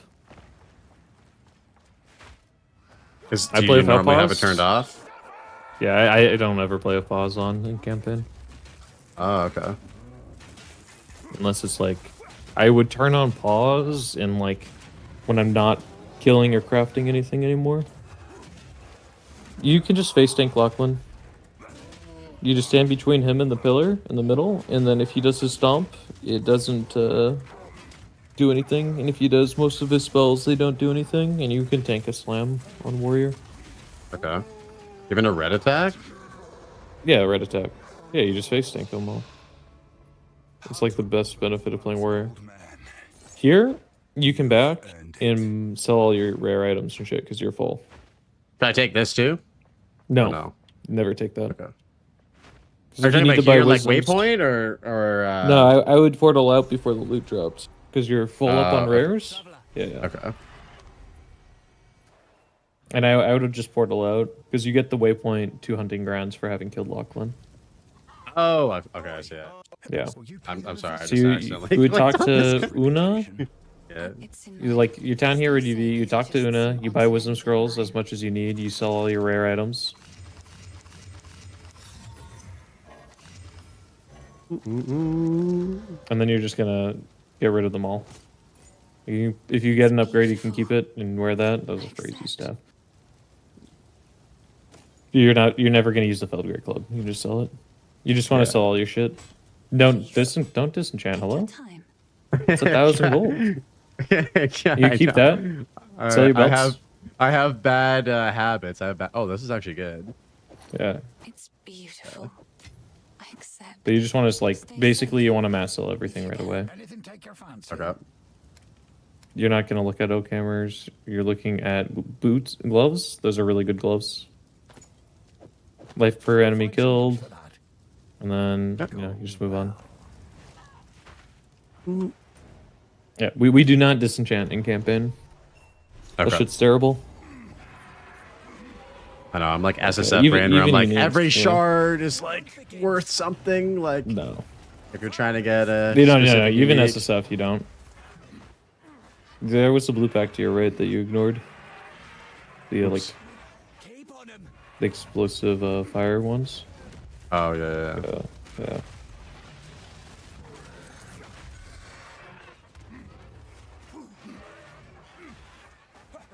So like this one can be a little tricky because like which monsters you're like aiming for on your rolling slam depend on like what weapon you have. Like if you can prime the small monkeys, you aim for the small monkeys. If you can only prime the big ones or like the rows, you have to aim for those. And then like on blue ones, sometimes you just have to auto attack into bone shatter. Okay. That you can like typically see in a zone like the first time you like bone shatter, which one it'll be. And here you could like preemptively craft your pounce gem. Is that what's been eating? Oh, okay. Got you. I'll do it on the next phase. I need more time. So the way the Crowbell works is that while he's doing a transformation, you can't get points for Infernal Crying him, but if he hasn't gotten to the end spot yet, you can still Infernal Cry.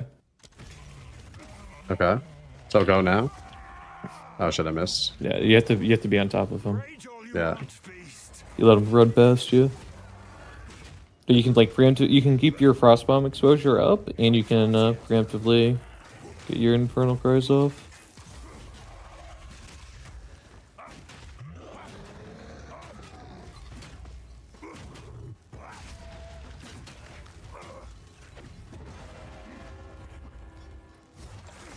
I feel like I'm trying to absorb so much knowledge right now, and it's. Yeah. I hope that I can absorb a fraction of this for tomorrow. I have a talisman. It's just not a level 10. I'm not level 10, so I can't use it. Well, you don't have the int for it either. Like on an average run, like until you kill Crowbell and are level 10, you like can't use the talisman. Like you have to get extra int on gear somewhere. So yeah, you'd be I guess a couple points off or 1 point off. And then that's why your first point is always intelligence. Intelligence, then dex afterwards. I do dex because it increases your chance to hit.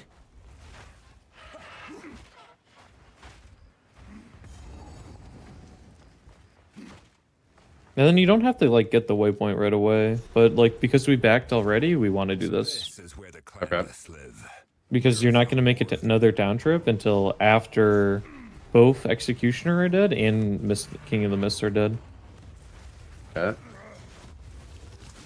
It's a really juicy pack.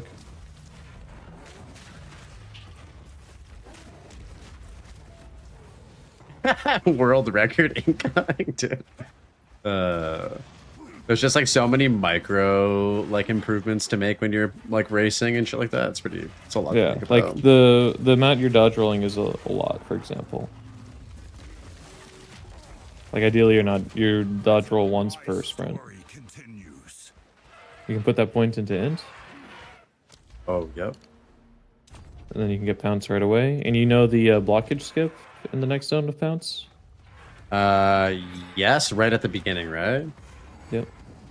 Whenever you get to the blockage, that's the skip. Because you always have to go through the blockage in this zone.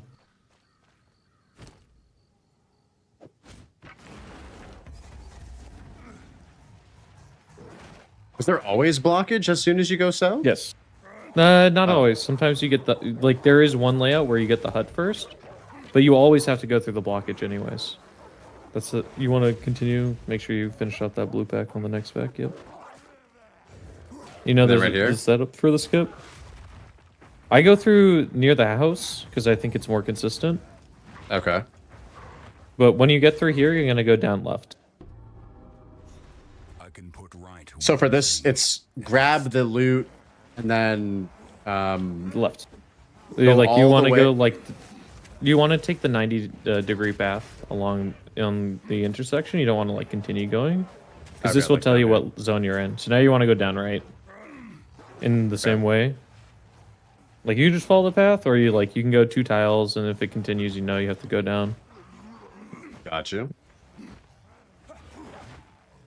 You want to make sure you kill on the way because you still need to hit. You need to hit your XP, so you need to kill like these like big packs as you go through. Okay.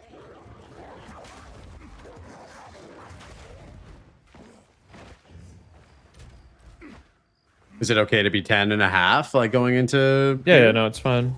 You just want to make sure you're also bouncing on cooldown. Oh yeah. Like when pounce is up, you should bounce, and then you dodge roll, and then you're in wolf form until you like attack again. And it's like your dodge roll is like technically a little bit faster in Wolf form. You go right to Fraythorn here, or do you go usually Executioner first? Or Depends. Tools first. I mean, you're gonna go. You have to do it all anyways in this sequence. Yeah. So it's fine to like kill the Executioner first. You go over after. Okay. Yeah.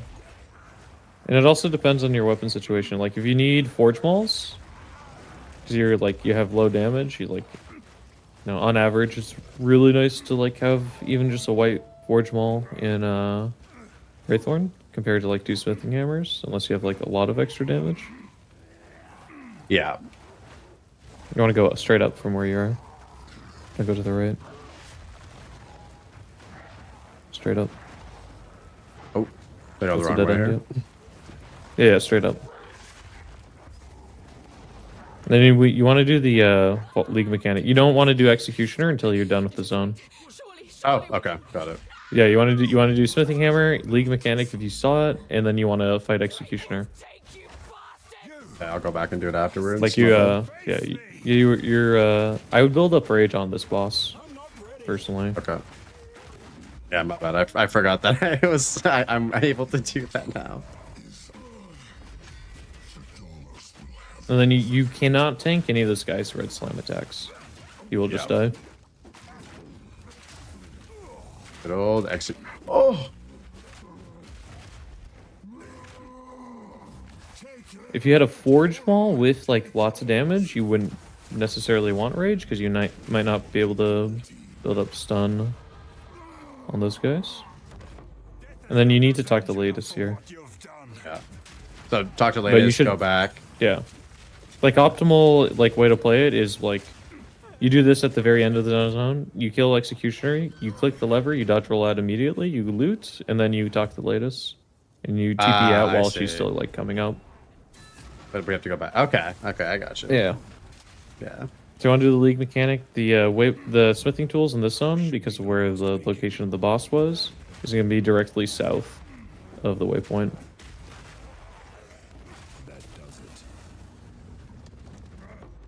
it. And then we can check the ruins once if you want. Sure. Yeah. Well, if you check it, you can see immediately if you get a 4-link or not. I just wait until Fraythorn to do that. I mean, you have the Vol ruins opened on this one left. Yeah. So like you can just check right now and see if you got the temple with 4-link. And if you didn't, you just ignore it. We're only gonna check the once anyways. So basically one per run, yeah. essentially. Yeah. And then you can waypoint directly over to Fraythorn from here. Like the beacons outside. Oh, none. No. You can do sealed vaults, but if you have like not terrible currency luck, it doesn't really matter. You can just waypoint over to Fraythorn from here. Oh, yeah.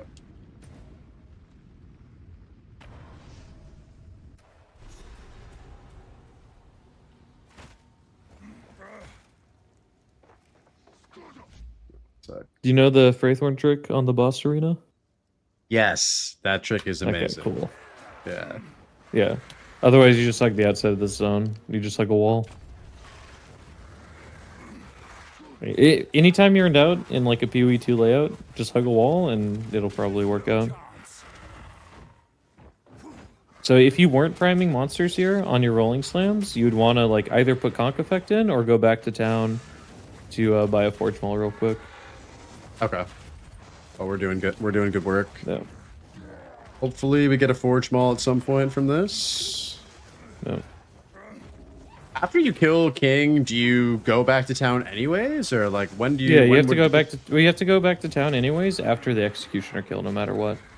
Oh yeah, to get the level Act 5 or level 5 Yeah. skill gem and shit. Yeah. Level 5, turn in the smithing tools, turn in the loot. Like you could argue that like you could do it right now anyways and get a Forge Maul and like try to get a greater life flask if you don't already. If you hadn't gotten the drop already, like you could put it on before you hit the checkpoint in this one. Oh yeah. Oh shit, my bad. Yeah. I forgot I had one of those. Yeah. Ideally, you put like upgrading your life flask is really important for campaign survivability. It's more important than like wearing a chest piece. Yeah.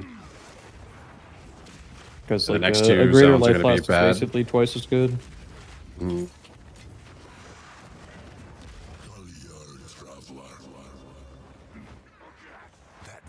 And you want to just make sure you're using bounce when it's up.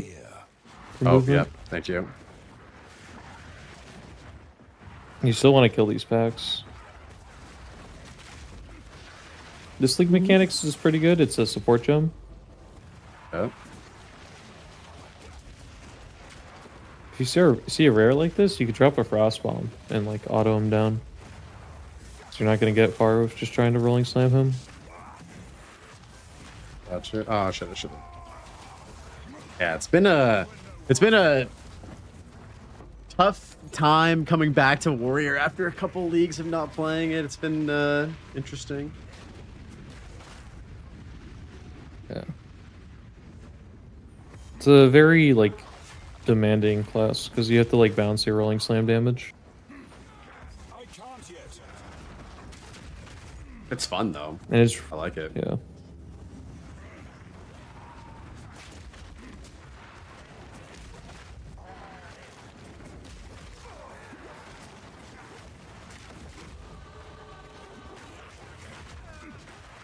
That was level 12, right? Yep. Okay. Yeah. So in this zone, you know the XP penalty. Like the second you're like one level above a zone, you start accruing an experience penalty. Yep. You can check the boss arena for the tell, Yeah. so you know where to go. If it's up and if it's to the right, you would just continue to hug the outside wall. If it's up, you would go back to the start. It's up. Like I go back to the start here. You're gonna have to kill that back before you can move on anyways, so you might as well... You could have just killed it then. And you can waypoint over, you like checkpoint teleport to the waypoint. You want to go right. All right. Okay. The likelihood it's in like the inside of the zone is very low. And that's just also not where it was pointing. Yeah, I know. I thought it was like way more to the left, but like that's kind of where it looked like. No. I guess I didn't really get a good look at it. Like 9 out of 10 times, like these things have to be on the outside wall. That's why you hook outside wall to start with. If you wanted, you could do like a small little loop at the start of the zone to like check for something that spawns so close, like this one, anyways. Okay. Like if you get one, you just go that direction instead.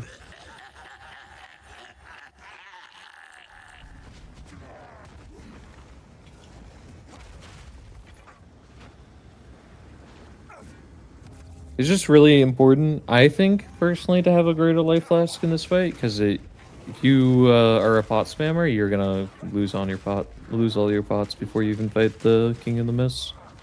Yeah. And then you have like a harder fight. But you also have life gain that's why like life gain on kill on those gloves is also a really, really important stat. Yeah, for sure. In general. Yeah. Yeah, that was huge.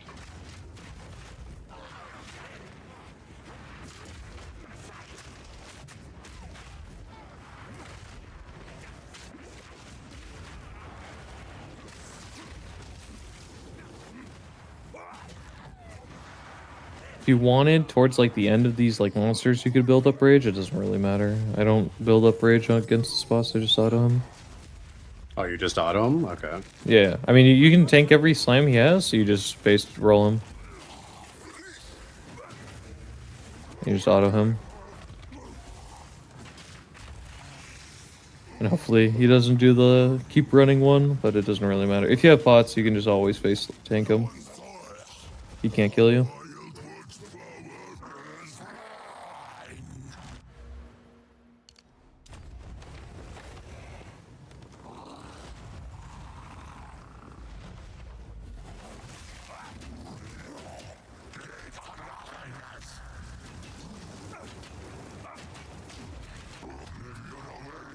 Oops.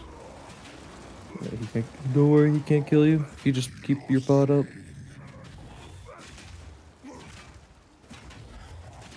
And ideally you still do the frost bomb because you're using not a Forge Maul yet. Yeah. You don't talk to Finn here. The only thing you do is you grab that augment and skill gem, and then you dip. Yeah. But you don't get the reward from. You can talk to Finn here, but you don't get the reward. You have to go back to town first, and you don't need to talk to him here. And I will always personally take a ruby charm from him. I'll never take a sapphire. Oh, really? Okay, that's my bad. I Yeah. acted too quickly So no. there. So like if you have a shield on against Geonor, you can like block all his like the ice beam, and that's the most dangerous thing he has. Ah, I see. These are just some odds. So yeah, you just want to ID your shit, and then talk to Renly, try to buy a Forge Maul. Because you have attack speed on a talisman, you keep it and you use it. More beneficial than this because you're just using it for Makes your bounce faster. pounds, right? Yeah. Yeah, that's why I use like Frenzy Talisman. Because it makes your pounds faster. Okay, got you. Oh, actually, that was a pretty fucking good helmet. That's a really good helmet. You can wear it. Defensively, it's really good. It's like double res life. Good res too. Like trash res is like cold res, because cold res is basically worthless after Act 1. Until like Utsul. Yeah, you don't have Fire Tumen in your Mace Strike still, huh? No, we totally forgot about that. Yeah, okay. So you're down like... Yeah, I thought you crafted it from the gem. No. From Embattled Trove. So grab this, and then what would be the next thing? Do we just save like one for window of opportunity, and the other one would be what? You're gonna get one from the gallows. Okay. So you don't need to craft it. You don't need to type it out. Yeah, you don't type it out. Click Frostbomb. Yeah. Click Frostbomb. You craft it out of Frostbomb, and then you swap it over. Oh, I see. Okay, I got you. That's why the first thing you craft after Bone Shatter is Frostbomb, and then you can move Frostbomb way down in your list of skill gems later on. Okay. That's something you want to worry about. Yeah.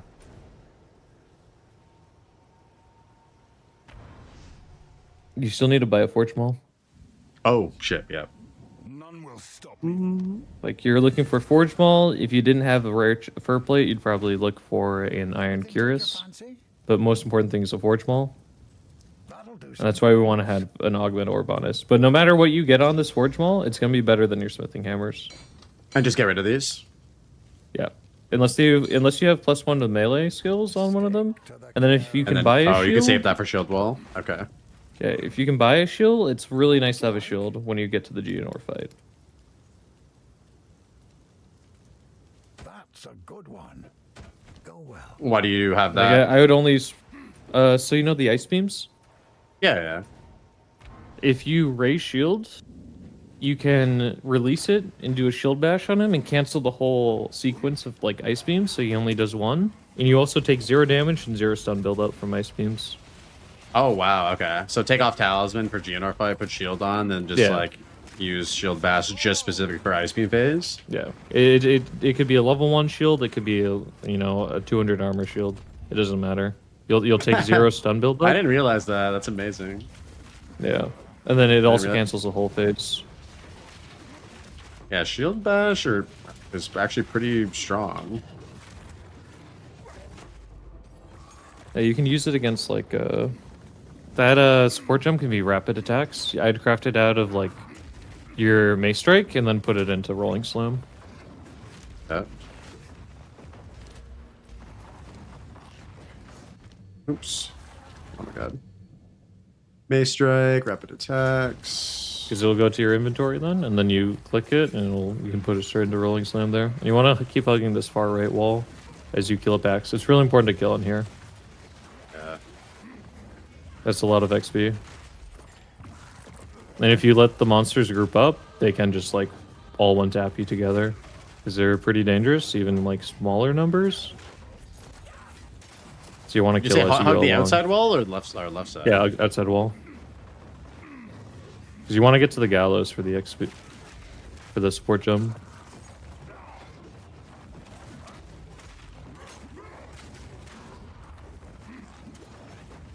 You held on to your spirit gem, right? Yep. Yeah. I can't cut attrition yet though because of the dex requirement. I don't think. You should be able to. I mean, you can cut it, but you just can't equip it. Okay. You just have to disable gem cutting restrictions if it doesn't let you. But I think you already got rid of that. I did get rid of that. Yeah. It's just oh shit. Hold on. Mercenary. Yeah, you just won't be able to dex off, dude. Oh my. Yeah. That you kind of want to craft it out of this one just because it keeps the dex requirement low, and you don't really get a benefit. So would you say that for passive tree, it's like better to do this third attribute? You need point that as strength dex man. then? Oh, you need it? No, Okay. you need that strength. Yeah. Otherwise, you won't be able to equip perfect strike if you don't get strength on gear. Okay. That's why like getting stats on gear is really nice. It's just like your priority is like, you know, like that dex point lets you use rapid attacks in window of opportunity. And that imp node, not only does it allow you to use bounce and nettle talismans or like the cinderbark talismans, it also allows you to use conk effect and magnified. Yeah.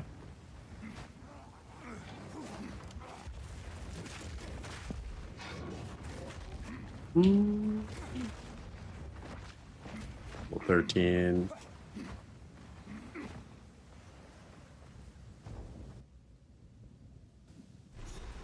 Yeah, if you're like anywhere from like 12.5 to like 13, you're like fine entering manor. And if you're more, that's good.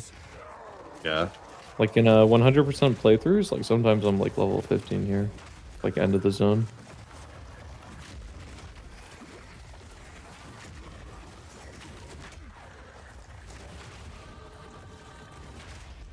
You take time off work in June? June? Or yeah, Why? June. For 0.5. Why would it take? In June? Yeah. I can't take time off work yet. Okay. I started a new job. I don't have time off yet. Oh, I thought you had been working. You want there to? for a What are you while doing? already. You're running away. Oh, you gotta. There's a boss. Yeah. Should we It's kill an the alchemy boss? orb, so I had to reset. No, I'd reset a checkpoint and pray you don't Okay. get another boss. Okay. This is like literally impossible to kill that thing. Well, Yeah, when I not. saw But it that. has more life than GNR. Yeah, there. Whoever did the numbers on these unique bosses is, I don't know if I speak big trouble. I remember fighting them for the first time on League launch in 0.4, and I was like, yeah, these are very overtuned in terms of how much damage they do and how much health they have. Yeah, I think someone was asleep at the wheel on that one. You're still not using pounce at all. Oh, thank you. Yeah, I need to get in the habit of just honestly just using that all the time. It's just I'm not used to trying to be so quick. This is definitely a good reminder. That's him. Well, it's just good in general to use it for like in between packs, because otherwise, you know, it's time to kill monsters. Mm-hmm. And if you happen to get a talisman that has like high damage on it, you're gonna go up and to the left. This one, sorry. Oh, you're good. Yeah, like anytime Candlemass isn't there in that position, like it's always up to the left angle. Okay. I like doing strong boxes in manor. You just still have to be careful, of course. Yeah.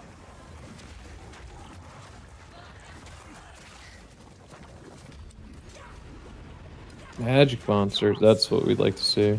Magic packs. See, those frost mages, I'd deal with those guys first, always, when they spawn in. Yeah, they didn't do Yeah, so. your pads did enough damage, it could prime for stun. Yeah. Wait, there's a new teaser? Let's pause. Let's Face the pause and darkness. take a look at this. This has got to be the ritual one, right? No way. It's gotta be, right? Require a champion. A champion to face. The darkness below. I require a Nothing. champion. DDX. Ritual X down. Bro, what the fuck is this thing? Like, A champion to okay, this looks like some sort of like well, right? It's like a man. They're doing a bunch of shit in Gormus. Holy fuck. I mean, they fucking better ain't getting blows. What this mean, chat? Dude, I don't fucking know. What this mean? What this mean? Man, I'm so fucking stoked for Thursday, bro. Maybe it means Ass 11's confirmed in 0.5. Ass 11, the new slam skill meta. Yep. Oh, have you seen the description for the skill gem yet? What, for Ass 11? Yeah.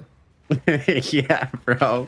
When you posted it in the racing Discord or the racing group, I immediately shared it with my community. It was great. Okay. Cheating on timer? Dare?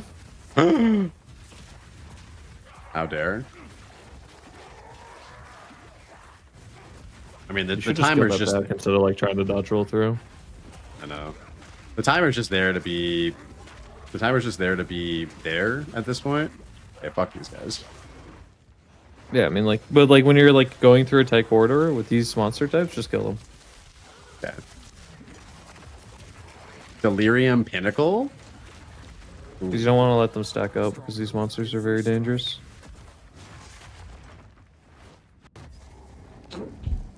Yeah, we literally just watched it. Crimson Cast is so late.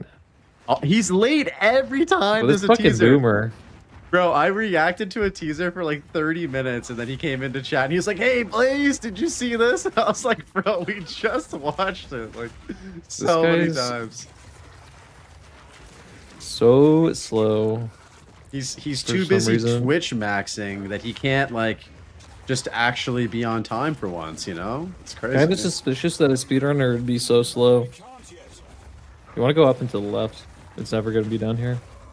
Oh, okay. Now he's just name dropping, dude. That's crazy.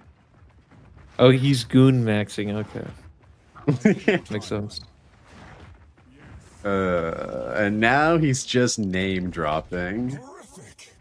Insane. So you want to prep your like perfect strike as you're going down. Oh yeah, we don't even have perfect strike to actually put in. That's kind of crazy. Nope. You can just control click it in. You don't have to like drag it over. Oh yeah, you're right. Yeah. And then you still need it on your bar. Remember when you can perfect strike this guy as he was landing? You can't do that anymore, Yeah, right? you still need it on your bar. Yeah, there's no point because of damage reduction. Yeah. You're not going to build up rage on this guy. You can put his shield in too. Oh yeah, true. Or you can just fight him like a man. You want to Infernal Cry? I'll show you how to fight this boss later, I guess. Okay. But you want an Infernal Cry before every perfect strike, and you only want a perfect strike. Only want a On the perfect first strike. hit. You should never be auto attacking here, yeah. You should be perfect striking. Oh fuck, man. I can show you the setup later. But there's like a consistent way to like at least get the first perfect strike off. So never auto attack him once. You just drop Frostbomb. Or is Frostbomb even important on this guy? I guess it is because you're using perfect strike. Yes, right? anytime you're using perfect strike, Frostbomb's important. Because it, it's 25% more damage. And no rage either. Okay. Yeah, I've been doing this all rage wrong. doesn't matter. So Yeah, I noticed that like after you he get phases, perfect strike, you never use rage. Okay. After you phase him, you bring him kind of over here. Yeah, I mean, it doesn't really matter. You don't want to Frostbomb until like right before he's going to be targetable, because you don't want to like do one instance damage, but you want to drop it on him. Okay, hold on. Let's try that the proper way now. All right. So like when you go down there, you run into the middle. Yeah, you rolling slam, bone shatter, all the monsters. You do it in one go, Yeah. and then you run to the far left side of the arena, and you're just gonna stand against the wall. Right And here. when he's close to dropping down, okay, there's no monster. You just left side, like there. You drop Frostbomb on him. The Infernal Cry as he gets closer, and then you start charging your Perfect Strike. Damn it. And he should never have time to start like charging his like charged ice attack that will freeze you. I'm just whiffing so hard. I fucking... Oh my god, bro. I swear I can hit this, guys. I swear. I can't believe you put a... Is that on middle mouse button? Oh, it's on shift left click. Shift left click? Yeah. Yeah. Yeah. Is that cringe? That's crazy. I would never. I've been using shift left click for so long on that slot. Your keybinds are crazy, man. That is true. We're working on them slowly. XD, HC player, and softcore is hilarious. Yeah. HC player trying to learn racing and softcore is also hilarious. I hope you're getting entertained right now.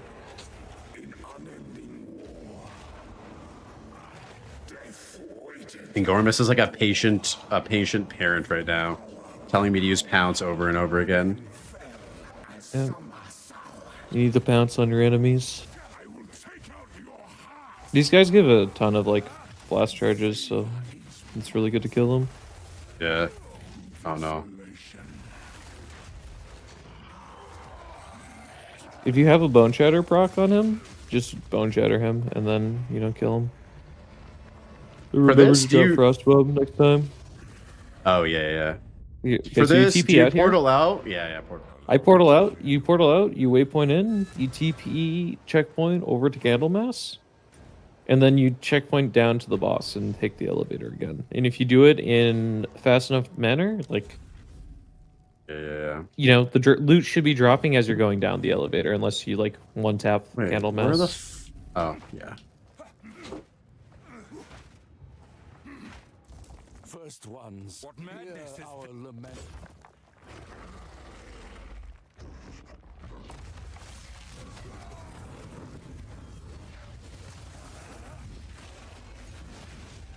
Bruh.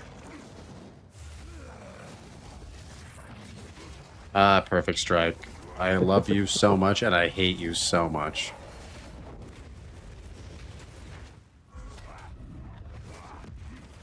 That like blast attack that he's doing, that's the only thing that can kill you if you tank it. Is nothing sacred anymore. It's the only dangerous move that guy has. So do you normally tank everything else? Yeah. Like that first sword slash, you don't actually have to tank it if you just like dodge roll behind him. Yeah.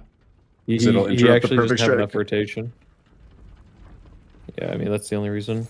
The gloves are really important here, and the boots could be like 15 MS here. Okay. But then you can just have the hooded one ID them all. You can double check Bender, like Renly, for like a better forge maul because yours is terrible. Yeah. As far as forge mauls go. That hooded fella, take a look. But if he doesn't have one, you know, it is what it is. It is what it is.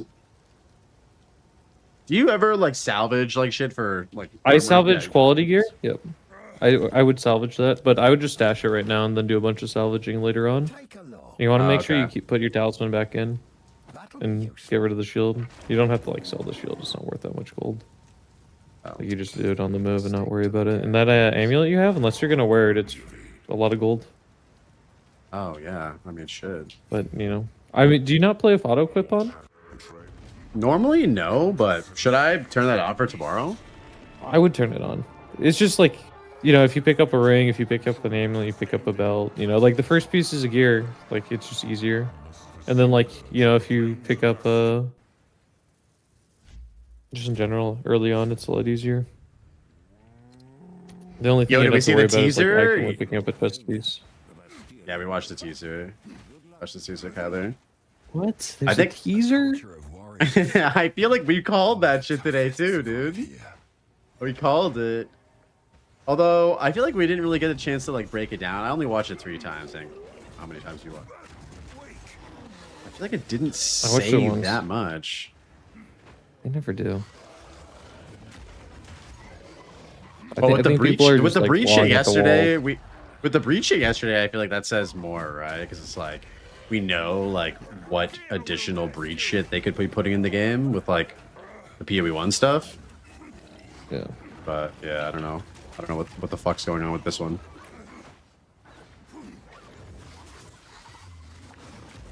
I'd say not worried too much about XP in this zone. If you get a big pack together, it's nice, but or if you're like right next to it, but like I wouldn't go out of your way for monsters in this zone. Yeah. Newest teaser kind of Yeah, it was like probably the most lackluster one of all of them. Oh, thank you. Oh. I'm gonna make some sticky notes after this training session and put them above my computer. And one of them's just gonna be like pounced. Yeah. I'll do some more practice runs tomorrow before the race too, so I won't be as dog shit. Cool. Hopefully. But yeah, started streaming at like 9 a.m. so already feeling tired. Overworking. I had a good chat with Arrow though. You ever chat with Arrow? He's a super nice guy. I think he showed up before. I just don't know who he is.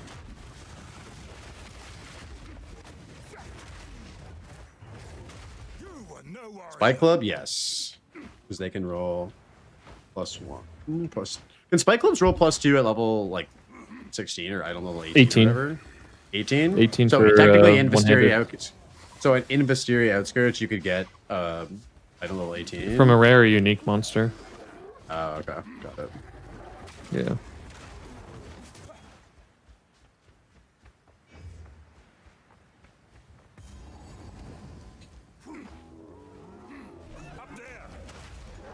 Do you usually loot, like get the loot from this guy, or do you just TP out immediately? Oh, you should. Okay. Anytime the loot like has a delay, do you make the TP preemptively? You can pounce up that ledge, by the way. You don't have to walk around the long way. And then he'll like never charge out. Oh, I forgot the frost bomb. Don't kill me, Sensei.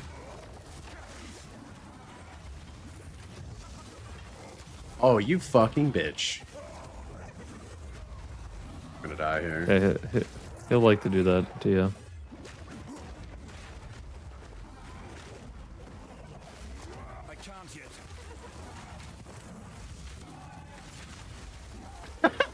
Oh my god, bro. All you can do is laugh.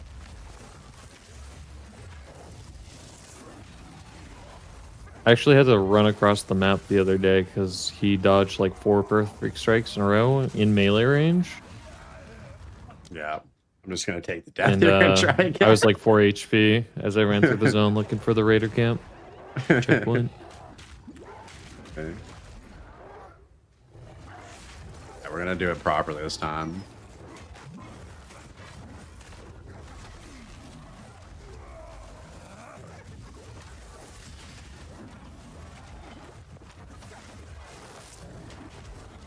But yeah, if you stand on the like very bottom of the peninsula there, none of those wolves will run up at you. You don't actually have to fight them. Like, they're doing a lot of damage to you. Yeah, they are. Should I be tanking these double swings? Just tank. Yeah, you can just tank it. Like the whole thing, like the triple combo. Yeah. Okay. What are you worried about? I don't know. It's the whole reason we play warrior, so you can just tank it all. You get the rare, you get the loot, and you just dip. Yeah. I hate racing. Wait, what? Yeah, I haven't raced since 0.1. Okay, go. Sorry, right? Town's easy. You talk to Chambrin, you dodge roll that way. Wait, what? You're never gonna vent because you only want to do vendor stuff when the town's moving. Oh, okay. So you talk to Asala, and when Asala is moving, that's when you prep your regex. Oh, okay. So like you grab your regex while she's moving, because there's downtime guaranteed. And then go back to her and talk to her? Yeah. You talk to her, you move the town, and then you can go back to Chambrin in Zarka. And I always do Halani Gates first. Oh, okay. I do Halani Gates first because it gives me 2 chances of vendor early on. It doesn't really matter though. So you can talk to Shambrin, put in your regex real quick.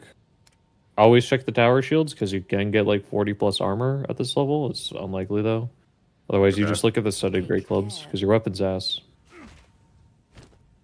Oh yeah, true. Should we roll one? I feel like we should just roll one right I would, now, right? I would take the one with the augment needed only, Oh, okay. Damn. and then roll that one first. Just because it costs less currency.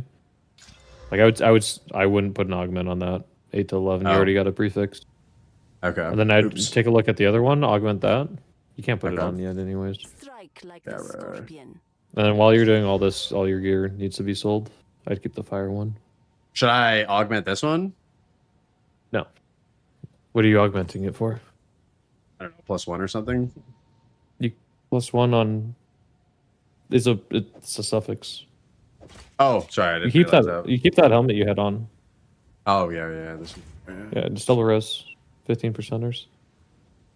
Then I'd sell everything but that fire res one. And you put on the better mana pot, but you don't need to do it right now. You can do it while you're in Helani Gates, doing RP shit, Blessings. or like while you're on the move. Why warrior? Not So there's gonna be a merc? line. Warrior When is the class I'm Dialogue attached shows to up, for this talk to race. Estala. You can go back. You don't actually talk to Estala. Oh, you just go I here reset at checkpoint. Yeah. Okay. I reset at checkpoint because on an NA it's like maybe marginally faster, but you can just run back because if you TP out, it puts you back near the hooded one. If you re-enter the caravan there, it puts you closer to the table. Okay, so for next tier 5s, just to deal with all this extra shit in here, like prio for highest level gem is Bone Shatter. So at do you have this a level point? 3 skill jump still? Yeah, level 3. If you have a level 3 skill jump first, that's gonna be your frost bomb. Maybe Frost And then you Bomb, need to okay. craft one. You need one gem to craft shield charge. You need one gem to craft shockwave totem. And then you upgrade. It depends on what level your bone shatter is. So level 2 bone shatter, I'd upgrade that first. And then level you'd 4 or level up 5. Infernal Cry. Okay.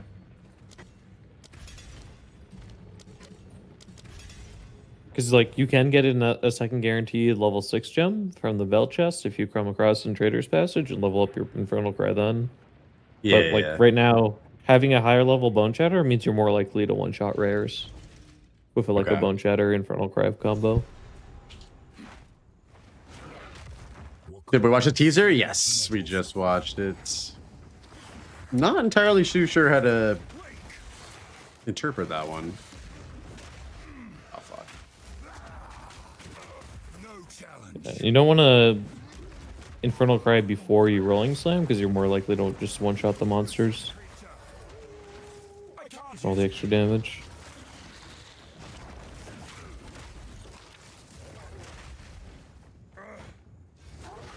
Yeah, Rich Man, he doesn't need any wisdom scrolls on the ground. I knew you were gonna call me out for that. Rich boy. So the previous time that I got before we got on the call, You should Rolling Slam Bone Shatter here. Okay. The previous time was 3:15. Yeah. I feel like we could probably get under 3 hours tomorrow if we like dial in. I've no more room. Rich, not even taking up. Oh, I wanted to. I just didn't have room. Wait, I'm what's not your rich. inventory like? Just open it while you do stuff. I'm gonna Okay, die, why do you have bro. your medium life and mana flask there? I don't know, dude. I don't know. You can just drop that on the you drop that shit on the ground. It's trash. I'm a fucking hoarder, man. Yeah. You gotta like the biggest thing is like picking up less stuff is like better a lot of the time. Yeah. I'm So you don't need to learning pick up that today. much. Oh. Do you get the guaranteed shit in the zone, or do you just run past it? If I come across it. Okay. So you don't like a you league don't start, seek it out. I would spend the like if I was seeing league start %, I would go out of my way to like for sure. go get the artificer. But just for in, the, like, this just for sort the of race situation, format. Yeah. If you hug one wall, you have 50% odds of getting it. Mm-hmm. But like this zone is also like a really good spot on league start because you get extra scraps, extra whetstone. So like I go out of my way for it on like a league start situation. It's like anytime I'm doing like League Star prep, I'll like, you know, I do like a semi full clear of the zone. Yeah. So all the It's scraps funny in how the zones are really nice. it's funny how good of damage this still feels, regardless of how bad the weapon is. Like, yeah, like Geonor was kind of a struggle and stuff like that, but it's still only like Well, whatever. that bridge 3 up perfect there, strikes. that's probably the Artificer Orb that you passed by. Is it? Okay.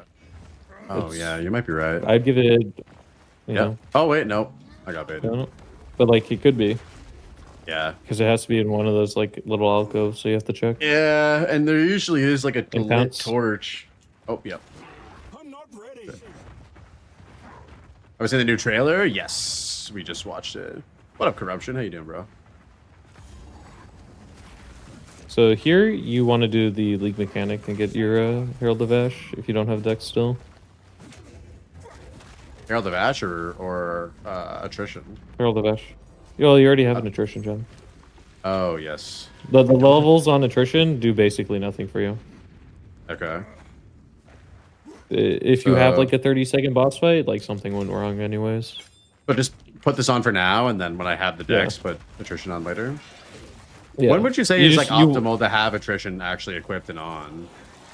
I mean, as soon as possible, and then like if you really want to min max it, you can just like do you do like a spirit gem swap on bosses. Okay. Like yeah, I turn off like Herald of Ash, turn on attrition, and then I do a swap while I'm like making my portal, that sort of thing. But like you can just like keep attrition on because it's also good against rares. Yeah. But like if you know you're not gonna fight a boss for a while, like Herald of Ash is like technically better while clearing.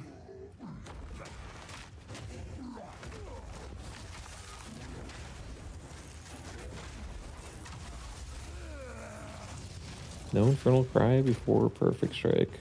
that's what I get. I get an absolute giant whiff for it. Oh, studded Great Club. Yeah, drop your studded and just pick it up. Oh, let's go, dude. I think the fire's technically better than 21%. Should I go back? No.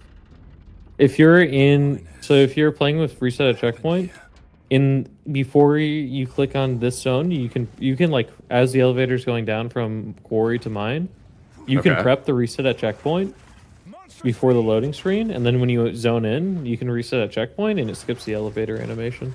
Oh shit! So basically, have it your shit pauses, or if that's playing without pause though, right? Because you don't play without pause. Yeah. Oh, it's impossible to do that. Or is it possible just if you like pause perfectly at the moment where you kind of zone in? Yeah. I mean, I just play without pause. That's a really important pair of gloves to pick up. Do you have a blue shield in your inventory? Yep. Okay, ID it, and if it's not 80 plus armor, you drop that shit immediately. Yeah, drop that shit. And you should ID those gloves while you're on the move.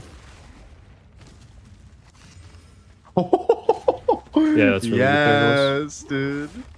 Because I'm level 16 plus, is when you get the next tier of affixes for damage, and you also got +1 melee and lightning damage. So you're never getting better gloves than that on average. Yeah. So that's gonna be. You should have picked up that. Was that spiked club that was there, the one-hander? But I wouldn't go back for it. Oh, But like I just didn't for even like see future it. reference, My bad. that could be +2 melee.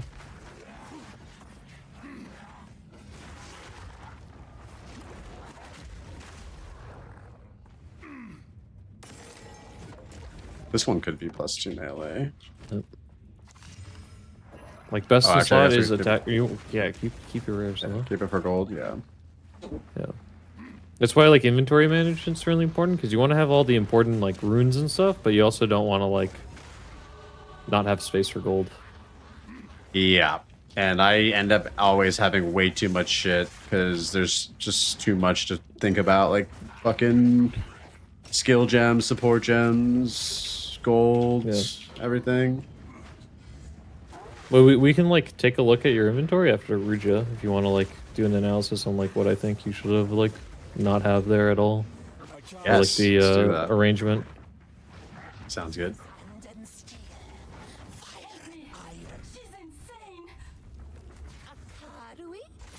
You have points to put in? You're fighting a boss. It's like 10% more damage you just picked up. And flat lightning damage is also really insane with Perfect Strike, because a Perfect Strike scales really hard with just flat damage. Yeah.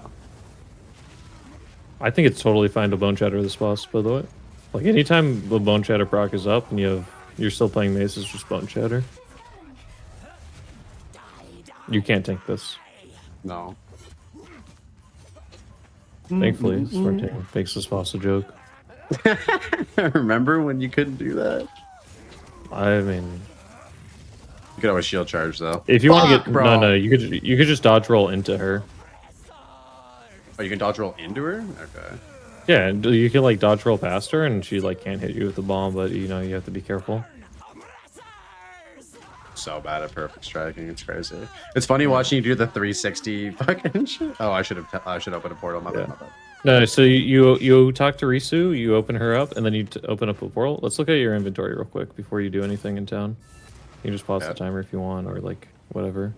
It's whatever. It doesn't matter. Yeah. So like, let's look at the runes you have, for example. You have an adept Iron, rune. desert, I would never pick that up. Okay. I'd literally never pick that up. Okay. Where your iron rune, like your currency is just kind of like all over the place. Yeah. It is just all. It's not organized. Yeah. Yeah. So I always put my transmutes, my augments, my wisdoms, my whetstones, my exalts, my regals and regal shards, and alchemy's orbs all in like the first 2 columns. Okay. And then I always keep my iron rune in the same spot. I like to keep my resist runes on the far right side of my inventory, but like wherever you put it, it doesn't really matter. Okay. But I like to put it in a spot where like I can put like a 2-handed weapon or like there just to, like slot in still. Yeah. Like so normally like important currency, and then you have all of your like crafting stuff on the other side too, like runes and like that. Or? No, like resist runes are in the top right, and then I don't pick up any other rune. Okay. Like adept rune is like only good if you have like a free socket on gear. Otherwise, you're not going to use an artificer orb for an adept rune ever. Right.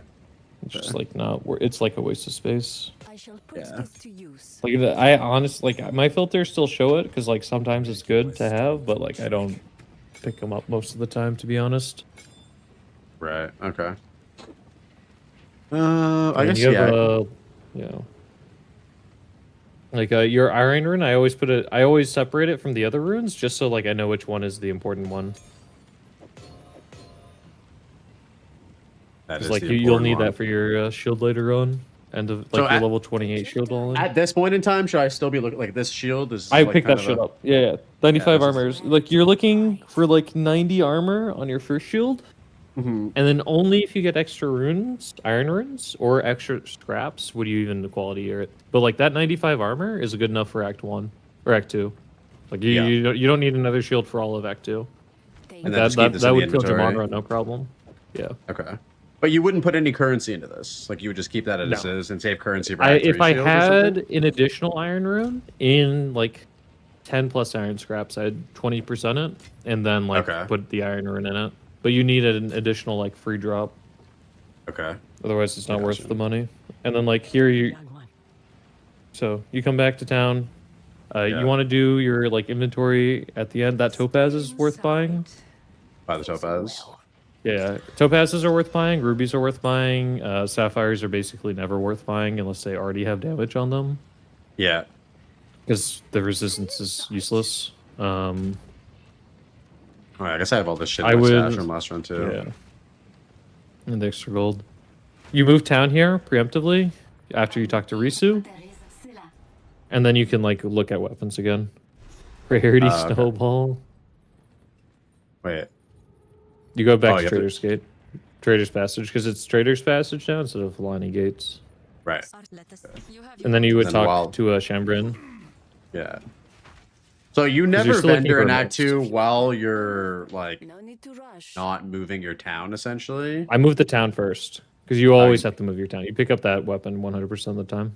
I hope it this one? And then, yeah. So like you're low on strength. Look at your tree real quick. Yeah. Okay, the next node you take, it's a strength node.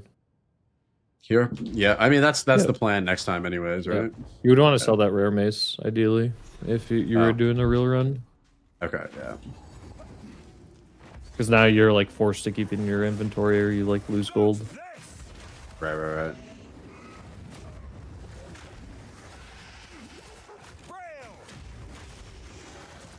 I want to believe that all of this is getting absorbed right now. I appreciate you being patient with everything, man. So like, it's cool. In this zone, the tough ones, the golems, they're like a tough monster because like if you rolling slam too early into their like wake up animation, you can't bone shatter them until the animation's over for some fucking reason. Right. There's like a wake up animation for them. So if you if you rolling slam bone shatter, you just whiff. Spoiler alert, it's not, bro. I'm gonna remember every single thing Angormus has told me today. It's all going into the brain. Yeah. And Gorm's like, oh my god, I'm gonna have to do all. I'm sure you're gonna say remember all more this than Farmer did. Oh, did you coach Farmer as well? I did like 3 hours with him one day, and then like the next day he didn't remember anything. Like literally not a single thing. So you've trained 2 horses in this competition. Holy dude. Crazy. Yeah, that was a different patch.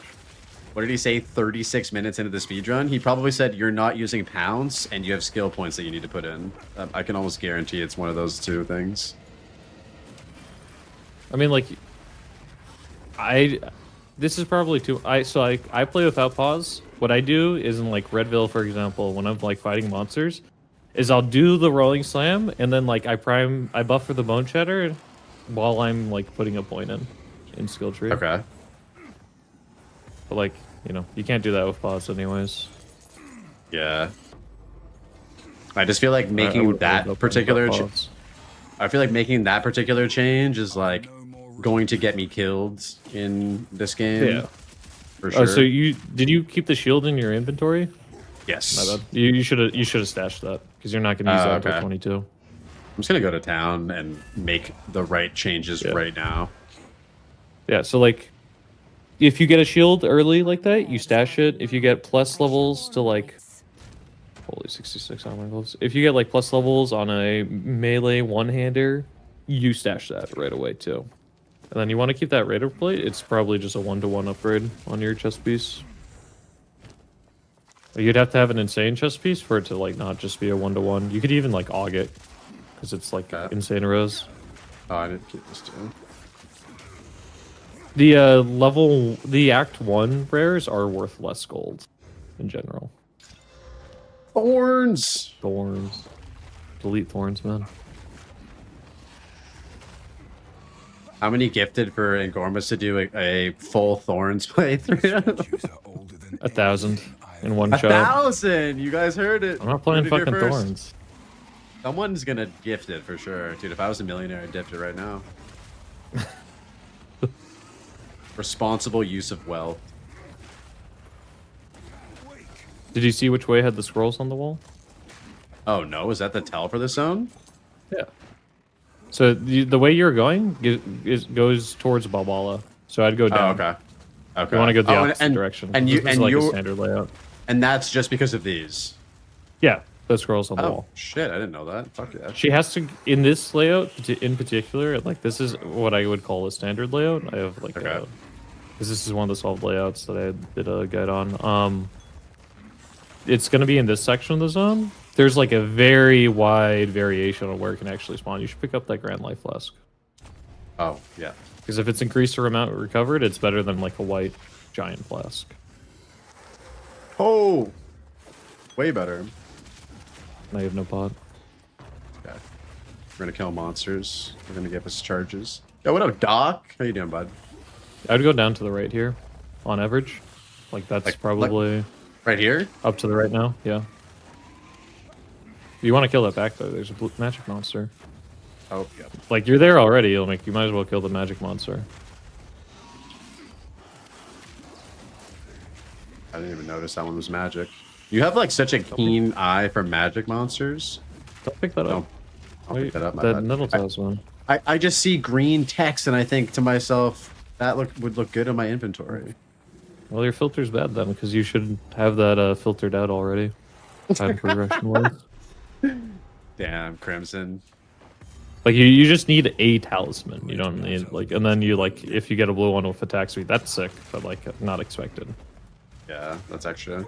Then you want to talk to Asala, and you know the reset at checkpoint tech with her. Nope. Okay, the second that gate opens, go. Don't kill these things. Oh no, not even reset at checkpoint. Wait, Because you like mean just she needs go? to open the gate. Oh, okay. But this The gate's probably open? works too. It's just like there is like that. You know that camp that has that rare monster that always drops a rare martial weapon. Yeah. There's a checkpoint there. You reset a checkpoint there, and Asala follows you. Oh, so don't you have just to, like, kill go. every You don't wait monster for on her. statue. Yeah, you don't have to kill everything on the bridge or wait out the animation. In So when the hardcore door SSF, opens, you you just do have to. Yes. Yeah. Okay. The problem is in hardcore SSF, if you don't do that, she doesn't fucking follow you anymore. Yeah, you can just assume I don't know any of the reset to checkpoint tech or anything at this point. Because yeah, I had no idea you could do that. That's amazing.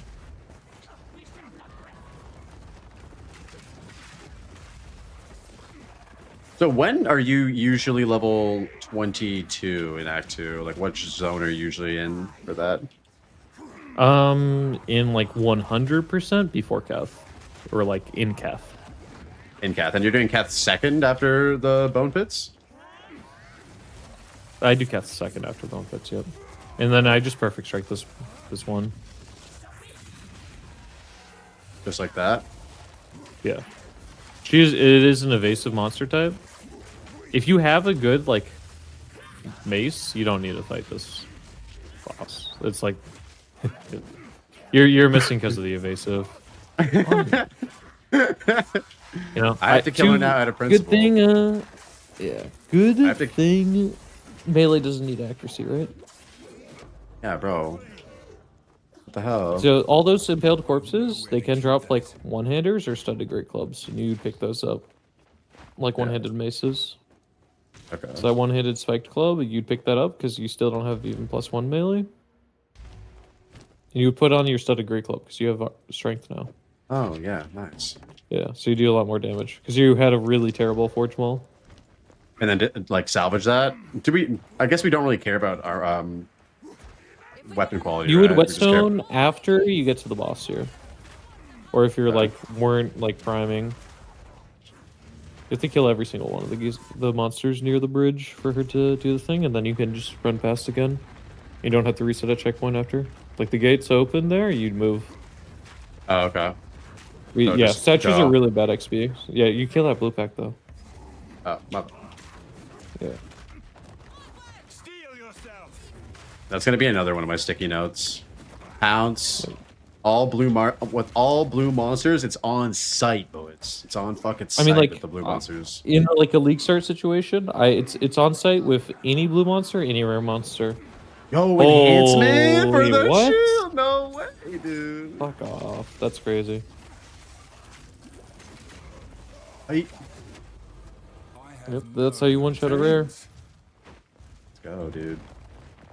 VIP'd in here? Bro, you've been in VIP in my chat for ages. What do you mean?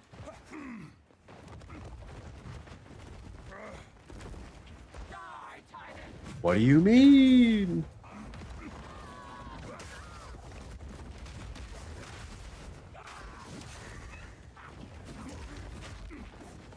Everyone's a VIP? Yeah. True.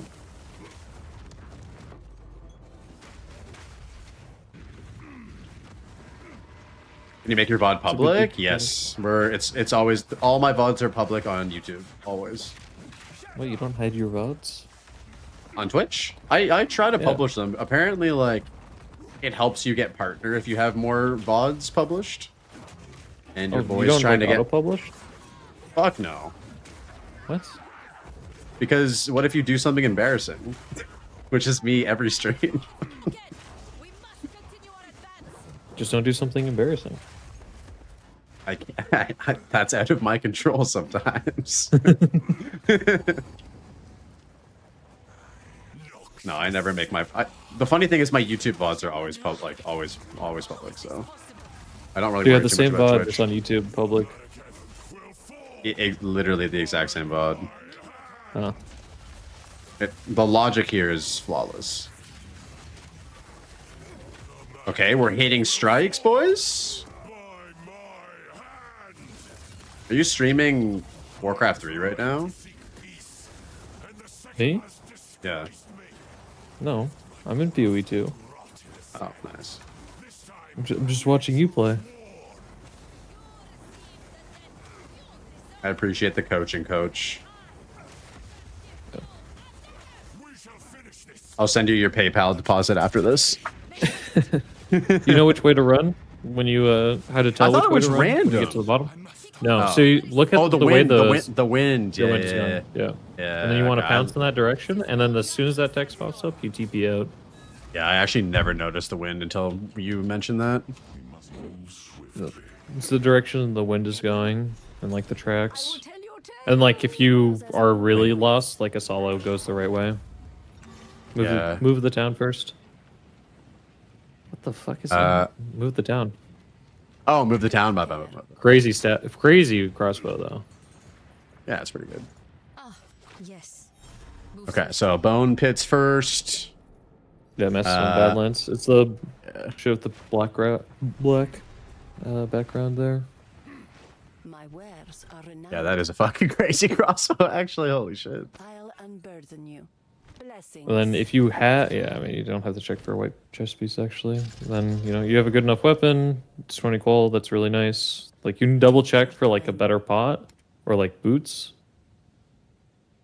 2+1. Oh, these gloves are actually pretty sick. Yeah, no, you're not upgrading gloves, but like you could like double check here.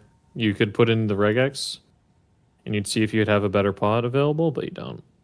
And we're fine with greater for a while. No, you want to get a grand. Yeah, okay. That's your best in slot. Flask actually, you don't need anything better than that for the whole run. Oh, nice. Okay. I've got some trinkets. We put this on Chaos Res over Iron Ring for with rarity. No. Okay. Rarity's best in slot. Okay. For like league starts, or like any run, to be honest. Do you do the Abyss in here? It's good seems for XP, very dangerous, but it gives you a preserved jawbone only. Oh, right. So you can't use it on shields. Is there a guaranteed rib in the campaign for Act 3 or after? Yeah, there Act is 3? in Valley of the Titans. Oh, I just do that line third. Rarity is Biss. Why? And Gormus? Adaby's asking. Currency, I assume. Currency drops, more rares, more magic items drop, so you have to use less transmutes. You get more regal orbs and more exalted orbs. Like the whole reason I like doing Smith Katava league starts is because you get to like stack rarity on league start. Like I've had some of my runs where I'm like entering maps with like 70% rarity, or like at least 50 plus, no matter what. Yo, what up, Westy?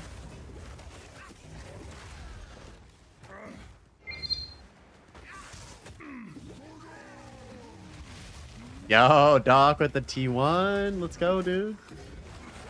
5 months. What a Chad. Oh, fuck.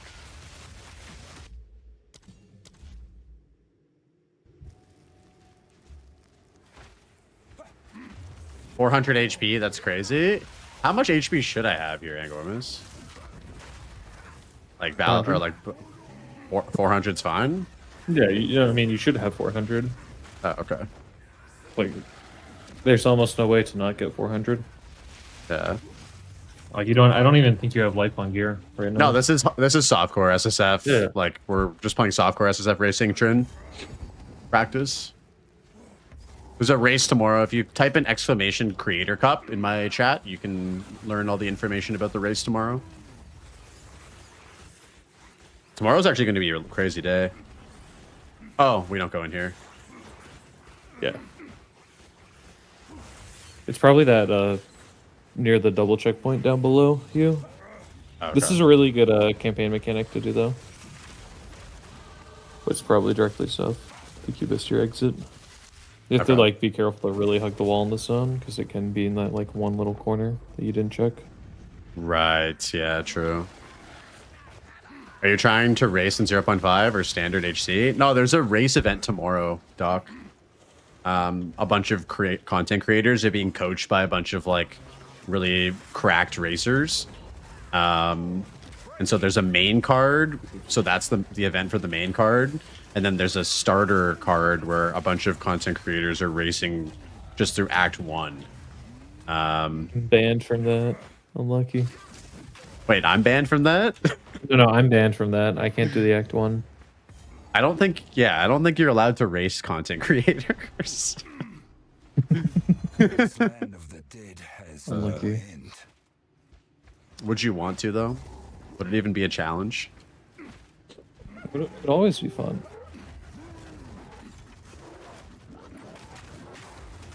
I like what Crimson was talking about, though, where it's like, could Angormus beat a person racing against each other if they had map hacks and he didn't? If they like weren't a racer? You know what I mean? Like that would be a video I would watch for sure. Like I see that on YouTube, I'm clicking that thumbnail immediately. Yeah, I mean, with your timer, I'm in Act 3 right now. Okay, let's not look at this timer. Look, go straight down. Do you know how to read the teaching you Slayer? how to play the game. No. Okay, so do you see the checkpoint at the start of the zone? Yeah. Just remember what side it's on and go straight down from that like barrel. Okay. Like you go straight down from like the entrance of the zone. If you come across a checkpoint directly south, you like keep going down and you favor the checkpoint side. If you don't see a checkpoint by the time you get to like the bridges, it's like I'd call this a checkpoint. You're gonna go straight out. That was Wait, the and then go to the Exalted Orbit, the League mechanic, by the way. Oh shit. Okay. Thank you. Yeah, you should finish it Yo, off. Hodge, what's up, bro? You like potentially dragged it a million miles away. Yeah, so you just want to keep going straight out, like from the entrance direction, and you prefer going right if it's an option. Okay. But if it's not an Right. option, you go the other way. Is that because it was against the right wall? Yeah, because that's just because it's where the checkpoint at the start of the zone was like up against, and you have to like go out of your way to kill hyenas here because you're gonna need the relic. There it is. Oh shit, we got Like, one more prefer- level until like- shield wall, boys. Let's go. On day of, you probably have to like go out of your way to kill hyenas. Yeah, that's unfortunate, but we do what we have to do. Take that!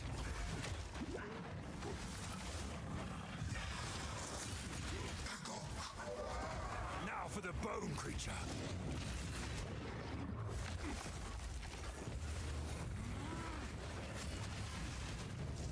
Yeah, you want to kill the mage first. You just have to be careful. This is like the most prime spot to die in campaign. Join the dead, you It's like if you can Oh, my get bad. lightning resist before this, it's really nice. Yeah, for sure. I don't even know what I have right now. Probably negative. Oh, I have 33. 30? What the fuck? Yeah, you have a ring. And you have a lightning resist on fire resist on your helmet. You need to talk to Zarko first. Yes. Oh, okay, my bad. You're like, I mean, I get. Oh no, sorry. When you come out of Halani Gates, you need to talk to Zarko first. Oh, okay. But for everything else, you can just do the move little down first Yeah, and yeah. go back. Okay. Yeah. All right, so Keth, we're gonna hit level 22.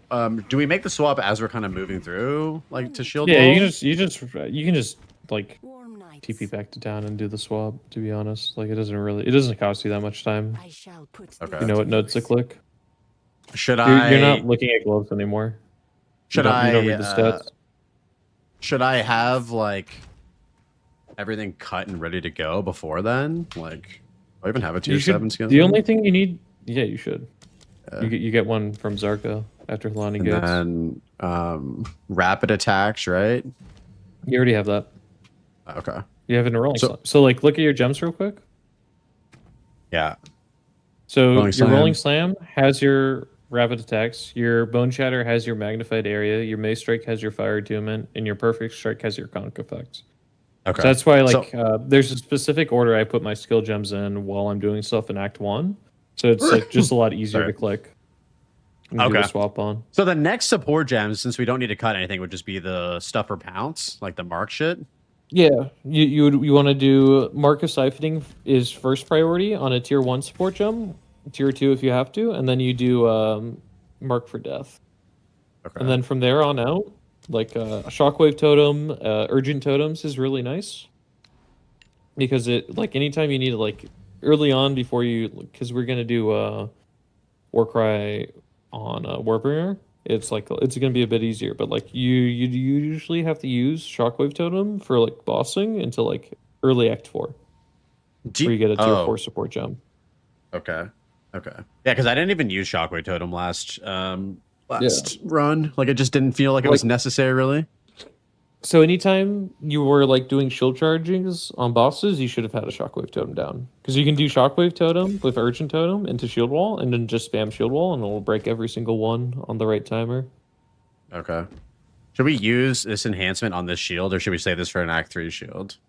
You'd want to save it for your level 28 base, because that is good enough to kill Jamonra on and not like feel bad. Okay. And you like those Chaos Rings, just get rid of them. You can like roll a Topaz real quick. Yeah. But you're never gonna use a Chaos Resist ring in this level. And replace that. Yeah. That's an insane ring. Yeah, that's solid as fuck. Get rid of this shit. But you're never gonna use a Chaos Ring unless it has insane damage rolls on it, because Chaos Rings are garbage. Okay. There's like 0 Chaos resistance or Chaos damage in the game. Oh, I already moved the town. And then you already collect Cath. Yeah. You watch the teaser? Yes. What up, Yonko? What's up, brother? This barren place holds an essence of water. Perhaps it is beneath the sands. So Cath, the campaign mechanic, currently it can only spawn in this like first third, this like sandy section, and it's a GCP, so it's pretty good. Okay. For Shield Wall. Yeah, it Shield gives Wall, you 10% quality gives you more damage. Yeah. Yeah, it gives you each 5% quality gives you 10% more damage. Yeah. When you break the Shield Wall yourself. But these packs are pretty juicy. You just want to like collect a big pack and then tap it.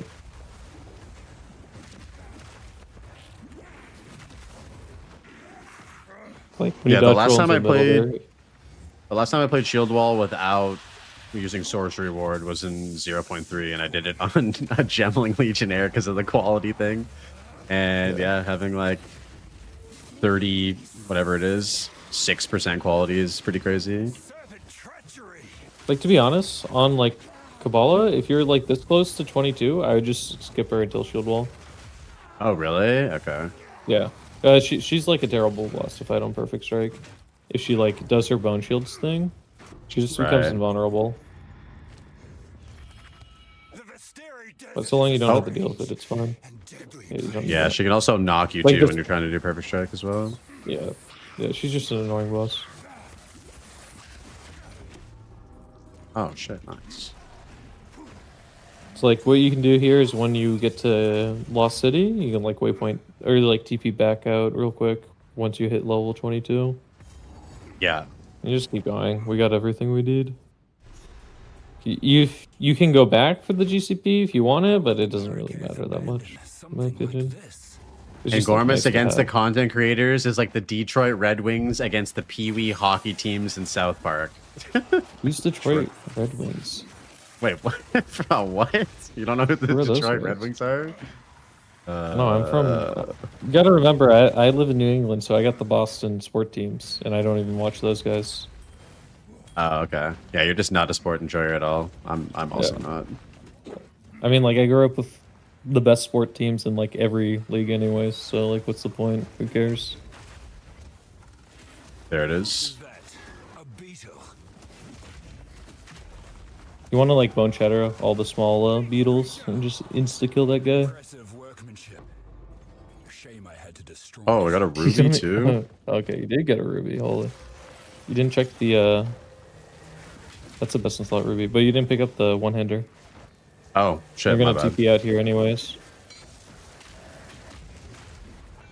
And you do your shield wall swap. The first thing you do is you like respec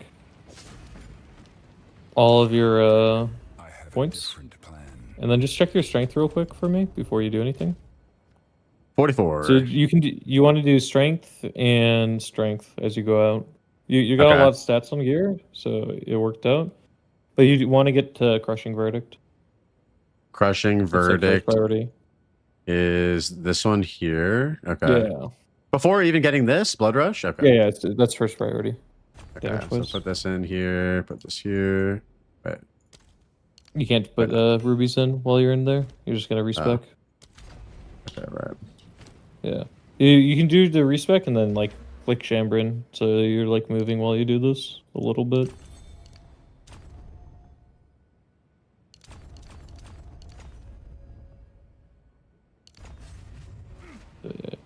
At 22, you should be able to get, you know, the burning strikes, the skill speed, bloodlust, and crushing verdict. If you needed more strength, you just go beef early, but you shouldn't need to. And then you want to get one of those frenzy talismans. One of the frenzy talismans, okay. Yeah. If one of them has Oh, this attack one has speed, you act- take it. That's not a frenzy talisman. That's worse. Oh, my Look bad. at the attack speed. It's 1.13. 1.13. Those are guaranteed to 1.4. be 1.4s. Holy. Okay. Yeah. I'd take the cold damage one and Aug it, and then like maybe you get lucky, but May it serve you well. like attack speed is really insane on those. Yeah, I didn't realize that And that then- was so good. We don't have a You're plus looking at one. boots I'm for looking at 15 boots. MS. Okay, yeah, we got them here. 15 MS in rarity, you take that. I don't care what's on your boots, you drop them. And you saw all that shit. I guess we don't need Ruby. whetstones anymore, right? Yeah, you don't need whetstones. That's why you only get like 4 or 5 whetstones max, and like past that you just wouldn't even care. Right, okay. And then, yeah, we equip this. Yeah. Oh, And then I'm you have to do full? the jump swap. Yeah. I mean, you have to drop perfect strike anyways. Concentrated area. So, for shield wall, first things first is rapid attacks, and is it magnified effect or concentrated area? I do magnified, so you do a gem swap on every Okay. boss. Okay. So anytime you're on a boss, that. you put in conk effect. Anytime you're doing AoE, you keep magnified it. And what I do is like the order of my gems is shield charge is first, and I put magnified or conk, whichever I'm not using, in shield charge, and then that's when I put in. You want to also have raging cry in your infernal cry. Raging Cry. But like anytime, yeah. And then we can just anytime leave you're not- Ferocious Roar unsupported for now? Yeah, it doesn't really matter. If you read the gem, it'll give you like basically max rage if there's like a pack of monsters. Okay. Then you drop frost bomb. Yeah, drop frost bomb as well. Yeah, you can like put in attrition or keep Herald of Ash. It doesn't really matter. You don't need the extra damage on single target. Okay. Like AoE is kind of nice. And what I do is like I keep shield charge in shield wall at the top of my skill gem list with conk effect or magnified in shield charge. And then I do the swap, and it's a lot easier if they're at the top. And you don't want to put it in Ray's shield, because when you swap your shield, if you just sell the shield, you lose your support gem. If you're, like selling straight from inventory. Okay.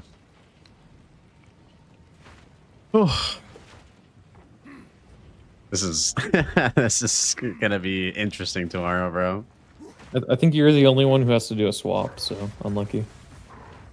Yeah. I mean, it was between picking. You're not using Mace Strike. Get that shit off your bar. Okay. Not Not even once, dude. Use that. No, you're not even gonna use it once. All right, all right. My favorite skill in the game. You should kill these rares. You're like running past the rares. Are you scared?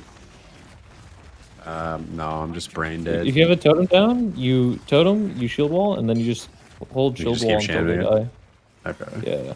Yeah. Unless the totem dies, but like you know, it's just totem placement. Let's do.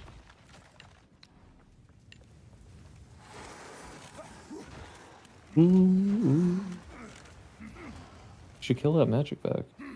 Oh Jesus! What am I doing? Yeah. I don't know. Like those rooms are always magic packs too. Okay. Yeah. What up, Like a lot of the JB? dead ends in Lost City are just always magic packs. Okay. Like I wouldn't kill the sand spirits because they suck to kill. But other than that, like you should kill every magic pack. Yeah. Did they really need all this to prove their faith?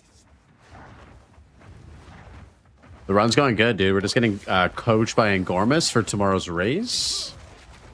Testing his patience limit. He's got pretty high patience resistance, bro. I need more time. I managed to make it through a session with Bob 5 and Farmer, so Which one was worse, in your opinion? Which one Farmer tested your easily. patience more? Did like, you do like warrior Bob's with just Farmer? a rage baiter. What? Did you do Yeah. warrior Oh, with both of them? if you do Always? Kochi with me, I make you play warrior. I make you Yeah. play melee. I'm not ready. Yeah, that's why I picked warrior, because I was like, I'm overdue for this experience. Monk is mental. Yeah, Monk is not great in a speed race or a racing Oh, format no, at he the means moment. I have monk mental. Oh, Like good mental. okay. Oh yeah, he's 100%. I think you have to be able to achieve the level of racing that you've achieved. Nope. I don't rage quit races when things are going bad. Not once. I can't yet. No. There was one race where like things were going pretty bad, and I opened up chat and I just holy, you don't need to look for league mechanics, just go top right. Do you know how the stone generates? No.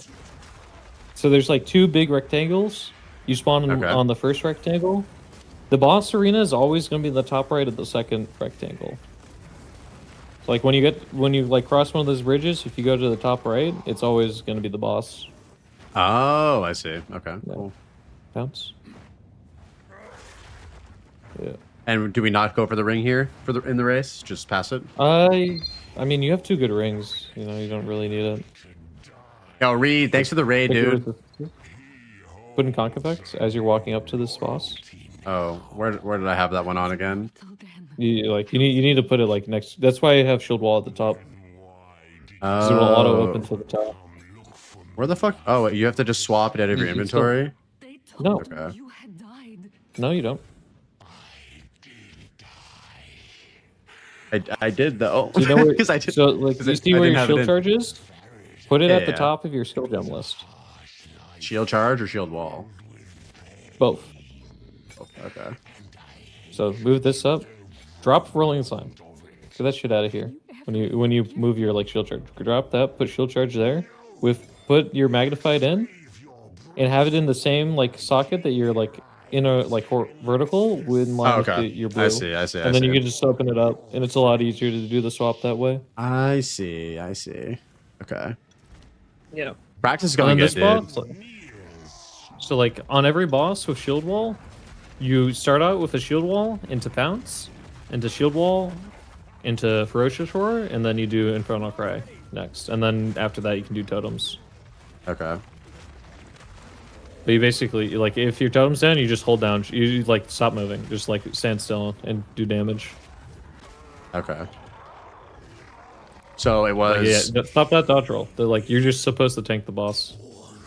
So the combo again. Break it down for me one more time. Sorry, that went over. So every time you're on a boss, when you have shield wall, you do a shield wall into a pounce, and that Roll gets on the mark pounce. on them. So you get mark for death and mark for siphoning, Yeah. and then you do shield wall into one roar, and then you do shield wall into infernal cry, and then you just do totem shield wall to shield wall, shield wall, shield wall, shield wall. That boss should be dead. Okay. And like if infernal cry comes off cooldown, you can like infernal cry real quick, but you're gonna keep spamming your shield wall. So essentially, it's And then like I'm gonna not say shield wall, but essentially it's pounce into roar into infernal cry into totems.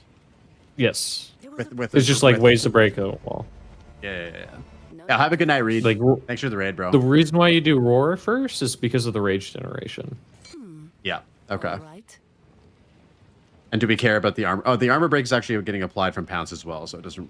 Yeah, the armor break doesn't really. It's just like you get on a unique monster with ferocious roar, you go instant max rage, Yeah. even without raging cry in it. Okay. Like you still need the raging cry, 2 raging cries later on for fortifying cry. Not. I guess you don't technically. Actually, you could probably put another damage support in for like this, because we're not going Act 4.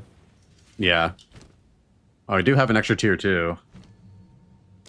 Should we put anything into? I guess with ferocious we're socketing infernal cry anyways, right? So Yeah, it doesn't really you matter. don't need to put anything in it for like this sort of thing. Like typically you do Raging Cry in both of them because you're gonna need them in both of them later on anyways. You're gonna need the two, but you get the instant max rage on like a single target anyways. Did you put Magnified back in? Oh no. Yeah, you want to put Magnified back in, and you also have a 4-link. You didn't use it yet. Do I actually? Yeah, you dropped a 4-link. And you didn't socket it in. So you should put Fire Tomb in. I didn't realize I had that. Holy fuck. Yeah, otherwise I would have made you look for the League mechanic in the previous zone. Fire Attunements in your Mace Strike. Hell yeah.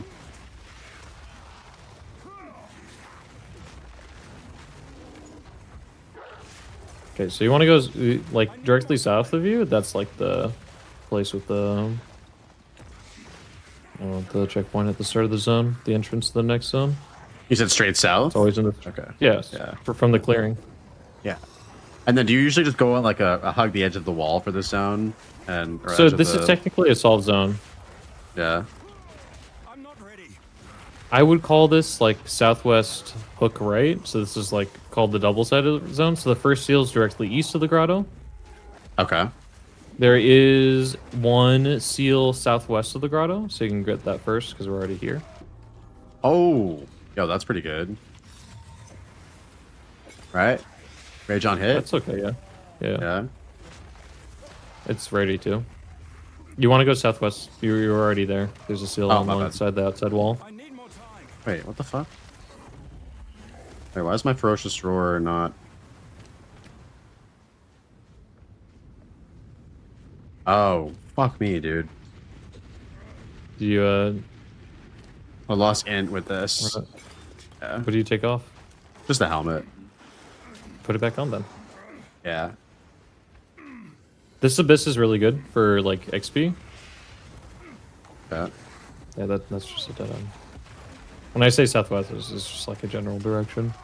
You should be, like, killing stuff as you walk up to the Abyss, though. You shouldn't just, like, dodge roll past it. You should, like, kill those guys on the way, because you have to kill them anyways. And you should place down a totem when you're in the middle here. Oh, I see. Yeah. Gotcha. Yeah. And then you gotta kill the rest of the Abyss. So, like, the seal should be directly to the west from where you are right now, fighting these guys. And I'll just get it after. Yeah.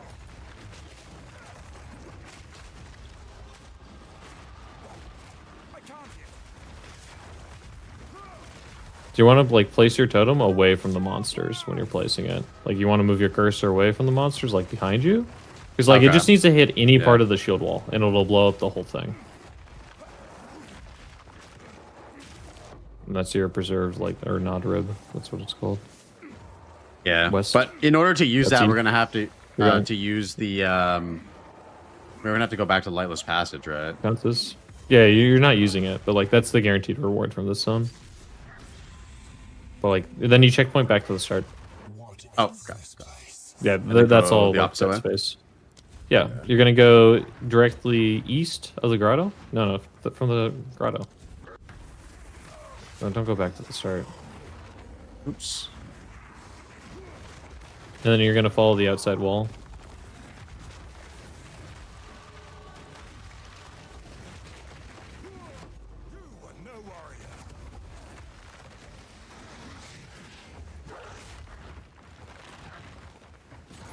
Is Angorma's going to coach you during the race tomorrow? Yep. This is just our first, like, little preliminary session. I need more time. And when we go back, we'll do a waypoint last, because technically you get slightly faster if you start the animation for the opening of the grotto. Okay.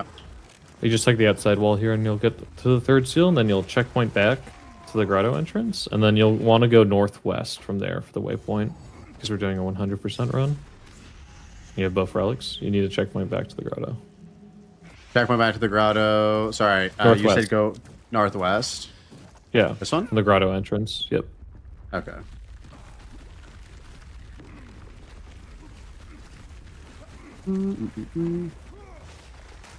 That flash. Yeah. At this point, Angormus, are we doing weapon set passives now? You should have been already. I should have been already. So this should have been on weapon set 1. No, on maces, like you do your weapon set 1 points into two-handed nodes, and then you do weapon set 2 points into bloodless skill speed. So your pounce is slightly faster. I see. Yeah. Okay. But you're gonna go for like the Warcry cooldown on weapon set 2. Like Admonisher, weapon set 2, the first point on both weapon sets. Do you know? Okay, so we're not clicking that stuff in the top right ever. Oh shit. We're not putting this up in the top right ever. Okay. No. So the top in the top right, you should never click it. Oh. Because if you do, so it's shift click left is weapon set 1. Shift click to like right is weapon set 2. And at that point you just put it. You can just control click it. It'll go. Oh shit! I didn't realize you could do that. Okay. Yeah, control shift left for weapon set 2, and then control shift. Well, that's weapon set 1 left. Right is weapon set 2. Sorry. So like that control one shift left click. For this? Or right click for Admonisher. Okay. Yeah. That'll be green, and then red is control shift. Cool. Right, left. All right, sweet. So you do control, so you don't have to like confirm them. You never have to click that stuff in the top right. I didn't realize that you could convert a weapon set passive point to a regular passive point with just like control clicking. Yeah, that's dope. Yeah. All right, sweet.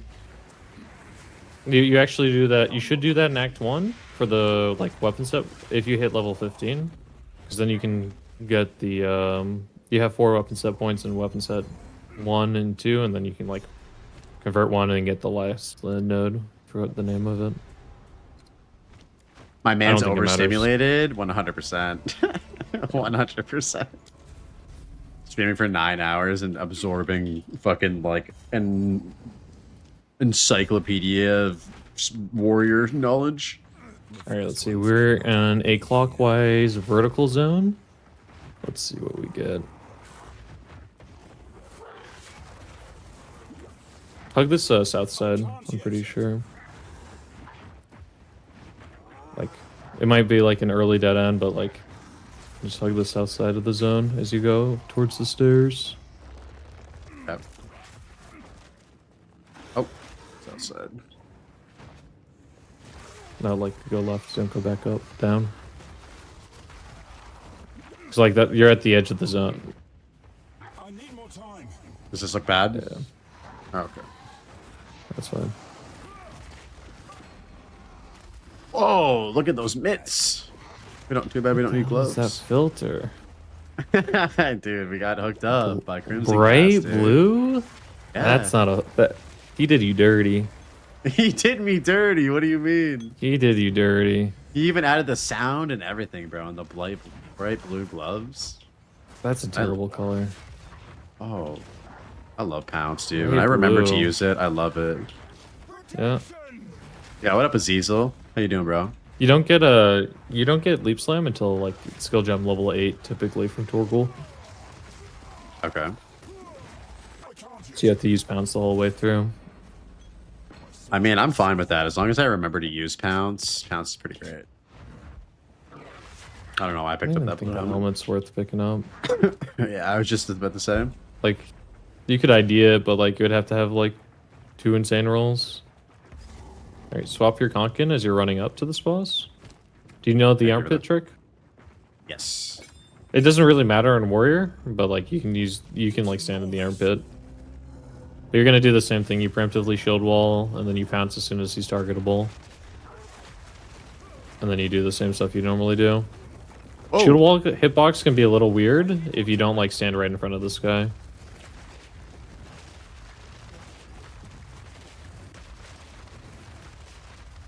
But whenever your Infernal Cry is up, you should use your Infernal Cry for the extra damage. Oops. And then you want to make sure you're not shield walling over like terrain like that, because you're like shield walling nothing. Oh, okay. Popping up. You do that. While he's dying, you create a TP. You put Magnified back in. And then delete the important stuff. Bro, what is that first message? How did I end up in Dollar Store Trainwreck TV stream? Bro, what is that mean? What? Wait, are you trying to get children addicted to gambling too? Did Major raid me? Nah, not today. What up, Tom? How's it going, bro? I am honored. That's so funny. It's pretty unfortunate. No plus melee. You could like transmute those and pray, but I wouldn't og it because you're low on ogs. Yeah. I'm sorry, I love you. Okay. We've made it all better now. What are all these flasks in your inventory doing? I don't know. I was just thinking the same thing. I should probably roll them, right? I wouldn't og them. You don't have the augments for it? But like a base, like that one's better than what you have right now by a lot. Like a white giant flask. Yeah. Stay inside. It is time.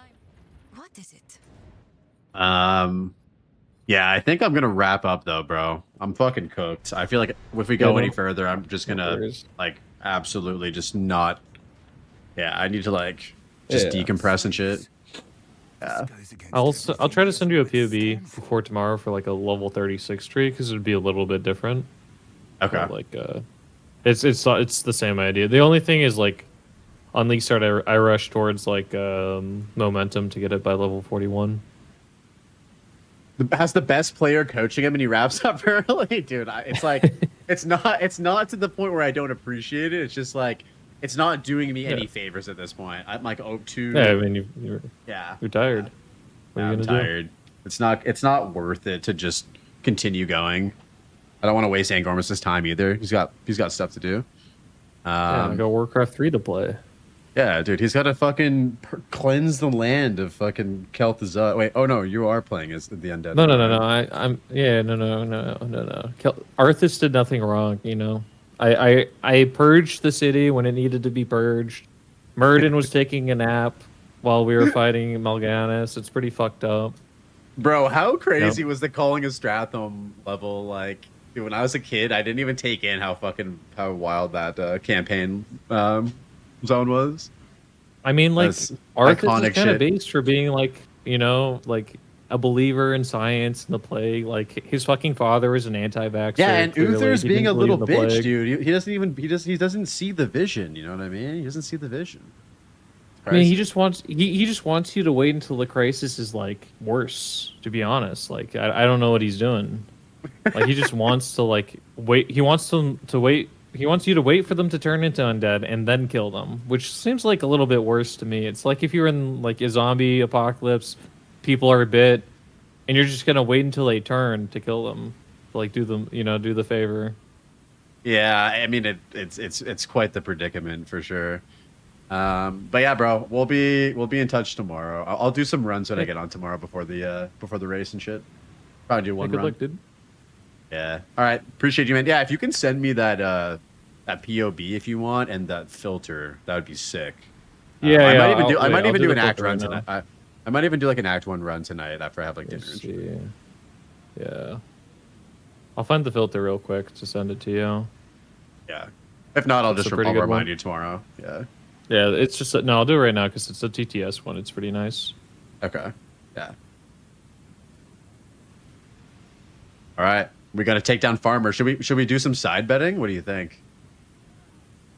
I don't know if I'm not really a gambler, so I don't really do any side bets. Typically, he has a message in the Discord that's like, I will do 5 to 10 gifted side bet versus anyone. Just to react to this message. I kind of just want to click the 10 gifted button, dude. Oh yeah, what up, Arco? How's it going, man? Oh, just he's a degenerate gambler, so he'll take it. Yeah. All right. Have a good night, man.